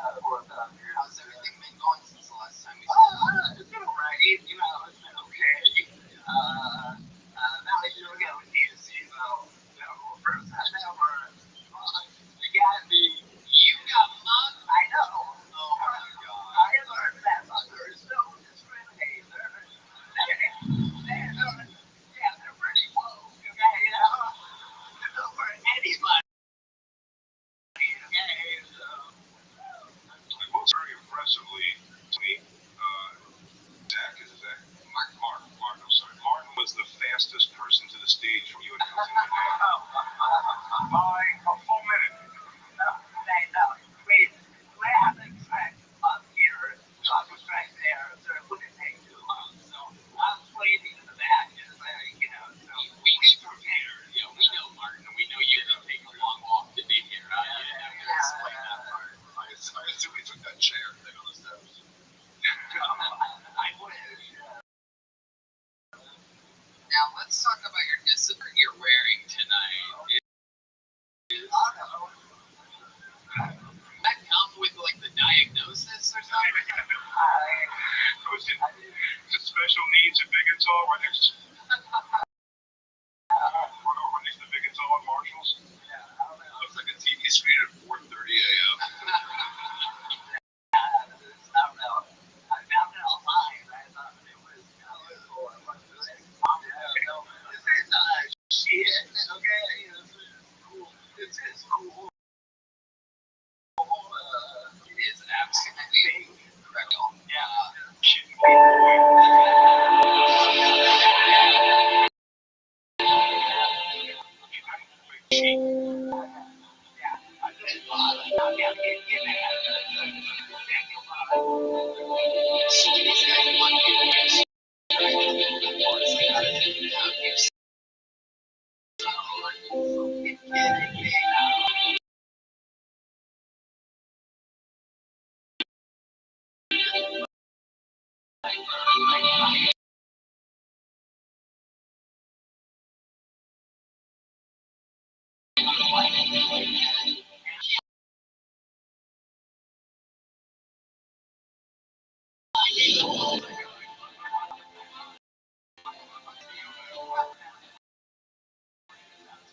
When we created the Skill Master, we wanted from all different backgrounds to be able to enjoy the amazing journey of learning skills. But with so many fallacies, we live along.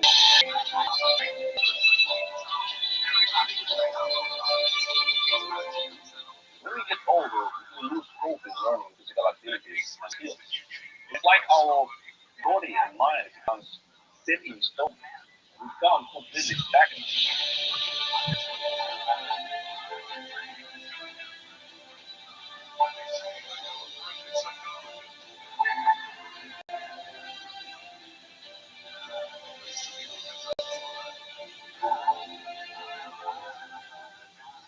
We forget the process that has been running on the background for our entire life. The process of learning new skills. Yes, but you are a natural born skill master, and you're never too old to learn. It's just a matter of tapping into that process once more. Master the process, and you will master the skill.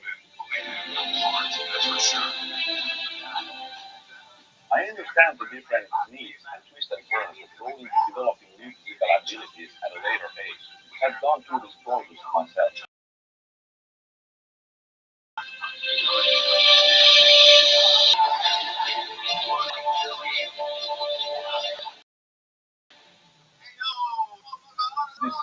You see, inside this process, there were things I learned in my 20s, and many of them in my 30s.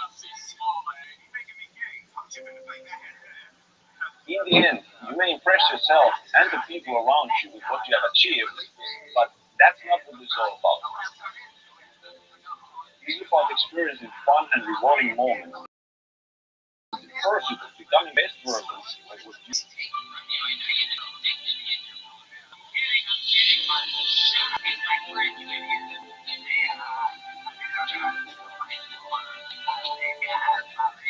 You're giving the power of the skill back to you. This is the Skill Master.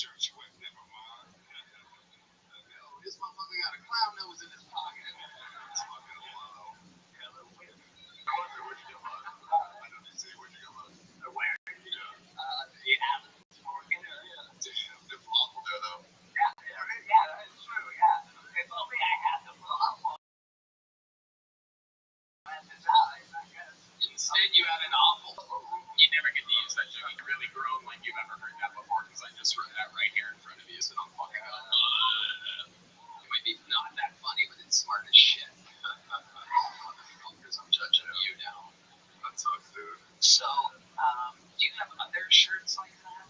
No, this is my brightest shirt. Again, after that, it's like, you never wear it again. I've got compliments on this shirt. What hotel are you staying at? I'll tell you about it, my friend. Oh, yeah, I was going to have such a seat left it here when you fly back to DC. Yeah, I love it, man. What's your love life like, Martin? It's whatever, Dude, don't mind that. I bet when you fuck, you fuck. Yeah. I appreciate that up there, Big J? I'd rather have Martin's entire body and afflictions than another guy's chest. Yeah, 100%.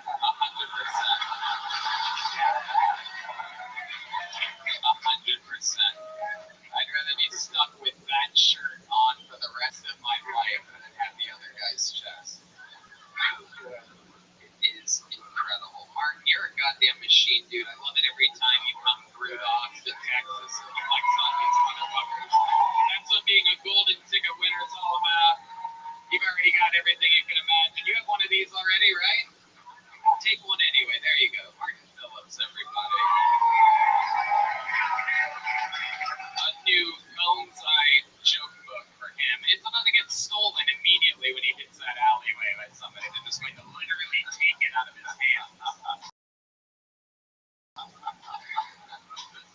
Give me that joke book, bitch.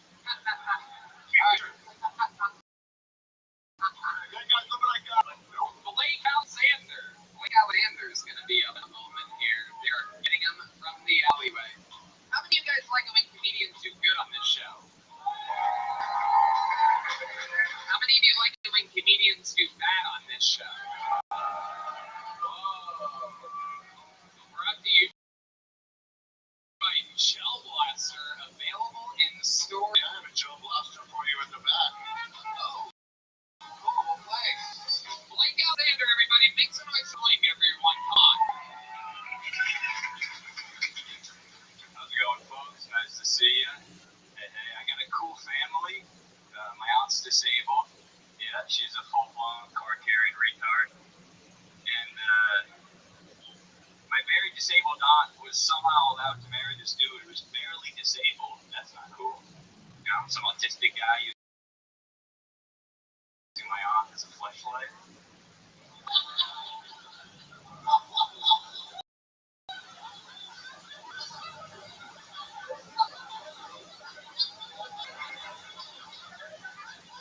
She's my fleshlight.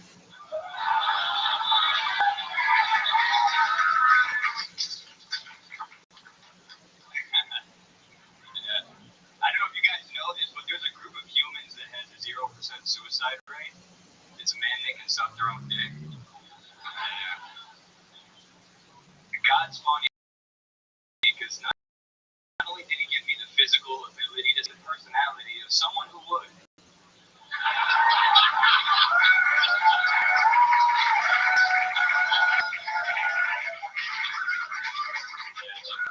Yeah. And for anyone curious, Blake Alexander, what were you going to say there at the end? for anyone curious, the experience of self-sucking, it feels like a 0% receiving a blowjob and 100% sucking a penis. That's really true. Blake Alexander, welcome. You've been on before, right? Never, bro. Oh, I just must recognize you as being the bad guy from Superman 4. Oh, shit.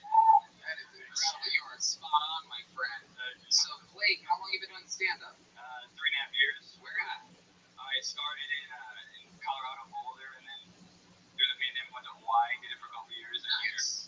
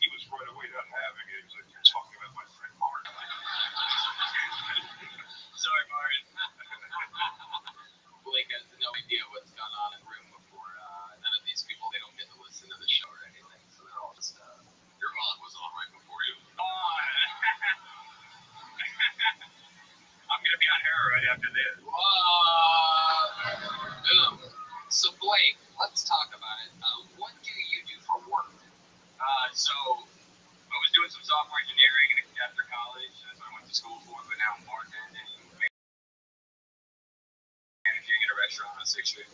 Oh, wow. Yeah, for about 6 months now, and in food service for like a year. I just got sick of staring at a computer for 10 hours a day and like sitting my work and shit. So I just wanted to be in front of people, moving around, having fun. Wow. Okay, so you're 6 months into bartending. How's it going? Anything crazy ever happen there? Yeah, so I mean, this guy recently, he was trying to offer me coke. So he's like this veteran. He's got an excuse, you know. He's a Marine veteran, but after trying to buy me a shot, he offered me some coke, and I was close. Exactly, 100%, dude. Exactly, respect for this beautiful country. The wildest thing that happened is a guy trying to give you coke once. Well, I mean, On 6th Street. I don't even live here. I know it goes on weekly just by going to World Star Hip Hop. Hey, Michael Mallett and Blair White, that was fun. They came in. Wait, what? Michael Mallett and Blair White just came into a restaurant. That was a highlight. Oh. Once. Who's Blair White? Really long? No, she's a beautiful trans. She was today pictured with Tulsi Gabbard. Who? We talked about Tulsi earlier. We did mention Tulsi earlier. But yeah, Alex Jones. I'm afraid I was like, you know, it's kind of fun. Just You're naming people that live in Austin. The mayor of Austin came in once. That was nice. Yeah, I got you to stab my Joe Rogan walked by the window. One time I recognized from across the street Gary Clark Jr. The weekend manager from my own boots drops in once in a while. He was rich. The sound guy for Nether Hour was in the other day for a drink. And the assistant manager at Latchkey was here.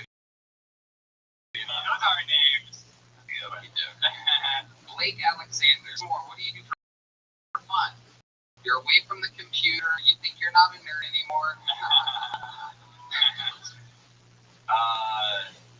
This is super corny and vulnerable, but who cares? I'm really into like meditation, mindfulness, the present moment, stuff like that. How vicious. I like walking in Hawaii. I went to a train. I fucked a lot of trannies, the hottest trannies in the world. Oh, really? Tell us more about this. This is very. Only Hawaiians aren't good at hiking coconuts. No, not the natives. The natives are all fat retards.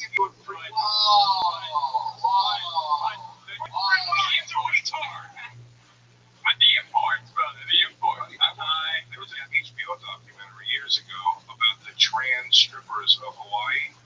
He's not lying. Out of Thailand? It looks like if you're going to do it,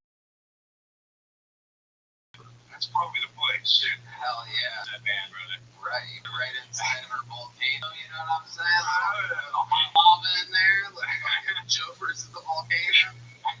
You didn't want to be full gay, but you got tired of sucking your own dick. I'm telling you, brother. I broke my own seal, so.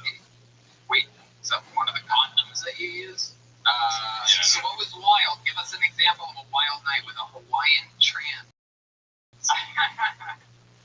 There's this cute little Thai, the Thai Asian trans are the best trans. And my hair was definitely the closest, gender, as the sexes are almost the same. Have you met Hans Kim? I have. I've seen him, I've met him a little Sometimes bit. he turns into Kim Hans at night. Yes. I'm impossible. Also, I know a forensic psychologist, you can tit fuck while your balls rest in his chest. I tried. Put a little milk in his cereal bowl, you know what I mean? You see what I'm saying? Oh my goodness. What are you in Thailand? Well, so I went to Thailand when I missed my high school graduation to go to Thailand, to go to Bangkok. Well, that's what you love to do. For sure. And unfortunately, I was family, so I didn't have the opportunity, You go pay for Thai lady boys? Unfortunately, I couldn't appreciate their culture up close. So yeah, I had to revisit. In Hawaii. But yeah, so there's a spectrum of kind of passability for trans. I'd say kind of black is the worst. And then kind of Asian. Whoa. Wait a second. What are you, a jury member? What's going on here? It's kind of the jewel, like a Brazilian Latina, kind of the jewel. Asian, yeah, if you're rolling dice, you're betting on it. small, cute, feminine. Let me ask you this. Yeah. Because I do this at work. This comes up a lot in this question. Do you want a small, tiny little, shriveled up, tiny wiener? Or do you want like a monster of the trans at all? Just so you know my thing, if I'm doing it, let's go with that monster hog. Yeah, I want to see the spectacle of a pretty chick with a big fat dick. I don't want to, but if I wanted to, that's what I'd want. That's fine. I don't want that at all. I hear that, bro. My girlfriend's here, she'll tell you I'm straight as an arrow. But if I was a swinger. Yeah, that's fun, bro. It's fun. You want to have fun. I try different costumes, experience life. For me, I go, if it's swinging, it's dangling. I don't really care, but yeah, sure. Let's take a ride at the end. What do you mean, yeah, sure?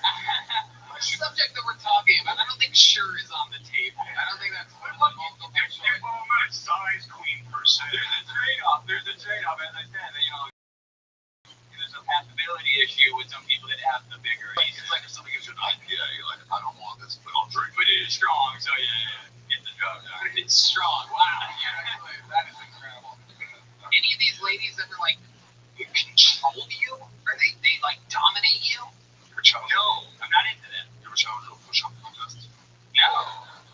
But that'd be adorable. Yeah. They're tiny, they're adorable. Yeah. Wow. This is such an interesting. But yeah, it's specifically Hawaii, like of all states is kind of a unique. Who has the worst transsexuals? Yeah. Do you have a prediction on that? I put Montana up there. Oh yeah, personally, I was thinking Iowa, I was thinking Colorado, like a big Mormon, a big Mormon, like out for revenge in the second chapter. Yeah, look at this chick wearing a dress with a big hail band arm. Have you been with the Texas one yet? What is Texas? Have you been with the Texas trans yet? The old fucking HEB. You heard the question? Bucky the Bucky, you know what I mean? The old fucking, everything's bigger in Texas. You heard the question, all three just wait a minute, you know what you're talking about? What? Here? In Austin? Shit. Austin, Texas. No. I am gonna lie. Man, I'm from San Antonio. More like Man Antonio. So much fun, Blake Alexander. Fun set, fun interview. You're going home with other ship joke and me next weather by the great mountainside. There he goes, Blake Alexander. Alright.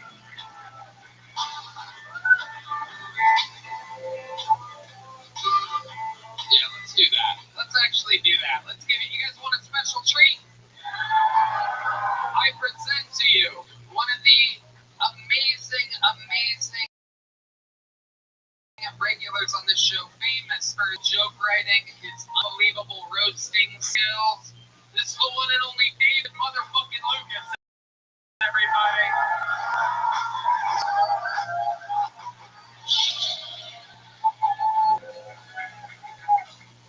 Damn, I just ran up them stairs, nigga.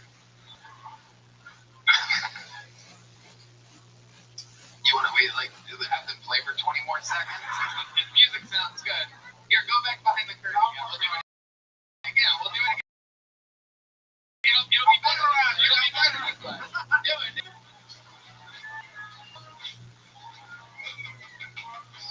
Your next comedian is a breath of fresh air, everybody. You might know him from his amazing workout videos on Instagram, where he takes pictures of what he did that day at the gym. Ladies and gentlemen, I present to you one of my favorite comedians on planet Earth, everybody.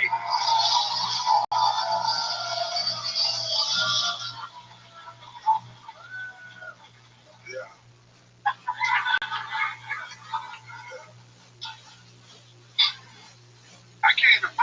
I love women, but I can't wait till we can go to the Tesla factory and just build us a bitch. You know what I'm saying?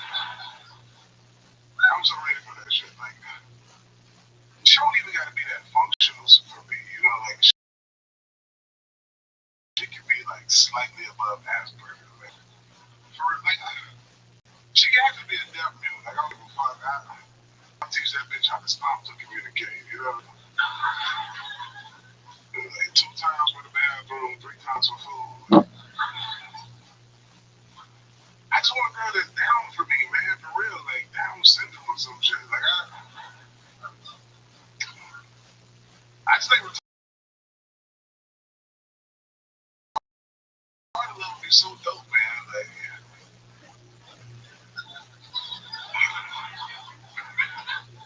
my bitch will love me like she love a balloon. Like, balloon. Balloon. I just want her to love me like she love the color yellow, you know? Alright, man, that's my time. Thank you. Hell yeah. This episode has had heavy use of the R word so far tonight. Unspoken theme. And by heavy use, I mean David said it once.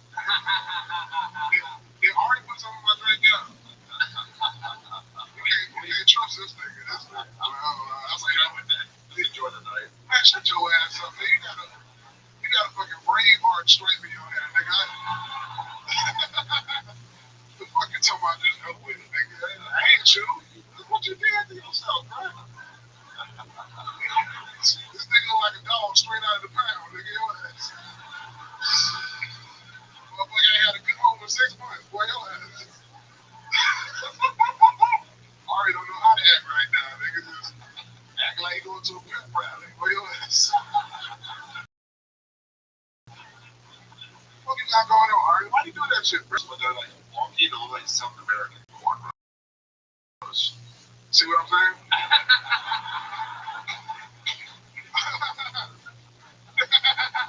Love it. I think he did sprinkle a little something in your drink, but it turns out it was cholesterol medication. So. Tony, a nigga need to put the hormones in your drink, nigga. Get the fuck up. Come on. Look how red you are, nigga. What the fuck going on, Tony? You gotta stop laying up with that nigga at the beach, your ass. No way. Fun fact, when I'm with my man at the beach, I'm face down, so it's not that. Tony, I do hot yoga every Monday before the show. That's why I'm so red. Just like a gay guy. And you do hot yogurt before the show. Hot yogurt. It's really tough, David, hauling up those steps. There really are. No one knows the back.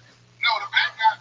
For a fat person, there's like exorcist steps back there. And it's a lot to get. I don't know. Being targets making people sit up to it. Trying to catch your breath. And when I do the second name, the second time, you're like, my cardio getting better, bro. I just got a bike. oh shit. Hell yeah, You got a fucking bike, dude? Nigga, I was riding my bike down curb and like, niggas hugged me. I'm like, how y'all know with a helmet on? No, they were honking you were in the way, David. You're hanging off into the lane. That bike lane is not wide enough for you. They're not beeping because they recognize Tony, you. if you ride a bike, you won't have no seat, nigga.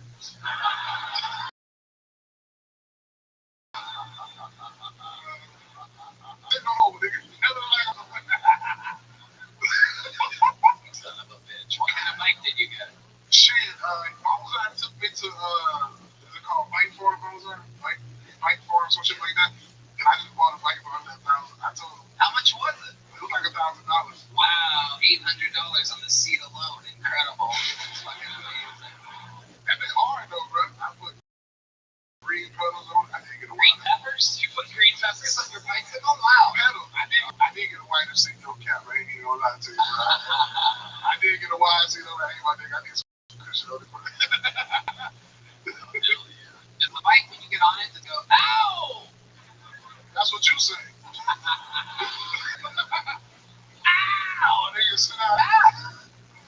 That's because there's no seat on Tony's bike. No seat on Tony's bike, so he go out, and especially if it's a hot day outside. That's true. Already moisturized. Are you still?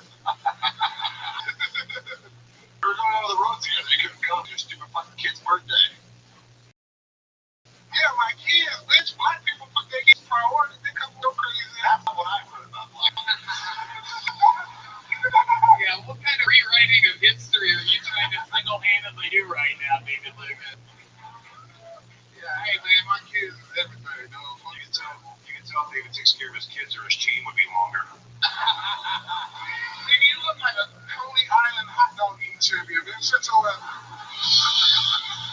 ass up, man. You look like a rock and roll garbage man, nigga. Shut your Oh, listen to heavy metal while you putting trash cans on the truck. Shut your ass up. Fucking talk about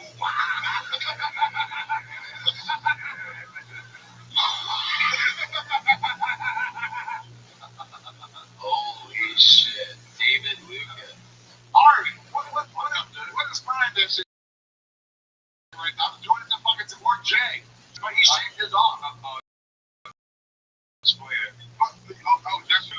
red or some kind of color. Oh. So Ari assumed I had that, but I've been running around so much I haven't been able to freshen it up. So now Ari just had midnight moments. So why you ain't spray the top, nigga? How you gonna have a ball spot with us? That wasn't up to me. You got too much money walking around here ball, nigga. You know that? Whoever got too much money, boy, your special day good. You know that?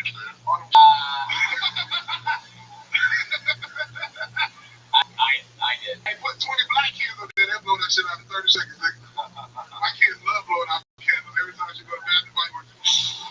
Is that a thing? All these stereotypes, I had no idea. The black I don't know what blow out candles, black dads are always there for their children. white kids don't blow out candles. Not like black children. You think they do? Like set up like altars. It's like they probably call their dad to put it out. It's different blowing out candles on your birthday. You know the nigga up here who got a birthday in dog years, motherfucker. Get your ass. You like that German shit from All Dogs Go to Heaven, nigga. Speaking of dog references, April 5th, Dog Belly out on YouTube. You have to watch the video. Jay is that nigga, boy. Bro, His special's called Dog Belly. Yours is going to be Hog Belly. That's not cool. No, it's not. That was kind of lame. No. Hog because you're fat. No, save it. What's Tony's special gonna be called, My booty hurts. So. Coming out. Oh, but with M-I-N-G. Coming out. Tripping down my leg.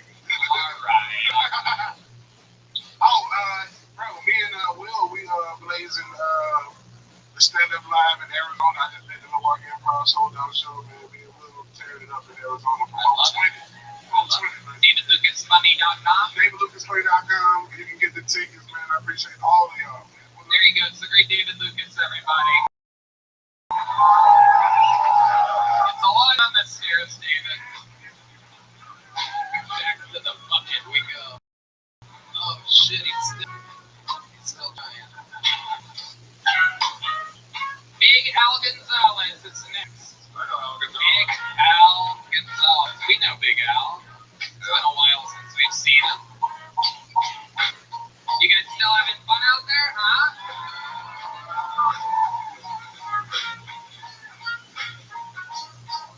Sorry, this is tremendous. What? It's tremendous. It's fun, right? Yeah. 9 years and 10 months we've been doing this show. Yeah. Here he is, Big Al Gonzalez, everybody. What's up, everybody? I live here in Austin. Last time I was here, this lady came up to me after the show. She goes, "You were so funny." I was like, "Thank you." She said, "Buy me a shot." I said, "Wait a second, that's not how it works. You said I was funny, you buy me a shot." She said, "Buy me a shot and I'll show you my good titty." I said, "Wait a second, did you just say good titty?" Like, she didn't say titty, she said titty. Now I was, because I gotta be honest, folks, I see my fair share of good titties. But I would have bought her 2 shots just to see that one shitty titty that she didn't want to talk about. Like, how shitty was that titty? Like, I see some pretty shitty titties. Like, you ever seen a titty with hair growing around the nipple?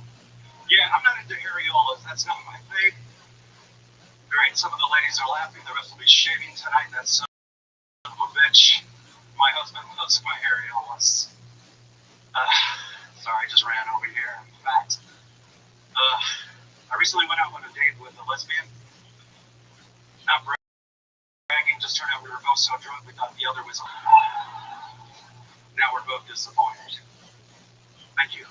Big Al Gonzalez. Now, we've known Big Al for a long time. You've been doing this show for a long time. How long have you been doing stand-up, Big Al? Way too fucking long to be playing good in Ellie, but yeah. consultation. How about the answer to the question? I've been doing it for about 16 years. 16 years, buddy. Absolutely. And you've been on the show quite a few times. It seems like you're doing better than ever. I've been doing pretty good. Be confident. How's everything been going for you? That's been doing pretty good. Sorry, I'm out of breath because I'm really fucking tired. The show is really showing you how out of shape. Yes, we're all fucking out of shape. Run them right before they have to go upstairs. You don't have to run. Like, Oh, I had to run. I was literally on the other side of the fucking wall over there. Really? Yeah. Like the last time I did your show, I That's fucking where a lot of people with the last name gets all this. Yeah. No, I'm kidding. Come on, Michael. Sit down. I'm sorry, Michael. I'm sorry. Alright, so Big Al, how do you make money? You've been doing stand-up for 16 years. Do you make a living doing this? I eat. Oh, yeah. You know, I do. I make a living. I've been on the road since 2017, so I've been nonstop working every weekend. So it's been pretty fun. Right. So I was working with Trevine when I moved out here. Yeah. So I moved out here back in 2015 because my wife got a job at a university in San Antonio. Nice. And so then I had to pick up fucking leave LA and come here. So where's River Forest? No, I'm San Antonio. San Antonio, more like Man Antonio. Yay. Oh, shit. So Big Al, what's going on? So you've been on 16 years of the game. You've been on the road. And that road that you're on is a grinding, grueling road. Can you explain to some of these people what it's like for you?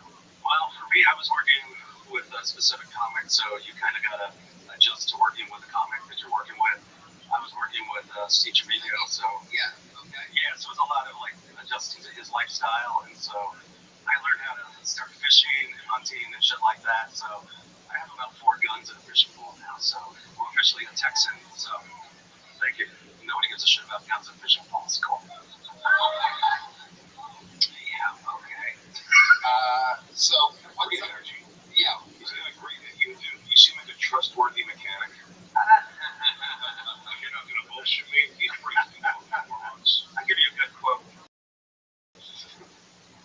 What else is going on? You give us something interesting. I've been doing virtual reality. Whoa. Is that a thing everybody's shaped like that? No. Yeah, it's gotta be too big. You can go live your true life. Virtual reality. Yeah, Wendy's girl with things. Yeah, you can move without being out of breath in virtual reality just by shuffling your feet back and forth and moving forward. I don't have legs in virtual reality, so be all right. More human, more like just virtual life. Virtual comedy, actually, we opened up a virtual comedy club. 2020. What's that? That sounds like a nightmare. So it's great. You have like, we have sometimes like 20, 30 people that you can try new jokes out. Yeah, people sit there and actually listen. Draft this suicide letter, you can do anything you want. Travel. Well, yeah, most people, like, they went to Zoom comedy, and it was just kind of depressing doing Zoom comedy. So my friend who owned a virtual reality company, he asked me, can you help us do a comedy club? I was like, sure. So I went in as a consultant and we created a virtual reality film called Fail to Render, and we've been doing it since then. Yeah, it's kind of like this. It's not like this, but there's about anywhere between 20 to 80 virtual people in front of you at any time, plus people who are streaming, watching it live. It's like avatars. Avatars, yeah. It's like a bunch of different styles of people just fucking showing. Oh, that's weird. Yeah, totally weird. There's like an Asian Nintendo Wii girl like jumping and coming. There's a fat guy named Gus in Idaho. I'm a donut in VR chat. Yeah, I'm a big fucking frosted donut with Chef Cat. So I perform as a donut. That's fucking cool. So, hey, you know what? Kudos for getting into VR instead of killing yourself. Yeah, 100%.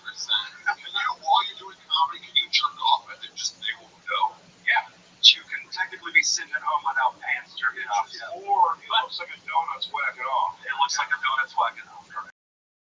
Wow. Just got a crawler coming out. Because the handles, they go with your motion. They can see everything you're fucking doing. You can drop one hand doing pound. You could, technically. You would just hear them very heavily. Like me. So, what's the name? Yes. Oh boy.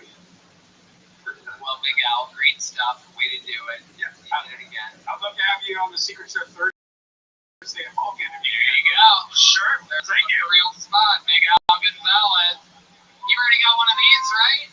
You have one? There you go. Have one by the great Bonsai. Follow him on Instagram. It's Bonsai, everybody. BONEZEYE.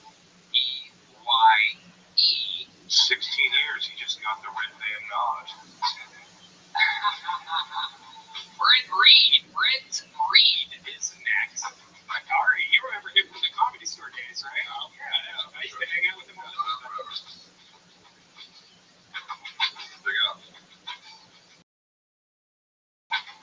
Brent Reed. The guy in the cowboy hat. What's your story? Where are you from? Oregon? Oregon. The border. Which border? Whichever one needs him, right? That's one. Here he is, Brent Reed, everyone. Make some noise for Brent Reed. All right. This is fun. I wish I'd have worn a different shirt. I feel like I look like Ace Ventura Penis Detective. That's what I'm. Just kidding. I'm straight. Probably who knows. It's all a spectrum. I did go to a gay bar recently. I'll tell you what. I am the belle of the ball at the gay bar. Lots of free drinks. Lots of free drinks. Buddy of mine, I think that the reason I got so many drinks bought for me is because I look and sound like the host of a game show. Like, come on down, boys. You are the weakest twink. That would be the name. That'd be the name of my game show. My buddy said the reason he thinks I got so many drinks bought for me is because I give off bottom vibes. So, every time I go to that gay bar, I'm buying every son of a bitch in there a drink. It's proof that I'm a top. If anybody's fucking anybody, it's gonna be me. I just here from Alabama, which surprises people because I'm, well spoken. My dad today, I was like, hey man, how's it going? He's like, brother, if that's any better, I'd be twins. Can somebody here explain to me what the fuck that means? He always had those phrases. My favorite one growing up, he'd be explaining, the one fucking this big, you're the one holding down. All right. Thank you. All right. Reed, welcome. Thank you. First time on the show. Yeah, first time on the show. Welcome to Phil Zone. Thank you. My roommate was actually just up here, the guy with the headband. Yeah. He's got a roommate. He was going to be a forensic psychologist. I know. He fucked up bad. He fucked up. I assume you pay the rent. I'm sorry? I assume you pay the rent. Yeah. We split it. Yeah. He pays me. He pays me with his butt. That's how he pays me. My goodness. So you are from? Thank you. Okay.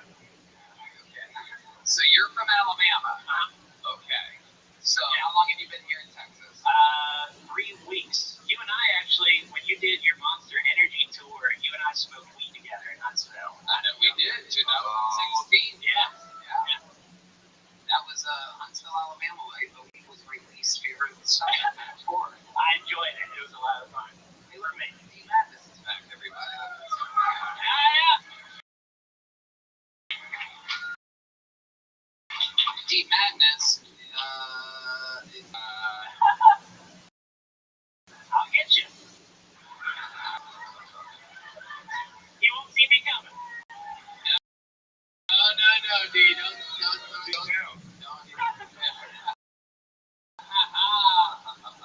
You gay? No. No, not at all. I know. Crazy. You just come out here guns blazing. Just guns blazing, baby. You look just like you like weed. Yeah. Thank you.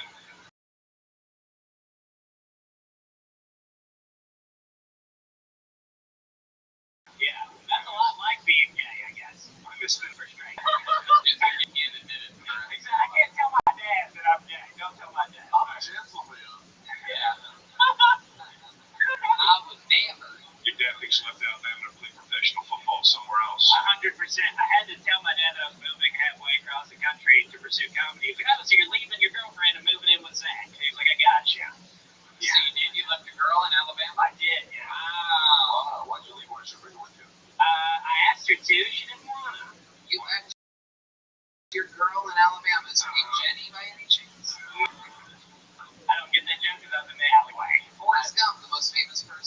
shit, I thought you were talking about a comment. Good one. Sorry. Okay, Brent. No, but you should know that you have a similar shirt piece to an actual retarded guy. Thank you. It is incredible. That is absolutely frightening. That looks like something you get after fucking a Hawaiian transfer center.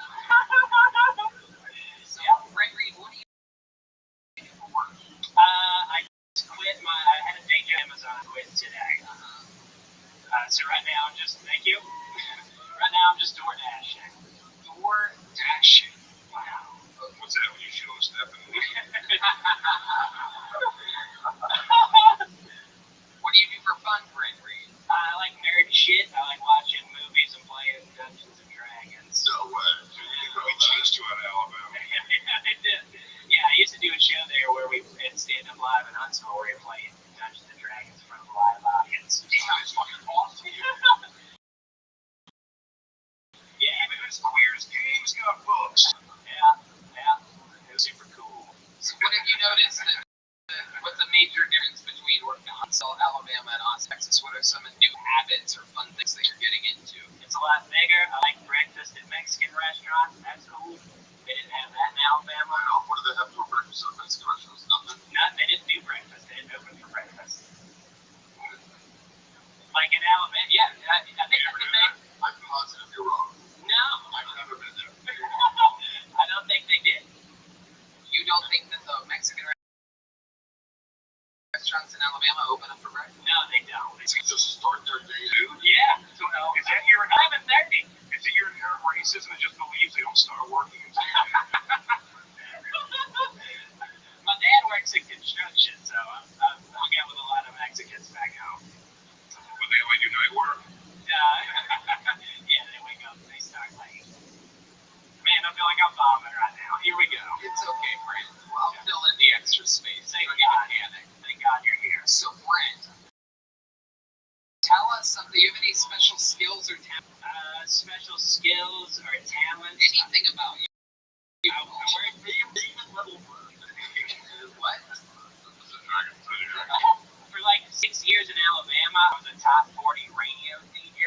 So Okay, can you toss to a radio song for us? Let's hear your radio DJ for. All right. All the hits. 102.7 Kiss FM. That was Moved It by Shit Tits. Coming up next. Coming up next is Some Shit by Ariana Grande. Thanks for listening again. I don't know. What was your name? It was just Brent Reed. It was the same. Yeah. DJ Brent Reed. In the mix. Everybody, a Billy Hood coming right. Hey, y'all. Slappy T here. Come on this time to give me live Troy is on board. We're going to go to Denver for Weather on the Ones. No one listens to radio anymore. They don't understand what this is. Not calling gets tickets to Ariana Grande. Big J's still on the radio, you guys. Hey guys, I'm always dying out that Jay's still trying to hold on. So the girl you left in Alabama 3 weeks ago, am I correct? Yeah. Have you been in communication with her? Yes. Cancellation possibilities? Yeah. If I ever moved back home, or if she was to come here, we'd probably be good, but she doesn't want to move to Texas. Why does someone in Alabama not want to move to Texas? It's a very funny answer. She gave me some Is she in Alabama 3 and Boston 0? She is. She's a very pretty lady. Sure. She's also amazing, but she didn't want to move. She didn't want to move, and she lives in Birmingham, Alabama. Move to Austin if you're a comic. That's fair. She lives in a blue dot in a red state now. She's very political. She didn't want to move to another blue dot in a red state. Yeah. Birmingham, yeah, if you're concerned about being liberal, you should just stay in Alabama. Yeah, totally. Brilliant. Not only is she beautiful, but the brains in her of it. She likes things. Birmingham and Huntsville are surprisingly liberal. Sure they are. Yeah. It cracks me up when people say that. Friends, for sure. Yeah, it's like saying it's the warmest city in Antarctica. Birmingham's a liberal city, but not Mexican breakfast liberal. They're not out of hand. This is Brent Reed, fun times are getting a little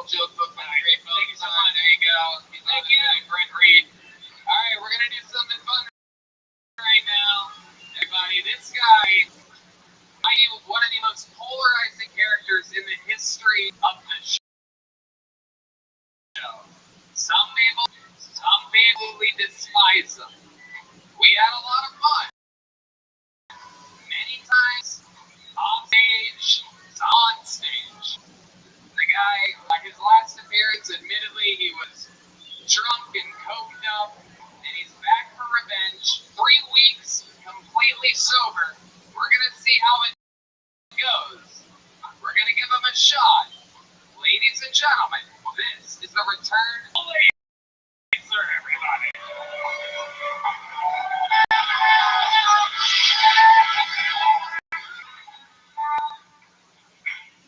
Your parents ever tell you to turn on the overhead car light at nighttime was against the law?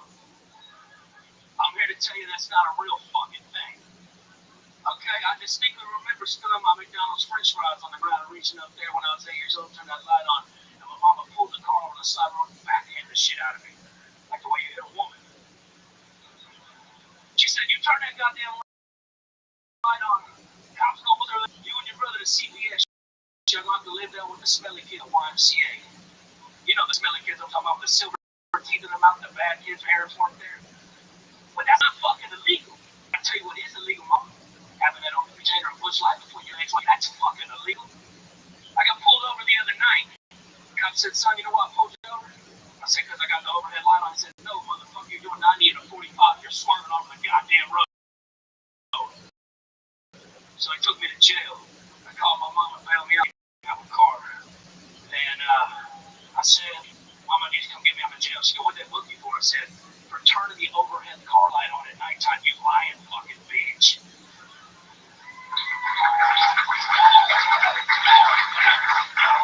Uncle Laser with a minute, 10 seconds. A very, very rock solid performance throughout. I thought about reading it off my phone, but they people gonna read it. They're gonna know that I know how to read that fucking good. So. Yeah, it's gonna ruin your branding if people get goddamn right. Find out that you can read.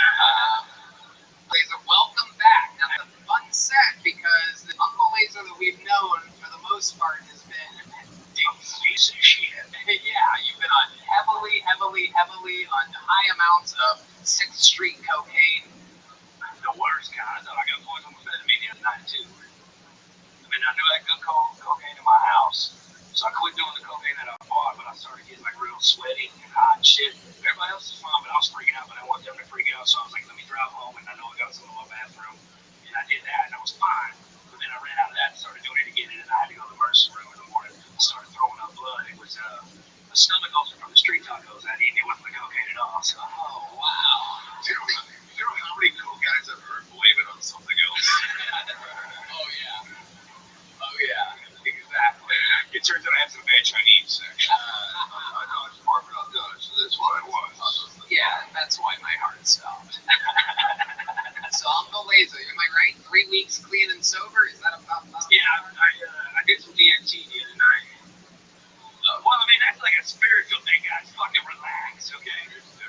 Right? It's different. I blasted off and I talked to a little wizard man named Merlin. He's like, look, cocaine's bad for the soul and bad for the nose, you know? And so I like a little balance. You're like, but Merlin, I snorted this DMT. Well, no, Tony is sweet, but... Yeah, no, I know. That's why it was a joke. So, what reality? Uncle Laser, so what have you been doing to fill the 3 weeks? Because you were really in it, man, right? You were doing it like daytime and stuff. Yeah. Explain to these people, because I find it... Well, no, it's not like a massive amount. I get like 2 grams to a gram and a half for the course of 7 days in a row. Right? Catches up to it. Here's another one, Ari, just how people blame the things on. Have you ever noticed that cocaine people always say, well, I don't do a lot. I have a problem and I fixed it, but I wasn't doing a lot. I know like one more person that does more than one more day than I just do. A gram and a half's a lot. Right. Well, How do you stay away from it? You leave your fanny pack at home, so no home. No, really, I just quit drinking. Because as soon as I crack that first beer, I gotta get a bag. It's like instantly, simultaneously, I got to have it. It's Also, what's your drink? The way to drive home and do it all alone. exactly like I wake up, so I don't black out. Yeah, it's not your fault. I need to actually go to the job on that. Don't put yourself in that. No, man. Be too honest. So, Laser, what else has been going on? we haven't seen you in a while. A lot of people, you know, you call me, you were Internet, generally. Like everybody, yeah. Like everybody. Making us angry. Exactly, dude. I just do a lot of like soul searching, all that weird shit. You know what I'm saying? Going on walks and shit. I go walks now. Shit, I do a little yoga from time to time. I joined 10th Planet. Wrestling dudes. I got tapped out by a 16-year-old girl the other day. That was humbling. You know what I'm saying? So shit. No. Oh, you better believe it, bud. They got some fucking killers there. You got Chris D'Elia, bro. Just fucking. Oh, stop it. Goddamn. Okay. So laser. That's all You're very I've spit off a light bulb a time too. You gotta put salt in the light bulb and shake out the film and put it out and then light it up. The film is actually what poisons. Yeah. Everybody else had already fucking SDM already. Read the email, bud. wow, ask us something we don't know. Tell us something more about your past drug use. Any other lights that we might not have? I mean, I've had terrible acid. I've never done heroin. That's the only thing I've ever done. Oh, it's next tonight. I was thinking we could get some guitar and push off. Yeah. I'm only in town in a couple days. I'm gonna write a song. Fucking here. Bobby, get the guitar, dude. What are we doing? I love it. You're into wrestling? How do they? Yeah. I grew up on it. Yeah. I saw you on the UFC deal. Yeah, I was with Cowboys. He's a homie of mine. He got inducted to the Hall of Fame. So cool. They took me there. We had a fat dip in it. But they surprised him because he didn't know his kids and everybody were there. And they came out. It was a touching moment.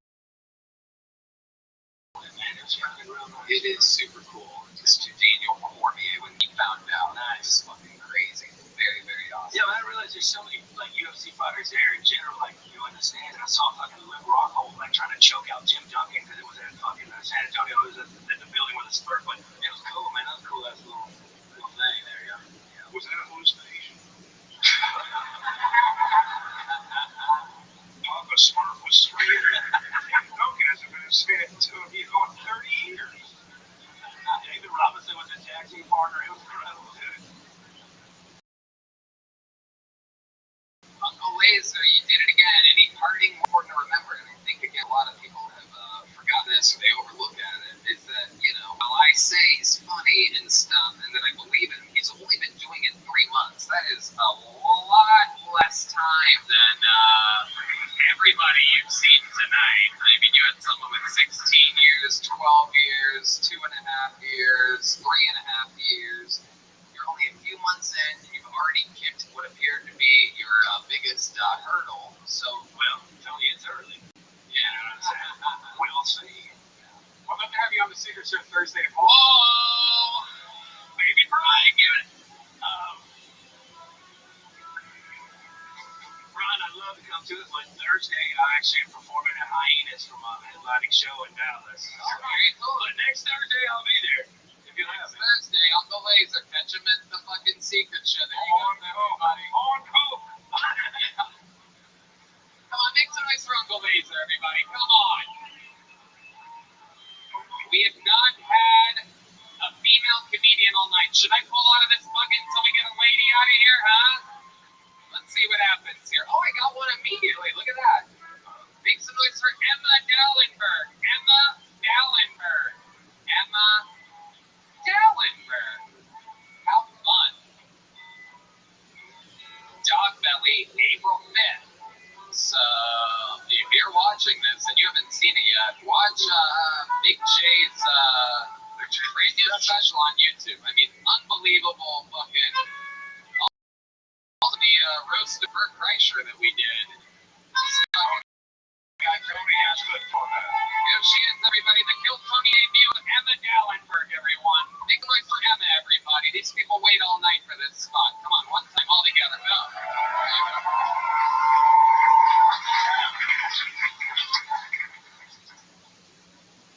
I'm doing coke. Okay, yeah, hi. How's it going, everybody? Alright, no, we're gonna get ready to it. I'm in love right now. This is for you, Tony. This is good. He's 5'8", and that's why it's a little silly because I'm a big bitch. I'm 6 feet tall, and I was nervous to date him because I was like, I don't want to look so big by contrast, but I thought about it. I was like, you know what, Emma? You kind of look like a Viking, right? That pillaged him. That's kind of nice. But I was like, you know, is this sex going to be weird? I was a little scared that sex was going to be weird, but I was like, you know what? I did it, and it's not at all. It's actually kind of cute. Because it's like I'm a tree, a little koala bear going for a climb. You know, it's like, you know, you go after this. Oh shit. Sorry. All right, Emma. Dallenberg. Welcome to the show, Emma. Did I run my time? I didn't. Sorry. Incredible that you can see a light, even though you can change one from where you're standing right now. We have a light, we have a bulb on number 6. So you can, anyway. Yeah, Emma, so cool, so good to see you. Ever since Jamie Lannister left you for his sister, you did so much good protecting of the families. I think I'm too young to know who that is. Wow. 5 years ago. Yeah, No way. incredible. I don't know how old are you? Yeah, that was all of it. Yeah, she was so adorable telling her jokes, but I was like, because my daughter was talking, she was like, and he came up and it was me, and he said, and then he said, he caught up. My daughter's 6 foot tall, so is the new guy a black dude? No. I shouldn't have laughed at that. Okay, so this is a real thing. How long have you been with stand-up? Like 3 years. Where at? Mini. You only think mini in mini. Oh, wait, I fucked that up. I fucked that up. I did that backwards. Boo me, everybody. Can you boo me, please? I did one bad. Thank you. I deserve that. Thank you. The least mini person from Minneapolis. Thank you. Thank you. We're going to edit that in, switch that around. Perfect. You started at how old? You started 20? When I was like 19. Real stoner chick. What? No? Oh, no, dumb as shit? Okay, I love it. It's one or the other. Always. Sometimes I mistake stone for vapid. You're like a stoner chick. She's like, what? What is that even? I like how she was like, let me just get right into it, and then just stared at the crowd for a second. Yeah. Just go. Emma, are you really with the newly 5'8" guy? Yeah, well, it's been a little bit. Okay. Well, yeah. When'd you guys meet? We both do stand-up in Minneapolis. Oh, okay. What? This is the first time you're in love. What? This is the first time you've been in love. No, but she was second. Who was the first one? How did he hurt you?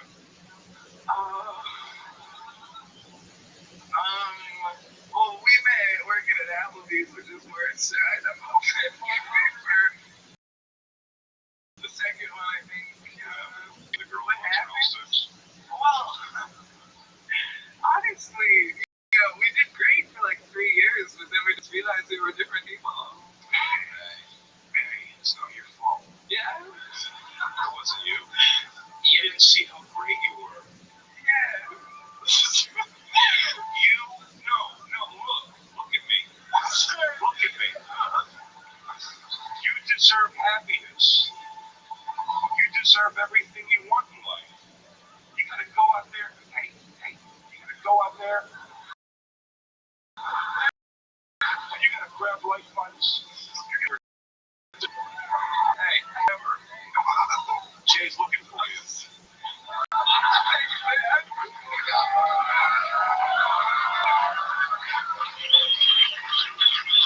I agree. I think you should go get your baby back. Baby back. At Applebee's.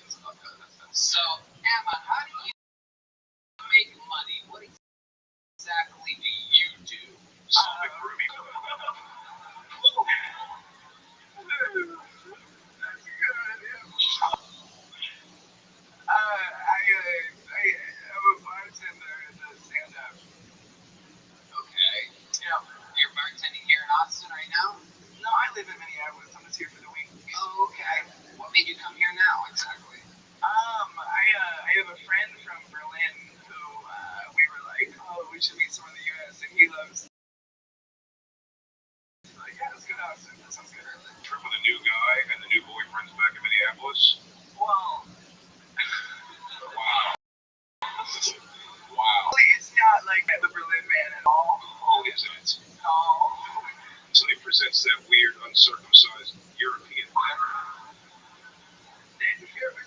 That's a fair point, actually. Do you think your German friend would like to meet some of the likes of the great Ari Shafir, perhaps? No, maybe he's gone to this lady. Ask him if he wants to meet the great grandson of 015645.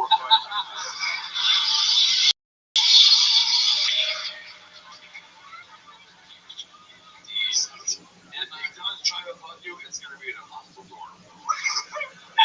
Yeah, we're staying, actually, I shouldn't say we're staying, but yeah, in a hostile. So there's one in the top. There's one in us. You can never resent bad dogs. Oh, shit. Emma, thank you so much for coming on the show. Here's a little joke book. Can you catch? Yeah. Emma Gallenberg, everybody. There you go. Thank you, Emma. She's walking out of here with a gel blaster as well. Everybody pulled out of the bucket leaves with a gel blaster tonight. How cool is that, huh? What's the gel? Available in stores everywhere. What's the gel blaster? It's this right here. You put a little canister, these cool, absorbable gel balls. That's the way you can shoot whatever you want. Some glow in the dark, some are, what happens when people get hit? They laugh, they giggle. Yeah, they go, It's like, yeah, it's super. do it. No, I don't have a canister right now, but. We're low on ammo. You guys ready to put a ribbon on this thing, huh? Come on, you guys ready to do something special right now? I know. It's been a long show. We've had a lot of fun, but there's only one way to end an episode like this. And that is with a man that has done more new minutes than the show. One of the longest, the long ever, which, by the way, first Kill Tony regular Kim Congdon became a paid regular at the Comedy Store this week. How cool is that? The first ever regular to become a paid regular at the store.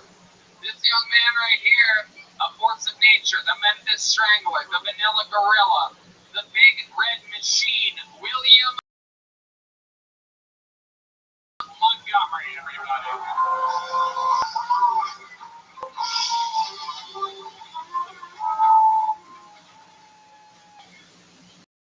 Bud Light is going to have a Jens lady on their hands, which is great because it's really going to open up sponsorship opportunities for all of us. I actually got a call from a feminine hygiene company earlier today, and they're saying they want my image on all of their dental dams moving forward.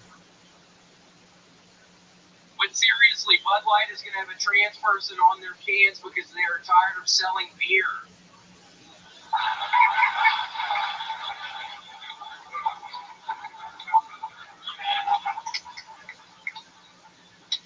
Not to be outdone, Tinder has a new spokesperson, Ted Bundy.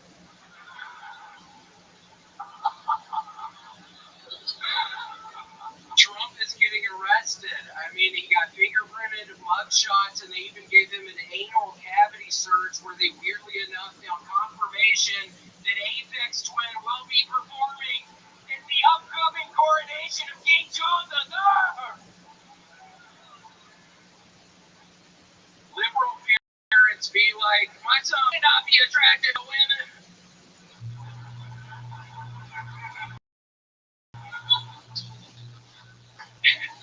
Wow, I love that. Incredible. A minute, 20 seconds, no bear to be found. He wants no business going up against William. An incredible performance. Literally 2 or 3 of my favorite jokes of the entire night. Bud Light, trans spokesperson, because they're tired of selling beer, is just lovable to me. Short, sweet, whatever said in the middle there, cut that shit, get right. Who was laughing right there? Was it you, Ari? I couldn't tell. We more beers.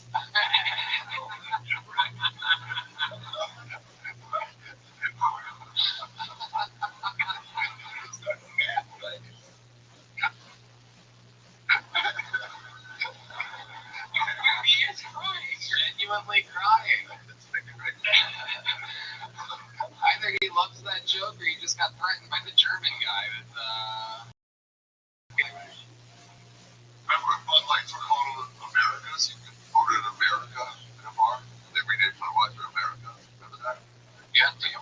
years ago. Yeah, I did go. They had One Cold America, please. And I did catch on. So now they go to the trans. They go the other way. They are. Yeah. Trans cans. He only speaks. Fun fact.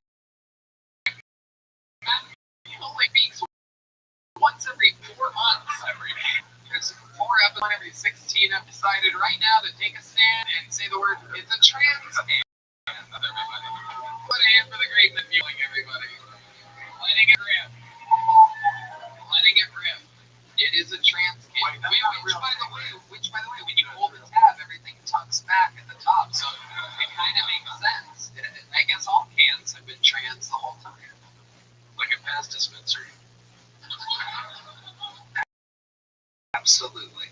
What I love about you is when you were reading your notes off the thing, I know because you read it said on that paper, but seriously, which really should make me read it. He goes, but seriously, is it a funny thing to have a stage? Yeah, I have a disability, so it's weird you bring that up, fucker. Seriously. I wasn't trying to shame you. I wouldn't. They kicked me out of school in the 5th grade. Why? I'm kidding. That's a late April Fool's joke. That's what happens if you miss April Fool's Day. I slept right through it. Got to bring him out in a second. Yeah, I actually had an inversion yesterday. I went to San Antonio, the Six Flags down there, and it happens, I think, to like 25 to 30% of people. It's when you're on a roller coaster and when you're upside down. Something happened to my penis and it literally inverted back into my tummy. So it happens to like 25% of people, but It's coming out 4 people. did it eventually come back out, or do you have to like do exercise? No, seriously, your voice sounded like such a little bitch, dude. So I don't fucking understand your asshole dog. Oh shit. He's powering up. We've seen this before, folks, when he gets passionate about something. Yeah, I mean, I have a fucking inversion right now, dude. My thing literally is inside of me. Wow. Is there a solution? Have you tried blowing on your thumb really hard? Yeah, I actually did try that earlier, dumbass. Holy shit. You guys blowing on it for like 30 minutes earlier, dude. I thought it would pop out, but it didn't. Wow. Wow. Incredible. I wish I'd blow into your butt. What you want to later? I'll do it for you. Okay. But no, I haven't tried blowing into my butt. I think it'd be hard for me to do that. Yeah, already nice suggestion, idiot. Yeah, I mean, what the fuck is going on? You were being so sweet crying about the thing earlier, then you're asking if I can blow into my fucking butt. What does it look like? I kind of meant someone else would blow in your butt. That's what I meant. Well, that's not what you fucking said. No, that's true. That's not what I said. Well, be clear, dude. Yeah, I mean, seriously, we're trying to have fun tonight. I'm just trying to help you with a version. In order to the wise, don't go to the Chupacabra Cantina. I literally fell through a fucking 5-foot in diameter hole over at that piece of shit. I swear to God, I'm gonna find the owner and I'm gonna trap them in something. What? Yeah, I literally was like a 10-foot fucking fall. I was at the Chupacabra Cantina the other night, right across the street. I fell through this fucking like 5-foot diameter hole. I swear to God, I'm gonna figure out where the guy lives and I'm gonna trap his fucking ass and stuff. You're gonna trap? How long were you trapped for? Shit, I was in there for 2 days. Yeah. You were Right for now, you're gonna trap him now for several days. Yeah. Then you got his gold. Then what? No, I really didn't hear you. I'm sorry. I apologize. Something. William notoriously loves sleeping puppies together. Every once in a while. Chill it out. Okay, I'm sorry. I'm fucking inversion right now. We gotta get it out, buddy. What is your plan of action for getting it out? I'm gonna go to the clinic, the Planned Parenthood tomorrow. Yeah, there's a good one in Austin already. Yeah, I'm going to Planned Parenthood tomorrow. Wow. We thought about maybe hitting Six Flags, taking the roller coaster backwards. It doesn't work that way. I did do that. Okay. I'm not a science guy. Yeah, I did that several times. You tried it. You tried it. I tried it. Right. What else did you do at Six Flags? Give us some of the things you love about Six Flags. Shit. By the foot in my jacket pocket. Shit, that's pretty cool. Got some Cheerios in my jacket pocket. And Six Flags, man, I ain't got an inverted, y'all. I have a serious aversion right now. I literally. Wait, if you find out how to get the dick uninverted, I got a guy with a chest problem outside who can even talk to that doctor. Yeah, I saw that guy. That was scary. Yeah, where's his heart? That's what I was thinking the whole time. Where's this guy can actually tell you? It's a good question. Where was his heart? I'll tell you what it just taught me is that everyone's heart is not where I thought it was. I was just wrong about where your heart is. So, William, what else are you passionate about this week? Shit. Foursquare. Okay. Yeah, I've been playing a bunch of Foursquare. What do you mean, Final Four? The Final Four, the NCAA basketball tournament. It's pretty big. My team's in it. Who was your team? You should be University. No, Marquette. No. No, I'm kidding. Happy late April Fool's Day. I hate Marquette. Man, I can't stand Marquette. Oh, shit. My dick's inverted today. Oh, shit. And I swear to God, I'm gonna find the owner of the Chupacabra Cantina. Fucking hide up in his tree, do a fucking rope down. I will trap his fucking ass. The owner of the Chupacabra Cantina. Is he in here right now? The owner of the Chupacabra Cantina. Oh, this guy says he's the owner. Oh, he wouldn't have the balls. Yeah, not a little pussy like that. Holy shit. Looks like your ass is inverted, man. Show us. I mean, is it inverted? Can you? Alright, William. I'm kidding. So, everything is going good. Anything else you want to talk about before we go? I started swimming again a little bit, and I bought the Speedo on eBay. I looked buying stuff on eBay, and I found there's this whole subculture of people. I bought this. It ended up costing me $2,000. The Speedo. It was on this real funky-looking guy, but the Speedo was really cool. That's the main reason I got it. But yeah, there's this whole subculture of people selling these used Speedos on eBay. If anybody needed to know that, yeah, it's a really thriving subculture on eBay. It's $2,000 though. So you wear it a lot? Oh yeah. Do you ever take it off? No. That Speedo. Whoa! Apex One is literally playing at the coronation. What are you gonna wear? Shit, I'm gonna wear this Speedo. Alright, William. How loud can this place get for the great William Montgomery? 1, 2, 3, 4. And how loud can this place get for my guests, Big J. Okerson and Ari Shafir? The drawing from Brian Chimel is saying he drew. You guys sat there. That's Ari Shafir and Big J. Okerson. And Redman is forcing me to get the phone with Ari before Redman tweets that he loves Big Cock. Here's the drawing from Chris Rogers. Well, you were all here doing nothing. He drew Hans Kim in a cowboy hat. I know a guy that lives by the border that might want to buy that after the show. Chris Rogers art. Guys, make some noise for this fucking Screwball Peanut Butter Whiskey band, huh? Hold even on the horns. The great Michael Gonzalez on the drums. D Madness on the bass guitar, everybody. John D's on the keys. And Mr. Trans Cans himself, Matt Mueling on the electric. Thank you guys so much for coming out. Thank you to the Red Rose, the Yellow Rose, Austin Security Earth Service, Joe Blaster, Screwball Peanut Butter Whiskey. Love you guys. Thank you. Good night, everybody.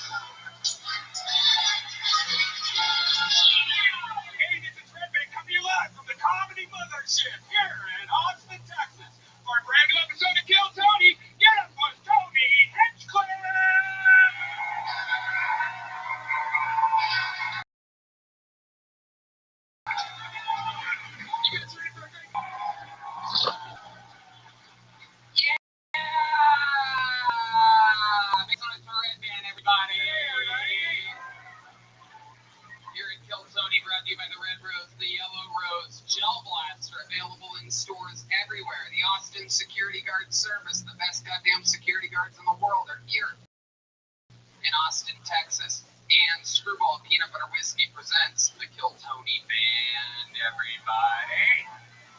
Motherfucking Paul Deaver on the horns. Michael Gonzalez on the drums. Matt Mueling on the electric. And that's T-Madness on the bass guitar. It's gonna be a fun one tonight. But before we get started, here's a little bit more from the amazing sponsors that made tonight's episode available for you here, right now. Hey y'all, one of my favorite things about getting a box of awesome from Bespoke Post every month is how it sneaks up on you. You forget that it's coming, and then one day, boom, on your front door, the best box you'll open, all fully chosen gear from the best small brands around the world. You'll never believe what I got this month. I got Carnivore, which is the American barbecue rub in the carnivore box made by the American Spice Company in Rockford, Michigan. Real cool, small business, real American companies. No matter what you have going on this spring, Box of Awesome has you covered. From camping gear essentials, cookout must-haves, and drink game upgrades, Box of Awesome has collections for every part of your red man. Yes, I just got the cask. It comes with this cool little barrel. Each barrel is handcrafted from the American white oak, which has been charred to create a smokier cocktail. You make smoked cocktails. Yum, delicious. Yeah. To get started, take a quick quiz at boxofawesome.com. Your answers will help them pick the right box of awesome for you. They release new boxes every month across a ton of different categories. Each box is valued at around $70, but you only pay a fraction of that price. Plus, with each box of awesome, you're supporting small businesses. 90% of everything that comes in your box of awesome is from a small up-and-coming brand. It's free to sign up, and you can skip a month or cancel anytime. Get 20% off your first monthly box when you sign up at boxofawesome.com and enter the code KILLTONY at checkout. That's boxofawesome.com, code KILLTONY for 20% off your first box. Boxofawesome.com, code KILLTONY. You know it. You love it. I'm telling you right now. You're not going to believe this, but I flew in my mom from Youngstown, Ohio today, and you know what she told me on the drive when I picked her up? She said, you know, the best gift you ever gave me was light photo frame, the Skylight digital photo frame. It brings joy on a daily basis. Watching the photos cycle and seeing new ones come in, what a thrill. I send pictures, I can update her, and the frame that she has of me sitting next to her bed on her nightstand shows pictures. We keep her updated. She absolutely loves it. It's a wonderful, meaningful gift that will give you a great way to stay in touch with those you love. It's perfect for Father's Day. It's simple, no aperture required to send photos anytime from anywhere. Right, man? Yes, especially for Mother's Day and Father's Day coming up. It's a great gift that makes you feel close to them, even when they're far away. It's a gift the whole family can enjoy. Anyone can send photos to that frame anytime from wherever they are. It's a gift that keeps family members actively in touch. And besides displaying wonderful photos, your gift is also a gorgeous frame that adds a beautiful touch to any of your home. And 100% satisfaction guaranteed. If you don't love your Skylight frame, they'll offer you a full. And now, a special offer in time for Mother's Day and Father's Day to get 10% off. That's up to $30 off your frame when you go to skylightframe.com/Tony. That's right, to get 10% off, up to $30 off your purchase of a Skylight frame, just go to skylightframe.com/Tony. That's skylightframe.com/Tony. I'm telling you, here in Austin, Texas, the economy is thriving. Business is booming.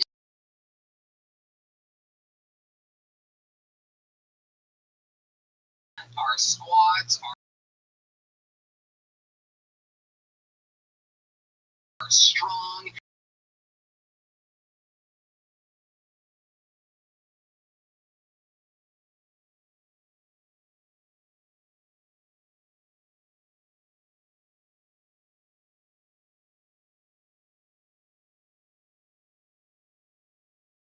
And in starting a new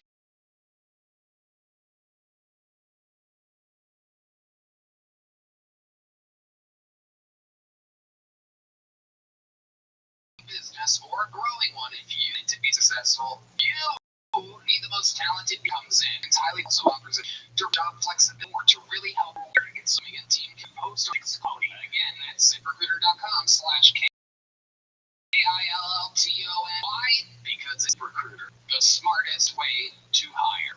Hey y'all, this week we're brought to you by Freeze Pipe. Smoking weed doesn't have to hurt your lungs. Skip the coughing and burning with Freeze Pipe. The pipe comes with a detachable chamber that you pop into the freezer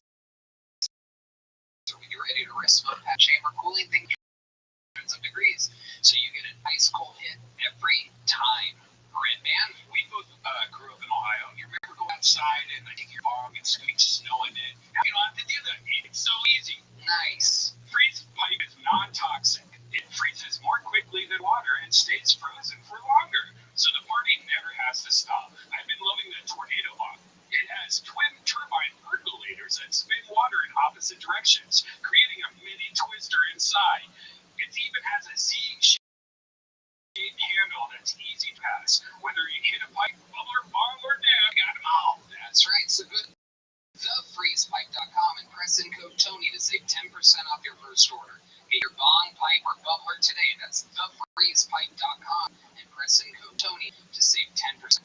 If you get smoke from it, Freeze Pipe makes it.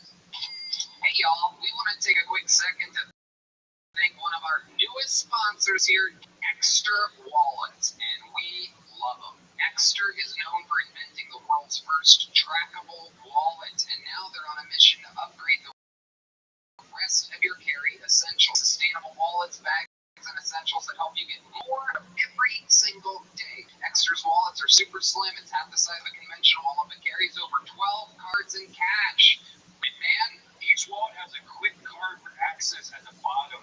With the click of the button, Extra's signature trigger mechanism snaps up your credit cards in 1 second.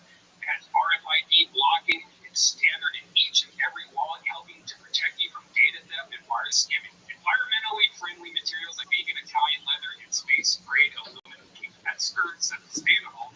Solar-powered tracking device lets you track your wallet's location from your phone. So if you ever lose your wallet, just get on your phone and find it immediately. With top-of-the-line solar harnessing, 2 hours of sunlight equals 3 months of charge. Wow, it's a no-brainer. Go to Extra.com and check out their full line of wallets, phone cases, and trackable carry essentials, and never lose your wallet again.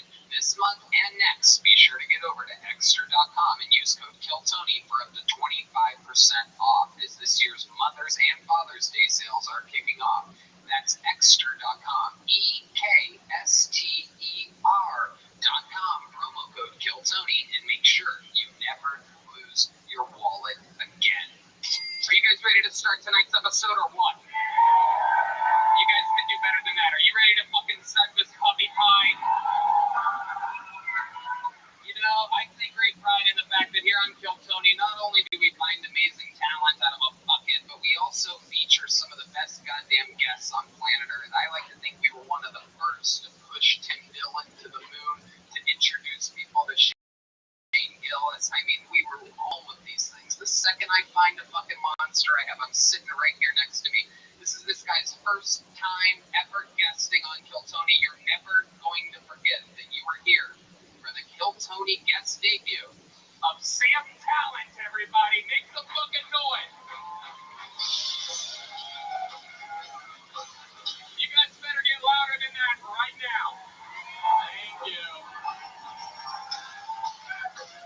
We are about to have fucking fun. This guy is a monster. His first time on Kill Tony. Running the Light is his book, considered one of the great books of comedy and comedians right now.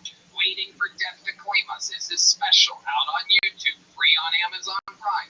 And Chubby Behemoth is his podcast. Welcome Sam Talent to the show. Thank you very much for having me. We're gonna have a lot of fun.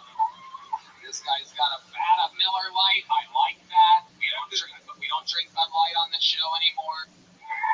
I can't drink Bud Light anymore. Because when I think about what they did, I get so fucking horny.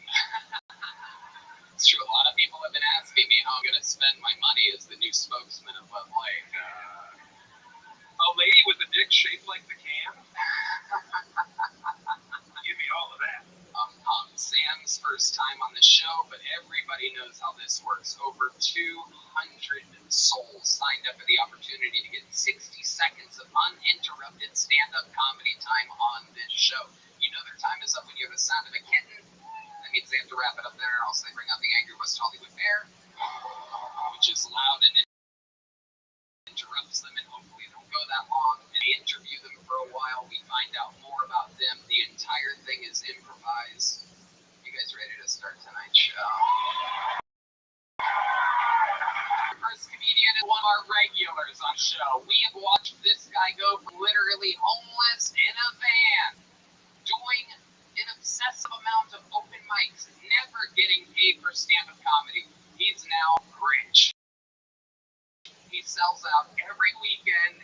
Ladies and gentlemen, sing it if you know the words. This is Hans Kim. Hans Kim.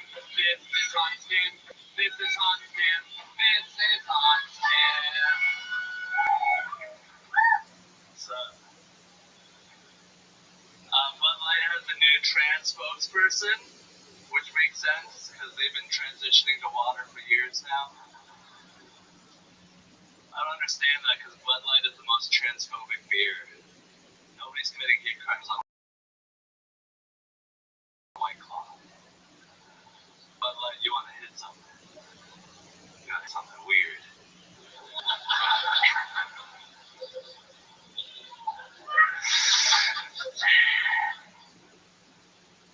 But it's good to be here in Texas. I love Texas because I'm an incel, and my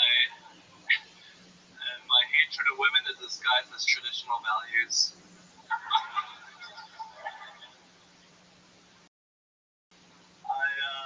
Laid as an Asian man. Unless you're, if you're gay, then yeah, it's hard to get laid. But if you're gay, then it's really easy. It's amazing how much more I can get laid all with a little change in attitude.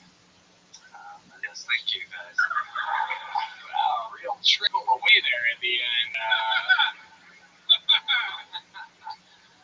Leave us all with a little taste of confusion in our mouth. What were you trying to say there?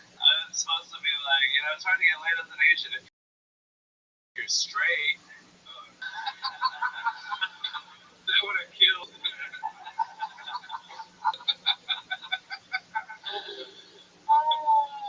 Look at your long face, Hans.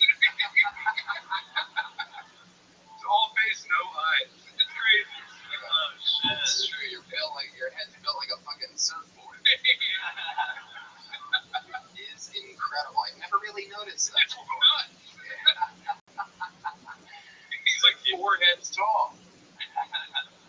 How do you feel, Hans? I feel slightly body shamed. Yeah, I like that. Representing Aviator Nation. Normally that's an expensive shirt. You're famous for wearing free shirts.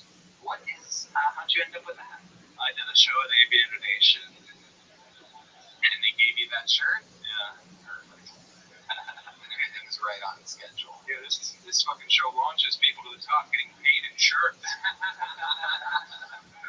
Heck yeah. Yes. So Hans, tell us what's been going on in your life this week. We've watched you go from broke and poor to thriving, and now the latest evolution of Hans Kim, drug-addicted diva, tells people what to do and is overly commanding in green rooms and kind of like a bossy bitch type. We've watched the full evolution in only 2 years. You were so appreciative of every spot. You were grateful before. Now people are saying that you're entitled. Explain some of this away. Well, sometimes in green rooms, you just gotta be like, hey, I don't think Trump is the worst, sometimes people are like, well, that's not, nobody's complaining about that. What he did to the waitresses in Tucson. Yeah. No one has a problem with you thinking Trump's not the worst. We all agree with you. Actually, yeah, no, I don't know where this is coming from. I'd like to. How's the drug situation been going? I heard a rumor that you were caught chopping up lines of cocaine the other night at Vulcan Gas Company. Is there any truth to this? You're doing coke? Yeah. Peeing it first?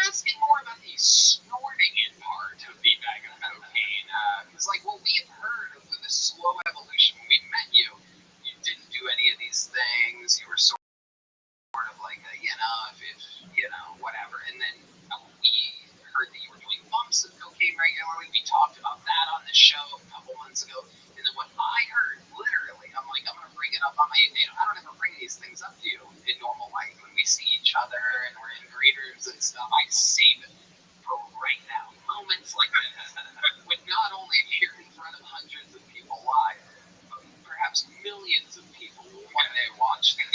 The shock is you don't know how to explain away the fact that I heard a rumor that you were chopping up not bombs, not little key bombs, not little cutie pie things. I heard you were doing fucking lines with the credit card. Lines. Whose credit card was it? Yeah, who peed on the credit card?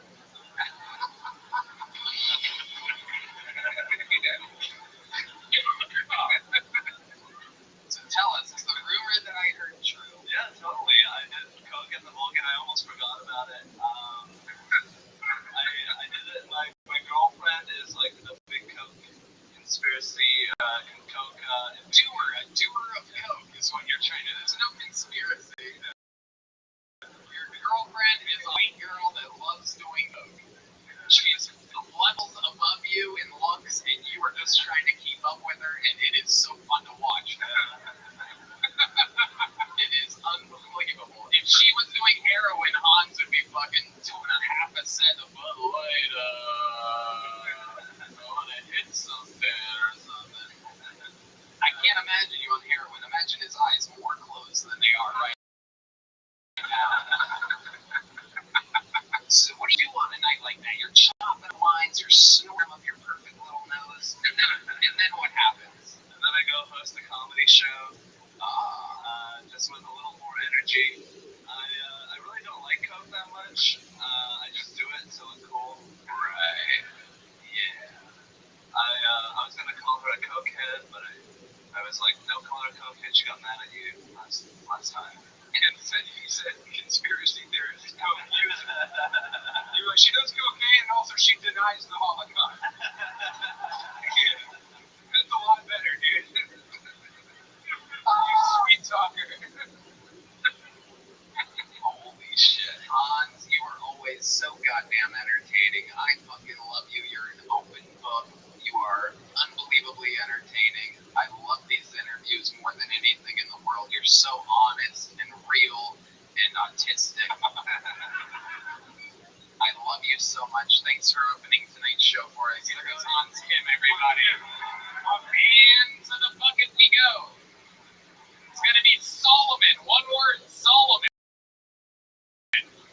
Is going to be first tonight. Yeah, very exciting. Really cutting up lines in the green room of Vulcan, guys. This is what it's evolved into. I have people every week saying, I saw your boy Hans doing this. I saw your boy Hans doing that.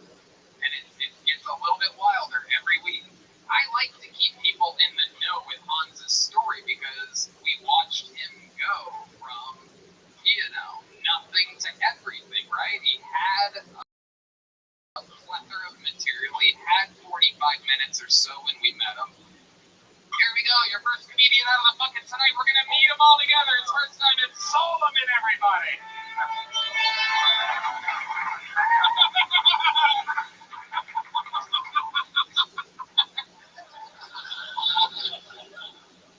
My uncle Tony killed himself last week. Yeah, he died overdosing on big pills that I got him from the internet. So we buried him on Tuesday, and Friday morning I get a call from Brian, the caretaker at the graveyard, and he tells me to come at once. I go there and I find Uncle Tony's dick towering out of his grave. So me and Brian dig him up, turn him sideways, and this morning Brian calls me again. I go there and I find that all the dead were outside the graves, and crying and yelling, and some even trying to kill themselves. I asked one of them, I'm like, hey man, what happened? He's like, what happened? We came here to rest in peace, not get fucked in the ass. That dick went through my wife's mouth. Her jaw's broken. Look at her. So we had to chop Uncle Tony.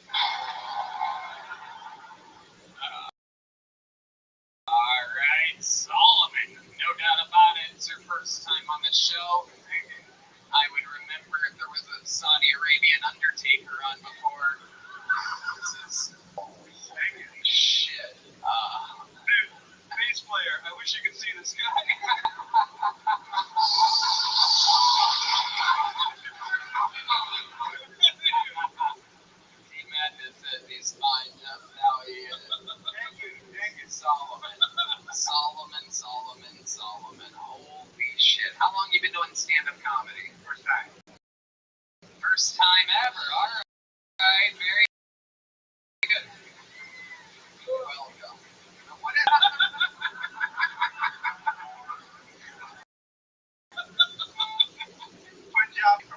Punjabi from Pakistan. Okay. Incredible. I like the cowboy hat. You're like Keith Turbin. Always works. Middle East in a cowboy hat. I can't ever not make that joke. You look like you love all kinds of oil. Yes. So, how long have you been in America? 17 years. 17 years. 9/11. No, way after. Okay, way after. Okay. You got real serious on that. I love it. What do you do for a living? Here, now, I work as a dishwasher. Oh, interesting. Okay. Like at a regular restaurant? Regular restaurant. It's a chain. I'm 35.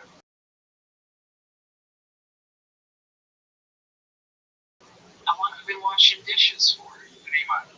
3 months. What did you do before that? No, I ran a bar in New York. I ran.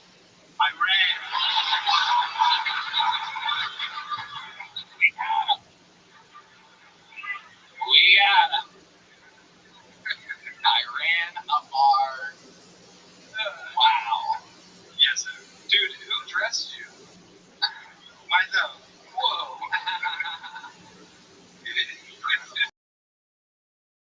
It's fucking crazy. Yeah. It really is a mechanic up to the waist and then a jacket a girl left in the restaurant that you work at. And then the hat just says fucking tourist. When in Texas, yes, no. It's Hot Topic J Leno. Those shoes are prescribed by a doctor. Yes. Alright. So Solomon, what made you want, how old are you? 39. 39. Well, how is that possible? You look either great or terrible. I can't tell, dude. What made you want to start stand-up comedy here, now, today, live? Revenge. No, I was just having fun. Wanted to see you guys. Okay, so you know that. Is any of that real? You don't have an Uncle Tony. Is any of that real? Yeah. Solomon, were you in a graveyard yesterday? This morning. Where all the ghosts escaped their graves? Then one of them got fucked or something? Everyone got fucked. Yeah. No one more than the audience. Sam motherfucking Talent with 2 L's. Remember the name. Solomon. My goodness. So tell us more about your life. Since all that was made up, I want to know something. If you ever wanted to do this again, I want to come up with something about your actual real life. I want to know the real Solomon. What are you into? What do you like to do for hobbies? I did, hobbies. No. Do like pursuits in your free time. No, I did a lot of theater, Shakespeare. Really? Yes. You did Shakespeare? Yes. Wow, can you give us one of the lines that you did when you were, how do you want to see him act, for instance? Here he is. The first ever person to read a scene to his comedy club. If you found out this was half the show right now, ladies and gentlemen, we took off his hat for this. Here you go. Shakespeare by Solomon.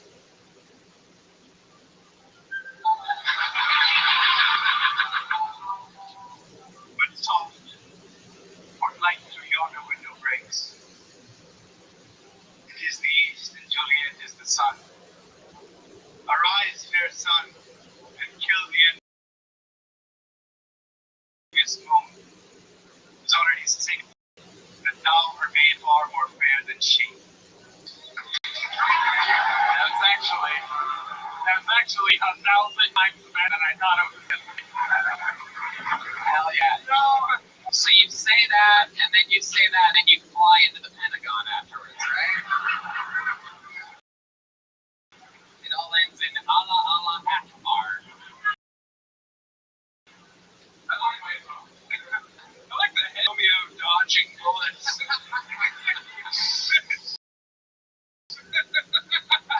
Also, he's He said he was Punjabi, so no happy Ramadan to you, sir. All right. That is true. You have a girlfriend? You getting any blowjobbies or hand jobbies?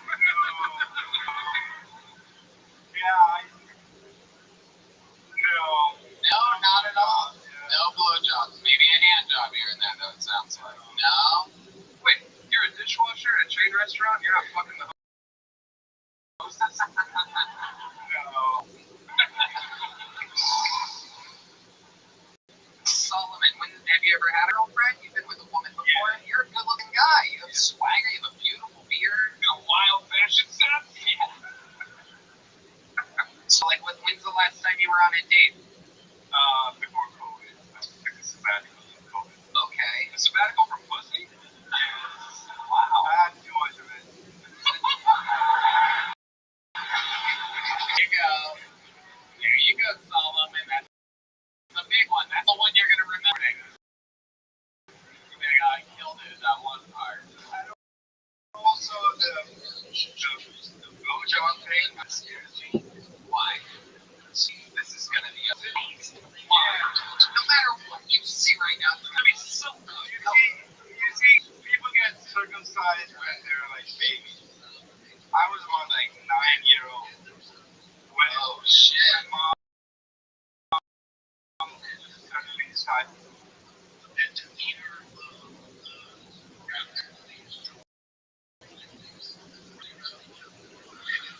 100% Angus makes Arby's cheesesteak. What the fuck is this shit?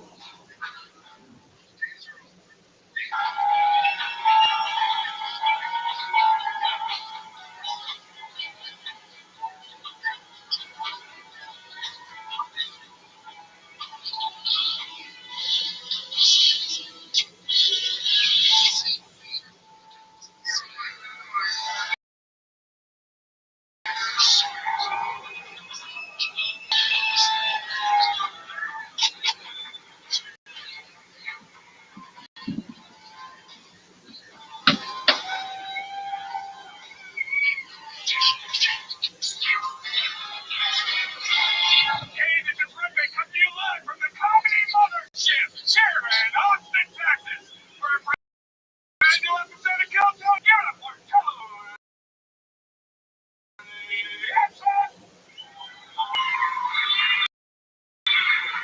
You guys ready for the best goddamn night of your lives tonight or what?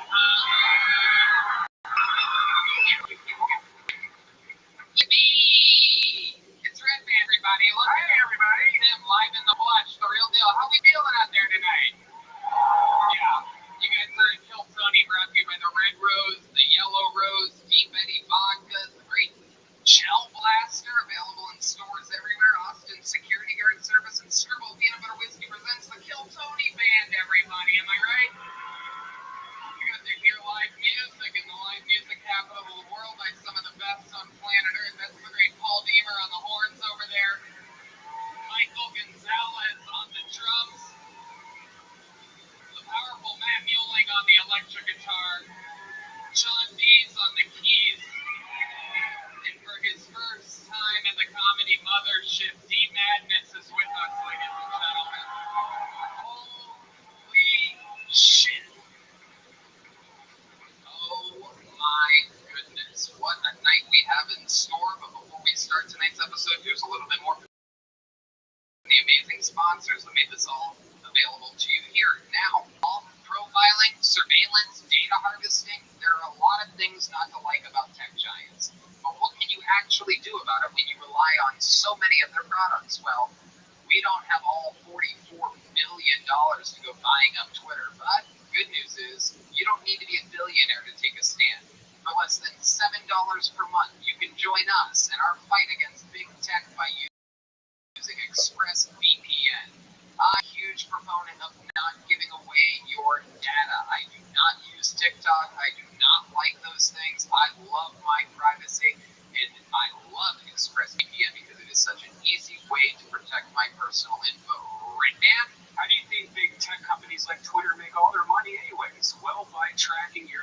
images, video history, and everything you click on, and then selling your personal data. ExpressVPN helps you anonymize much of your online presence by hiding your IP address, a unique identifier that every device has that allows big tech to match it to you.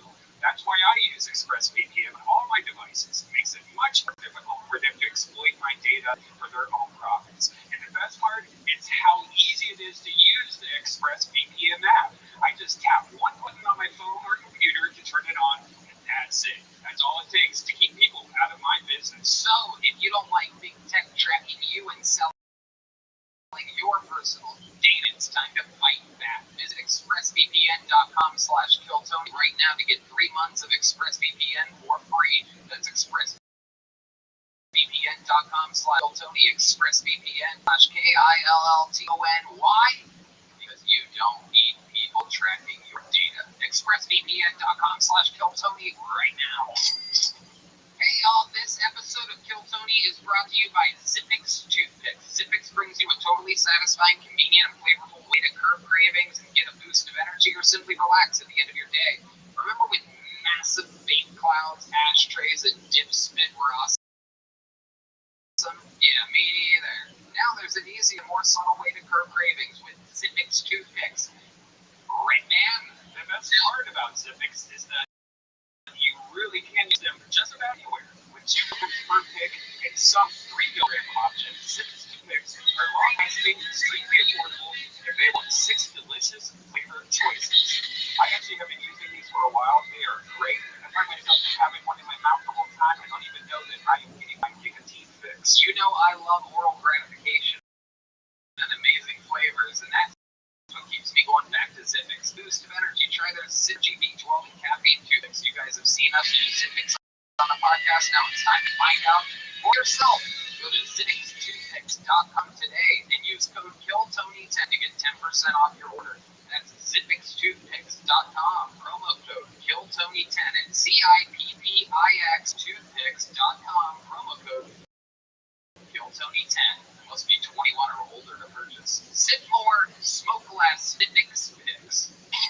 Hey y'all! Today's episode is brought to you by sheathunderwear.com, and I love this sponsor. Look, let me be honest here. We say that about all the ads that we read. We say that we love it. We say this and that. These things, these sheath underwear, have literally been connected to my butt, Redman's butt, our genitals, everybody who we work with closely's genitals and butts. Every single episode that you've ever listened to, once sheath underwear came into our lives, we literally threw away all our fancy brands and all these popular things and this and that. There's no doubt they are literally the most comfortable materials you could possibly have next to your precious genitalia. Yeah, they're high quality. They can be worn as boxers or briefs. They have that moisture wicking, for my big thighs, and it keeps everything cool and separated. Fly a lot, hate nuts stuck to your legs? I do. Or they're great for working out also, and it's comfortable. So for 2023, step up your underwear game. Graduate from holes, loose fabrics, cheap designer brands, and buy the greatest underwear that's ever graced the balls of men. Sheath underwear, the underwear of legends. That is correct. Sheath can be worn as regular boxer briefs, or you can use the incredibly high-tech sheath pouch to keep everything separated. I believe it was Offspring in the 1990s that said, you gotta keep them separated. Personally, I don't keep them separated. There's just an extra pouch in front of my Italian stallion that just acts as an extra guard, an extra layer of comfort. I swear to you, you have not seen me or heard me not wear these underwear for years. I wear them every day, and I swear to you, they're the most comfortable pair of briefs I've ever worn. So go to sheathunderwear.com and use the promo code Tony. You're going to get 20% off your next order. Once more, sheathunderwear.com, promo code Tony for 20% off. Let me be next to your stuff. You guys ready to start tonight's episode? Well, this is a special one. Our guest tonight, not only one of my favorite comedians of all time, one of my best friends, but he's also the one that got Rogan and me and Segura and Trussell and everybody to fucking move here to this comedy capital of the world. Truly responsible for it all. One of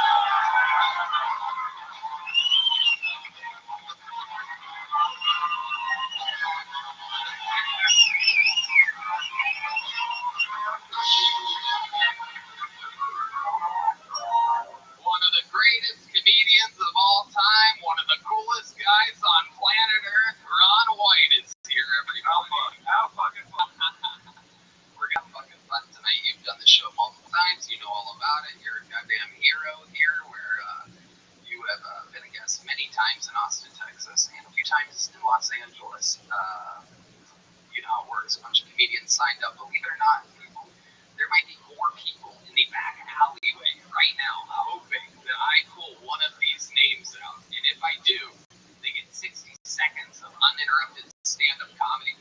You know their time is up and you hear the sound of kids. They have to wrap it up then or else they got the Angry West Hollywood Bear. Just a loud, very loud noise that just kind of... And then I interview them. We find out more about them. We learn as much as we can in a short period of time. Maybe they're interesting. Maybe they're crazy. Anything can happen. You guys know what the fuck is up. You guys ready to start tonight's episode or what?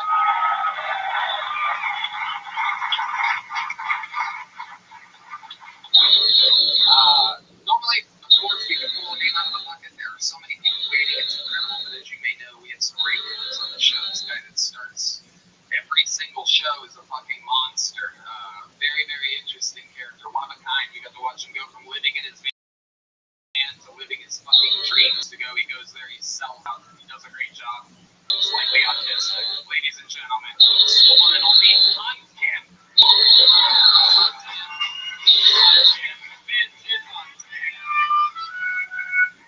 What's up? I love to hear it often, but I'm not a big fan of tech bros. I think people in their 20s who made washing machines and refrigerators are like, yeah, I work in tech. Put a little lanyard. I saw a woman try to break up a fight by yelling out, "Stop fighting, you're grown men." I wonder what she yells out when she sees teenagers fighting. Although this is totally appropriate for your maturity level. Yeah, love to hear Texas.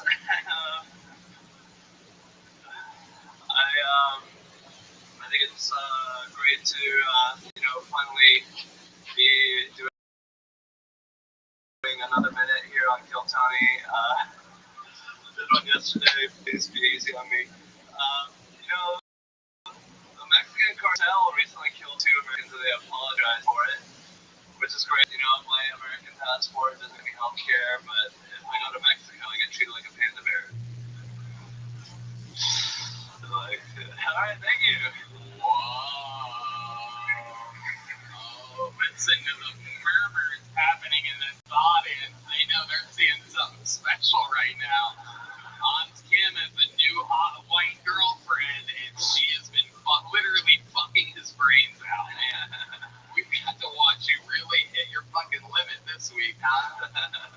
You can write a minute a week, and it turns out you can write a minute 20 seconds a week. We found out as we did a taping yesterday, which we very rarely do. Hard to write 2 minutes in 1 week. You've proven that here.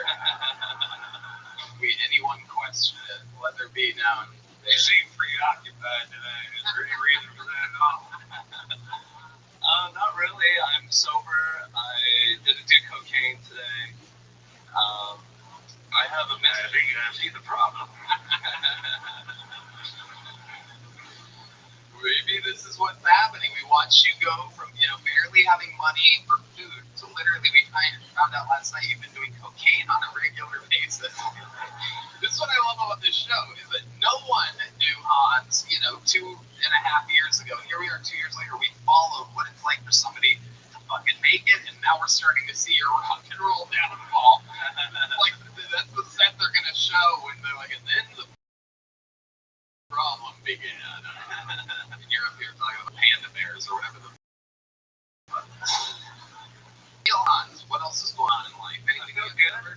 I crashed my drone into the side of a parking garage recently. Wow, Asian problems. Oh my goodness. Into the side of a what was it? Parking garage. Okay. Did you break it? I damaged it and I sent it in for repairs. You don't just do that yourself?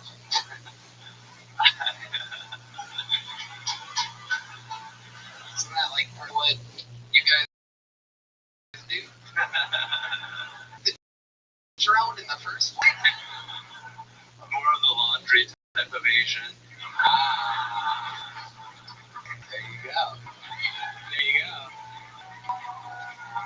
There you go.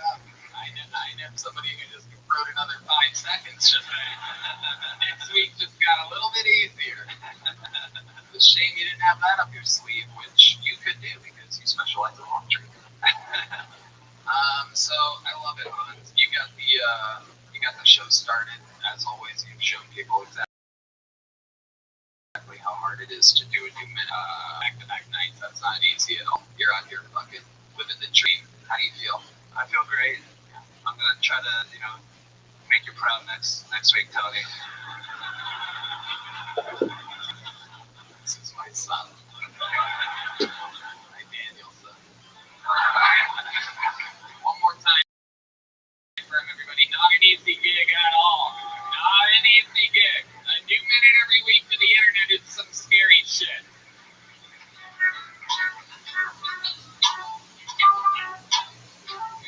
How about one more time for Hans, everybody? He can still hear you. It's a long walk to that green room from here, I promise you. Especially after that kind of stuff. Make some noise for your first comedian out of the alley tonight. It's Cat Owenby.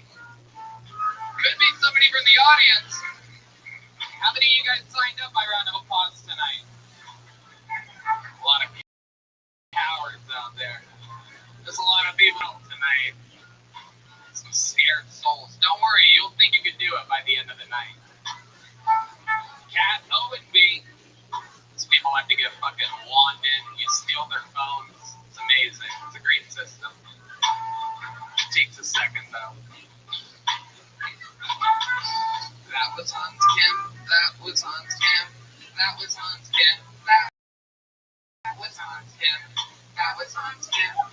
Hey, it's Cat Owenby. Hi. So the other day I noticed I really need to lose weight.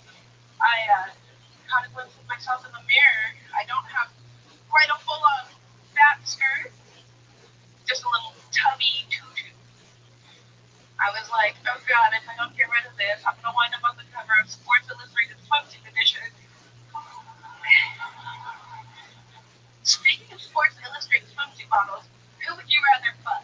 Elon Musk or what's her face? Yeah, you know who I'm talking about. She's gonna be playing Gilbert Grape Mom in the Woke reboot. She's even got a cameo appearance coming up in Johnny Depp's Amber Heard biopic as the bed. Like down a minute. No meow. We called him. I'm nervous. Oh goodness. Alright. No meow yet. Meow yet. Jesus Christ. You wanna be nice. That was the longest minute I've ever been. I know. I mean, for most of us, not just you. I know you. That was a long goddamn minute. It's so fucking hard, man. It was. I swear to God, I was watching it and everything was slow motion. Absolutely incredible. You have to have a better system than this, Red Man. Thank you. There you go. Jesus. Cat Owenby. So I do remember you were just on the show a couple weeks ago. It is incredible. You are very, very lucky, and we are very unlucky to see you twice. I do believe in 2 weeks. You are unforgettably unfunny. I told you I didn't like you. I remember specifically because someone, a very prominent human, said I was a little too mean to the lady that night. And let me tell you, I told him I completely fucking disagree. I just find you to be unbelievably god-awful at this. But you're very new, right?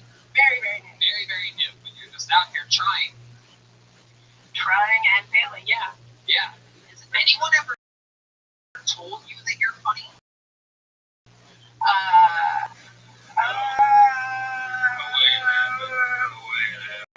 It's so interesting to me that you want to do this. It's like, I wonder how, like, when people start, like, wheelchair basketball or something like that, right? Like, you're in a wheelchair, you're not really built for basketball.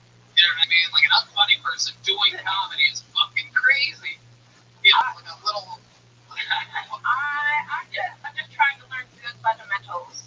How are you learning? Slowly. Like, give us one thing that you've been doing in what? 2 weeks? Yeah. Right. Okay. What have you learned? To be funny. Or to try. There we go. Unbelievable. Okay, Cat Owenby. This is something you really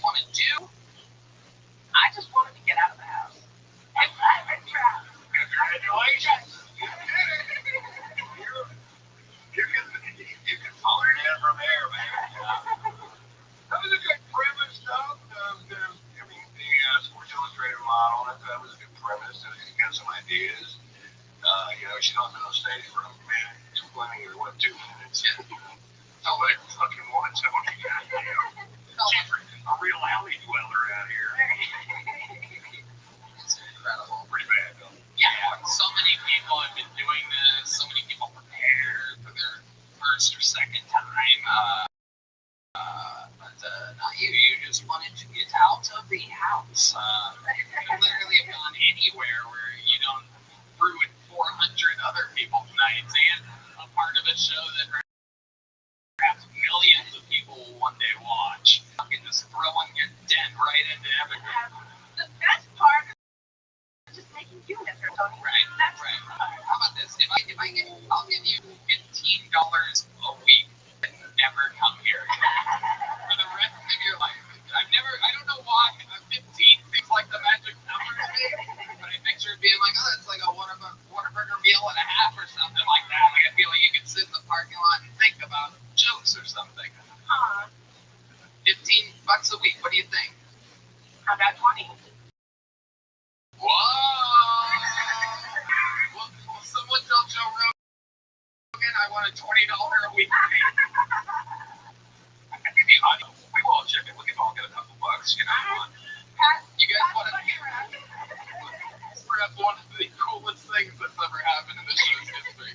Someone has done so bad that we are auctioning off. They're not doing comedy ever again. Welcome to Kill Tony, ladies and gentlemen.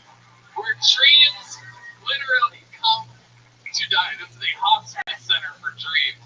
Right? Cap, we're going to try to figure it out. We will see. We will follow up on this story. It is the 20. We have the business managers putting the numbers together in the back right now. We're going to figure it out. And in the meanwhile, best of luck to you, Kato and me. It took me 6 months to make $1 doing stand-up comedy. You got me beat. Right. Nobody paid me right away. You got the chips coming in. Good. Ladies and gentlemen, Kato and me. There she goes, everybody. There she goes. I like this. I like the start of this show. I like when comedians do good on the show. Mickey Housley. How many of you like when comedians do bad on the show? Well, you guys must be having a fucking blast so far. We know Mickey Housley. He is hilarious. He not only has been on the show before, but is a regularly booked comic on The Secret Show. He opens up for us and Rogan all the time. He's a fucking monster. I'm very excited that he got pulled out of this bucket right now. Mickey Housley. All right, here we go. Yeah, here he is, everybody. Make some noise for Mickey one more time. Come on.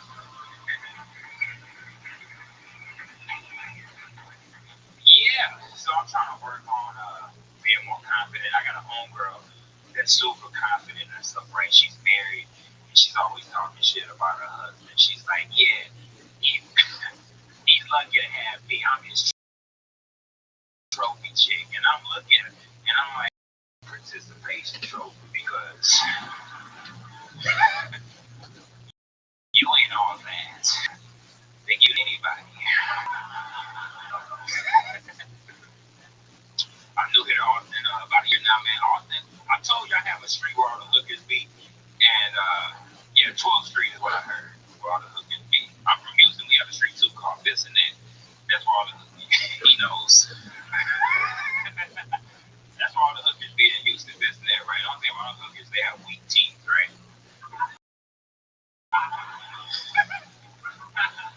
I got one of those This and That hookers, man, and she gave me head, and her tooth fell out.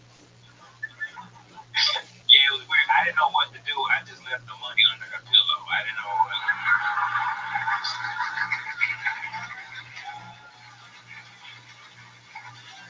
$40 in my health insurance card right there for you. Thank you. I'm gonna get out of thanks. Fuck yeah.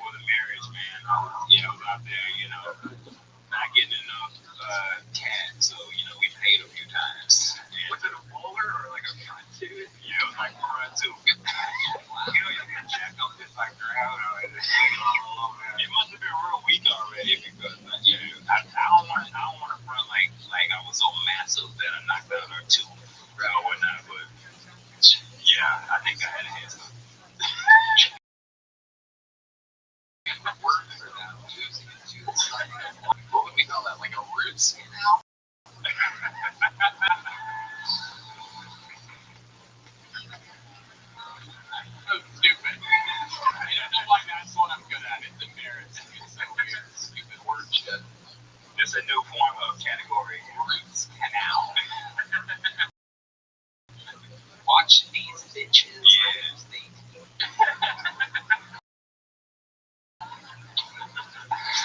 That's dope. That's incredible. So did that happen like in a car, in a hotel room, or? Yeah, it was a car, but for joke purposes, we fabricate. Okay. Yeah, maybe, yeah. Oh, yeah, it was a hotel, yeah, Marriott, it was a car, yeah. Oh yeah. So that's what you do when you think of a street hooker is go get a hotel room, take a sucker out the backseat of the car, man. Yeah, you do. I don't know what you just said, Ron, I ain't gonna lie.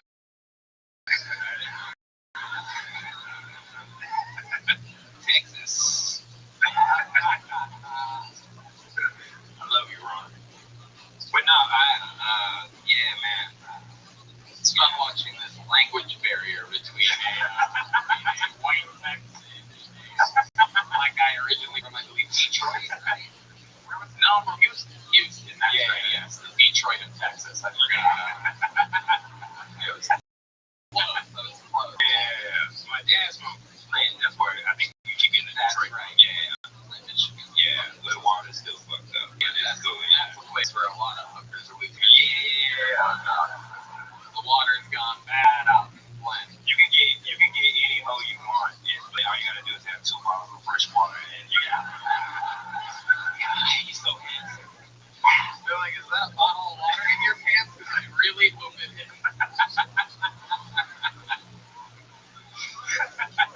Hung like a camel over here. I am bitches are thirsty. And is your dad still live in Flint? No, but he got kids still in Flint. My dad was a hoe, and he got a bunch of kids. I got older brothers and sisters in Flint. So, Yeah, my dad was also that. yeah. Hell yeah. Incredible. So how's comedy been going, Mickey? Man, it's been cool, Tony, man. Just out here, it's been cool. Yeah. You've been doing it a while, right? Yeah, I just made 14 years on March 18th, so I'm having my little birthday. And I just had a birthday, man. Bad bitch turned 36. Hi. I love it. What did you do for your birthday? Man, I ain't do shit. He said what? Yeah, he said it, math. Yeah, I didn't do nothing, man. I just chilled. A good friend of mine came and bought me like 2 pair of jeans and Jordans. Yes. And Like, I had no idea. Could have been joint. I don't mess with you. What an odd gift for a grown man. The 3s And the 6s. and the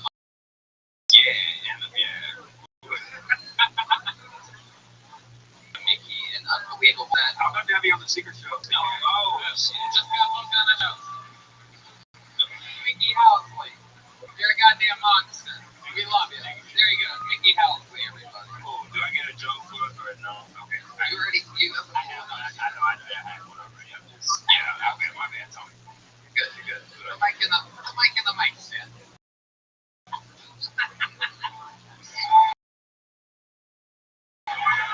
He almost left with the microphone. Like, thank you. All right. You guys having fun out there? Yes. Okay, let's do that then. Ladies and gentlemen, another regular on this show. Again, these guys had to write fucking 2 minutes in a few days this week, so it's tough work. But a monster, ladies and gentlemen, famous for his unbelievable roasting, writing, and performing. You know him. You want to see it, Lucas, everybody.